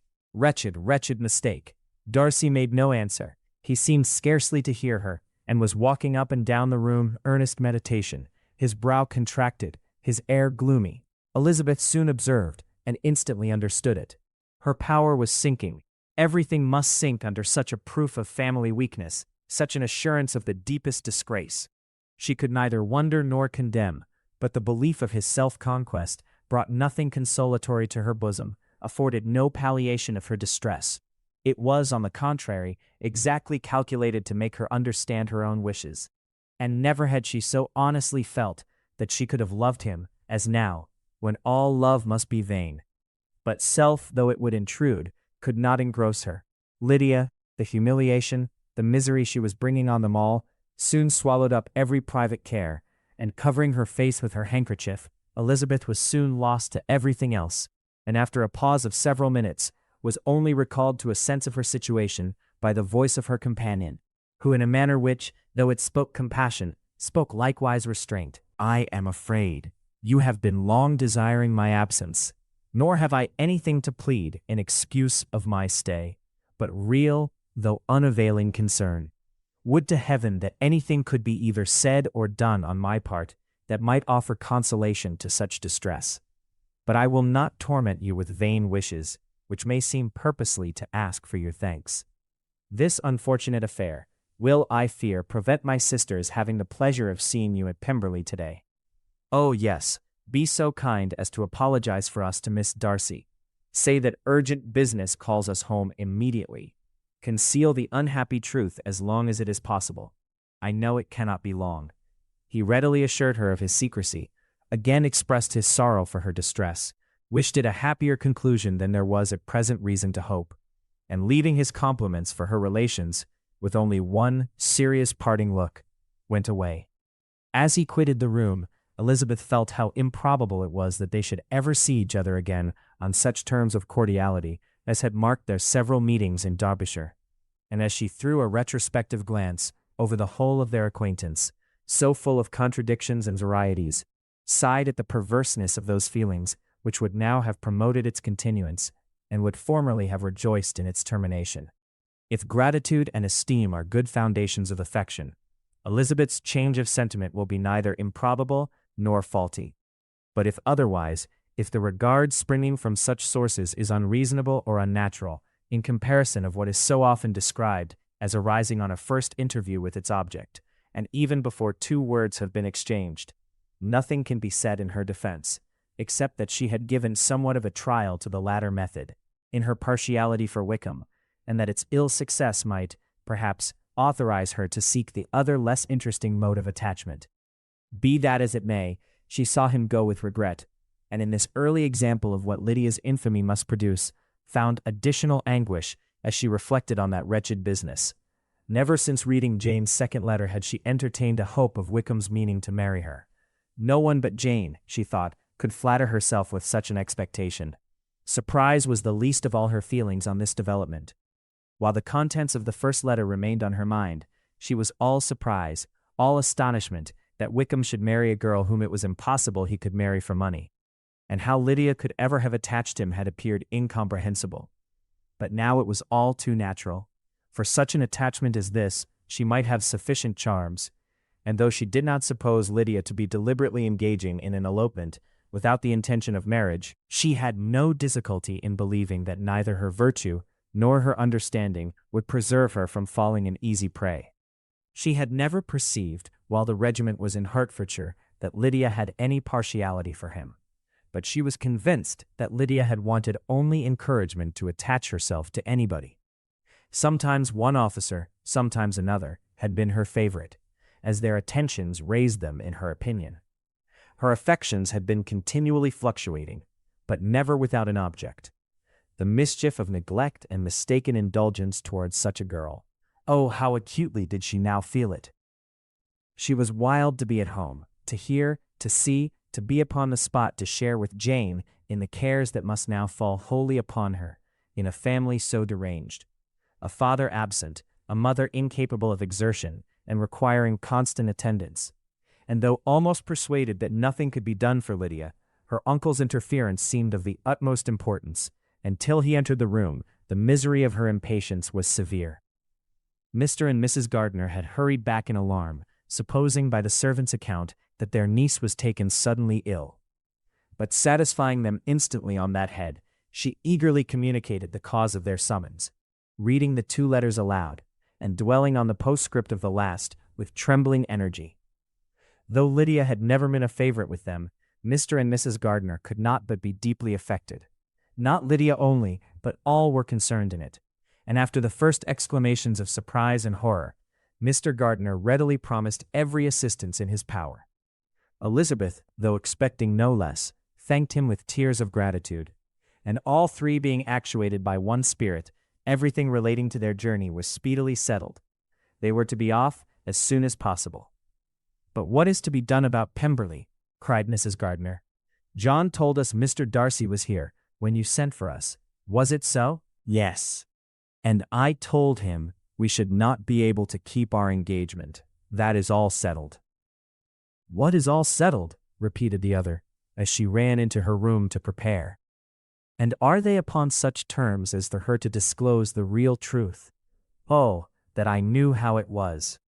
But wishes were vain, or at best, could serve only to amuse her in the hurry and confusion of the following hour.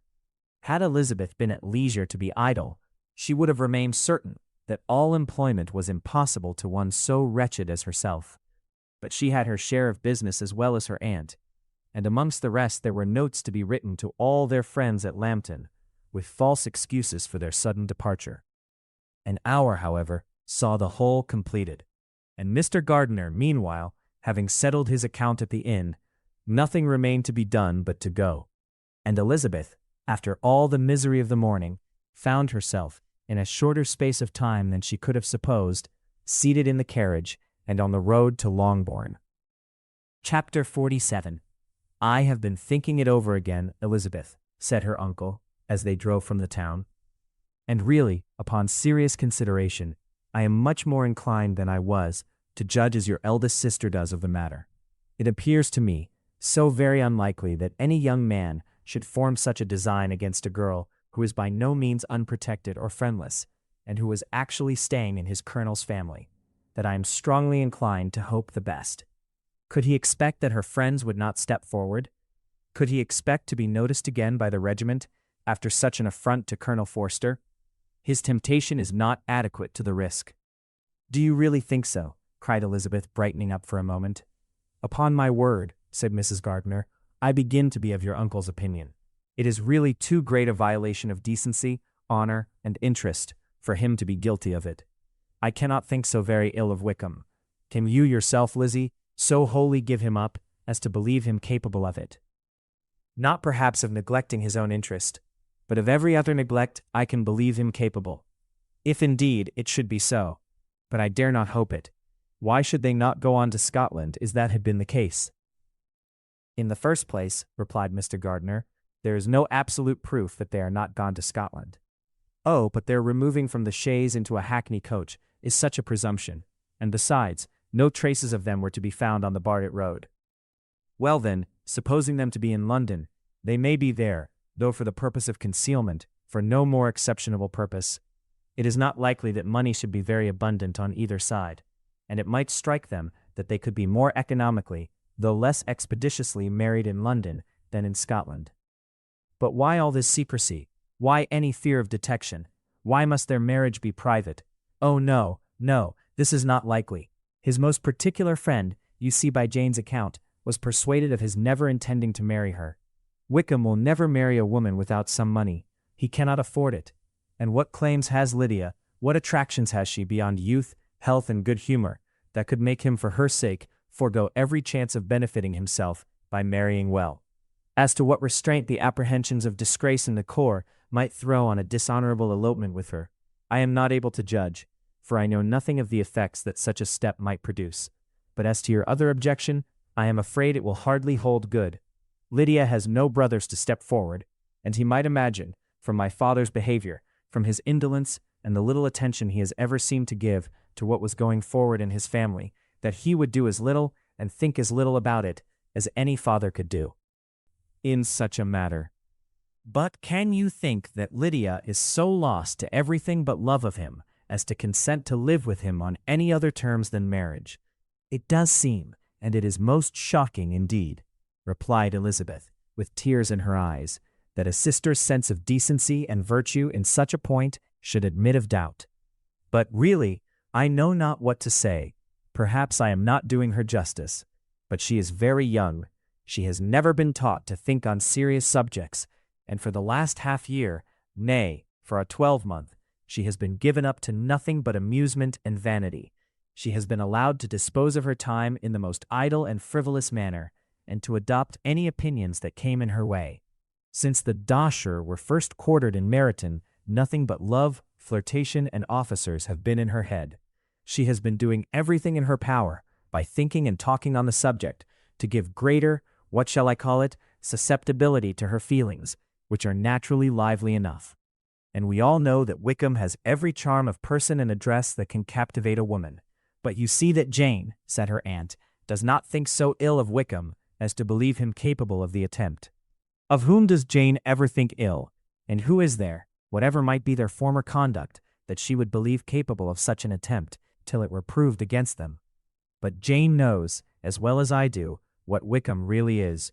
We both know that he has been profligate in every sense of the word, that he has neither integrity nor honor, that he is as false and deceitful as he is insinuating. And do you really know all this? Cried Mrs. Gardiner, whose curiosity as to the mode of her intelligence was all alive. I do indeed, replied Elizabeth, coloring. I told you the other day of his infamous behavior to Mr. Darcy, and you yourself, when last at Longbourn, heard in what manner he spoke of the man who had behaved with such forbearance and liberality towards him. And there are other circumstances which I am not at liberty, which it is not worth while to relate, but his lies about the whole Pemberley family are endless. From what he said of Miss Darcy, I was thoroughly prepared to see a proud, reserved, disagreeable girl. Yet he knew to the contrary himself. He must know that she was as amiable and unpretending as we have found her. But does Lydia know nothing of this? Can she be ignorant of what you and Jane seem so well to understand? Oh yes, that is the worst of all. Till I was in Kent, and saw so much both of Mr. Darcy and his relation Colonel Fitzwilliam, I was ignorant of the truth myself, and when I returned home, the Dosher was to leave Meryton in a week or fortnight's time. As that was the case, neither Jane, to whom I related the whole, nor I, thought it necessary to make our knowledge public. For of what use could it apparently be to anyone that the good opinion which all the neighborhood had of him should then be overthrown? And even when it was settled that Lydia should go with Mrs. Forster, the necessity of opening her eyes to his character never occurred to me. That she could be in any danger from the deception never entered my head. That such a consequence as this should ensue, you may easily believe, was far enough from my thoughts. When they all removed to Brighton, therefore, you had no reason, I suppose, to believe them fond of each other. Not the slightest. I can remember no symptom of affection on either side. And had anything of the kind been perceptible, you must be aware that ours is not a family on which it could be thrown away. When first he entered the corps, she was ready enough to admire him, but so we all were. Every girl in or near Meryton was out of her senses about him for the first 2 months, but he never distinguished her by any particular attention, and consequently, after a moderate period of extravagant and wild admiration, her fancy for him gave way, and others of the regiment, who treated her with more distinction, again became her favorites. It may be easily believed that however little of novelty could be added to their fears, hopes, and conjectures on this interesting subject by its repeated discussion, no other could detain them from it long, during the whole of the journey. From Elizabeth's thoughts it was never absent. Fixed there by the keenest of all anguish, self-reproach, she could find no interval of ease or forgetfulness. They traveled as expeditiously as possible, and sleeping one night on the road, reached Longbourn by dinner-time the next day. It was a comfort to Elizabeth to consider that Jane could not have been wearied by long expectations. The little Gardiners, attracted by the sight of a chaise, were standing on the steps of the house as they entered the paddock.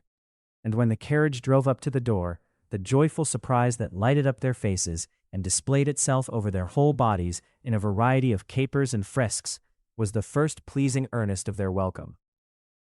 Elizabeth jumped out, and after giving each of them a hasty kiss, hurried into the vestibule, where Jane, who came running downstairs from her mother's apartment, immediately met her.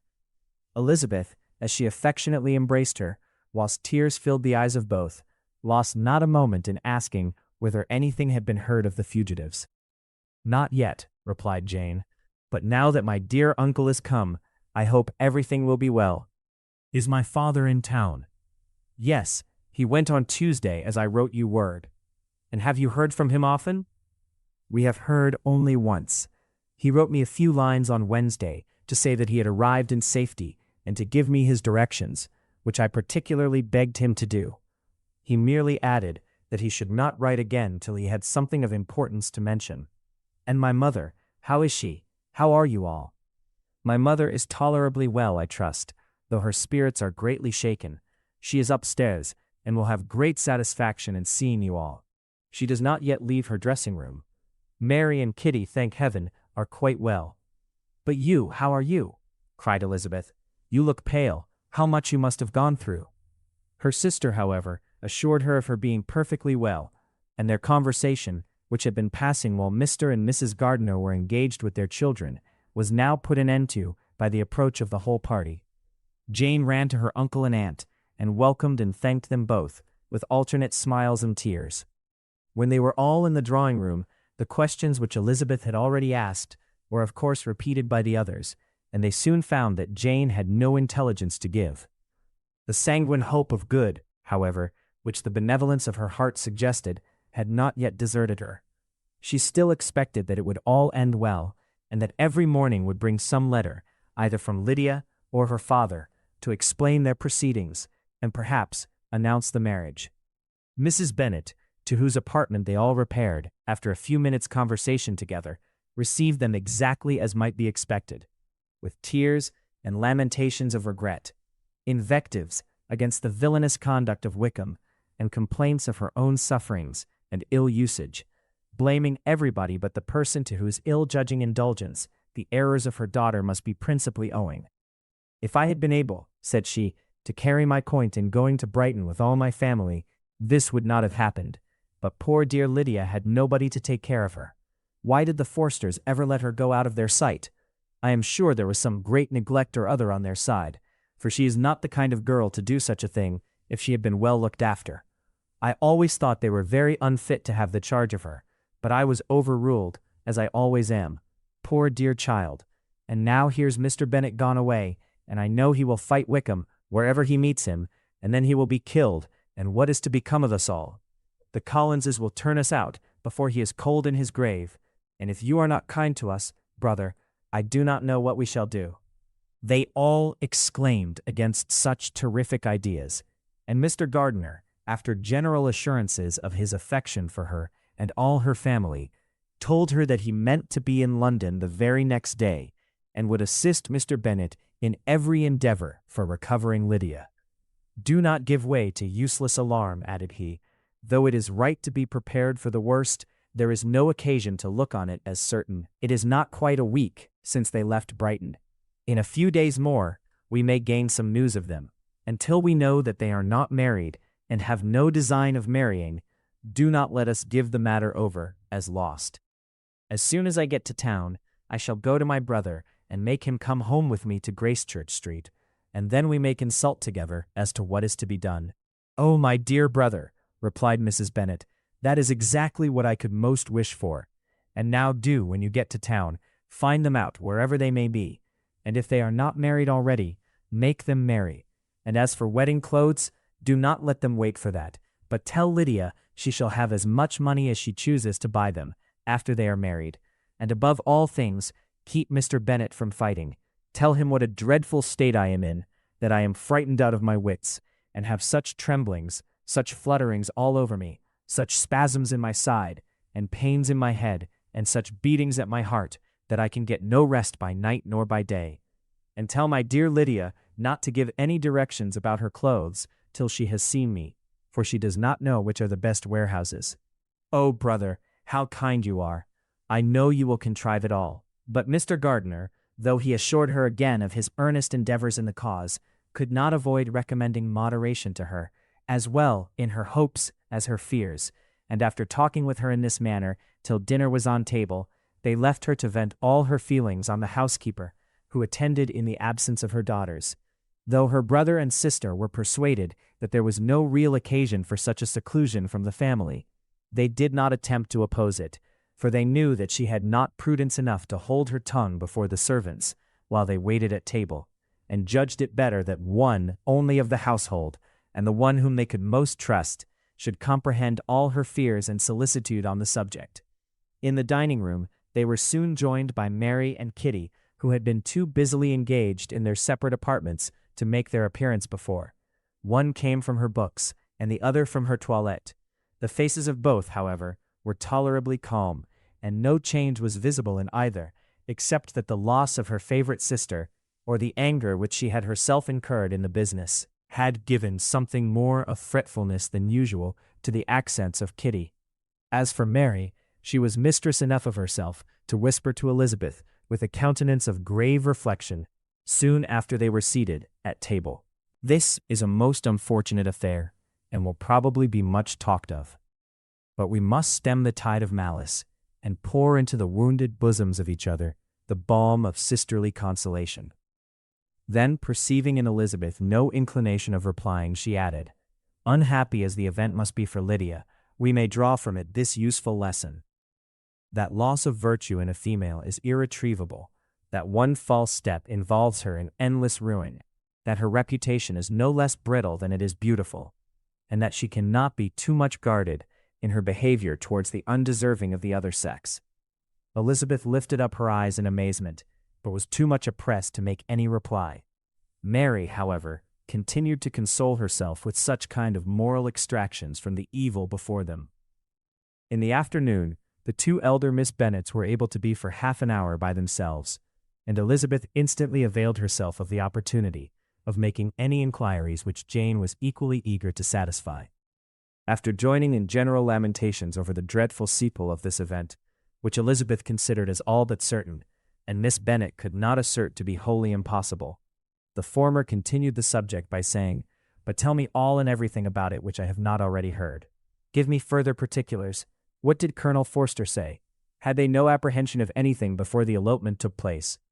They must have seen them together forever." Colonel Forster did own that he had often suspected some partiality, especially on Lydia's side, but nothing to give him any alarm. "I am so grieved for him. His behavior was attentive and kind to the utmost. He was coming to us, in order to assure us of his concern, before he had any idea of their not being gone to Scotland. When that apprehension first got abroad, it hastened his journey." And was Denny convinced that Wickham would not marry? Did he know of their intending to go off? Had Colonel Forster seen Denny himself? Yes, but when questioned by him, Denny denied knowing anything of their plan, and would not give his real opinion about it. He did not repeat his persuasion of their not marrying, and from that, I am inclined to hope he might have been misunderstood before. Until Colonel Forster came himself, not one of you entertained a doubt, I suppose, of their being really married. How was it possible that such an idea should enter our brains? I felt a little uneasy, a little fearful of my sister's happiness with him in marriage, because I knew that his conduct had not been always quite right. My father and mother knew nothing of that. They only felt how imprudent a match it must be. Kitty then owned, with a very natural triumph on knowing more than the rest of us, that in Lydia's last letter she had prepared her for such a step, it seems, of their being in love with each other many weeks. But not before they went to Brighton. No, I believe not. And did Colonel Forster appear to think ill of Wickham himself? Does he know his real character? I must confess that he did not speak so well of Wickham as he formerly did. He believed him to be imprudent and extravagant, and since this sad affair has taken place, it is said that he left Meryton greatly in debt, but I hope this may be false. Oh, Jane, had we been less secret, had we told what we knew of him, this could not have happened. Perhaps it would have been better, replied her sister. But to expose the former faults of any person without knowing what their present feelings were seemed unjustifiable. We acted with the best intentions. Could Colonel Forster repeat the particulars of Lydia's note to his wife? He brought it with him for us to see. Jane then took it from her pocketbook and gave it to Elizabeth. These were the contents.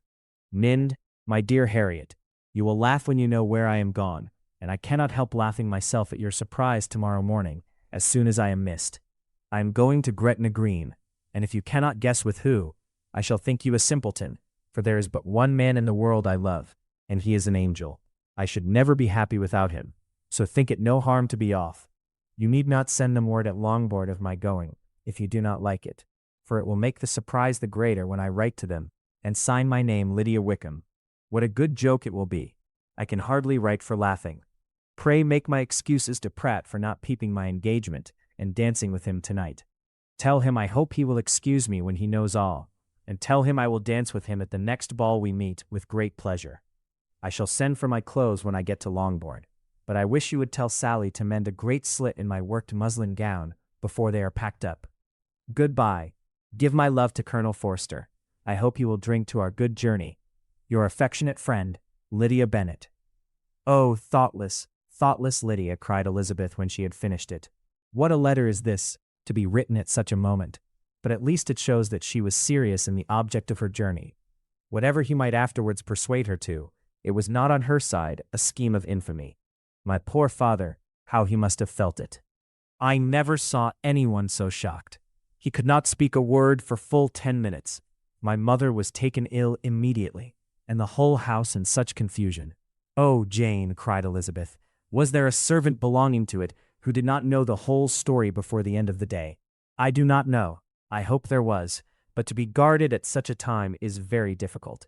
My mother was in hysterics, and though I endeavored to give her every assistance in my power, I am afraid I did not do so much as I might have done, but the horror of what might possibly happen almost took from me my faculties. Your attendance upon her has been too much for you. You do not look well. Oh, that I had been with you! You have had every care and anxiety upon yourself alone. Mary and Kitty have been very kind, and would have shared in every fatigue, I am sure, but I did not think it right for either of them. Kitty is slight and delicate, and Mary studies so much that her hours of repose should not be broken in on. My Aunt Phillips came to Longbourn on Tuesday, after my father went away, and was so good as to stay till Thursday with me. She was of great use and comfort to us all, and Lady Lucas has been very kind. She walked here on Wednesday morning to condole with us, and offered her services, or any of her daughters, if they could be of use to us. She had better have stayed at home, cried Elizabeth. Perhaps she meant well, but under such a misfortune as this, one cannot see too little of one's neighbors. Assistance is impossible, condolence insufferable. Let them triumph over us at a distance, and be satisfied. She then proceeded to inquire into the measures which her father had intended to pursue, while in town, for the recovery of his daughter. He meant, I believe, replied Jane, to go to Epsom, the place where they last changed horses, see the postilions, and try if anything could be made out from them. His principal object must be to discover the number of the hackney coach which took them from Clapham. It had come with a fare from London, and as he thought the circumstance of a gentleman and ladies removing from one carriage into another might be remarked, he meant to make inquiries at Clapham. If he could anyhow discover at what house the coachman had before set down his fare, he determined to make inquiries there, and hoped it might not be impossible to find out the stand and number of the coach. I do not know of any other designs that he had formed, but he was in such a hurry to be gone, and his spirits so greatly discomposed, that I had difficulty in finding out even so much as this. Chapter 48. The whole party were in hopes of a letter from Mr. Bennet the next morning, but the post came in without bringing a single line from him. His family knew him to be, on all common occasions, a most negligent and dilatory correspondent. But at such a time they had hoped for exertion. They were forced to conclude that he had no pleasing intelligence to send. But even of that, they would have been glad to be certain. Mr. Gardiner had waited only for the letters before he set off. When he was gone, they were certain at least of receiving constant information of what was going on, and their uncle promised at parting to prevail on Mr. Bennet to return to Longbourn as soon as he could, to the great consolation of his sister, who considered it as the only security for her husband's not being killed in a duel. Mrs. Gardiner and the children were to remain in Hertfordshire a few days longer, as the former thought her presence might be serviceable to her nieces. She shared in their attendance on Mrs. Bennet, and was a great comfort to them in their hours of freedom. Their other aunt also visited them frequently, and always, as she said, with the design of cheering and heartening them up, though, as she never came without reporting some fresh instance of Wickham's extravagance or irregularity, she seldom went away without leaving them more dispirited than she found them. All Meryton seemed striving to blacken the man who, but 3 months before, had been almost an angel of light. He was declared to be in debt to every tradesman in the place, and his intrigues, all honored with the title of seduction, had been extended into every tradesman's family. Everybody declared that he was the wickedest young man in the world, and everybody began to find out that they had always distrusted the appearance of his goodness. Elizabeth, though she did not credit above half of what was said, believed enough to make her former assurance of her sister's ruin still more certain, and even Jane, who believed still less of it, became almost hopeless, more especially as the time was now come when, if they had gone to Scotland, which she had never before entirely despaired of, they must in all probability have gained some news of them. Mr. Gardiner left Longbourn on Sunday. On Tuesday, his wife received a letter from him. It told them that on his arrival he had immediately found out his brother, and persuaded him to come to Gracechurch Street. That Mr. Bennet had been to Epsom and Clapham before his arrival, but without gaining any satisfactory information, and that he was now determined to inquire at all the principal hotels in town, as Mr. Bennet thought it possible they might have gone to one of them on their first coming to London before they procured lodgings. Mr. Gardiner himself did not expect any success from this measure, but as his brother was eager in it, he meant to assist him in pursuing it.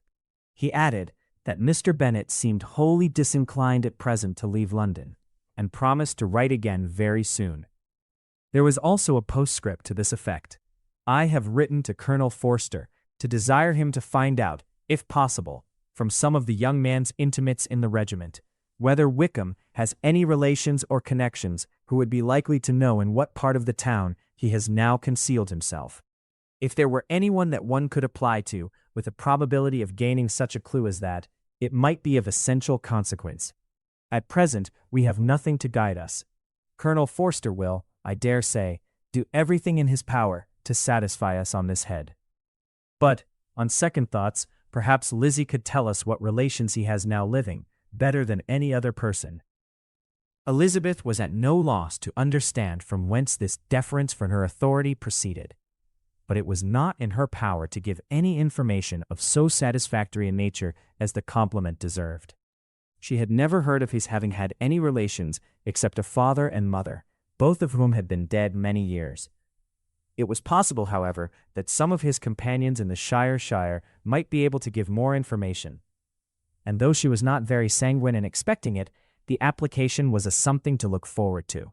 Every day at Longbourn was now a day of anxiety, but the most anxious part of each was when the post was expected. The arrival of letters was the first grand object of every morning's impatience. Through letters, whatever of good or bad was to be told would be communicated, and every succeeding day was expected to bring some news of importance. But before they heard again from Mr. Gardiner, a letter arrived for their father, from a different quarter, from Mr. Collins, which, as Jane had received directions to open all that came for him in his absence, she accordingly read. And Elizabeth, who knew what curiosities his letters always were, looked over her, and read it likewise. My dear sir, I feel myself called upon, by our relationship and my situation in life, to condole with you on the grievous affliction you are now suffering under, of which we were yesterday informed by a letter from Hertfordshire. Be assured, my dear sir, that Mrs. Collins and myself sincerely sympathize with you and all your respectable family in your present distress, which must be of the bitterest kind, because proceeding from a cause which no time can remove. No arguments shall be wanting on my part that can alleviate so severe a misfortune, or that may comfort you, under a circumstance that must be of all others most afflicting to a parent's mind. The death of your daughter would have been a blessing in comparison of this, and it is the more to be lamented because there is reason to suppose, as my dear Charlotte informs me, that this licentiousness of behavior in your daughter has proceeded from a faulty degree of indulgence. Though, at the same time, for the consolation of yourself and Mrs. Bennet, I am inclined to think that her own disposition must be naturally bad, or she could not be guilty of such an enormity at so early an age. Howsoever that may be, you are grievously to be pitied, in which opinion I am not only joined by Mrs. Collins, but likewise by Lady Catherine and her daughter, to whom I have related the affair. They agree with me in apprehending that this false step in one daughter will be injurious to the fortunes of all the others, for who, as Lady Catherine herself condescendingly says, will connect themselves with such a family. And this consideration leads me, moreover, to reflect with augmented satisfaction on a certain event of last November, for had it been otherwise, I must have been involved in all your sorrow and disgrace.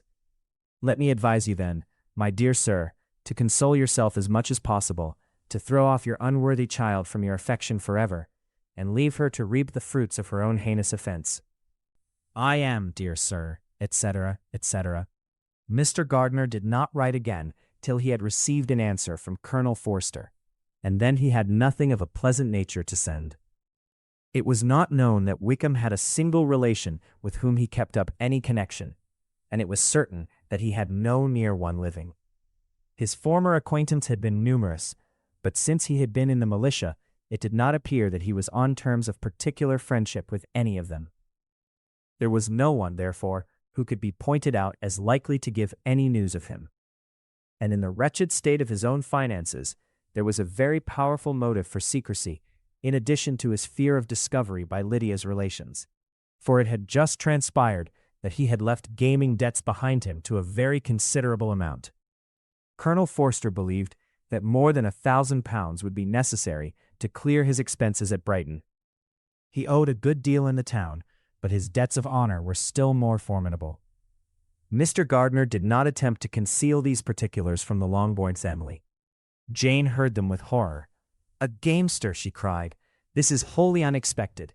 I had not an idea of it." Mr. Gardiner added in his letter that they might expect to see their father at home on the following day, which was Saturday. Rendered spiritless by the ill success of all their endeavors, He had yielded to his brother-in-law's entreaty that he would return to his family, and leave it to him to do whatever occasion might suggest to be advisable for continuing their pursuit.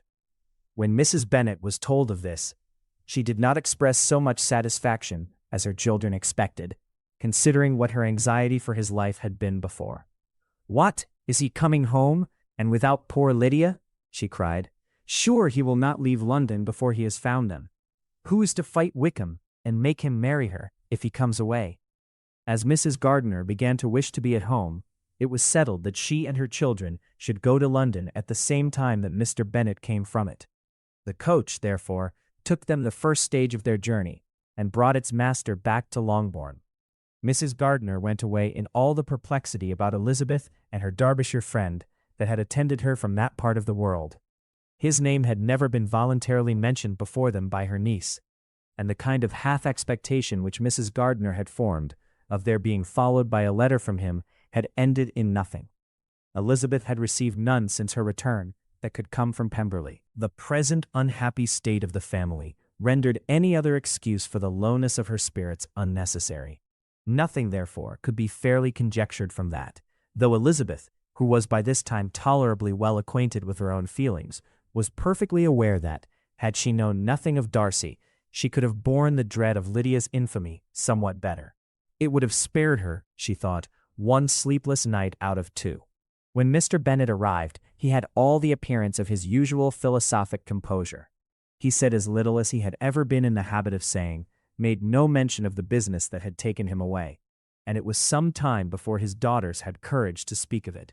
It was not till the afternoon, when he joined them at tea, that Elizabeth ventured to introduce the subject, and then, on her briefly expressing her sorrow for what he must have endured, he replied, "Say nothing of that. Who should suffer but myself? It has been my own doing, and I ought to feel it." "You must not be too severe upon yourself," replied Elizabeth. "You may well warn me against such an evil. Human nature is so prone to fall into it. No, Lizzie, let me once in my life feel how much I have been to blame. I am not afraid of being overpowered by the impression. It will pass away soon enough." "Do you suppose them to be in London?" "Yes. Where else can they be so well concealed?" "And Lydia used to want to go to London," added Kitty. "She is happy then," said her father dryly, "and her residence there will probably be of some duration." Then, after a short silence, he continued, "Lizzie, I bear you no ill will for being justified in your advice to me last May, which, considering the event, shows some greatness of mind." They were interrupted by Miss Bennet, who came to fetch her mother's tea. "This is a parade," cried he, "which does one good. It gives such an elegance to misfortune. Another day I will do the same. I will sit in my library, in my nightcap and powdering gown, and give as much trouble as I can, or perhaps I may defer it till Kitty runs away." "I am not going to run away, Papa," said Kitty, fretfully. "If I should ever go to Brighton, I would behave better than Lydia." "You go to Brighton. I would not trust you so near it as Eastbourne for £50. No, Kitty, I have at least learnt to be cautious, and you will feel the effects of it. No officer is ever to enter my house again, nor even to pass through the village. Balls will be absolutely prohibited unless you stand up with one of your sisters. And you are never to stir out of doors till you can prove that you have spent 10 minutes of every day in a rational manner." Kitty, who took all these threats in a serious light, began to cry. "Well, well," said he, "do not make yourself unhappy. If you are a good girl for the next 10 years, I will take you to a review at the end of them." Chapter 49. 2 days after Mr. Bennet's return, as Jane and Elizabeth were walking together in the shrubbery behind the house, they saw the housekeeper coming towards them, and concluding that she came to call them to their mother, went forward to meet her.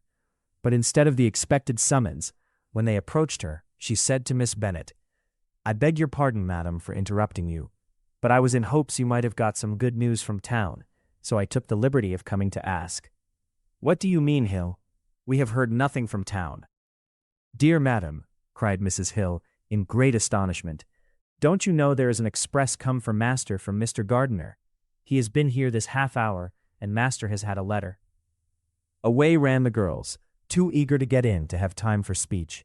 They ran through the vestibule into the breakfast room, from thence to the library, Their father was in neither, and they were on the point of seeking him upstairs with their mother, when they were met by the butler, who said, "If you are looking for my master, ma'am, he is walking towards the little copse." Upon this information, they instantly passed through the hall once more, and ran across the lawn after their father, who was deliberately pursuing his way towards a small wood on one side of the paddock.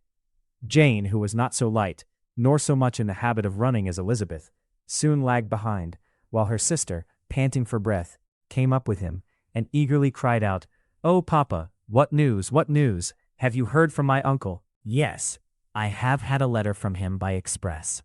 "Well, and what news does it bring, good or bad?"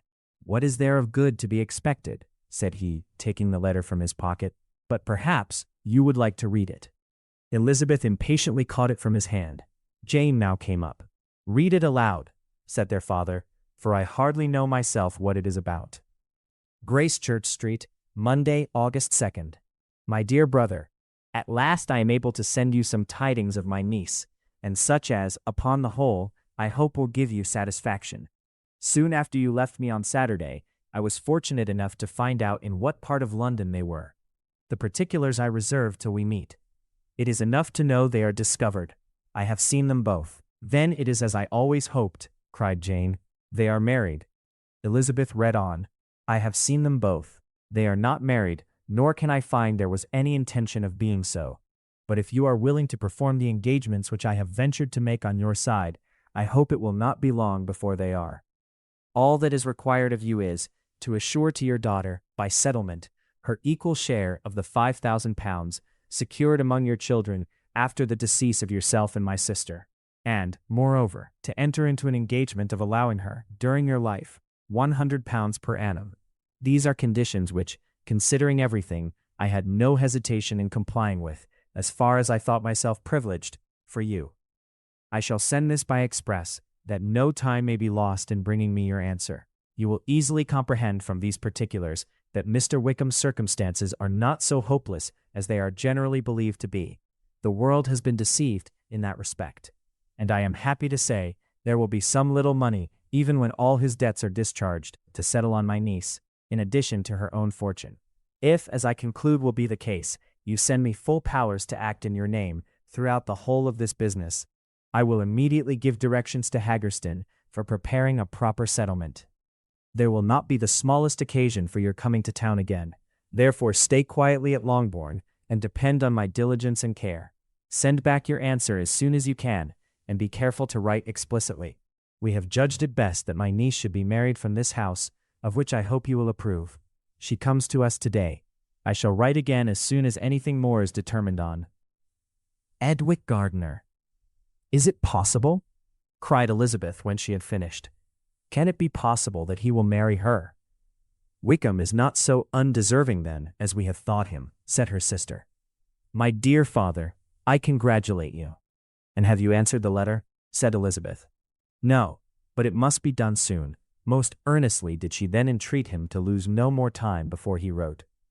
"Oh, my dear father," she cried, "come back and write immediately. Consider how important every moment is in such a case." "Let me write for you," said Jane, "if you dislike the trouble yourself." "I dislike it very much," he replied, "but it must be done." And so saying, he turned back with them and walked towards the house. "And, may I ask," said Elizabeth, "but the terms, I suppose, must be complied with." "Complied with! I am only ashamed of his asking so little. And they must marry, yet he is such a man." "Yes, yes, they must marry. There is nothing else to be done. But there are two things that I want very much to know. One is, how much money your uncle has laid down to bring it about, and the other, how I am ever to pay him." "Money! My uncle!" cried Jane. "What do you mean, sir?" "I mean that no man in his proper senses would marry Lydia on so slight a temptation as 100 a year during my life, and 50 after I am gone." "That is very true," said Elizabeth, "though it had not occurred to me before. His debts to be discharged, and something still to remain. Oh, it must be my uncle's doings. Generous good man, I am afraid he has distressed himself. A small sum could not do all this." "No," said her father.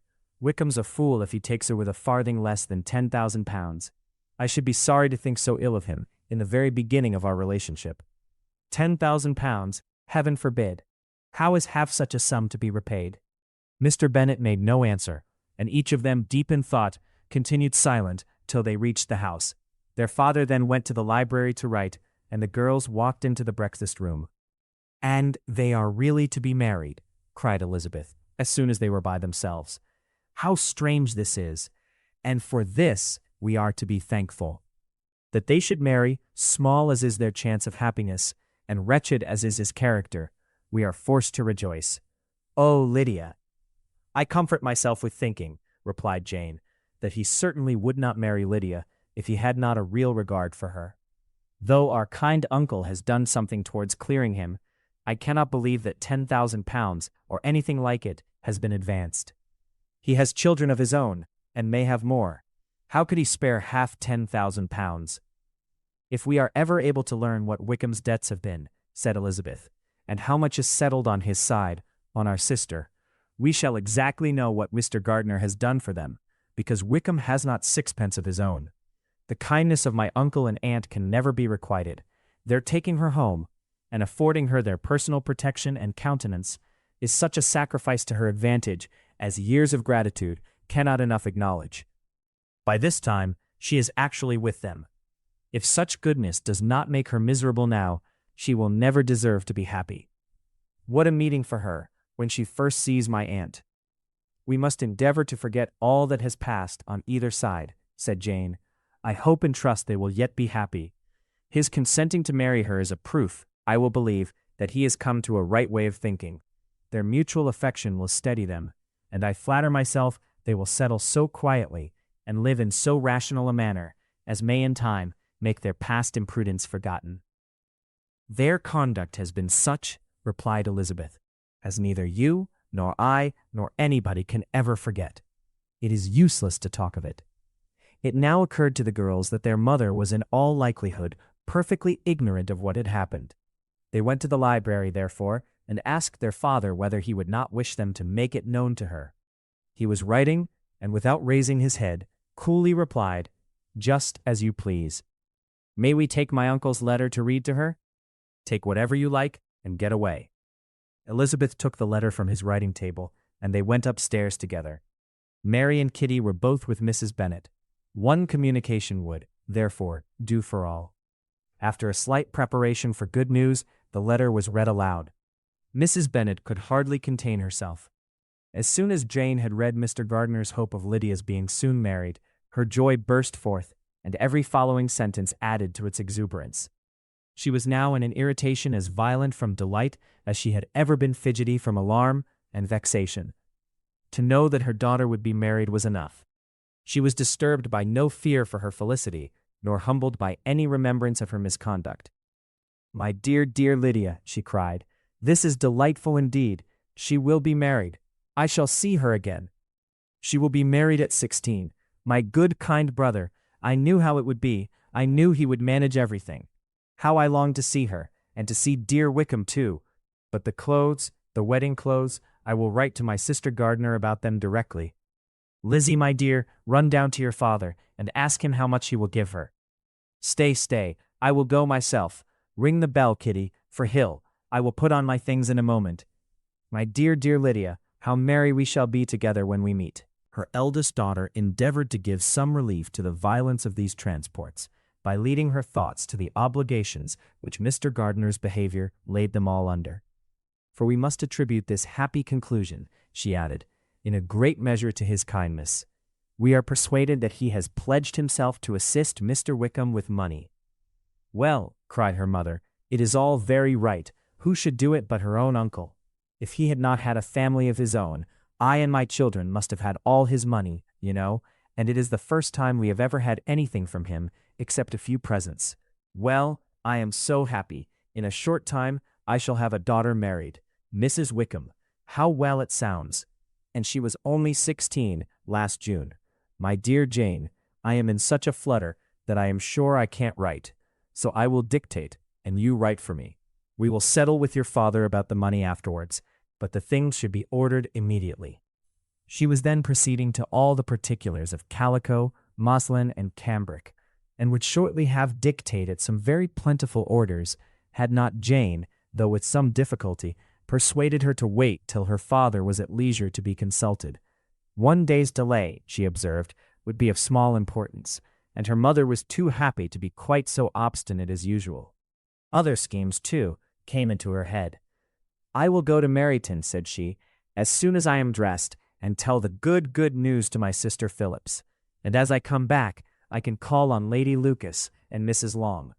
Kitty, run down and order the carriage. An airing would do me a great deal of good, I am sure. Girls, can I do anything for you in Meryton? Oh, here comes Hill. My dear Hill, have you heard the good news? Miss Lydia is going to be married, and you shall all have a bowl of punch to make merry at her wedding." Mrs. Hill began instantly to express her joy. Elizabeth received her congratulations amongst the rest, and then, sick of this folly, took refuge in her own room, that she might think with freedom. Poor Lydia's situation must, at best, be bad enough, but that it was no worse, she had need to be thankful. She felt it so, and though in looking forward, neither rational happiness nor worldly prosperity could be justly expected for her sister, in looking back to what they had feared only 2 hours ago, she felt all the advantages of what they had gained. Chapter 50.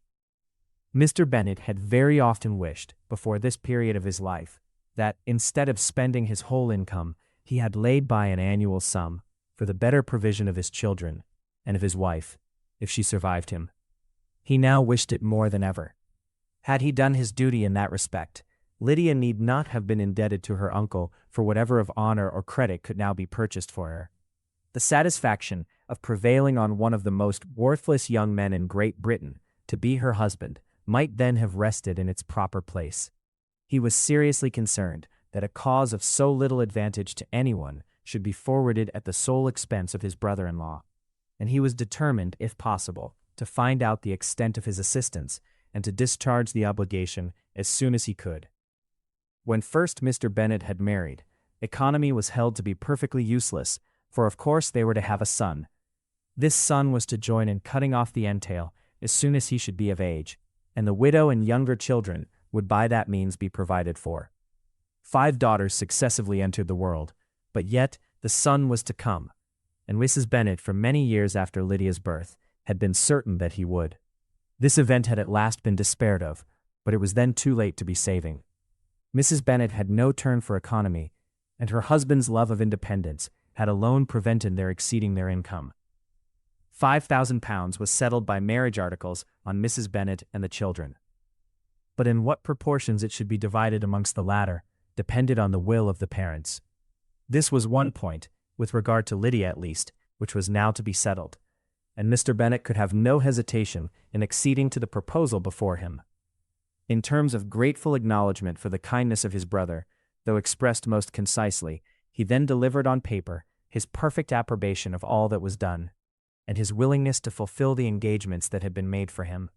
He had never before supposed that could Wickham be prevailed on to marry his daughter, it would be done with so little inconvenience to himself as by the present arrangement. He would scarcely be £10 a year the loser by the 100 that was to be paid them, for what with her board and pocket allowance, and the continual presents in money which passed to her through her mother's hands, Lydia's expenses had been very little within that sum.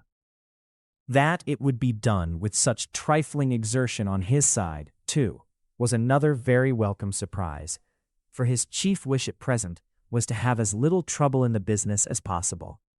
When the first transports of rage which had produced his activity in seeking her were over, he naturally returned to all his former indolence. His letter was soon dispatched, for though dilatory in undertaking business, he was quick in its execution.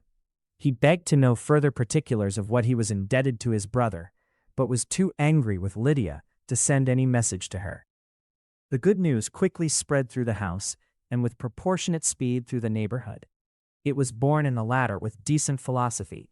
To be sure, it would have been more for the advantage of conversation had Miss Lydia Bennet come upon the town, or, as the happiest alternative, been secluded from the world in some distant farmhouse. But there was much to be talked of in marrying her, and the good-natured wishes for her well-doing, which had proceeded before from all the spiteful old ladies in Meryton, lost but little of their spirit in this change of circumstances, because with such a husband, her misery was considered certain. It was a fortnight since Mrs. Bennet had been downstairs. But on this happy day, she again took her seat at the head of her table, and in spirits oppressively high. No sentiment of shame gave a damp to her triumph. The marriage of a daughter, which had been the first object of her wishes since Jane was 16, was now on the point of accomplishment, and her thoughts and her words ran wholly on those attendants of elegant nuptials, fine muslins, new carriages, and servants. She was busily searching through the neighborhood for a proper situation for her daughter, and, without knowing or considering what their income might be, rejected many as deficient in size and importance. Hay Park might do, said she, if the Gouldings would quit it, or the great house at Stoke, if the drawing-room were larger, but Ashworth is too far off. I could not bear to have her 10 miles from me, and as for Purvis Lodge, the attics are dreadful.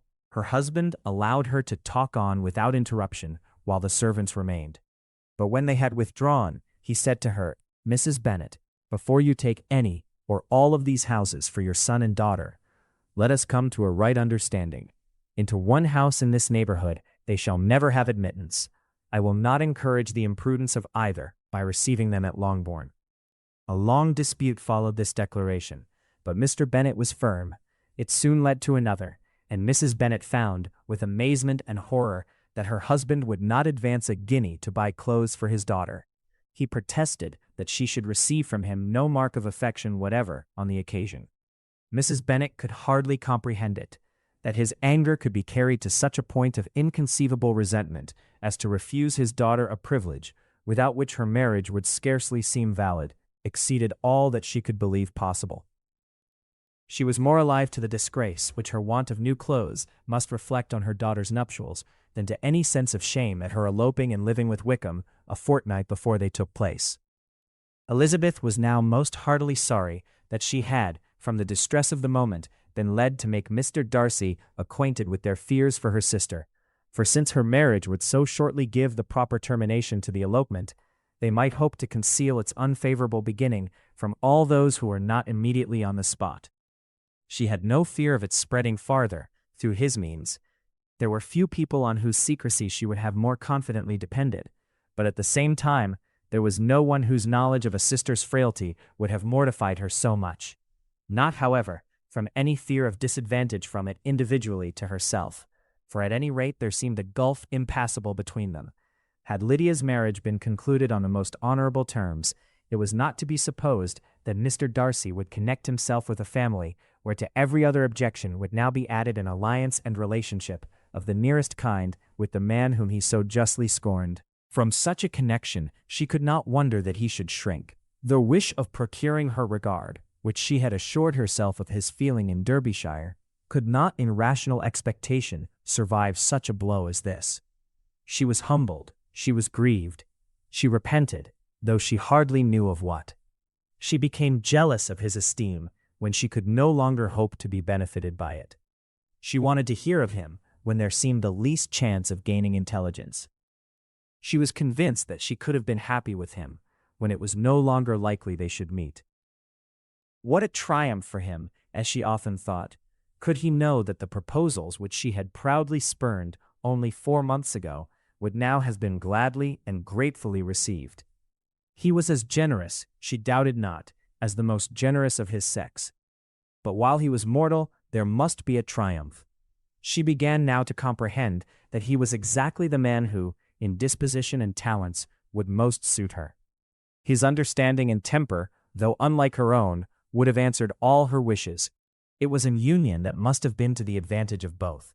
By her ease and liveliness, his mind might have been softened, his manners improved, and from his judgment, information, and knowledge of the world, she must have received benefit of greater importance. But no such happy marriage could now teach the admiring multitude what connubial felicity really was. An onion of a different tendency, and precluding the possibility of the other, was soon to be formed in their family. How Wickham and Lydia were to be supported in tolerable independence, she could not imagine, but how little of permanent happiness could belong to a couple who were only brought together because their passions were stronger than their virtue, she could easily conjecture. Mr. Gardiner soon wrote again to his brother. To Mr. Bennet's acknowledgments he briefly replied, with assurances of his eagerness to promote the welfare of any of his family, and concluded with entreaties that the subject might never be mentioned to him again. The principal purport of his letter was to inform them that Mr. Wickham had resolved on quitting the militia. It was greatly my wish that he should do so, he added, as soon as his marriage was fixed on, and I think you will agree with me in considering a removal from that corps as highly advisable, both on his account and my niece's. It is Mr. Wickham's intention to go into the regulars, and among his former friends there are still some who are able and willing to assist him in the army. He has the promise of an ensigncy in General H.'s regiment, now quartered in the north. It is an advantage to have it so far from this part of the kingdom. He promises fairly, and I hope among different people, where they may each have a character to preserve, they will both be more prudent. I have written to Colonel Forster to inform him of our present arrangements, and to request that he will satisfy the various creditors of Mr. Wickham in and near Brighton with assurances of speedy payment, for which I have pledged myself. And will you give yourself the trouble of carrying similar assurances to his creditors in Meryton, of whom I shall subjoin a list, according to his information. He has given in all his debts. I hope at least he has not deceived us. Haggerston has our directions, and all will be completed in a week. They will then join his regiment, unless they are first invited to Longbourn. And I understand from Mrs. Gardiner that my niece is very desirous of seeing you all before she leaves the South. She is well, and begs to be dutifully remembered to you and her mother. E. Gardiner. Mr. Bennet and his daughters saw all the advantages of Wickham's removal from the Dashire as clearly as Mr. Gardiner could do. But Mrs. Bennet was not so well pleased with it. Lydia's being settled in the north, just when she had expected most pleasure and pride in her company, for she had by no means given up her plan of their residing in Hertfordshire, was a severe disappointment, and besides, it was such a pity that Lydia should be taken from a regiment where she was acquainted with everybody and had so many favorites. "She is so fond of Mrs. Forster," said she, "it will be quite shocking to send her away. And there are several of the young men, too, that she likes very much. The officers may not be so pleasant in General Halling's regiment. His daughter's request, for such it might be considered, of being admitted into her family again before she set off for the north, received at first an absolute negative. But Jane and Elizabeth, who agreed in wishing for the sake of their sister's feelings and consequence that she should be noticed on her marriage by her parents, urged him so earnestly, yet so rationally and so mildly, to receive her and her husband at Longbourn as soon as they were married, that he was prevailed on to think as they thought and act as they wished. And their mother had the satisfaction of knowing that she should be able to show her married daughter in the neighborhood before she was banished to the north. When Mr. Bennet wrote again to his brother, therefore, he sent his permission for them to come, and it was settled that as soon as the ceremony was over, they should proceed to Longbourn. Elizabeth was surprised, however, that Wickham should consent to such a scheme, and had she consulted only her own inclination, any meeting with him would have been the last object of her wishes. Chapter 51. Their sister's wedding day arrived, and Jane and Elizabeth felt for her probably more than she felt for herself. The carriage was sent to meet them at, and they were to return in it by dinner time. Their arrival was dreaded by the elder Miss Bennets, and Jane more especially, who gave Lydia the feelings which would have attended herself had she been the culprit, and was wretched in the thought of what her sister must endure. They came. The family were assembled in the breakfast-room to receive them. Smiles decked the face of Mrs. Bennet as the carriage drove up to the door. Her husband looked impenetrably grave, her daughters alarmed, anxious, uneasy. Lydia's voice was heard in the vestibule. The door was thrown open, and she ran into the room. Her mother stepped forwards, embraced her, and welcomed her with rapture, gave her hand with an affectionate smile to Wickham, who followed his lady, and wished them both joy with an alacrity which showed no doubt of their happiness. Their reception from Mr. Bennet, to whom they then turned, was not quite so cordial. His countenance rather gained in austerity, and he scarcely opened his lips. The easy assurance of the young couple, indeed, was enough to provoke him. Elizabeth was disgusted, and even Miss Bennet was shocked. Lydia was Lydia still, untamed, unabashed, wild, noisy, and fearless. She turned from sister to sister, demanding their congratulations, and when at length they all sat down, looked eagerly round the room, took notice of some little alteration in it, and observed, with a laugh, that it was a great while since she had been there. Wickham was not at all more distressed than herself, but his manners were always so pleasing that, had his character and his marriage been exactly what they ought, his smiles and his easy address, while he claimed their relationship, would have delighted them all. Elizabeth had not before believed him quite equal to such assurance, but she sat down, resolving within herself to draw no limits in future to the impudence of an impudent man. She blushed, and Jane blushed, but the cheeks of the two who caused their confusion suffered no variation of color. There was no want of discourse. The bride and her mother could neither of them talk fast enough, and Wickham, who happened to sit near Elizabeth, began inquiring after his acquaintance in that neighborhood with a good-humored ease, which she felt very unable to equal in her replies. They seemed each of them to have the happiest memories in the world. Nothing of the past was recollected with pain, and Lydia led voluntarily to subjects which her sisters would not have alluded to for the world. "Only think of its being 3 months," she cried, "since I went away. It seems but a fortnight, I declare, and yet there have been things enough happened in the time. Good gracious! When I went away, I am sure I had no more idea of being married till I came back again, though I thought it would be very good fun if I was." Her father lifted up his eyes. Jane was distressed. Elizabeth looked expressively at Lydia. But she, who never heard nor saw anything of which she chose to be insensible, gaily continued. "Oh, Mamma, do the people hereabouts know I am married today? I was afraid they might not. And we overtook William Goulding in his curricle, so I was determined he should know it, and so I let down the side glass next to him, and took off my glove, and let my hand just rest upon the window frame, so that he might see the ring, and then I bowed and smiled like anything." Elizabeth could bear it no longer. She got up and ran out of the room, and returned no more till she heard them passing through the hall to the dining parlor. She then joined them soon enough to see Lydia, with anxious parade, walk up to her mother's right hand, and hear her say to her eldest sister, "Ah, Jane, I take your place now, and you must go lower, because I am a married woman." It was not to be supposed that time would give Lydia that embarrassment from which she had been so wholly free at first.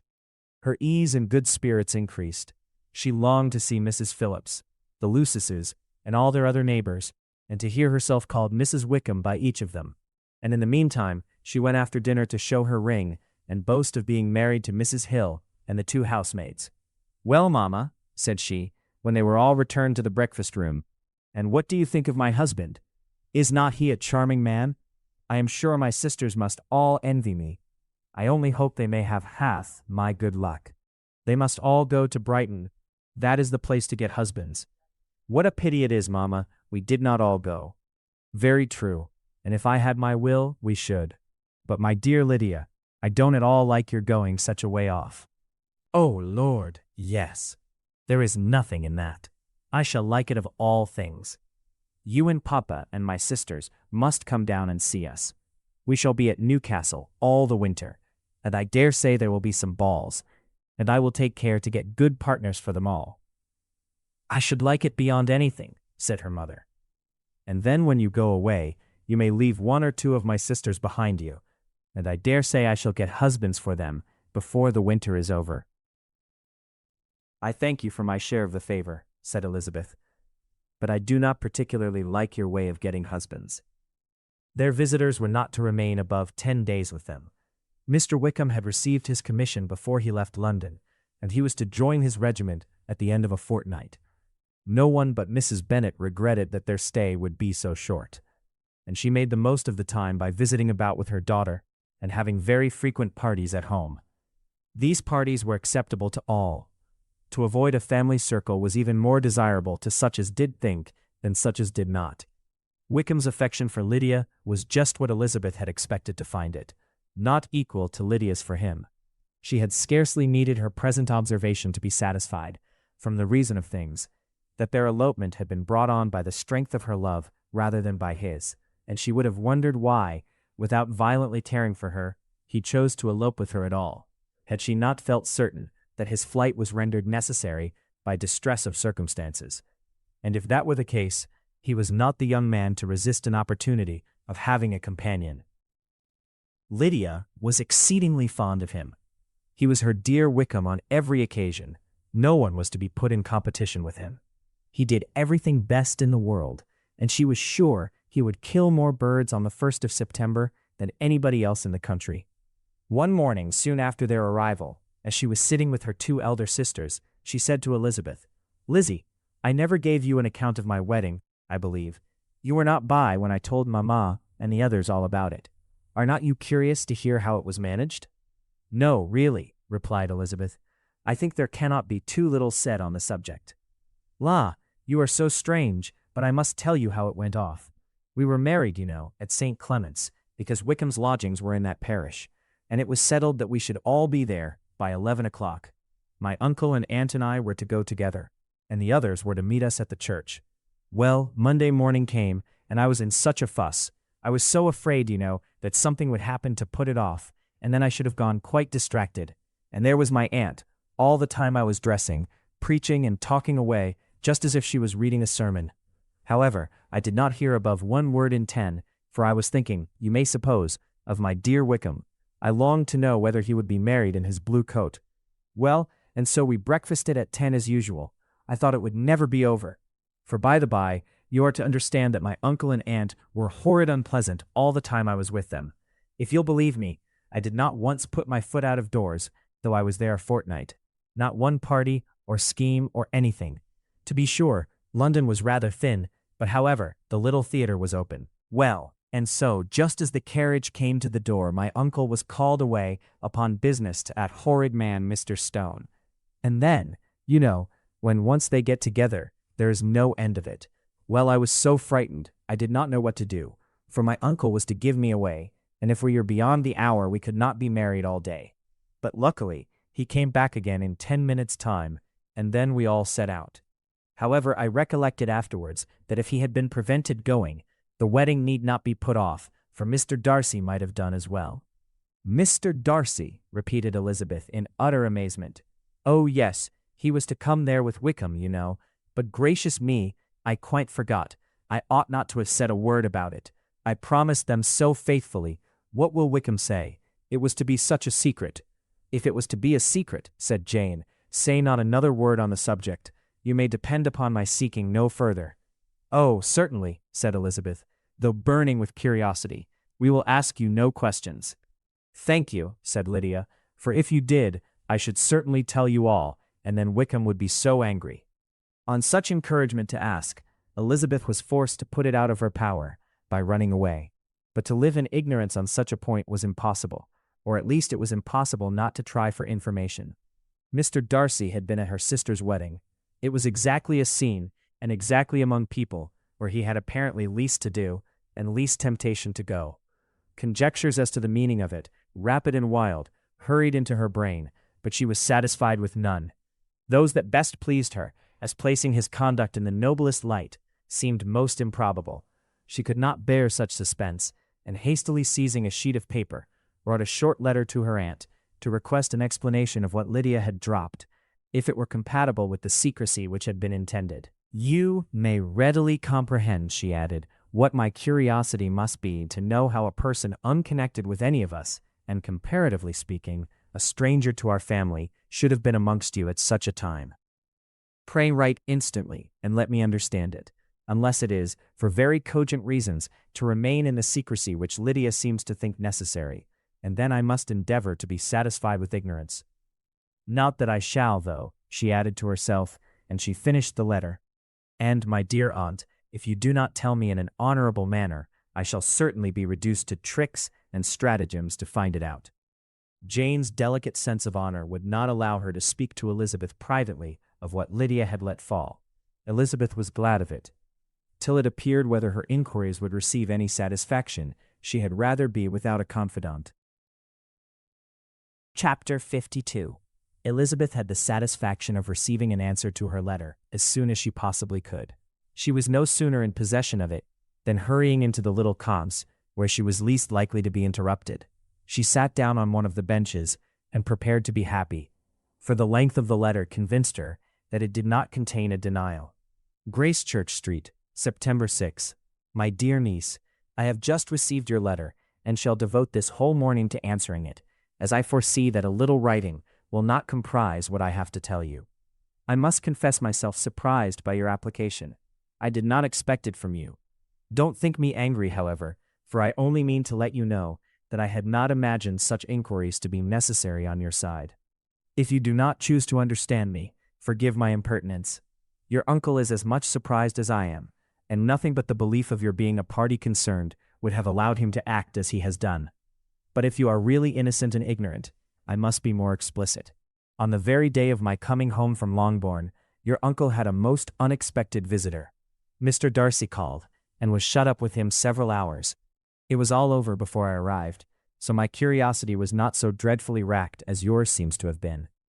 He came to tell Mr. Gardiner that he had found out where your sister and Mr. Wickham were, and that he had seen and talked with them both. Wickham repeatedly, Lydia once.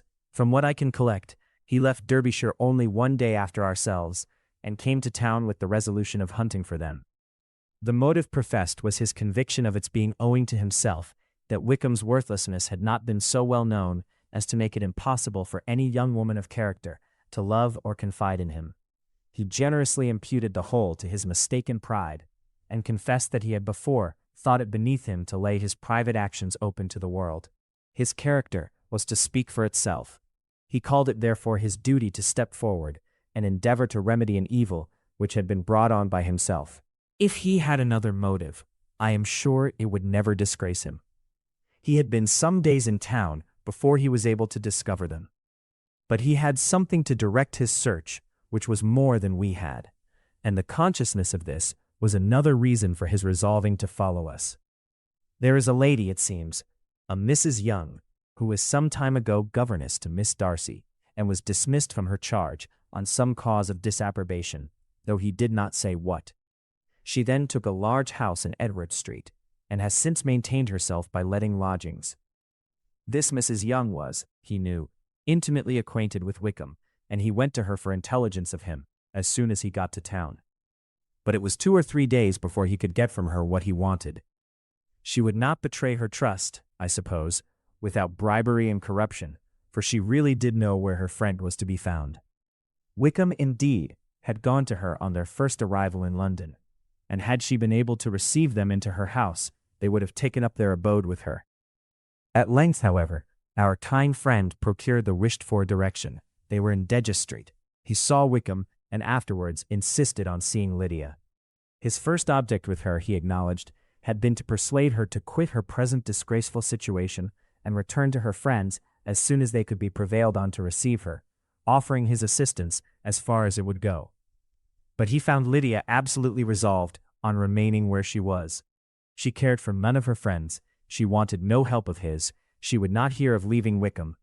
She was sure they should be married some time or other, and it did not much signify when.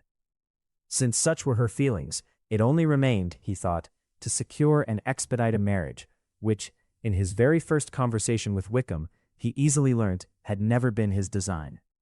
He confessed himself obliged to leave the regiment on account of some debts of honor, which were very pressing, and scrupled not to lay all the ill consequences of Lydia's flight on her own folly alone. He meant to resign his commission immediately, and as to his future situation, he could conjecture very little about it. He must go somewhere, but he did not know where, and he knew he should have nothing to live on.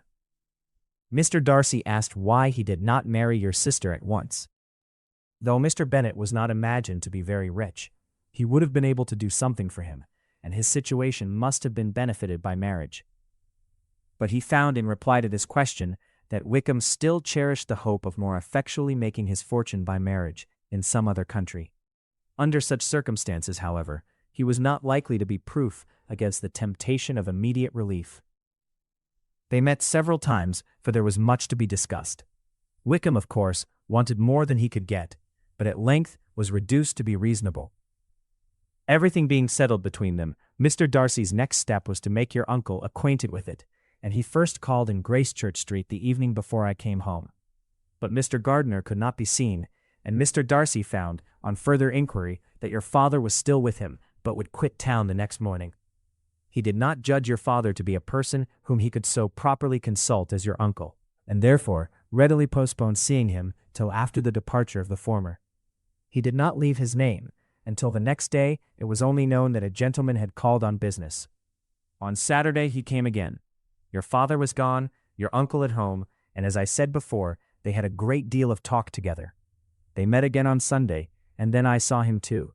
It was not all settled before Monday. As soon as it was, the express was sent off to Longbourn. But our visitor was very obstinate. I fancy, Lizzie, that obstinacy is the real defect of his character, after all.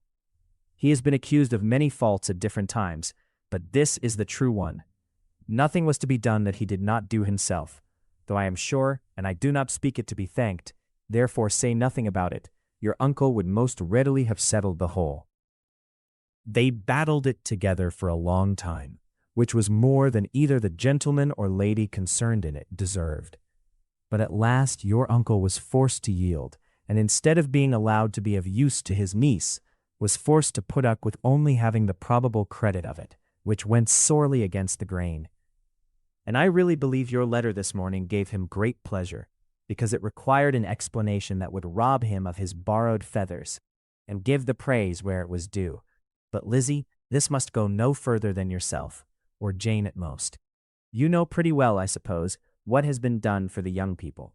His debts are to be paid, amounting, I believe, to considerably more than £1,000, another 1,000 in addition to her own settled upon her, and his commission purchased. The reason why all this was to be done by him alone was such as I have given above. It was owing to him, to his reserve and want of proper consideration, that Wickham's character had been so misunderstood, and consequently that he had been received and noticed as he was. Perhaps there was some truth in this, though I doubt whether his reserve or anybody's reserve can be answerable for the event. But in spite of all this fine talking, my dear Lizzie, you may rest perfectly assured that your uncle would never have yielded if we had not given him credit for another interest in the affair. When all this was resolved on, he returned again to his friends, who were still staying at Pemberley. But it was agreed that he should be in London once more when the wedding took place, and all money matters were then to receive the last finish. I believe I have now told you everything. It is a relation which you tell me is to give you great surprise. I hope at least it will not afford you any displeasure. Lydia came to us, and Wickham had constant admission to the house. He was exactly what he had been when I knew him in Hertfordshire. But I would not tell you how little I was satisfied with her behavior while she stayed with us, if I had not perceived, by Jane's letter last Wednesday, that her conduct on coming home was exactly of a piece with it, and therefore what I now tell you can give you no fresh pain. I talked to her repeatedly in the most serious manner, representing to her the wickedness of what she had done, and all the unhappiness she had brought on her family. If she heard me, it was by good luck, for I am sure she did not listen.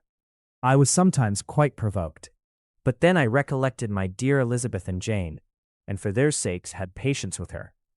Mr. Darcy was punctual in his return, and, as Lydia informed you, attended the wedding. He dined with us the next day, and was to leave town again on Wednesday or Thursday. Will you be very angry with me, my dear Lizzie, if I take this opportunity of saying what I was never bold enough to say before? How much I like him. His behavior to us has, in every respect, been as pleasing as when we were in Derbyshire. His understanding and opinions all please me. He wants nothing but a little more liveliness, and that, if he marry prudently, his wife may teach him. I thought him very sly. He hardly ever mentioned your name, but slyness seems the fashion. Pray forgive me if I have been very presuming, or at least do not punish me so far as to exclude me from P. I shall never be quite happy till I have been all round the park. A low phaeton with a nice little pair of ponies would be the very thing. But I must write no more. The children have been wanting me this half hour. Yours very sincerely, M. Gardiner. The contents of this letter threw Elizabeth into a flutter of spirits, in which it was difficult to determine whether pleasure or pain bore the greatest share. The vague and unsettled suspicions which uncertainty had produced of what Mr. Darcy might have been doing to forward her sister's match, which she had feared to encourage as an exertion of goodness too great to be probable, and at the same time dreaded to be just from the pain of obligation, were proved beyond their greatest extent to be true. He had followed them purposely to town. He had taken on himself all the trouble and mortification attendant on such a research, in which supplication had been necessary to a woman whom he must abominate and despise, and where he was reduced to frequently meet, reason with, persuade, and finally bribe the man whom he always most wished to avoid, and whose very name it was punishment to him to pronounce. He had done all this for a girl whom he could neither regard nor esteem. Her heart did whisper that he had done it for her. But it was a hope shortly checked by other considerations, and she soon felt that even her vanity was insufficient when required to depend on his affection for her, for a woman who had already refused him, as able to overcome a sentiment so natural as abhorrence against relationship with Wickham, brother-in-law of Wickham. Every kind of pride must revolt from the connection. He had, to be sure, done much. She was ashamed to think how much. But he had given a reason for his interference, which asked no extraordinary stretch of belief. It was reasonable that he should feel he had been wrong. He had liberality, and he had the means of exercising it, and though she would not place herself as his principal inducement, she could perhaps believe that remaining partiality for her might assist his endeavors in a cause where her peace of mind must be materially concerned. It was painful, exceedingly painful, to know that they were under obligations to a person who could never receive a return. They owed the restoration of Lydia, her character, everything to him. Oh, how heartily did she grieve over every ungracious sensation she had ever encouraged, every saucy speech she had ever directed towards him. For herself she was humbled, but she was proud of him, proud that in a cause of compassion and honor he had been able to get the better of himself. She read over her aunt's commendation of him again and again. It was hardly enough, but it pleased her.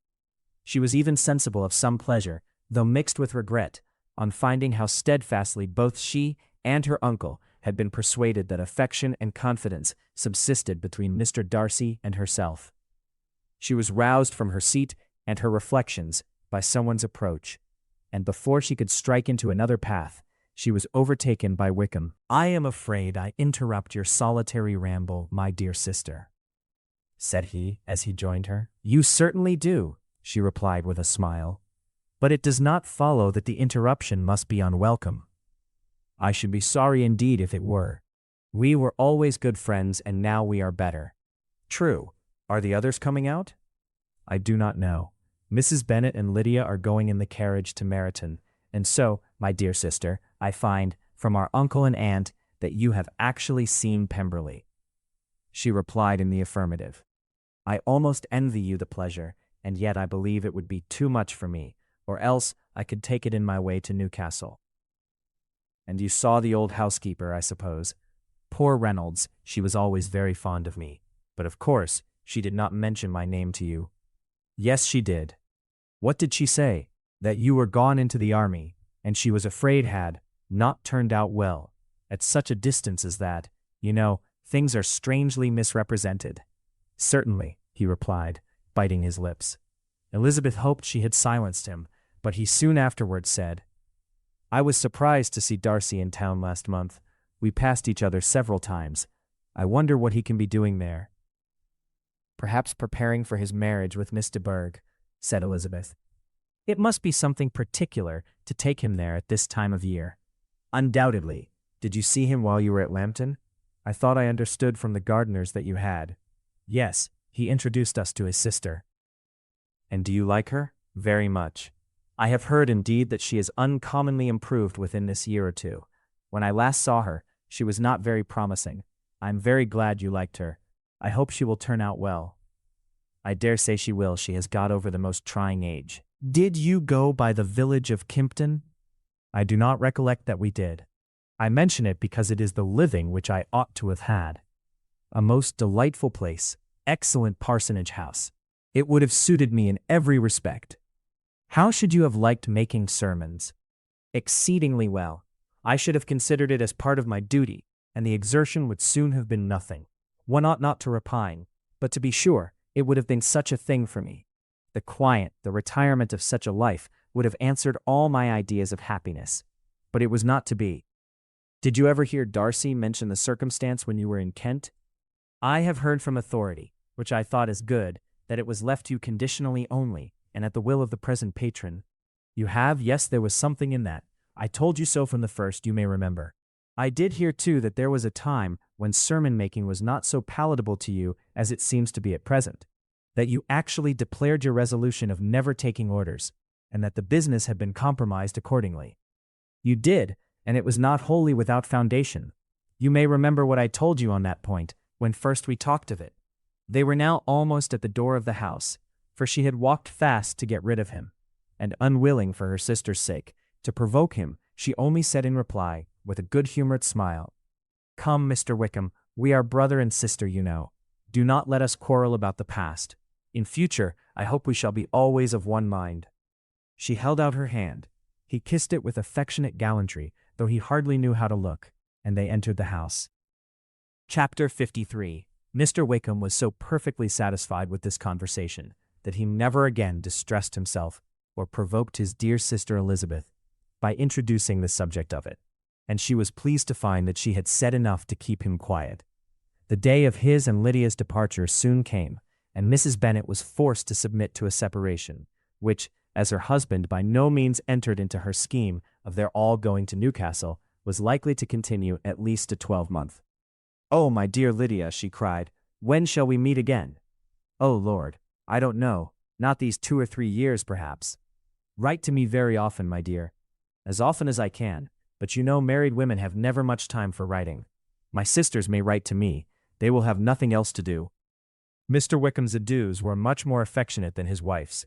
He smiled, looked handsome, and said many pretty things.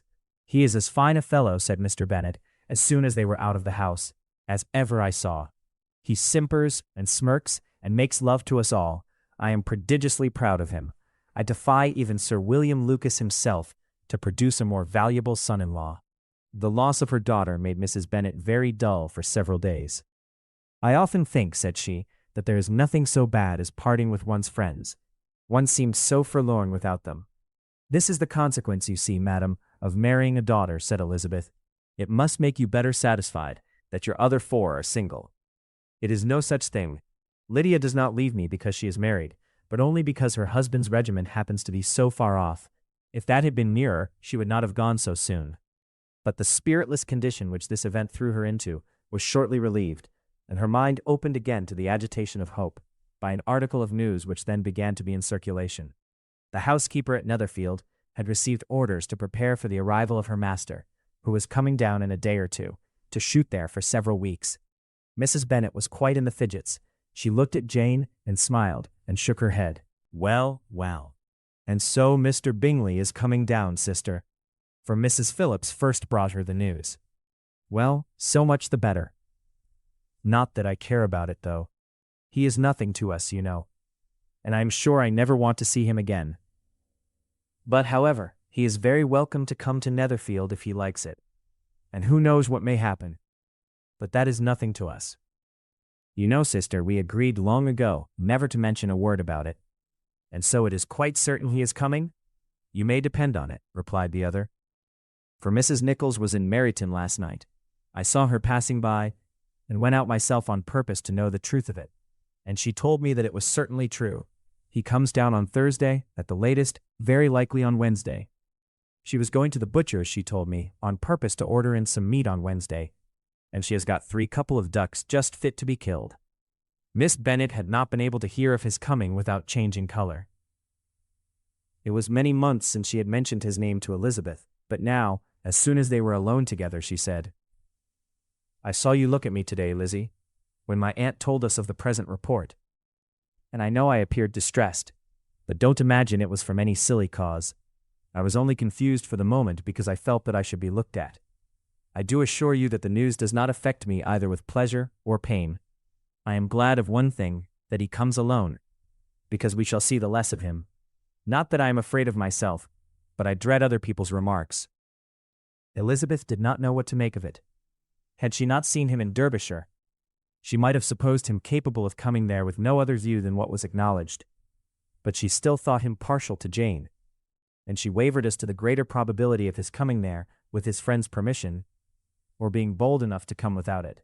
It is hard, she sometimes thought, that this poor man cannot come to a house which he has legally hired without raising all this speculation. I will leave him to himself.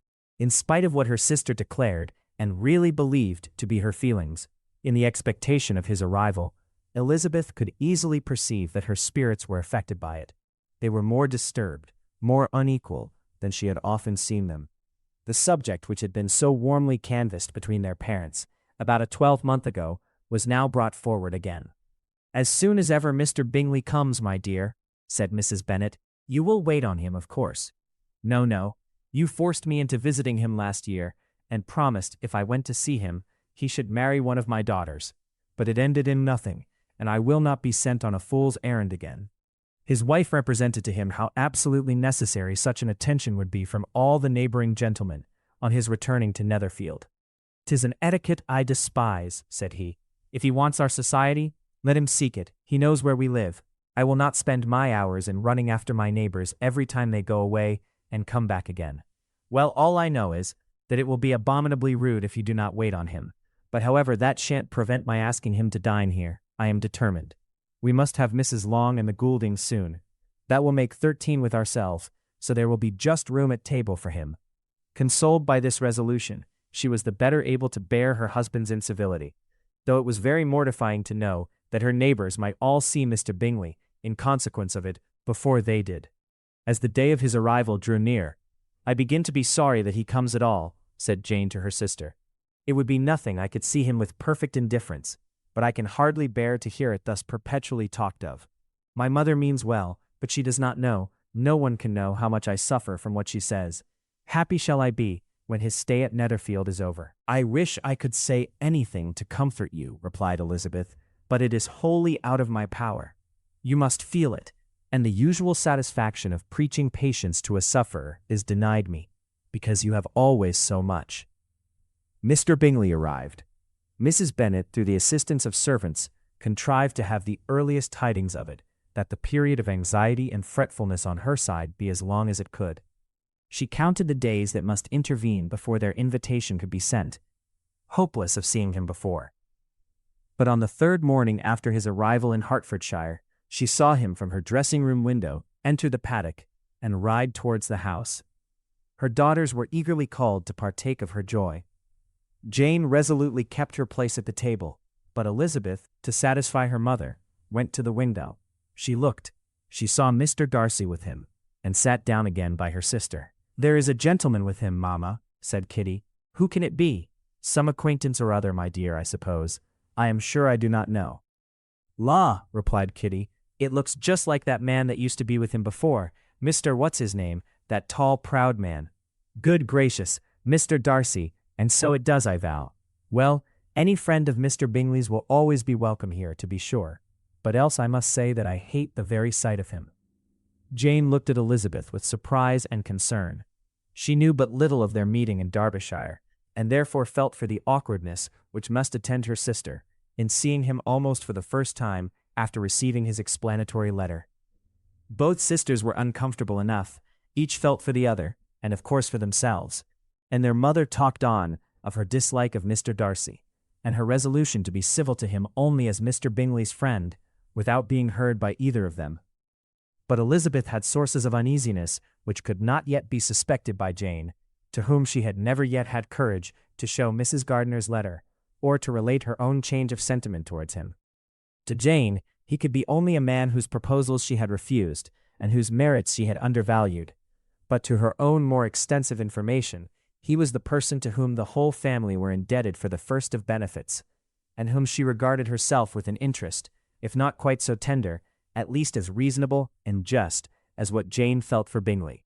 Her astonishment at his coming to Netherfield, to Longbourn, and voluntarily seeking her again, was almost equal to what she had known on first witnessing his altered behavior in Derbyshire. The color which had been driven from her face returned for half a minute with an additional glow, and a smile of delight added luster to her eyes, as she thought for that space of time that his affection and wishes must still be unshaken. But she would not be secure. "Let me first see how he behaves," said she. "It will then be early enough for expectation." She sat intently at work, striving to be composed, and without daring to lift up her eyes, till anxious curiosity carried them to the face of her sister as the servant was approaching the door. Jane looked a little paler than usual, but more sedate than Elizabeth had expected. On the gentleman's appearing, her color increased, yet she received them with tolerable ease and with a propriety of behavior equally free from any symptom of resentment or any unnecessary complaisance. Elizabeth said as little to either as civility would allow, and sat down again to her work, with an eagerness which it did not often command. She had ventured only one glance at Darcy. He looked serious as usual, and she thought more as he had been used to look in Hertfordshire than as she had seen him at Pemberley. But perhaps he could not in her mother's presence be what he was before her uncle and aunt. It was a painful, but not an improbable conjecture. Bingley she had likewise seen for an instant, and in that short period saw him looking both pleased and embarrassed. He was received by Mrs. Bennet with a degree of civility which made her two daughters ashamed, especially when contrasted with the cold and ceremonious politeness of her courtesy and address of his friend. Elizabeth particularly, who knew that her mother owed to the latter the preservation of her favorite daughter from irremediable infamy, was hurt and distressed to a most painful degree by a distinction so ill applied. Darcy, after inquiring of her how Mr. and Mrs. Gardiner did, a question which she could not answer without confusion, said scarcely anything. He was not seated by her. Perhaps that was the reason of his silence, but it had not been so in Derbyshire. There he had talked to her friends when he could not to herself. But now several minutes elapsed, without bringing the sound of his voice, and when occasionally, unable to resist the impulse of curiosity, she raised her eyes to his face, she as often found him looking at Jane as at herself, and frequently on no object but the ground. More thoughtfulness and less anxiety to please than when they last met were plainly expressed. She was disappointed and angry with herself for being so. "Could I expect it to be otherwise?" said she. "Yet why did he come?" She was in no humor for conversation with anyone but himself, and to him she had hardly courage to speak. She inquired after his sister, but could do no more. "It is a long time, Mr. Bingley, since you went away," said Mrs. Bennet. He readily agreed to it. "I began to be afraid you would never come back again. People did say you meant to quit the place entirely at Michaelmas, but however, I hope it is not true. A great many changes have happened in the neighborhood since you went away. Miss Lucas is married and settled, and one of my own daughters. I suppose you have heard of it. Indeed, you must have seen it in the papers. It was in the Times and the Courier, I know, though it was not put in as it ought to be. It was only said, 'Lately George Wickham Askew to Miss Lydia Bennet,' without there being a syllable said of her father, or the place where she lived, or anything. It was my brother Gardiner's drawing up too, and I wonder how he came to make such an awkward business of it." Bingley replied that he did, and made his congratulations. Elizabeth dared not lift up her eyes. How Mr. Darcy looked, therefore, she could not tell. "It is a delightful thing, to be sure, to have a daughter well married," continued her mother. "But at the same time, Mr. Bingley, it is very hard to have her taken away from me. They are gone down to Newcastle, a place quite northward, it seems, and there they are to stay, I do not know how long. His regiment is there, for I suppose you have heard of his leaving the Dip shire, and of his being gone into the regulars. Thank heaven, he has some friends, though perhaps not so many as he deserves." Elizabeth, who knew this to be levelled at Mr. Darcy, was in such misery of shame that she could hardly keep her seat. It drew from her, however, the exertion of speaking, which nothing else had so effectually done before, and she asked Bingley whether he meant to make any stay in the country at present. A few weeks, he believed. "When you have killed all your own birds, Mr. Bingley," said her mother, "I beg you will come here and shoot as many as you please on Mr. Bennet's manor. I am sure he will be vastly happy to oblige you, and will save all the best of the coveys for you." Elizabeth's misery increased at such unnecessary, such officious attention. were the same fair prospect to arise at present as had flattered them a year ago, everything, she was persuaded, would be hastening to the same vexatious conclusion. At that instant she felt that years of happiness could not make Jane or herself amends for moments of such painful confusion. "The first wish of my heart," said she to herself, "is never more to be in company with either of them. Their society can afford no pleasure that will atone for such wretchedness as this. Let me never see either one or the other again." Yet the misery, for which years of happiness were to offer no compensation, received soon afterwards material relief from observing how much the beauty of her sister rekindled the admiration of her former lover. When first he came in, he had spoken to her but little, but every 5 minutes seemed to be giving her more of his attention. He found her as handsome as she had been last year, as good-natured and as unaffected, though not quite so chatty.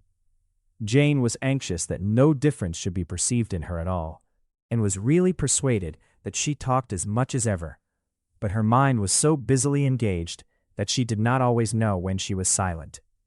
When the gentlemen rose to go away, Mrs. Bennet was mindful of her intended civility, and they were invited and engaged to dine at Longbourn in a few days' time.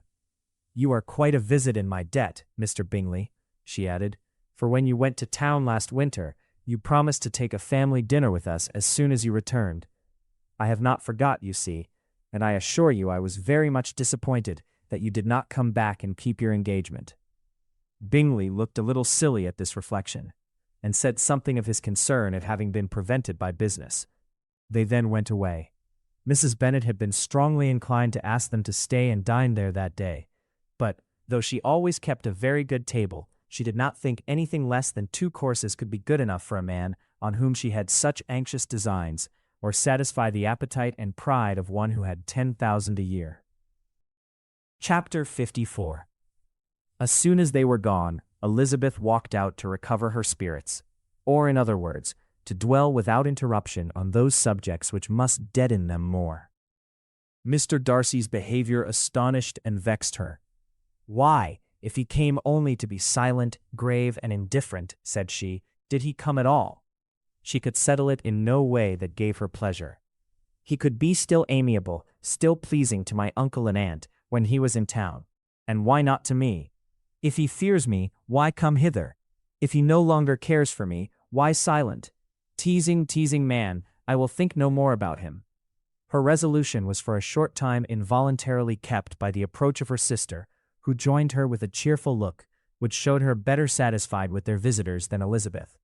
"Now," said she, "that this first meeting is over, I feel perfectly easy.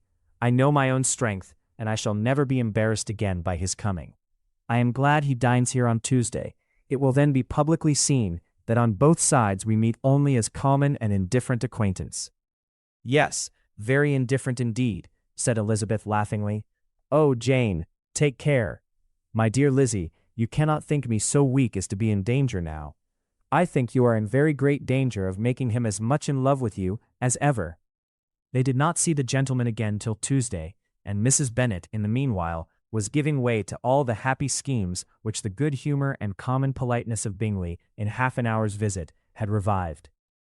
On Tuesday, there was a large party assembled at Longbourn, and the two who were most anxiously expected, to the credit of their punctuality as sportsmen, were in very good time. When they repaired to the dining-room, Elizabeth eagerly watched to see whether Bingley would take the place which, in all their former parties, had belonged to him by her sister. Her prudent mother, occupied by the same ideas, forbore to invite him to sit by herself. On entering the room, he seemed to hesitate, but Jane happened to look round, and happened to smile. It was decided. He placed himself by her. Elizabeth, with a triumphant sensation, looked towards his friend. He bore it with noble indifference, and she would have imagined that Bingley had received his sanction to be happy, had she not seen his eyes likewise turned towards Mr. Darcy, with an expression of half-laughing alarm. His behavior to her sister was such, during dinner-time, as showed an admiration of her, which, though more guarded than formerly, persuaded Elizabeth that if left wholly to himself, Jane's happiness and his own would be speedily secured. Though she dared not depend upon the consequence, she yet received pleasure from observing his behavior. It gave her all the animation that her spirits could boast, for she was in no cheerful humor. Mr. Darcy was almost as far from her as the table could divide them. He was on one side of her mother. She knew how little such a situation would give pleasure to either, or make either appear to advantage. She was not near enough to hear any of their discourse, but she could see how seldom they spoke to each other, and how formal and cold was their manner whenever they did. Her mother's ungraciousness made the sense of what they owed him more painful to Elizabeth's mind, and she would at times have given anything to be privileged to tell him that his kindness was neither unknown nor unfelt by the whole of the family. She was in hopes that the evening would afford some opportunity of bringing them together, that the whole of the visit would not pass away without enabling them to enter into something more of conversation than the mere ceremonious salutation attending his entrance. Anxious and uneasy, the period which passed in the drawing-room before the gentlemen came was wearisome and dull to a degree that almost made her uncivil. She looked forward to their entrance as the point on which all her chance of pleasure for the evening must depend. "If he does not come to me, then," said she, "I shall give him up forever." The gentleman came, and she thought he looked as if he would have answered her hopes. But alas, the ladies had crowded round the table, where Miss Bennet was making tea, and Elizabeth pouring out the coffee, in so close a confederacy that there was not a single vacancy near her which would admit of a chair. And on the gentleman's approaching, one of the girls moved closer to her than ever, and said in a whisper, "The men shan't come and part us. I am determined. We want none of them, do we?" Darcy had walked away to another part of the room. She followed him with her eyes, envied everyone to whom he spoke, had scarcely patience enough to help anybody to coffee, and then was enraged against herself for being so silly. A man who has once been refused, how could I ever be foolish enough to expect a renewal of his love? Is there one among the sex who would not protest against such a weakness as a second proposal to the same woman? There is no indignity so abhorrent to their feelings. She was a little revived, however, by his bringing back his coffee cup himself, and she seized the opportunity of saying, "Is your sister at Pemberley still?" "Yes, she will remain there till Christmas." "And quite alone? Have all her friends left her?" "Mrs. Annesley is with her. The others have been gone on to Scarborough these 3 weeks." She could think of nothing more to say, but if he wished to converse with her, he might have better success. He stood by her, however, for some minutes in silence, and at last, on the young lady's whispering to Elizabeth again, he walked away. When the tea things were removed and the card tables placed, the ladies all rose, and Elizabeth was then hoping to be soon joined by him, when all her views were overthrown by seeing him fall a victim to her mother's rapacity for whist players, and in a few moments after, seated with the rest of the party. She now lost every expectation of pleasure. They were confined for the evening at different tables, and she had nothing to hope but that his eyes were so often turned towards her side of the room as to make him play as unsuccessfully as herself. Mrs. Bennet had designed to keep the 2 Netherfield gentlemen to supper, but their carriage was, unluckily, ordered before any of the others, and she had no opportunity of detaining them. "Well, girls," said she, as soon as they were left to themselves, "what say you to the day? I think everything has passed off uncommonly well, I assure you. The dinner was as well dressed as any I ever saw. The venison was roasted to a turn, and everybody said they never saw so fat a haunch. The soup was 50 times better than what we had at the Lucases last week. And even Mr. Darcy acknowledged that the partridges were remarkably well done, and I suppose he has 2 or 3 French cooks at least. And my dear Jane, I never saw you look in greater beauty. Mrs. Long said so too, for I asked her whether you did not. And what do you think she said besides? 'Ah, Mrs. Bennet, we shall have her at Netherfield at last.' She did, indeed. I do think Mrs. Long is as good a creature as ever lived, and her nieces are very pretty behaved girls, and not at all handsome. I like them prodigiously." Mrs. Bennet, in short, was in very great spirits. She had seen enough of Bingley's behavior to Jane to be convinced that she would get him at last, and her expectations of advantage to her family, when in a happy humor, were so far beyond reason that she was quite disappointed at not seeing him there again the next day to make his proposals. "It has been a very agreeable day," said Miss Bennet to Elizabeth. "The party seems so well selected, so suitable one with the other. I hope we may often meet again." Elizabeth smiled. "Lizzie, you must not do so. You must not suspect me. It mortifies me. I assure you that I have now learnt to enjoy his conversation as an agreeable and sensible young man, without having a wish beyond it. I am perfectly satisfied, from what his manners now are, that he never had any design of engaging my affection. It is only that he is blessed with greater sweetness of address and a stronger desire of generally pleasing than any other man." "You are very cruel," said her sister. "You will not let me smile, and are provoking me to it every moment. How hard it is in some cases to be believed, and how impossible in others. But why should you wish to persuade me that I feel more than I acknowledge? That is a question which I hardly know how to answer. We all love to instruct, though we can teach only what is not worth knowing. Forgive me, and if you persist in indifference, do not make me your confidant." Chapter 55. A few days after this visit, Mr. Bingley called again, and alone. His friend had left him that morning for London, but was to return home in 10 days' time. He sat with them above an hour, and was in remarkably good spirits. Mrs. Bennet invited him to dine with them, but, with many expressions of concern, he confessed himself engaged elsewhere. "Next time you call," said she, "I hope we shall be more lucky.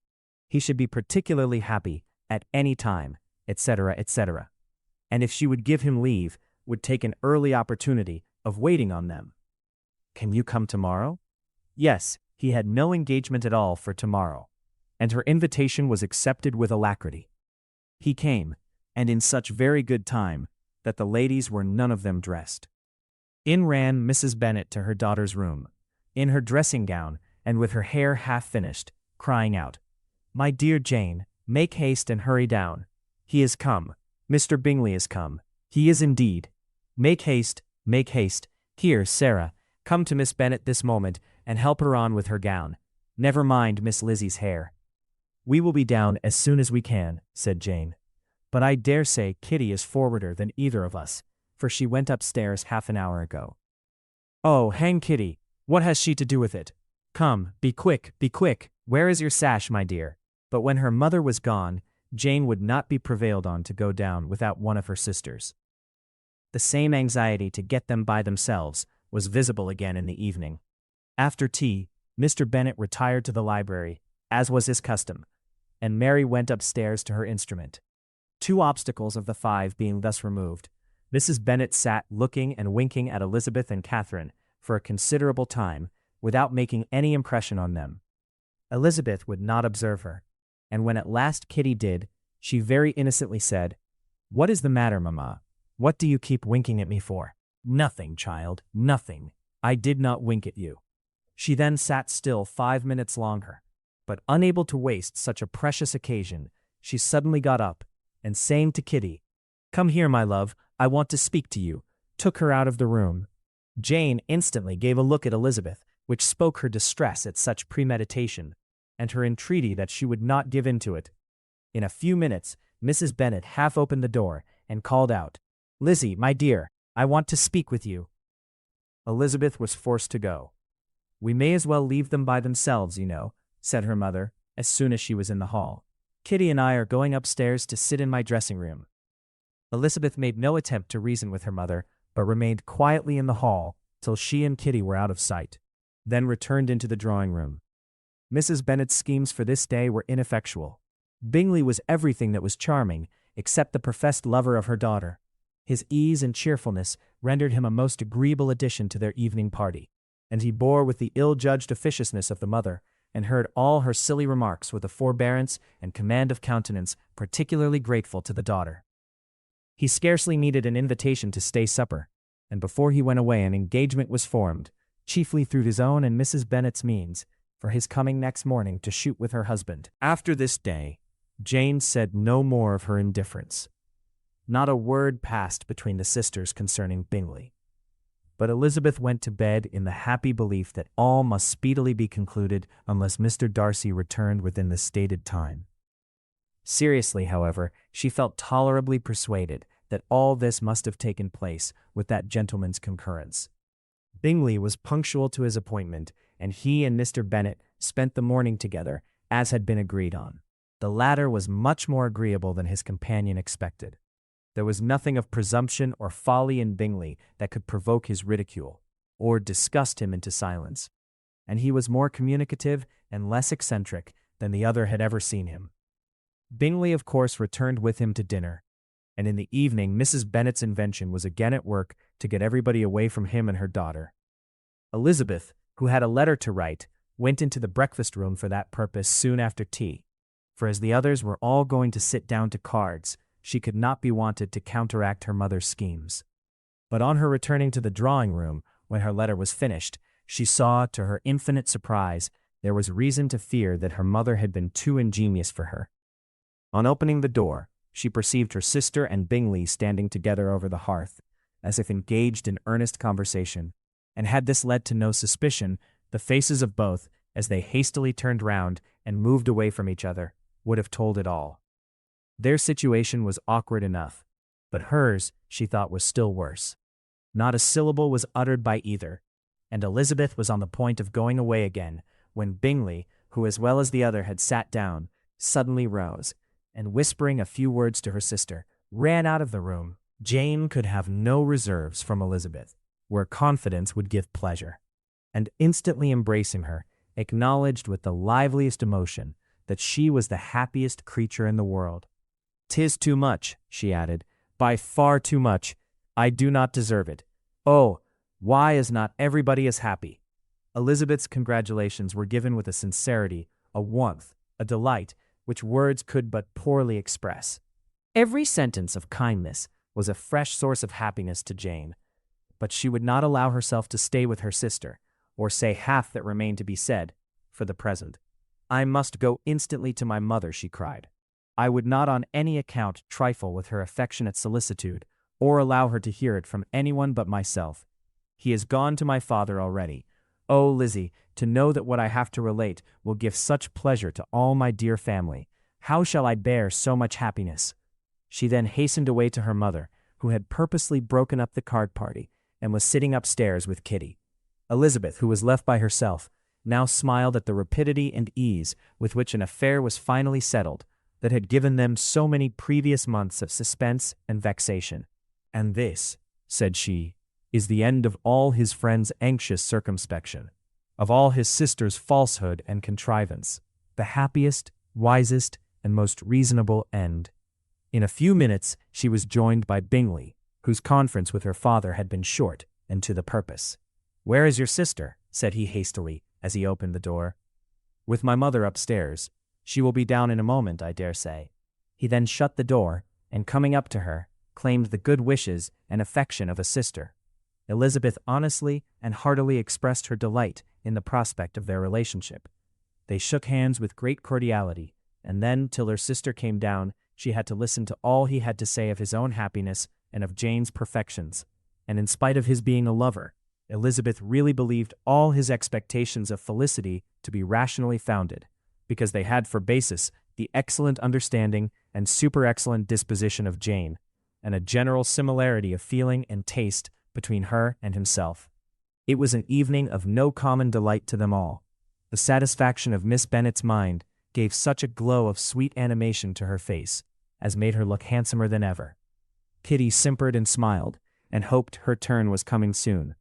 Mrs. Bennet could not give her consent or speak her approbation in terms warm enough to satisfy her feelings, though she talked to Bingley of nothing else for half an hour, and when Mr. Bennet joined them at supper, his voice and manner plainly showed how really happy he was. Not a word, however, passed his lips in allusion to it till their visitor took his leave for the night, but as soon as he was gone, he turned to his daughter and said, "Jane, I congratulate you. You will be a very happy woman." Jane went to him instantly, kissed him, and thanked him for his goodness. "You are a good girl," he replied, "and I have great pleasure in thinking you will be so happily settled. I have not a doubt of your doing very well together. Your tempers are by no means unlike. You are each of you so complying that nothing will ever be resolved on. So easy that every servant will cheat you, and so generous that you will always exceed your income. I hope not so. Imprudence or thoughtlessness in money matters would be unpardonable in me. Exceed their income, my dear Mr. Bennet, cried his wife. What are you talking of? Why, he has 4,000 or 5,000 a year, and very likely more. Then addressing her daughter, oh, my dear, dear Jane, I am so happy, I'm sure I shan't get a wink of sleep all night. I knew how it would be. I always said it must be so, at last. I was sure you could not be so beautiful for nothing. I remember, as soon as ever I saw him, when he first came into Hertfordshire last year, I thought how likely it was that you should come together. Oh, he is the handsomest young man that ever was seen. Wickham, Lydia, were all forgotten. Jane was beyond competition her favorite child. At that moment she cared for no other. Her younger sisters soon began to make interest with her for objects of happiness, which she might in future be able to dispense. Mary petitioned for the use of the library at Netherfield, and Kitty begged very hard for a few balls there every winter. Bingley, from this time, was of course a daily visitor at Longbourn, coming frequently before breakfast and always remaining till after supper, unless when some barbarous neighbor, who could not be enough detested, had given him an invitation to dinner, which he thought himself obliged to accept. Elizabeth had now but little time for conversation with her sister, for while he was present Jane had no attention to bestow on anyone else, but she found herself considerably useful to both of them in those hours of separation that must sometimes occur. In the absence of Jane, he always attached himself to Elizabeth for the pleasure of talking of her, and when Bingley was gone, Jane constantly sought the same means of relief. "He has made me so happy," said she, one evening, "by telling me that he was totally ignorant of my being in town last spring. I had not believed it possible." "I suspected as much," replied Elizabeth, "but how did he account for it? It must have been his sister's doing. They were certainly no friends to his acquaintance with me, which I cannot wonder at, since he might have chosen so much more advantageously in many respects. But when they see, as I trust they will, that their brother is happy with me, they will learn to be contented, and we shall be on good terms again, though we can never be what we once were to each other." "That is the most unforgiving speech," said Elizabeth, "that I ever heard you utter. Good girl, it would vex me indeed to see you again the dupe of Miss Bingley's pretended regard. Would you believe it, Lizzie, that when he went to town last November he really loved me, and nothing but a persuasion of my being indifferent would have prevented his coming down again? He made a little mistake, to be sure, but it is to the credit of his modesty." This naturally introduced a panegyric from Jane on his diffidence, and the little value he put on his own good qualities. Elizabeth was pleased to find that he had not betrayed the interference of his friend, for, though Jane had the most generous and forgiving heart in the world, she knew it was a circumstance which must prejudice her against him. "I am certainly the most fortunate creature that ever existed," cried Jane. "Oh, Lizzie, why am I thus singled from my family, and blessed above them all? If I could but see you as happy, if there were but such another man for you. If you were to give me 40 such men, I never could be so happy as you. Till I have your disposition, your goodness, I never can have your happiness. No, no, let me shift for myself, and perhaps if I have very good luck, I may meet with another Mr. Collins in time." The situation of affairs in the Longbourn family could not be long a secret. Mrs. Bennet was privileged to whisper it to Mrs. Phillips, and she ventured without any permission to do the same by all her neighbors in Meryton. The Bennets were speedily pronounced to be the luckiest family in the world, though only a few weeks before, when Lydia had first run away, they had been generally proved to be marked out for misfortune. Chapter 56. One morning, about a week after Bingley's engagement with Jane had been formed, as he and the females of the family were sitting together in the dining room, their attention was suddenly drawn to the window by the sound of a carriage, and they perceived a chaise and four driving up the lawn. It was too early in the morning for visitors, and besides, the equipage did not answer to that of any of their neighbors. The horses were post, and neither the carriage nor the livery of the servant who preceded it were familiar to them.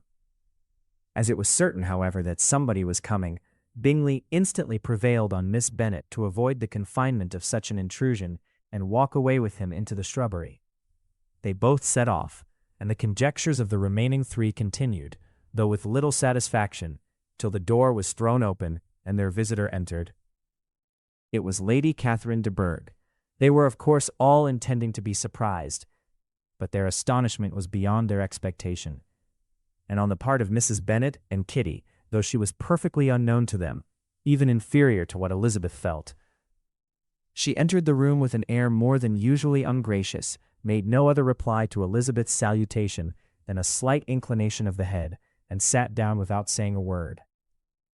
Elizabeth had mentioned her name to her mother on her ladyship's entrance, though no request of introduction had been made.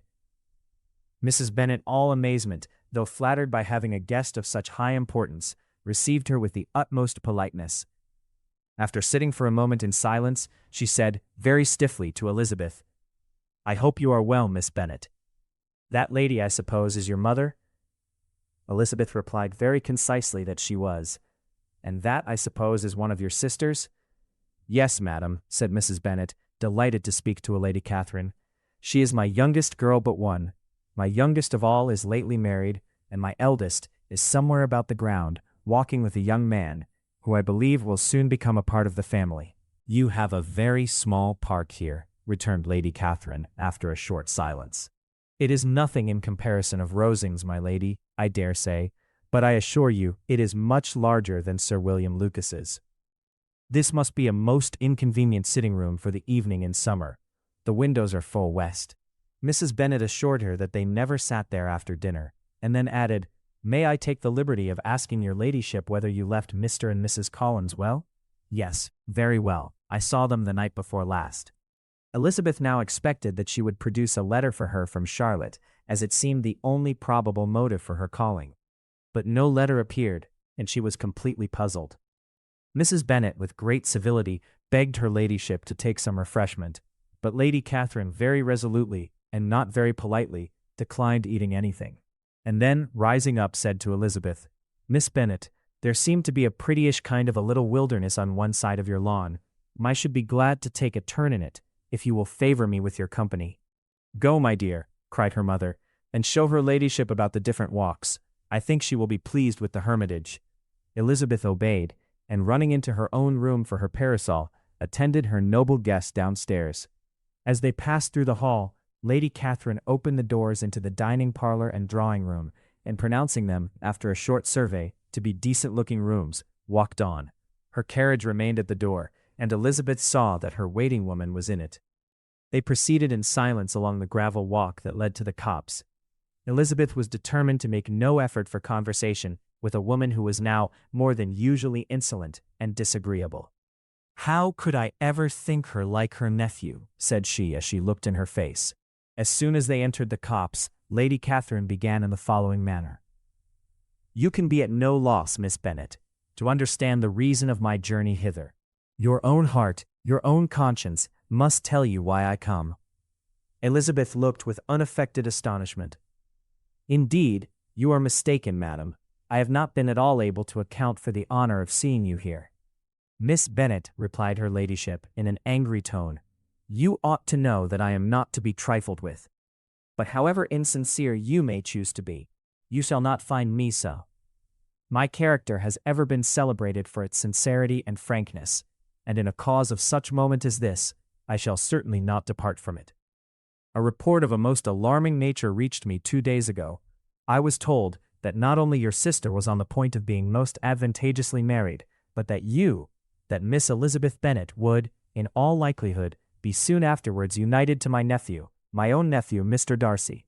Though I know it must be a scandalous falsehood, though I would not injure him so much as to suppose the truth of it possible, I instantly resolved on setting off for this place, that I might make my sentiments known to you."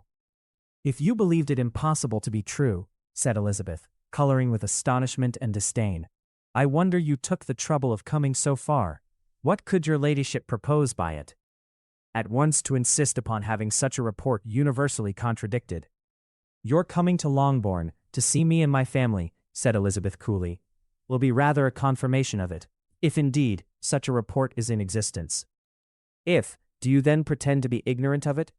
Has it not been industriously circulated by yourselves? Do you not know that such a report is spread abroad?"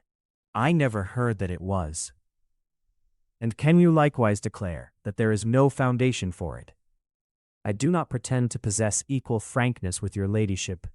You may ask questions which I shall not choose to answer.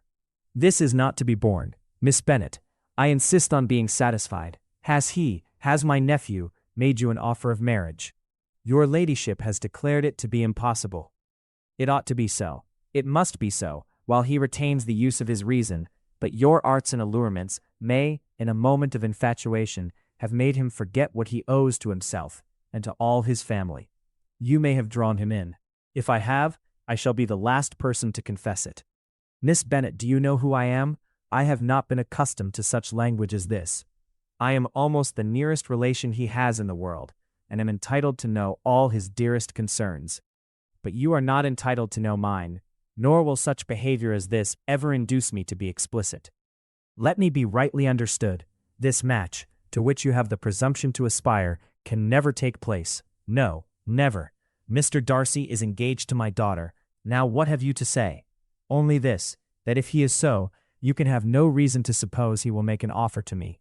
Lady Catherine hesitated for a moment and then replied, The engagement between them is of a peculiar kind.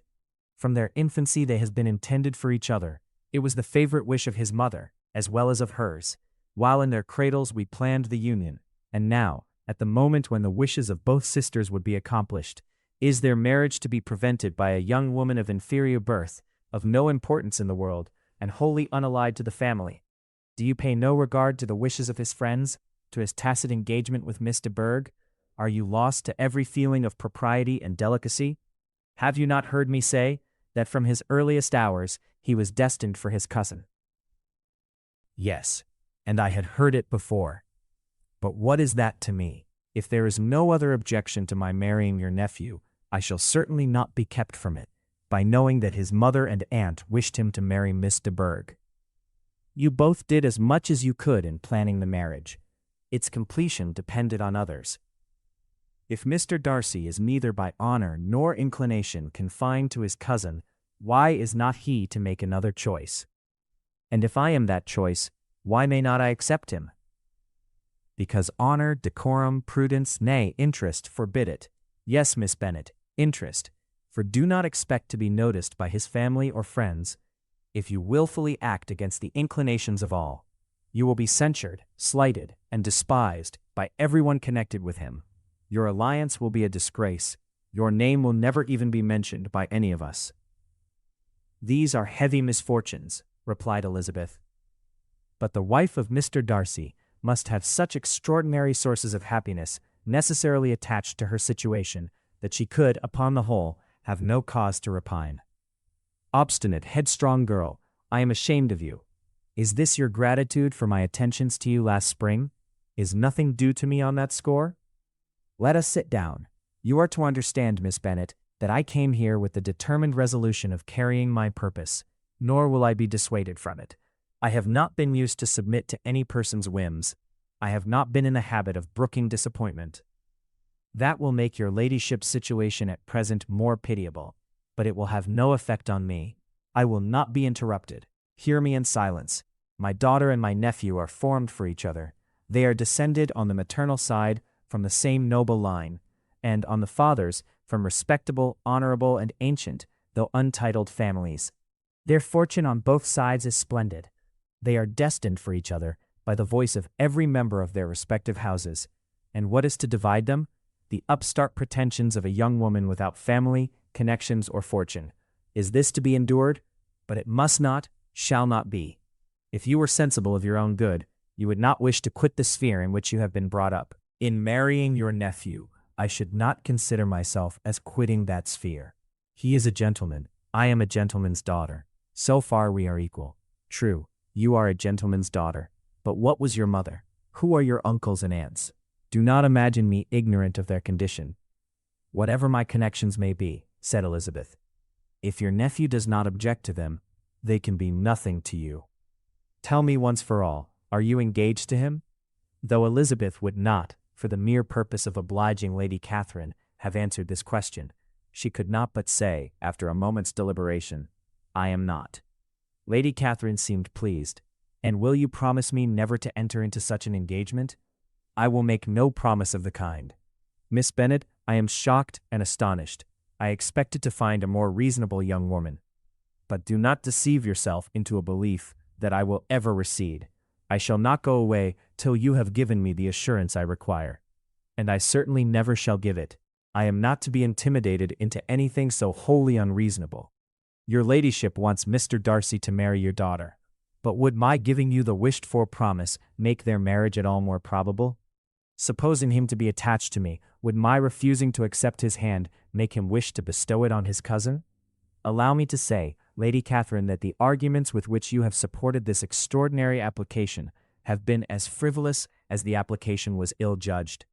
You have widely mistaken my character, if you think I can be worked on by such persuasions as these. How far your nephew might approve of your interference in his affairs, I cannot tell. But you have certainly no right to concern yourself in mine. I must beg, therefore, to be importuned no further on the subject. Not so hasty, if you please. I have by no means done. To all the objections I have already urged, I have still another to add. I am no stranger to the particulars of your youngest sister's infamous elopement. I know it all, that the young man's marrying her was a patched-up business at the expense of your father and uncle. And is such a girl to be my nephew's sister? Is her husband, who is the son of his late father's steward, to be his brother? Heaven and earth! Of what are you thinking? Are the shades of Pemberley to be thus polluted? You can now have nothing further to say, she resentfully answered. You have insulted me in every possible method. I must beg to return to the house. And she rose as she spoke. Lady Catherine rose also, and they turned back. Her ladyship was highly incensed. You have no regard, then, for the honor and credit of my nephew. Unfeeling, selfish girl. Do you not consider that a connection with you must disgrace him in the eyes of everybody? Lady Catherine, I have nothing further to say. You know my sentiments. You are then resolved to have him? I have said no such thing. I am only resolved to act in that manner which will in my own opinion constitute my happiness, without reference to you or to any person so wholly unconnected with me. It is well. You refuse then to oblige me. You refuse to obey the claims of duty, honor, and gratitude. You are determined to ruin him in the opinion of all his friends, and make him the contempt of the world. Neither duty, nor honor, nor gratitude, replied Elizabeth, has any possible claim on me in the present instance. No principle of either would be violated by my marriage with Mr. Darcy. And with regard to the resentment of his family, or the indignation of the world, if the former were excited by his marrying me, it would not give me one moment's concern, and the world in general would have too much sense to join in the scorn. And this is your real opinion. This is your final resolve. Very well, I shall now know how to act. Do not imagine, Miss Bennet, that your ambition will ever be gratified. I came to try you. I hope to find you reasonable, but depend upon it, I will carry my point. In this manner Lady Catherine talked on till they were at the door of the carriage, when turning hastily round, she added, I take no leave of you, Miss Bennet. I send no compliments to your mother. You deserve no such attention. I am most seriously displeased. Elizabeth made no answer, and without attempting to persuade her ladyship to return into the house, walked quietly into it herself. She heard the carriage drive away as she proceeded upstairs.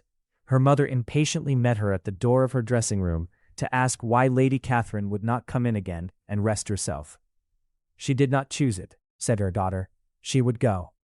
She is a very fine-looking woman, and her calling here was prodigiously civil, for she only came, I suppose, to tell us the Collinses were well. She is on her road somewhere, I dare say, and so, passing through Meryton, thought she might as well call on you. I suppose she had nothing particular to say to you, Lizzie? Elizabeth was forced to give in to a little falsehood here, for to acknowledge the substance of their conversation was impossible. Chapter 57.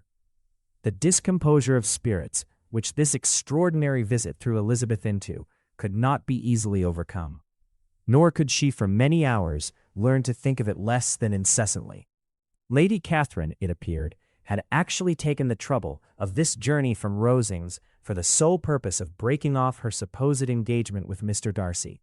It was a rational scheme, to be sure, but from what the report of their engagement could originate, Elizabeth was at a loss to imagine, till she recollected that his being the intimate friend of Bingley, and her being the sister of Jane, was enough, at a time when the expectation of one wedding made everybody eager for another to supply the idea.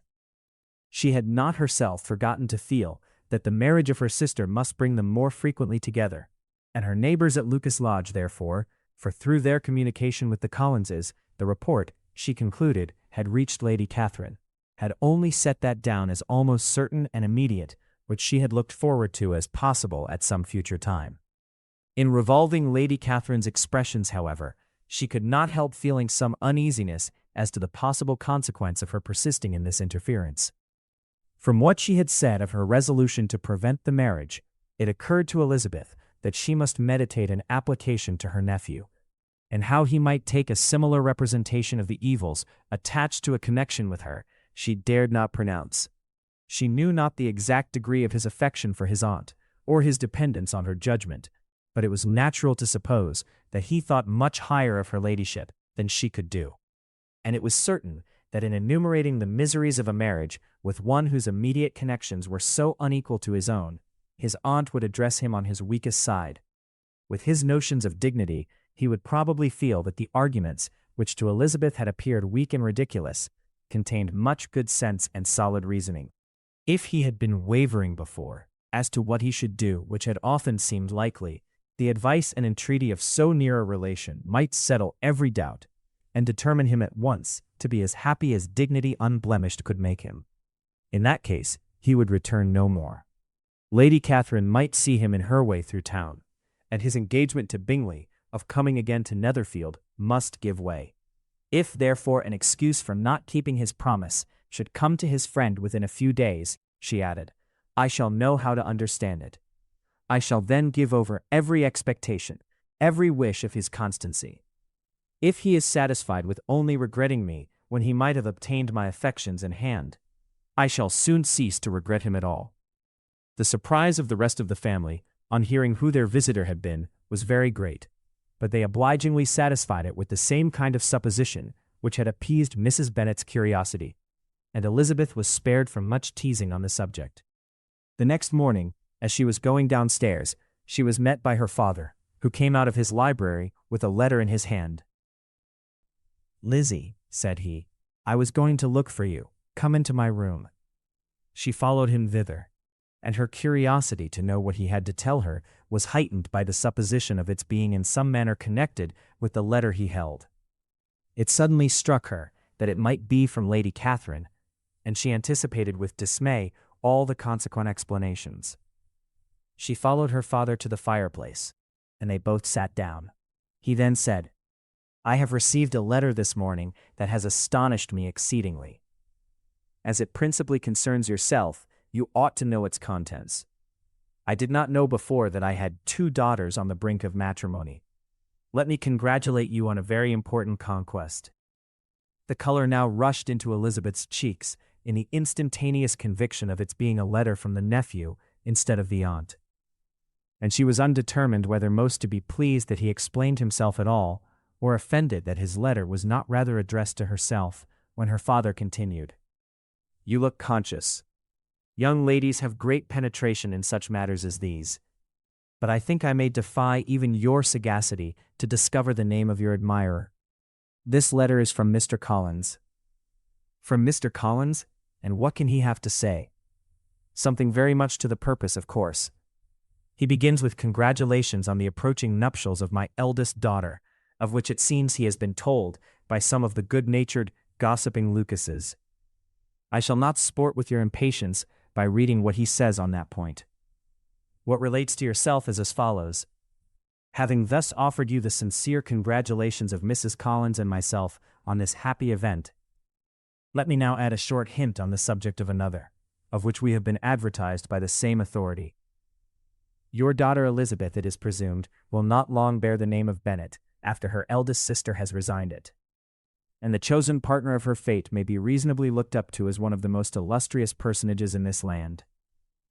Can you possibly guess, Lizzie, who is meant by this? This young gentleman is blessed in a peculiar way with everything the heart of mortal can most desire. Splendid property, noble kindred, and extensive patronage. Yet in spite of all these temptations, let me warn my cousin Elizabeth and yourself of what evils you may incur by a precipitate closure with this gentleman's proposals, which, of course, you will be inclined to take immediate advantage of. Have you any idea, Lizzie, who this gentleman is? But now it comes out. My motive for cautioning you is as follows. We have reason to imagine that his aunt, Lady Catherine de Bourgh, does not look on the match with a friendly eye. Mr. Darcy, you see, is the man. Now, Lizzie, I think I have surprised you. Could he, or the Lucases, have pitched on any man within the circle of our acquaintance whose name would have given the lie more effectually to what they related? Mr. Darcy, who never looks at any woman but to see a blemish, and who probably never looked at you in his life. It is admirable. Elizabeth tried to join in her father's pleasantry, but could only force one most reluctant smile. Never had his wit been directed in a manner so little agreeable to her. Are you not diverted? Oh, yes. Pray read on. After mentioning the likelihood of this marriage to her ladyship last night, she immediately, with her usual condescension, expressed what she felt on the occasion. When it became apparent that, on the score of some family objections on the part of my cousin, she would never give her consent to what she termed so disgraceful a match, I thought it my duty to give the speediest intelligence of this to my cousin, that she and her noble admirer may be aware of what they are about, and not run hastily into a marriage which has not been properly sanctioned. Mr. Collins, moreover, adds, I am truly rejoiced that my cousin Lydia's sad business has been so well hushed up, and am only concerned that their living together before the marriage took place should be so generally known. I must not, however, neglect the duties of my station, or refrain from declaring my amazement at hearing that you received the young couple into your house as soon as they were married. It was an encouragement of vice, and had I been the rector of Longbourn, I should very strenuously have opposed it. You ought certainly to forgive them as a Christian, but never to admit them in your sight, or allow their names to be mentioned in your hearing. That is his notion of Christian forgiveness. The rest of his letter is only about his dear Charlotte's situation, and his expectation of a young olive branch. But, Lizzie, you look as if you did not enjoy it. You are not going to be missish, I hope, and pretend to be affronted at an idle report. For what do we live, but to make sport for our neighbors, and laugh at them in our turn? Oh, cried Elizabeth, I am exceedingly diverted. But it is so strange. Yes, that is what makes it amusing. Had they fixed on any other man, it would have been nothing. But his perfect indifference and your pointed dislike make it so delightfully absurd. Much as I abominate writing, I would not give up Mr. Collins's correspondence for any consideration. Nay, when I read a letter of his, I cannot help giving him the preference even over Wickham, much as I value the impudence and hypocrisy of my son-in-law.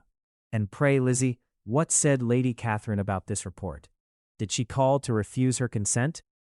To this question his daughter replied only with a laugh, and as it had been asked without the least suspicion, she was not distressed by his repeating it. Elizabeth had never been more at a loss to make her feelings appear what they were not. It was necessary to laugh when she would rather have cried. Her father had most cruelly mortified her by what he said of Mr. Darcy's indifference, and she could do nothing but wonder at such a want of penetration, or fear that perhaps instead of his seeing too little, she might have fancied too much. Chapter 58. Instead of receiving any such letter of excuse from his friend, as Elizabeth half expected Mr. Bingley to do, he was able to bring Darcy with him to Longbourn before many days had passed after Lady Catherine's visit. The gentleman arrived early, and before Mrs. Bennet had time to tell him of their having seen his aunt, of which her daughter sat in momentary dread, Bingley, who wanted to be alone with Jane, proposed their all walking out. It was agreed to. Mrs. Bennet was not in the habit of walking, Mary could never spare time, but the remaining 5 set off together. Bingley and Jane, however, soon allowed the others to outstrip them. They lagged behind, while Elizabeth, Kitty, and Darcy were to entertain each other. Very little was said by either. Kitty was too much afraid of him to talk. Elizabeth was secretly forming a desperate resolution, and perhaps he might be doing the same. They walked towards the Lucases, because Kitty wished to call upon Maria. And as Elizabeth saw no occasion for making it a general concern, when Kitty left them, she went boldly on with him alone. Now was the moment for her resolution to be executed, and while her courage was high, she immediately said, "Mr. Darcy, I am a very selfish creature, and for the sake of giving relief to my own feelings, care not how much I may be wounding yours. I can no longer help thanking you for your unexampled kindness to my poor sister. Ever since I have known it, I have been most anxious to acknowledge to you how gratefully I feel it. Were it known to the rest of my family, I should not have merely my own gratitude to express."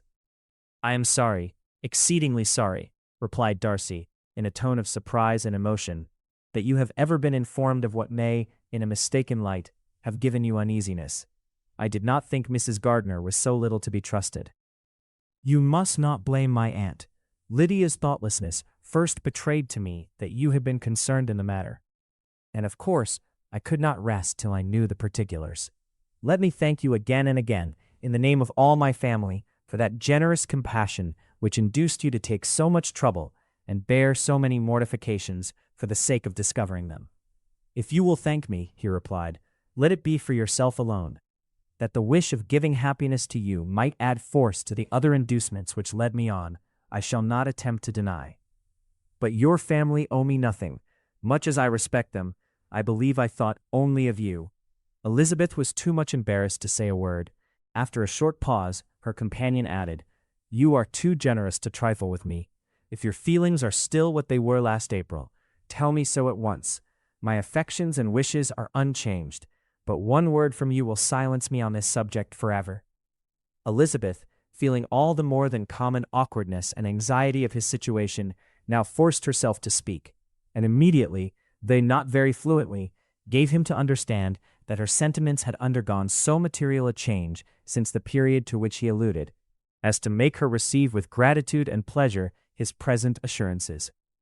The happiness which this reply produced was such as he had probably never felt before, and he expressed himself on the occasion as sensibly and as warmly as a man violently in love can be supposed to do. Had Elizabeth been able to encounter his eyes, she might have seen how well the expression of heartfelt delight diffused over his face became him.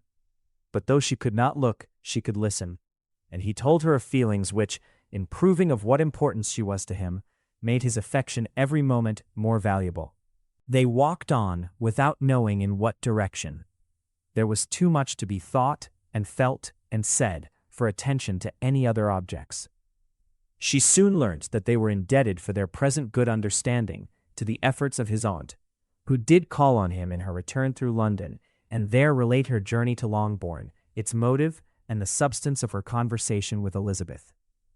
Dwelling emphatically on every expression of the latter, which, in her ladyship's apprehension, peculiarly denoted her perverseness and assurance, in the belief that such a relation must assist her endeavors to obtain that promise from her nephew which she had refused to give. But unluckily for her ladyship, its effect had been exactly contrariwise. "It taught me to hope," said he, "as I had scarcely ever allowed myself to hope before.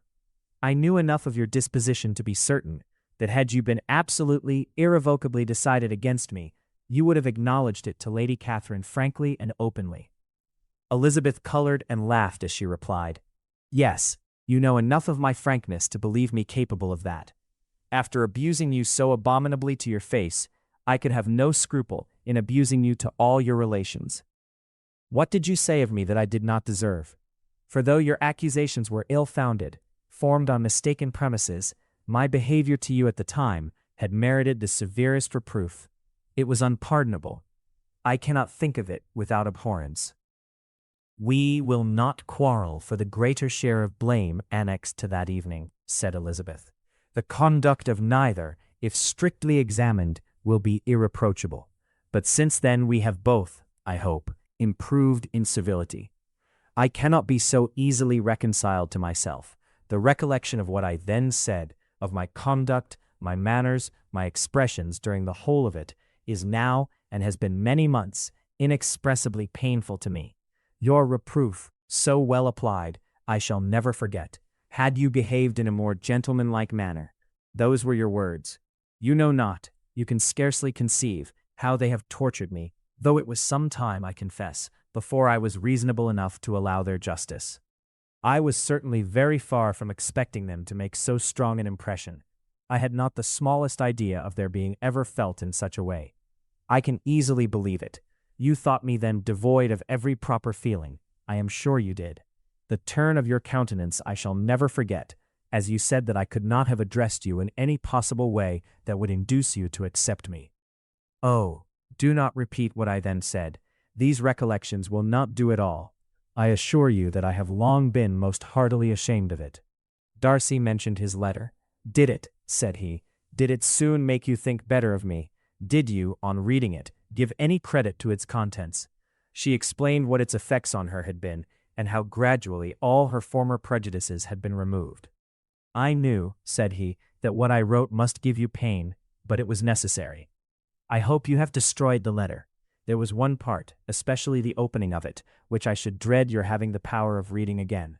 I can remember some expressions which might justly make you hate me. The letter shall certainly be burnt if you believe it essential to the preservation of my regard. But though we have both reason to think my opinions not entirely unalterable, they are not, I hope, quite so easily changed as that implies. When I wrote that letter, replied Darcy, I believed myself perfectly calm and cool, but I am since convinced that it was written in a dreadful bitterness of spirit. The letter perhaps began in bitterness, but it did not end so. The adieu is charity itself, but think no more of the letter.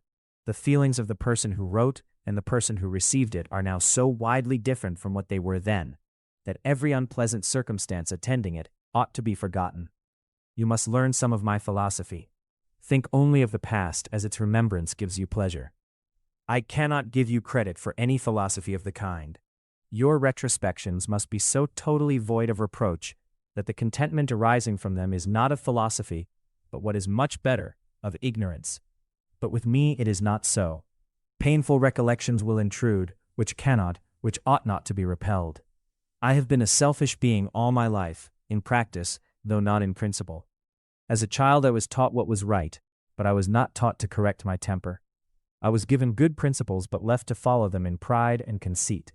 Unfortunately, an only son, for many years an only child, I was spoiled by my parents, who though good themselves, my father particularly, all that was benevolent and amiable, allowed, encouraged, almost taught me to be selfish and overbearing, to care for none beyond my own family circle, to think meanly of all the rest of the world, to wish, at least to think meanly of their sense and worth, compared with my own. Such I was from 8 to 8:20, and such I might still have been but for you, dearest, loveliest Elizabeth. What do I not owe you? You taught me a lesson, hard indeed at first, but most advantageous. By you, I was properly humbled. I came to you without a doubt of my reception. You showed me how insufficient were all my pretensions to please a woman worthy of being pleased. Had you then persuaded yourself that I should? Indeed I had. What will you think of my vanity? I believed you to be wishing, expecting my addresses. My manners must have been in fault, but not intentionally, I assure you. I never meant to deceive you, but my spirits might often lead me wrong. How you must have hated me after that evening. Hate you? I was angry, perhaps, at first, but my anger soon began to take a proper direction. I am almost afraid of asking what you thought of me when we met at Pemberley. You blamed me for coming? No, indeed, I felt nothing but surprise. Your surprise could not be greater than mine in being noticed by you. My conscience told me that I deserved no extraordinary politeness, and I confess that I did not expect to receive more than my due. My object then, replied Darcy, was to show you by every civility in my power that I was not so mean as to resent the past, and I hope to obtain your forgiveness, to lessen your ill opinion by letting you see that your reproofs had been attended to. How soon any other wishes introduced themselves, I can hardly tell, but I believe in about half an hour after I had seen you. He then told her of Georgiana's delight in her acquaintance, and of her disappointment at its sudden interruption, which naturally leading to the cause of that interruption, she soon learnt that his resolution of following her from Derbyshire in quest of her sister had been formed before he quitted the inn, and that his gravity and thoughtfulness there had arisen from no other struggles than what such a purpose must comprehend. She expressed her gratitude again, but it was too painful a subject to each to be dwelt on farther. After walking several miles in a leisurely manner, and too busy to know anything about it, they found at last, on examining their watches, that it was time to be at home. What could have become of Mr. Bingley and Jane was a wonder which introduced the discussion of their affairs. Darcy was delighted with their engagement. His friend had given him the earliest information of it. "I must ask whether you were surprised," said Elizabeth. "Not at all. When I went away, I felt that it would soon happen. That is to say, you had given your permission. I guessed as much." And though he exclaimed at the term, she found that it had been pretty much the case. "On the evening before my going to London," said he, "I made a confession to him, which I believe I ought to have made long ago. I told him of all that had occurred to make my former interference in his affairs absurd and impertinent. His surprise was great. He had never had the slightest suspicion. I told him, moreover, that I believed myself mistaken in supposing, as I had done, that your sister was indifferent to him, and as I could easily perceive that his attachment to her was unabated, I felt no doubt of their happiness together." Elizabeth could not help smiling at his easy manner of directing his friend. "Did you speak from your own observation," said she, "when you told him that my sister loved him, or merely from my information last spring?" "From the former. I had narrowly observed her, during the 2 visits which I had lately made her here, and I was convinced of her affection." "And your assurance of it, I suppose, carried immediate conviction to him?" "It did. Bingley is most unaffectedly modest. His diffidence had prevented his depending on his own judgment in so anxious a case. But his reliance on mine made everything easy. I was obliged to confess one thing, which for a time, and not unjustly, offended him. I could not allow myself to conceal that your sister had been in town 3 months last winter, that I had known it, and purposely kept it from him. He was angry. But his anger, I am persuaded, lasted no longer than he remained in any doubt of your sister's sentiments. He has heartily forgiven me now." Elizabeth longed to observe that Mr. Bingley had been a most delightful friend, so easily guided that his worth was invaluable. But she checked herself. She remembered that he had yet to learn to be laughed at, and it was rather too early to begin. In anticipating the happiness of Bingley, which of course was to be inferior only to his own, he continued the conversation till they reached the house. Chapter 59. "My dear Lizzie, where can you have been walking to?" was a question which Elizabeth received from Jane as soon as she entered the room, and from all the others when they sat down to table. She had only to say in reply that they had wandered about till she was beyond her own knowledge. She colored as she spoke, but neither that nor anything else awakened a suspicion of the truth. The evening passed quietly, unmarked by anything extraordinary. The acknowledged lovers talked and laughed. The unacknowledged were silent. Darcy was not of a disposition in which happiness overflows in mirth, and Elizabeth, agitated and confused, rather knew that she was happy than felt herself to be so. For besides the immediate embarrassment, there were other evils before her. She anticipated what would be felt in the family when her situation became known. She was aware that no one liked him but Jane, and even feared that with the others it was a dislike which not all his fortune and consequence might do away. At night she opened her heart to Jane. Though suspicion was very far from Miss Bennet's general habits, she was absolutely incredulous here. "You are joking, Lizzie. This cannot be. Engaged to Mr. Darcy? No, no, you shall not deceive me. I know it to be impossible. This is a wretched beginning indeed. My sole dependence was on you, and I am sure nobody else will believe me if you do not. Yet indeed I am in earnest. I speak nothing but the truth. He still loves me, and we are engaged." Jane looked at her doubtingly. "Oh, Lizzie, it cannot be. I know how much you dislike him. You know nothing of the matter. That is all to be forgot. Perhaps I did not always love him so well as I do now, but in such cases as these, a good memory is unpardonable. This is the last time I shall ever remember it myself." Miss Bennet still looked all amazement. Elizabeth again and more seriously assured her of its truth. "Good heaven! Can it be really so? Yet now I must believe you," cried Jane. "My dear, dear Lizzie, I do congratulate you, but are you certain, forgive the question, are you quite certain that you can be happy with him?" "There can be no doubt of that. It is settled between us already that we are to be the happiest couple in the world. But are you pleased, Jane? Shall you like to have such a brother?" "Very, very much." Nothing could give either Bingley or myself more delight, but we considered it, we talked of it as impossible. And do you really love him quite well enough?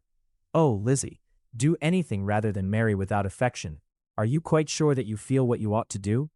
Oh yes, you will only think I feel more than I ought to do when I tell you all. What do you mean? Why, I must confess that I love him better than I do Bingley. I am afraid you will be angry. My dearest sister, now be serious. I want to talk very seriously. Let me know everything that I am to know without delay. Will you tell me how long you have loved him?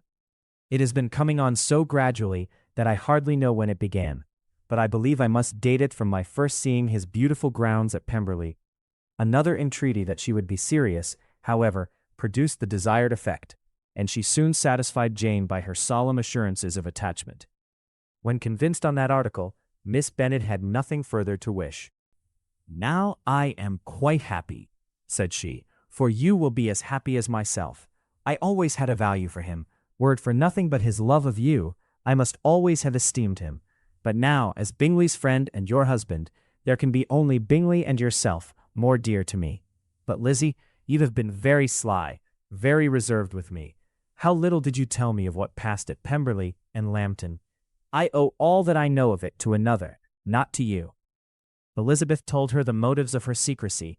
She had been unwilling to mention Bingley, and the unsettled state of her own feelings had made her equally avoid the name of his friend. But now she would no longer conceal from her his share in Lydia's marriage. All was acknowledged, and half the night spent in conversation. Good gracious, cried Mrs. Bennet, as she stood at a window the next morning. If that disagreeable Mr. Darcy is not coming here again with our dear Bingley, what can he mean by being so tiresome as to be always coming here?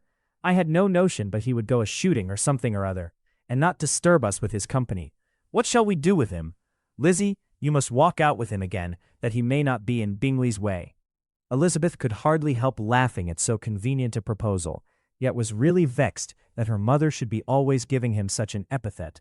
As soon as they entered, Bingley looked at her so expressively, and shook hands with such warmth, as left no doubt of his good information, and he soon afterwards said aloud, Mrs. Bennet, have you no more lanes hereabouts in which Lizzie may lose her way again today? I advise Mr. Darcy and Lizzie and Kitty, said Mrs. Bennet, to walk to Oakham Mount this morning. It is a nice long walk, and Mr. Darcy has never seen the view. It may do very well for the others, replied Mr. Bingley, but I am sure it will be too much for Kitty, won't it, Kitty? Kitty owned that she had rather stay at home. Darcy professed a great curiosity to see the view from the mount, and Elizabeth silently consented. As she went upstairs to get ready, Mrs. Bennet followed her, saying, I am quite sorry, Lizzie, that you should be forced to have that disagreeable man all to yourself, but I hope you will not mind it. It is all for Jane's sake, you know, and there is no occasion for talking to him except just now and then, so do not put yourself to inconvenience. During their walk, it was resolved that Mr. Bennet's consent should be asked in the course of the evening. Elizabeth reserved to herself the application for her mother's. She could not determine how her mother would take it, sometimes doubting whether all his wealth and grandeur would be enough to overcome her abhorrence of the man. But whether she were violently set against the match or violently delighted with it, it was certain that her manner would be equally ill-adapted to do credit to her sense, and she could no more bear that Mr. Darcy should hear the first raptures of her joy than the first vehemence of her disapprobation. In the evening, soon after Mr. Bennet withdrew to the library, she saw Mr. Darcy rise also and follow him, and her agitation on seeing it was extreme. She did not fear her father's opposition, but he was going to be made unhappy, and that it should be through her means, that she, his favorite child, should be distressing him by her choice, should be filling him with fears and regrets in disposing of her, was a wretched reflection, and she sat in misery till Mr. Darcy appeared again. When looking at him, she was a little relieved by his smile. In a few minutes, he approached the table where she was sitting with Kitty, and, while pretending to admire her work, said in a whisper, Go to your father, he wants you in the library. Her father was walking about the room, looking grave and anxious. Lizzie, said he, what are you doing? Are you out of your senses to be accepting this man? Have not you always hated him? How earnestly did she then wish that her former opinions had been more reasonable, her expressions more moderate. It would have spared her from explanations and professions which it was exceedingly awkward to give, but they were now necessary, and she assured him, with some confusion, of her attachment to Mr. Darcy. Or in other words, you are determined to have him. He is rich, to be sure, and you may have more fine clothes and fine carriages than Jane, but will they make you happy? Have you any other objection, said Elizabeth, than your belief of my indifference? None at all. We all know him to be a proud, unpleasant sort of man, but this would be nothing if you really liked him. I do like him, she replied, with tears in her eyes. I love him. Indeed, he has no improper pride. He is perfectly amiable. You do not know what he really is. Then pray do not pain me by speaking of him in such terms. Lizzie, said her father, I have given him my consent. He is the kind of man, indeed, to whom I should never dare refuse anything, which he condescended to ask. I now give it to you, if you are resolved on having him. But let me advise you to think better of it. I know your disposition, Lizzie. I know that you could be neither happy nor respectable unless you truly esteemed your husband, unless you looked up to him as a superior. Your lively talents would place you in the greatest danger in an unequal marriage. You could scarcely escape discredit and misery. My child, let me not have the grief of seeing you, unable to respect your partner in life. You know not what you are about. Elizabeth, still more affected, was earnest and solemn in her reply, and at length, by repeated assurances that Mr. Darcy was really the object of her choice, by explaining the gradual change which her estimation of him had undergone, relating her absolute certainty that his affection was not the work of a day, but had stood the test of many months' suspense, and enumerating with energy all his good qualities, she did conquer her father's incredulity and reconcile him to the match. Well, my dear, said he, when she ceased speaking, I have no more to say. If this be the case, he deserves you. I could not have parted with you, my Lizzie, to anyone less worthy. To complete the favorable impression, she then told him what Mr. Darcy had voluntarily done for Lydia. He heard her with astonishment. This is an evening of wonders indeed. And so Darcy did everything, made up the match, gave the money, paid the fellow's debts, and got him his commission. So much the better. It will save me a world of trouble and economy. Had it been your uncle's doing, I must and would have paid him, but these violent young lovers carry everything their own way. I shall offer to pay him tomorrow. He will rant and storm about his love for you, and there will be an end of the matter. He then recollected her embarrassment a few days before on his reading Mr. Collins's letter, and after laughing at her some time, allowed her at last to go, saying, as she quitted the room, If any young men come for Mary or Kitty, send them in, for I am quite at leisure. Elizabeth's mind was now relieved from a very heavy weight, and after half an hour's quiet reflection in her own room, she was able to join the others with tolerable composure. Everything was too recent for gaiety, but the evening passed tranquilly away. There was no longer anything material to be dreaded, and the comfort of ease and familiarity would come in time. When her mother went up to her dressing-room at night, she followed her and made the important communication. Its effect was most extraordinary, for on first hearing it, Mrs. Bennet sat quite still and unable to utter a syllable. Nor was it under many, many minutes that she could comprehend what she heard, though not in general backward to credit what was for the advantage of her family, or that came in the shape of a lover to any of them. She began at length to recover, to fidget about in her chair, get up, sit down again, wonder, and bless herself. Good gracious, Lord bless me, only think. Dear me, Mr. Darcy, who would have thought it? And is it really true? Oh, my sweetest Lizzie, how rich and how great you will be. What pin money, what jewels, what carriages you will have. Jane's is nothing to it, nothing at all. I am so pleased, so happy. Such a charming man, so handsome, so tall. Oh, my dear Lizzie, pray apologize for my having disliked him so much before. I hope he will overlook it. Dear, dear Lizzie, a house in town, everything that is charming, 3 daughters married, 10,000 a year. Oh, Lord, what will become of me?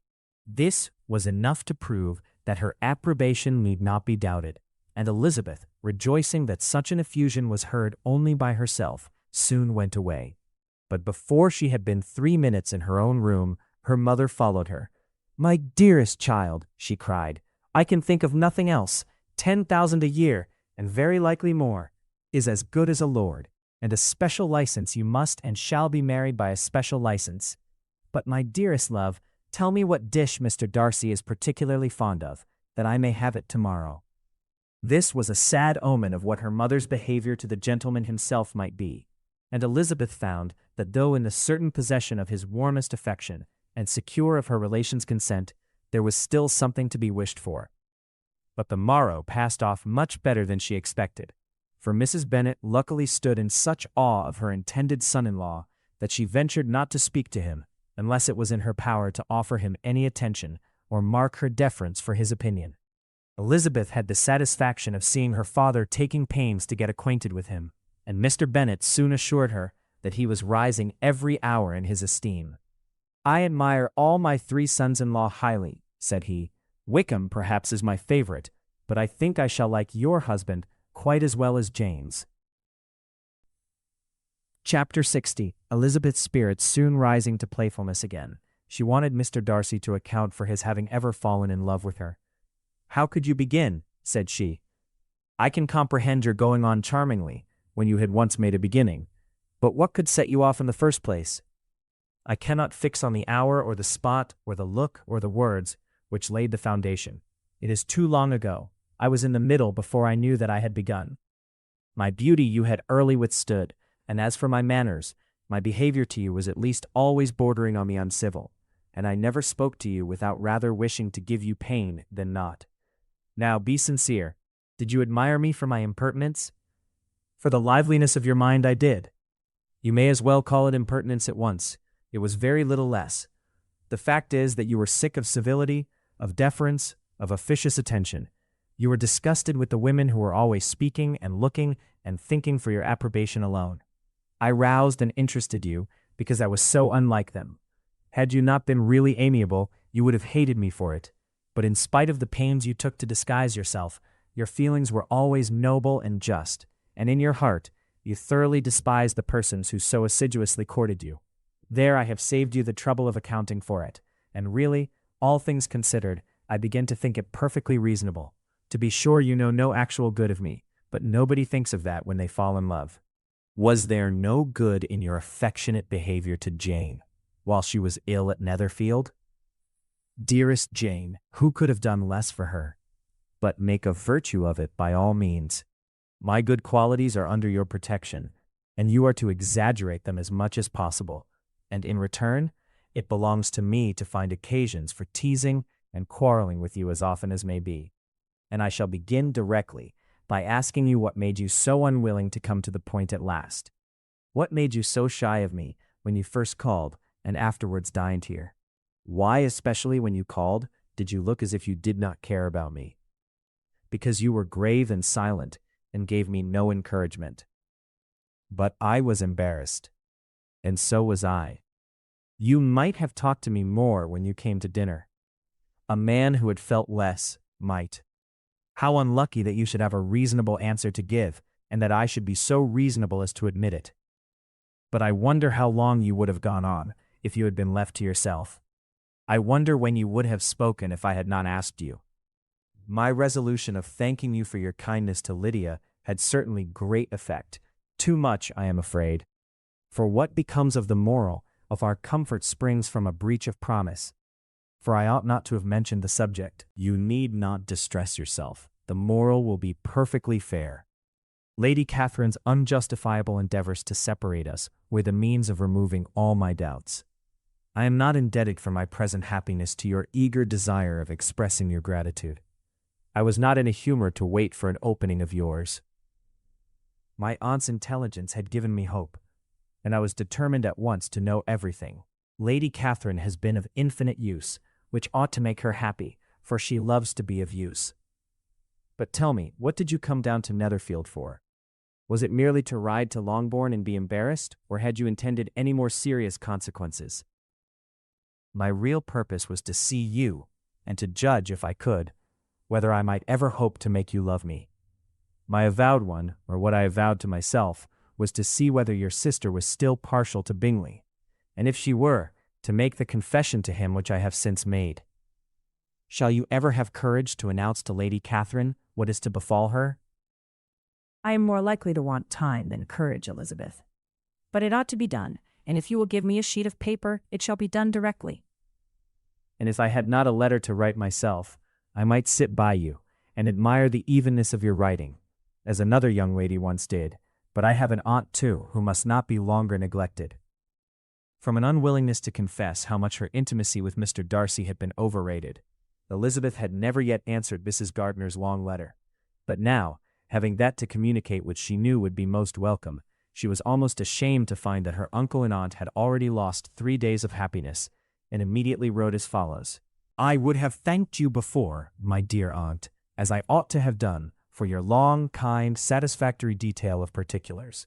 But, to say the truth, I was too cross to write. You supposed more than really existed. But now, suppose as much as you choose. Give a loose to your fancy. Indulge your imagination in every possible flight which the subject will afford. And unless you believe me actually married, you cannot greatly err. You must write again very soon, and praise him a great deal more than you did in your last. I thank you again and again for not going to the lakes. How could I be so silly as to wish it? Your idea of the ponies is delightful. We will go round the park every day. I am the happiest creature in the world. Perhaps other people have said so before, but no one with such justice. I am happier even than Jane. She only smiles. I laugh.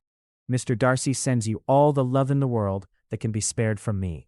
You are all to come to Pemberley at Christmas. Yours, etc. Mr. Darcy's letter to Lady Catherine was in a different style, and still different from either was what Mr. Bennet sent to Mr. Collins in return for his last. Dear Sir, I must trouble you once more for congratulations. Elizabeth will soon be the wife of Mr. Darcy. Console Lady Catherine as well as you can, but if I were you, I would stand by the nephew. He has more to give. Yours sincerely, etc. Miss Bingley's congratulations to her brother on his approaching marriage were all that was affectionate and insincere. She wrote even to Jane on the occasion to express her delight and repeat all her former professions of regard. Jane was not deceived, but she was affected, and though feeling no reliance on her, could not help writing her a much kinder answer than she knew was deserved. The joy which Miss Darcy expressed on receiving similar information was as sincere as her brother's in sending it.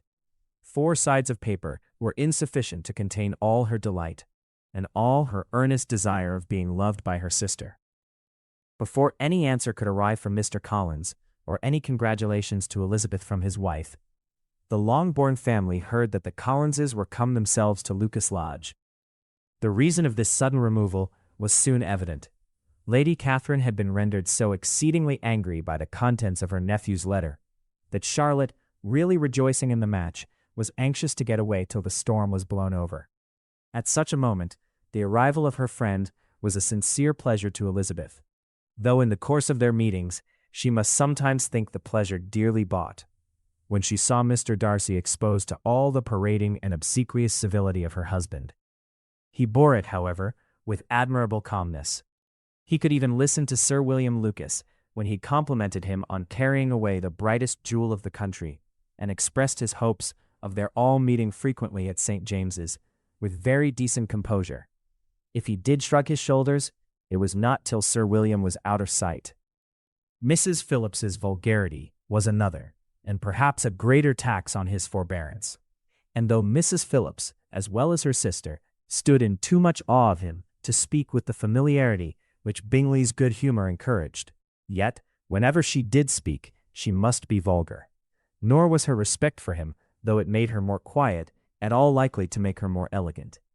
Elizabeth did all she could to shield him from the frequent notice of either, and was ever anxious to keep him to herself and to those of her family with whom he might converse without mortification. And though the uncomfortable feelings arising from all this took from the season of courtship much of its pleasure, it added to the hope of the future, and she looked forward with delight to the time when they should be removed from society so little pleasing to either, to all the comfort and elegance of their family party at Pemberley. Chapter 61. Happy for all her maternal feelings was the day on which Mrs. Bennet got rid of her two most deserving daughters. With what delighted pride she afterwards visited Mrs. Bingley and talked of Mrs. Darcy may be guessed. I wish I could say, for the sake of her family, that the accomplishment of her earnest desire in the establishment of so many of her children produced so happy an effect as to make her a sensible, amiable, well-informed woman for the rest of her life. Though perhaps it was lucky for her husband, who might not have relished domestic felicity in so unusual a form, that she still was occasionally nervous and invariably silly. Mr. Bennet missed his second daughter exceedingly. His affection for her drew him oftener from home than anything else could do. He delighted in going to Pemberley, especially when he was least expected. Mr. Bingley and Jane remained at Netherfield only a 12 months. So near a vicinity to her mother and Meryton relations was not desirable even to his easy temper or her affectionate heart. The darling wish of his sisters was then gratified. He bought an estate in a neighboring county to Derbyshire, and Jane and Elizabeth, in addition to every other source of happiness, were within 30 miles of each other. Kitty, to her very material advantage, spent the chief of her time with her two elder sisters. In society so superior to what she had generally known, her improvement was great.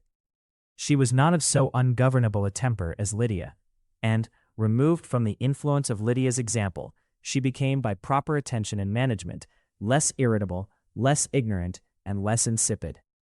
From the further disadvantage of Lydia's society, she was of course carefully kept, and though Mrs. Wickham frequently invited her to come and stay with her, with the promise of balls and young men, her father would never consent to her going. Mary was the only daughter who remained at home, and she was necessarily drawn from the pursuit of accomplishments by Mrs. Bennet's being quite unable to sit alone. Mary was obliged to mix more with the world, but she could still moralize over every morning visit, and as she was no longer mortified by comparisons between her sister's beauty and her own, it was suspected by her father that she submitted to the change without much reluctance. As for Wickham and Lydia, their characters suffered no revolution from the marriage of her sisters. He bore with philosophy the conviction that Elizabeth must now become acquainted with whatever of his ingratitude and falsehood had before been unknown to her, and in spite of everything, was not wholly without hope that Darcy might yet be prevailed on to make his fortune. The congratulatory letter which Elizabeth received from Lydia on her marriage explained to her that by his wife at least, if not by himself, such a hope was cherished. The letter was to this effect: "My dear Lizzie, I wish you joy.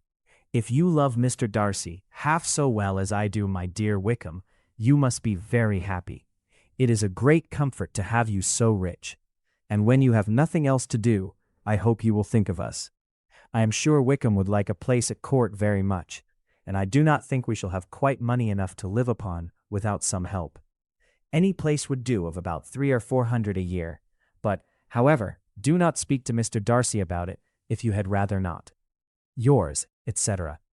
As it happened that Elizabeth had much rather not, she endeavored in her answer to put an end to every entreaty and expectation of the kind. Such relief, however, as it was in her power to afford, by the practice of what might be called economy in her own private expenses, she frequently sent them. It had always been evident to her that such an income as theirs, under the direction of two persons so extravagant in their wants and heedless of the future, must be very insufficient to their support, and whenever they changed their quarters, either Jane or herself were sure of being applied to for some little assistance towards discharging their bills. Their manner of living, even when the restoration of peace dismissed them to a home, was unsettled in the extreme. They were always moving from place to place in quest of a cheap situation, and always spending more than they ought. His affection for her soon sunk into indifference.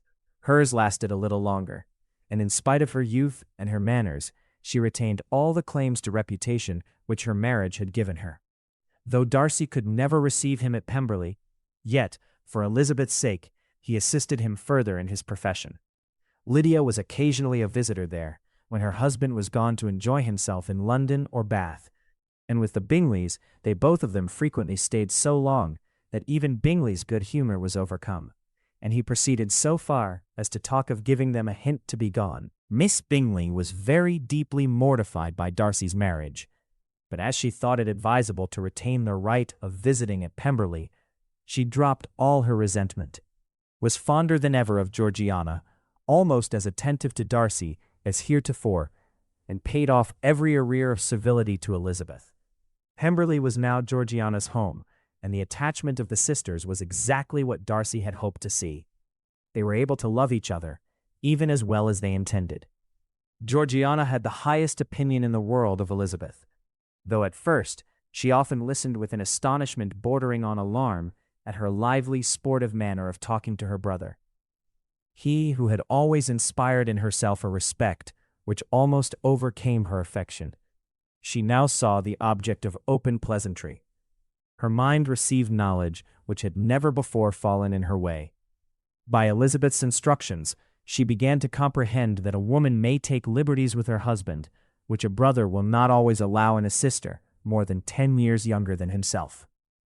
Lady Catherine was extremely indignant on the marriage of her nephew, and as she gave way to all the genuine frankness of her character, in her reply to the letter which announced its arrangement, she sent him language so very abusive, especially of Elizabeth, that for some time all intercourse was at an end.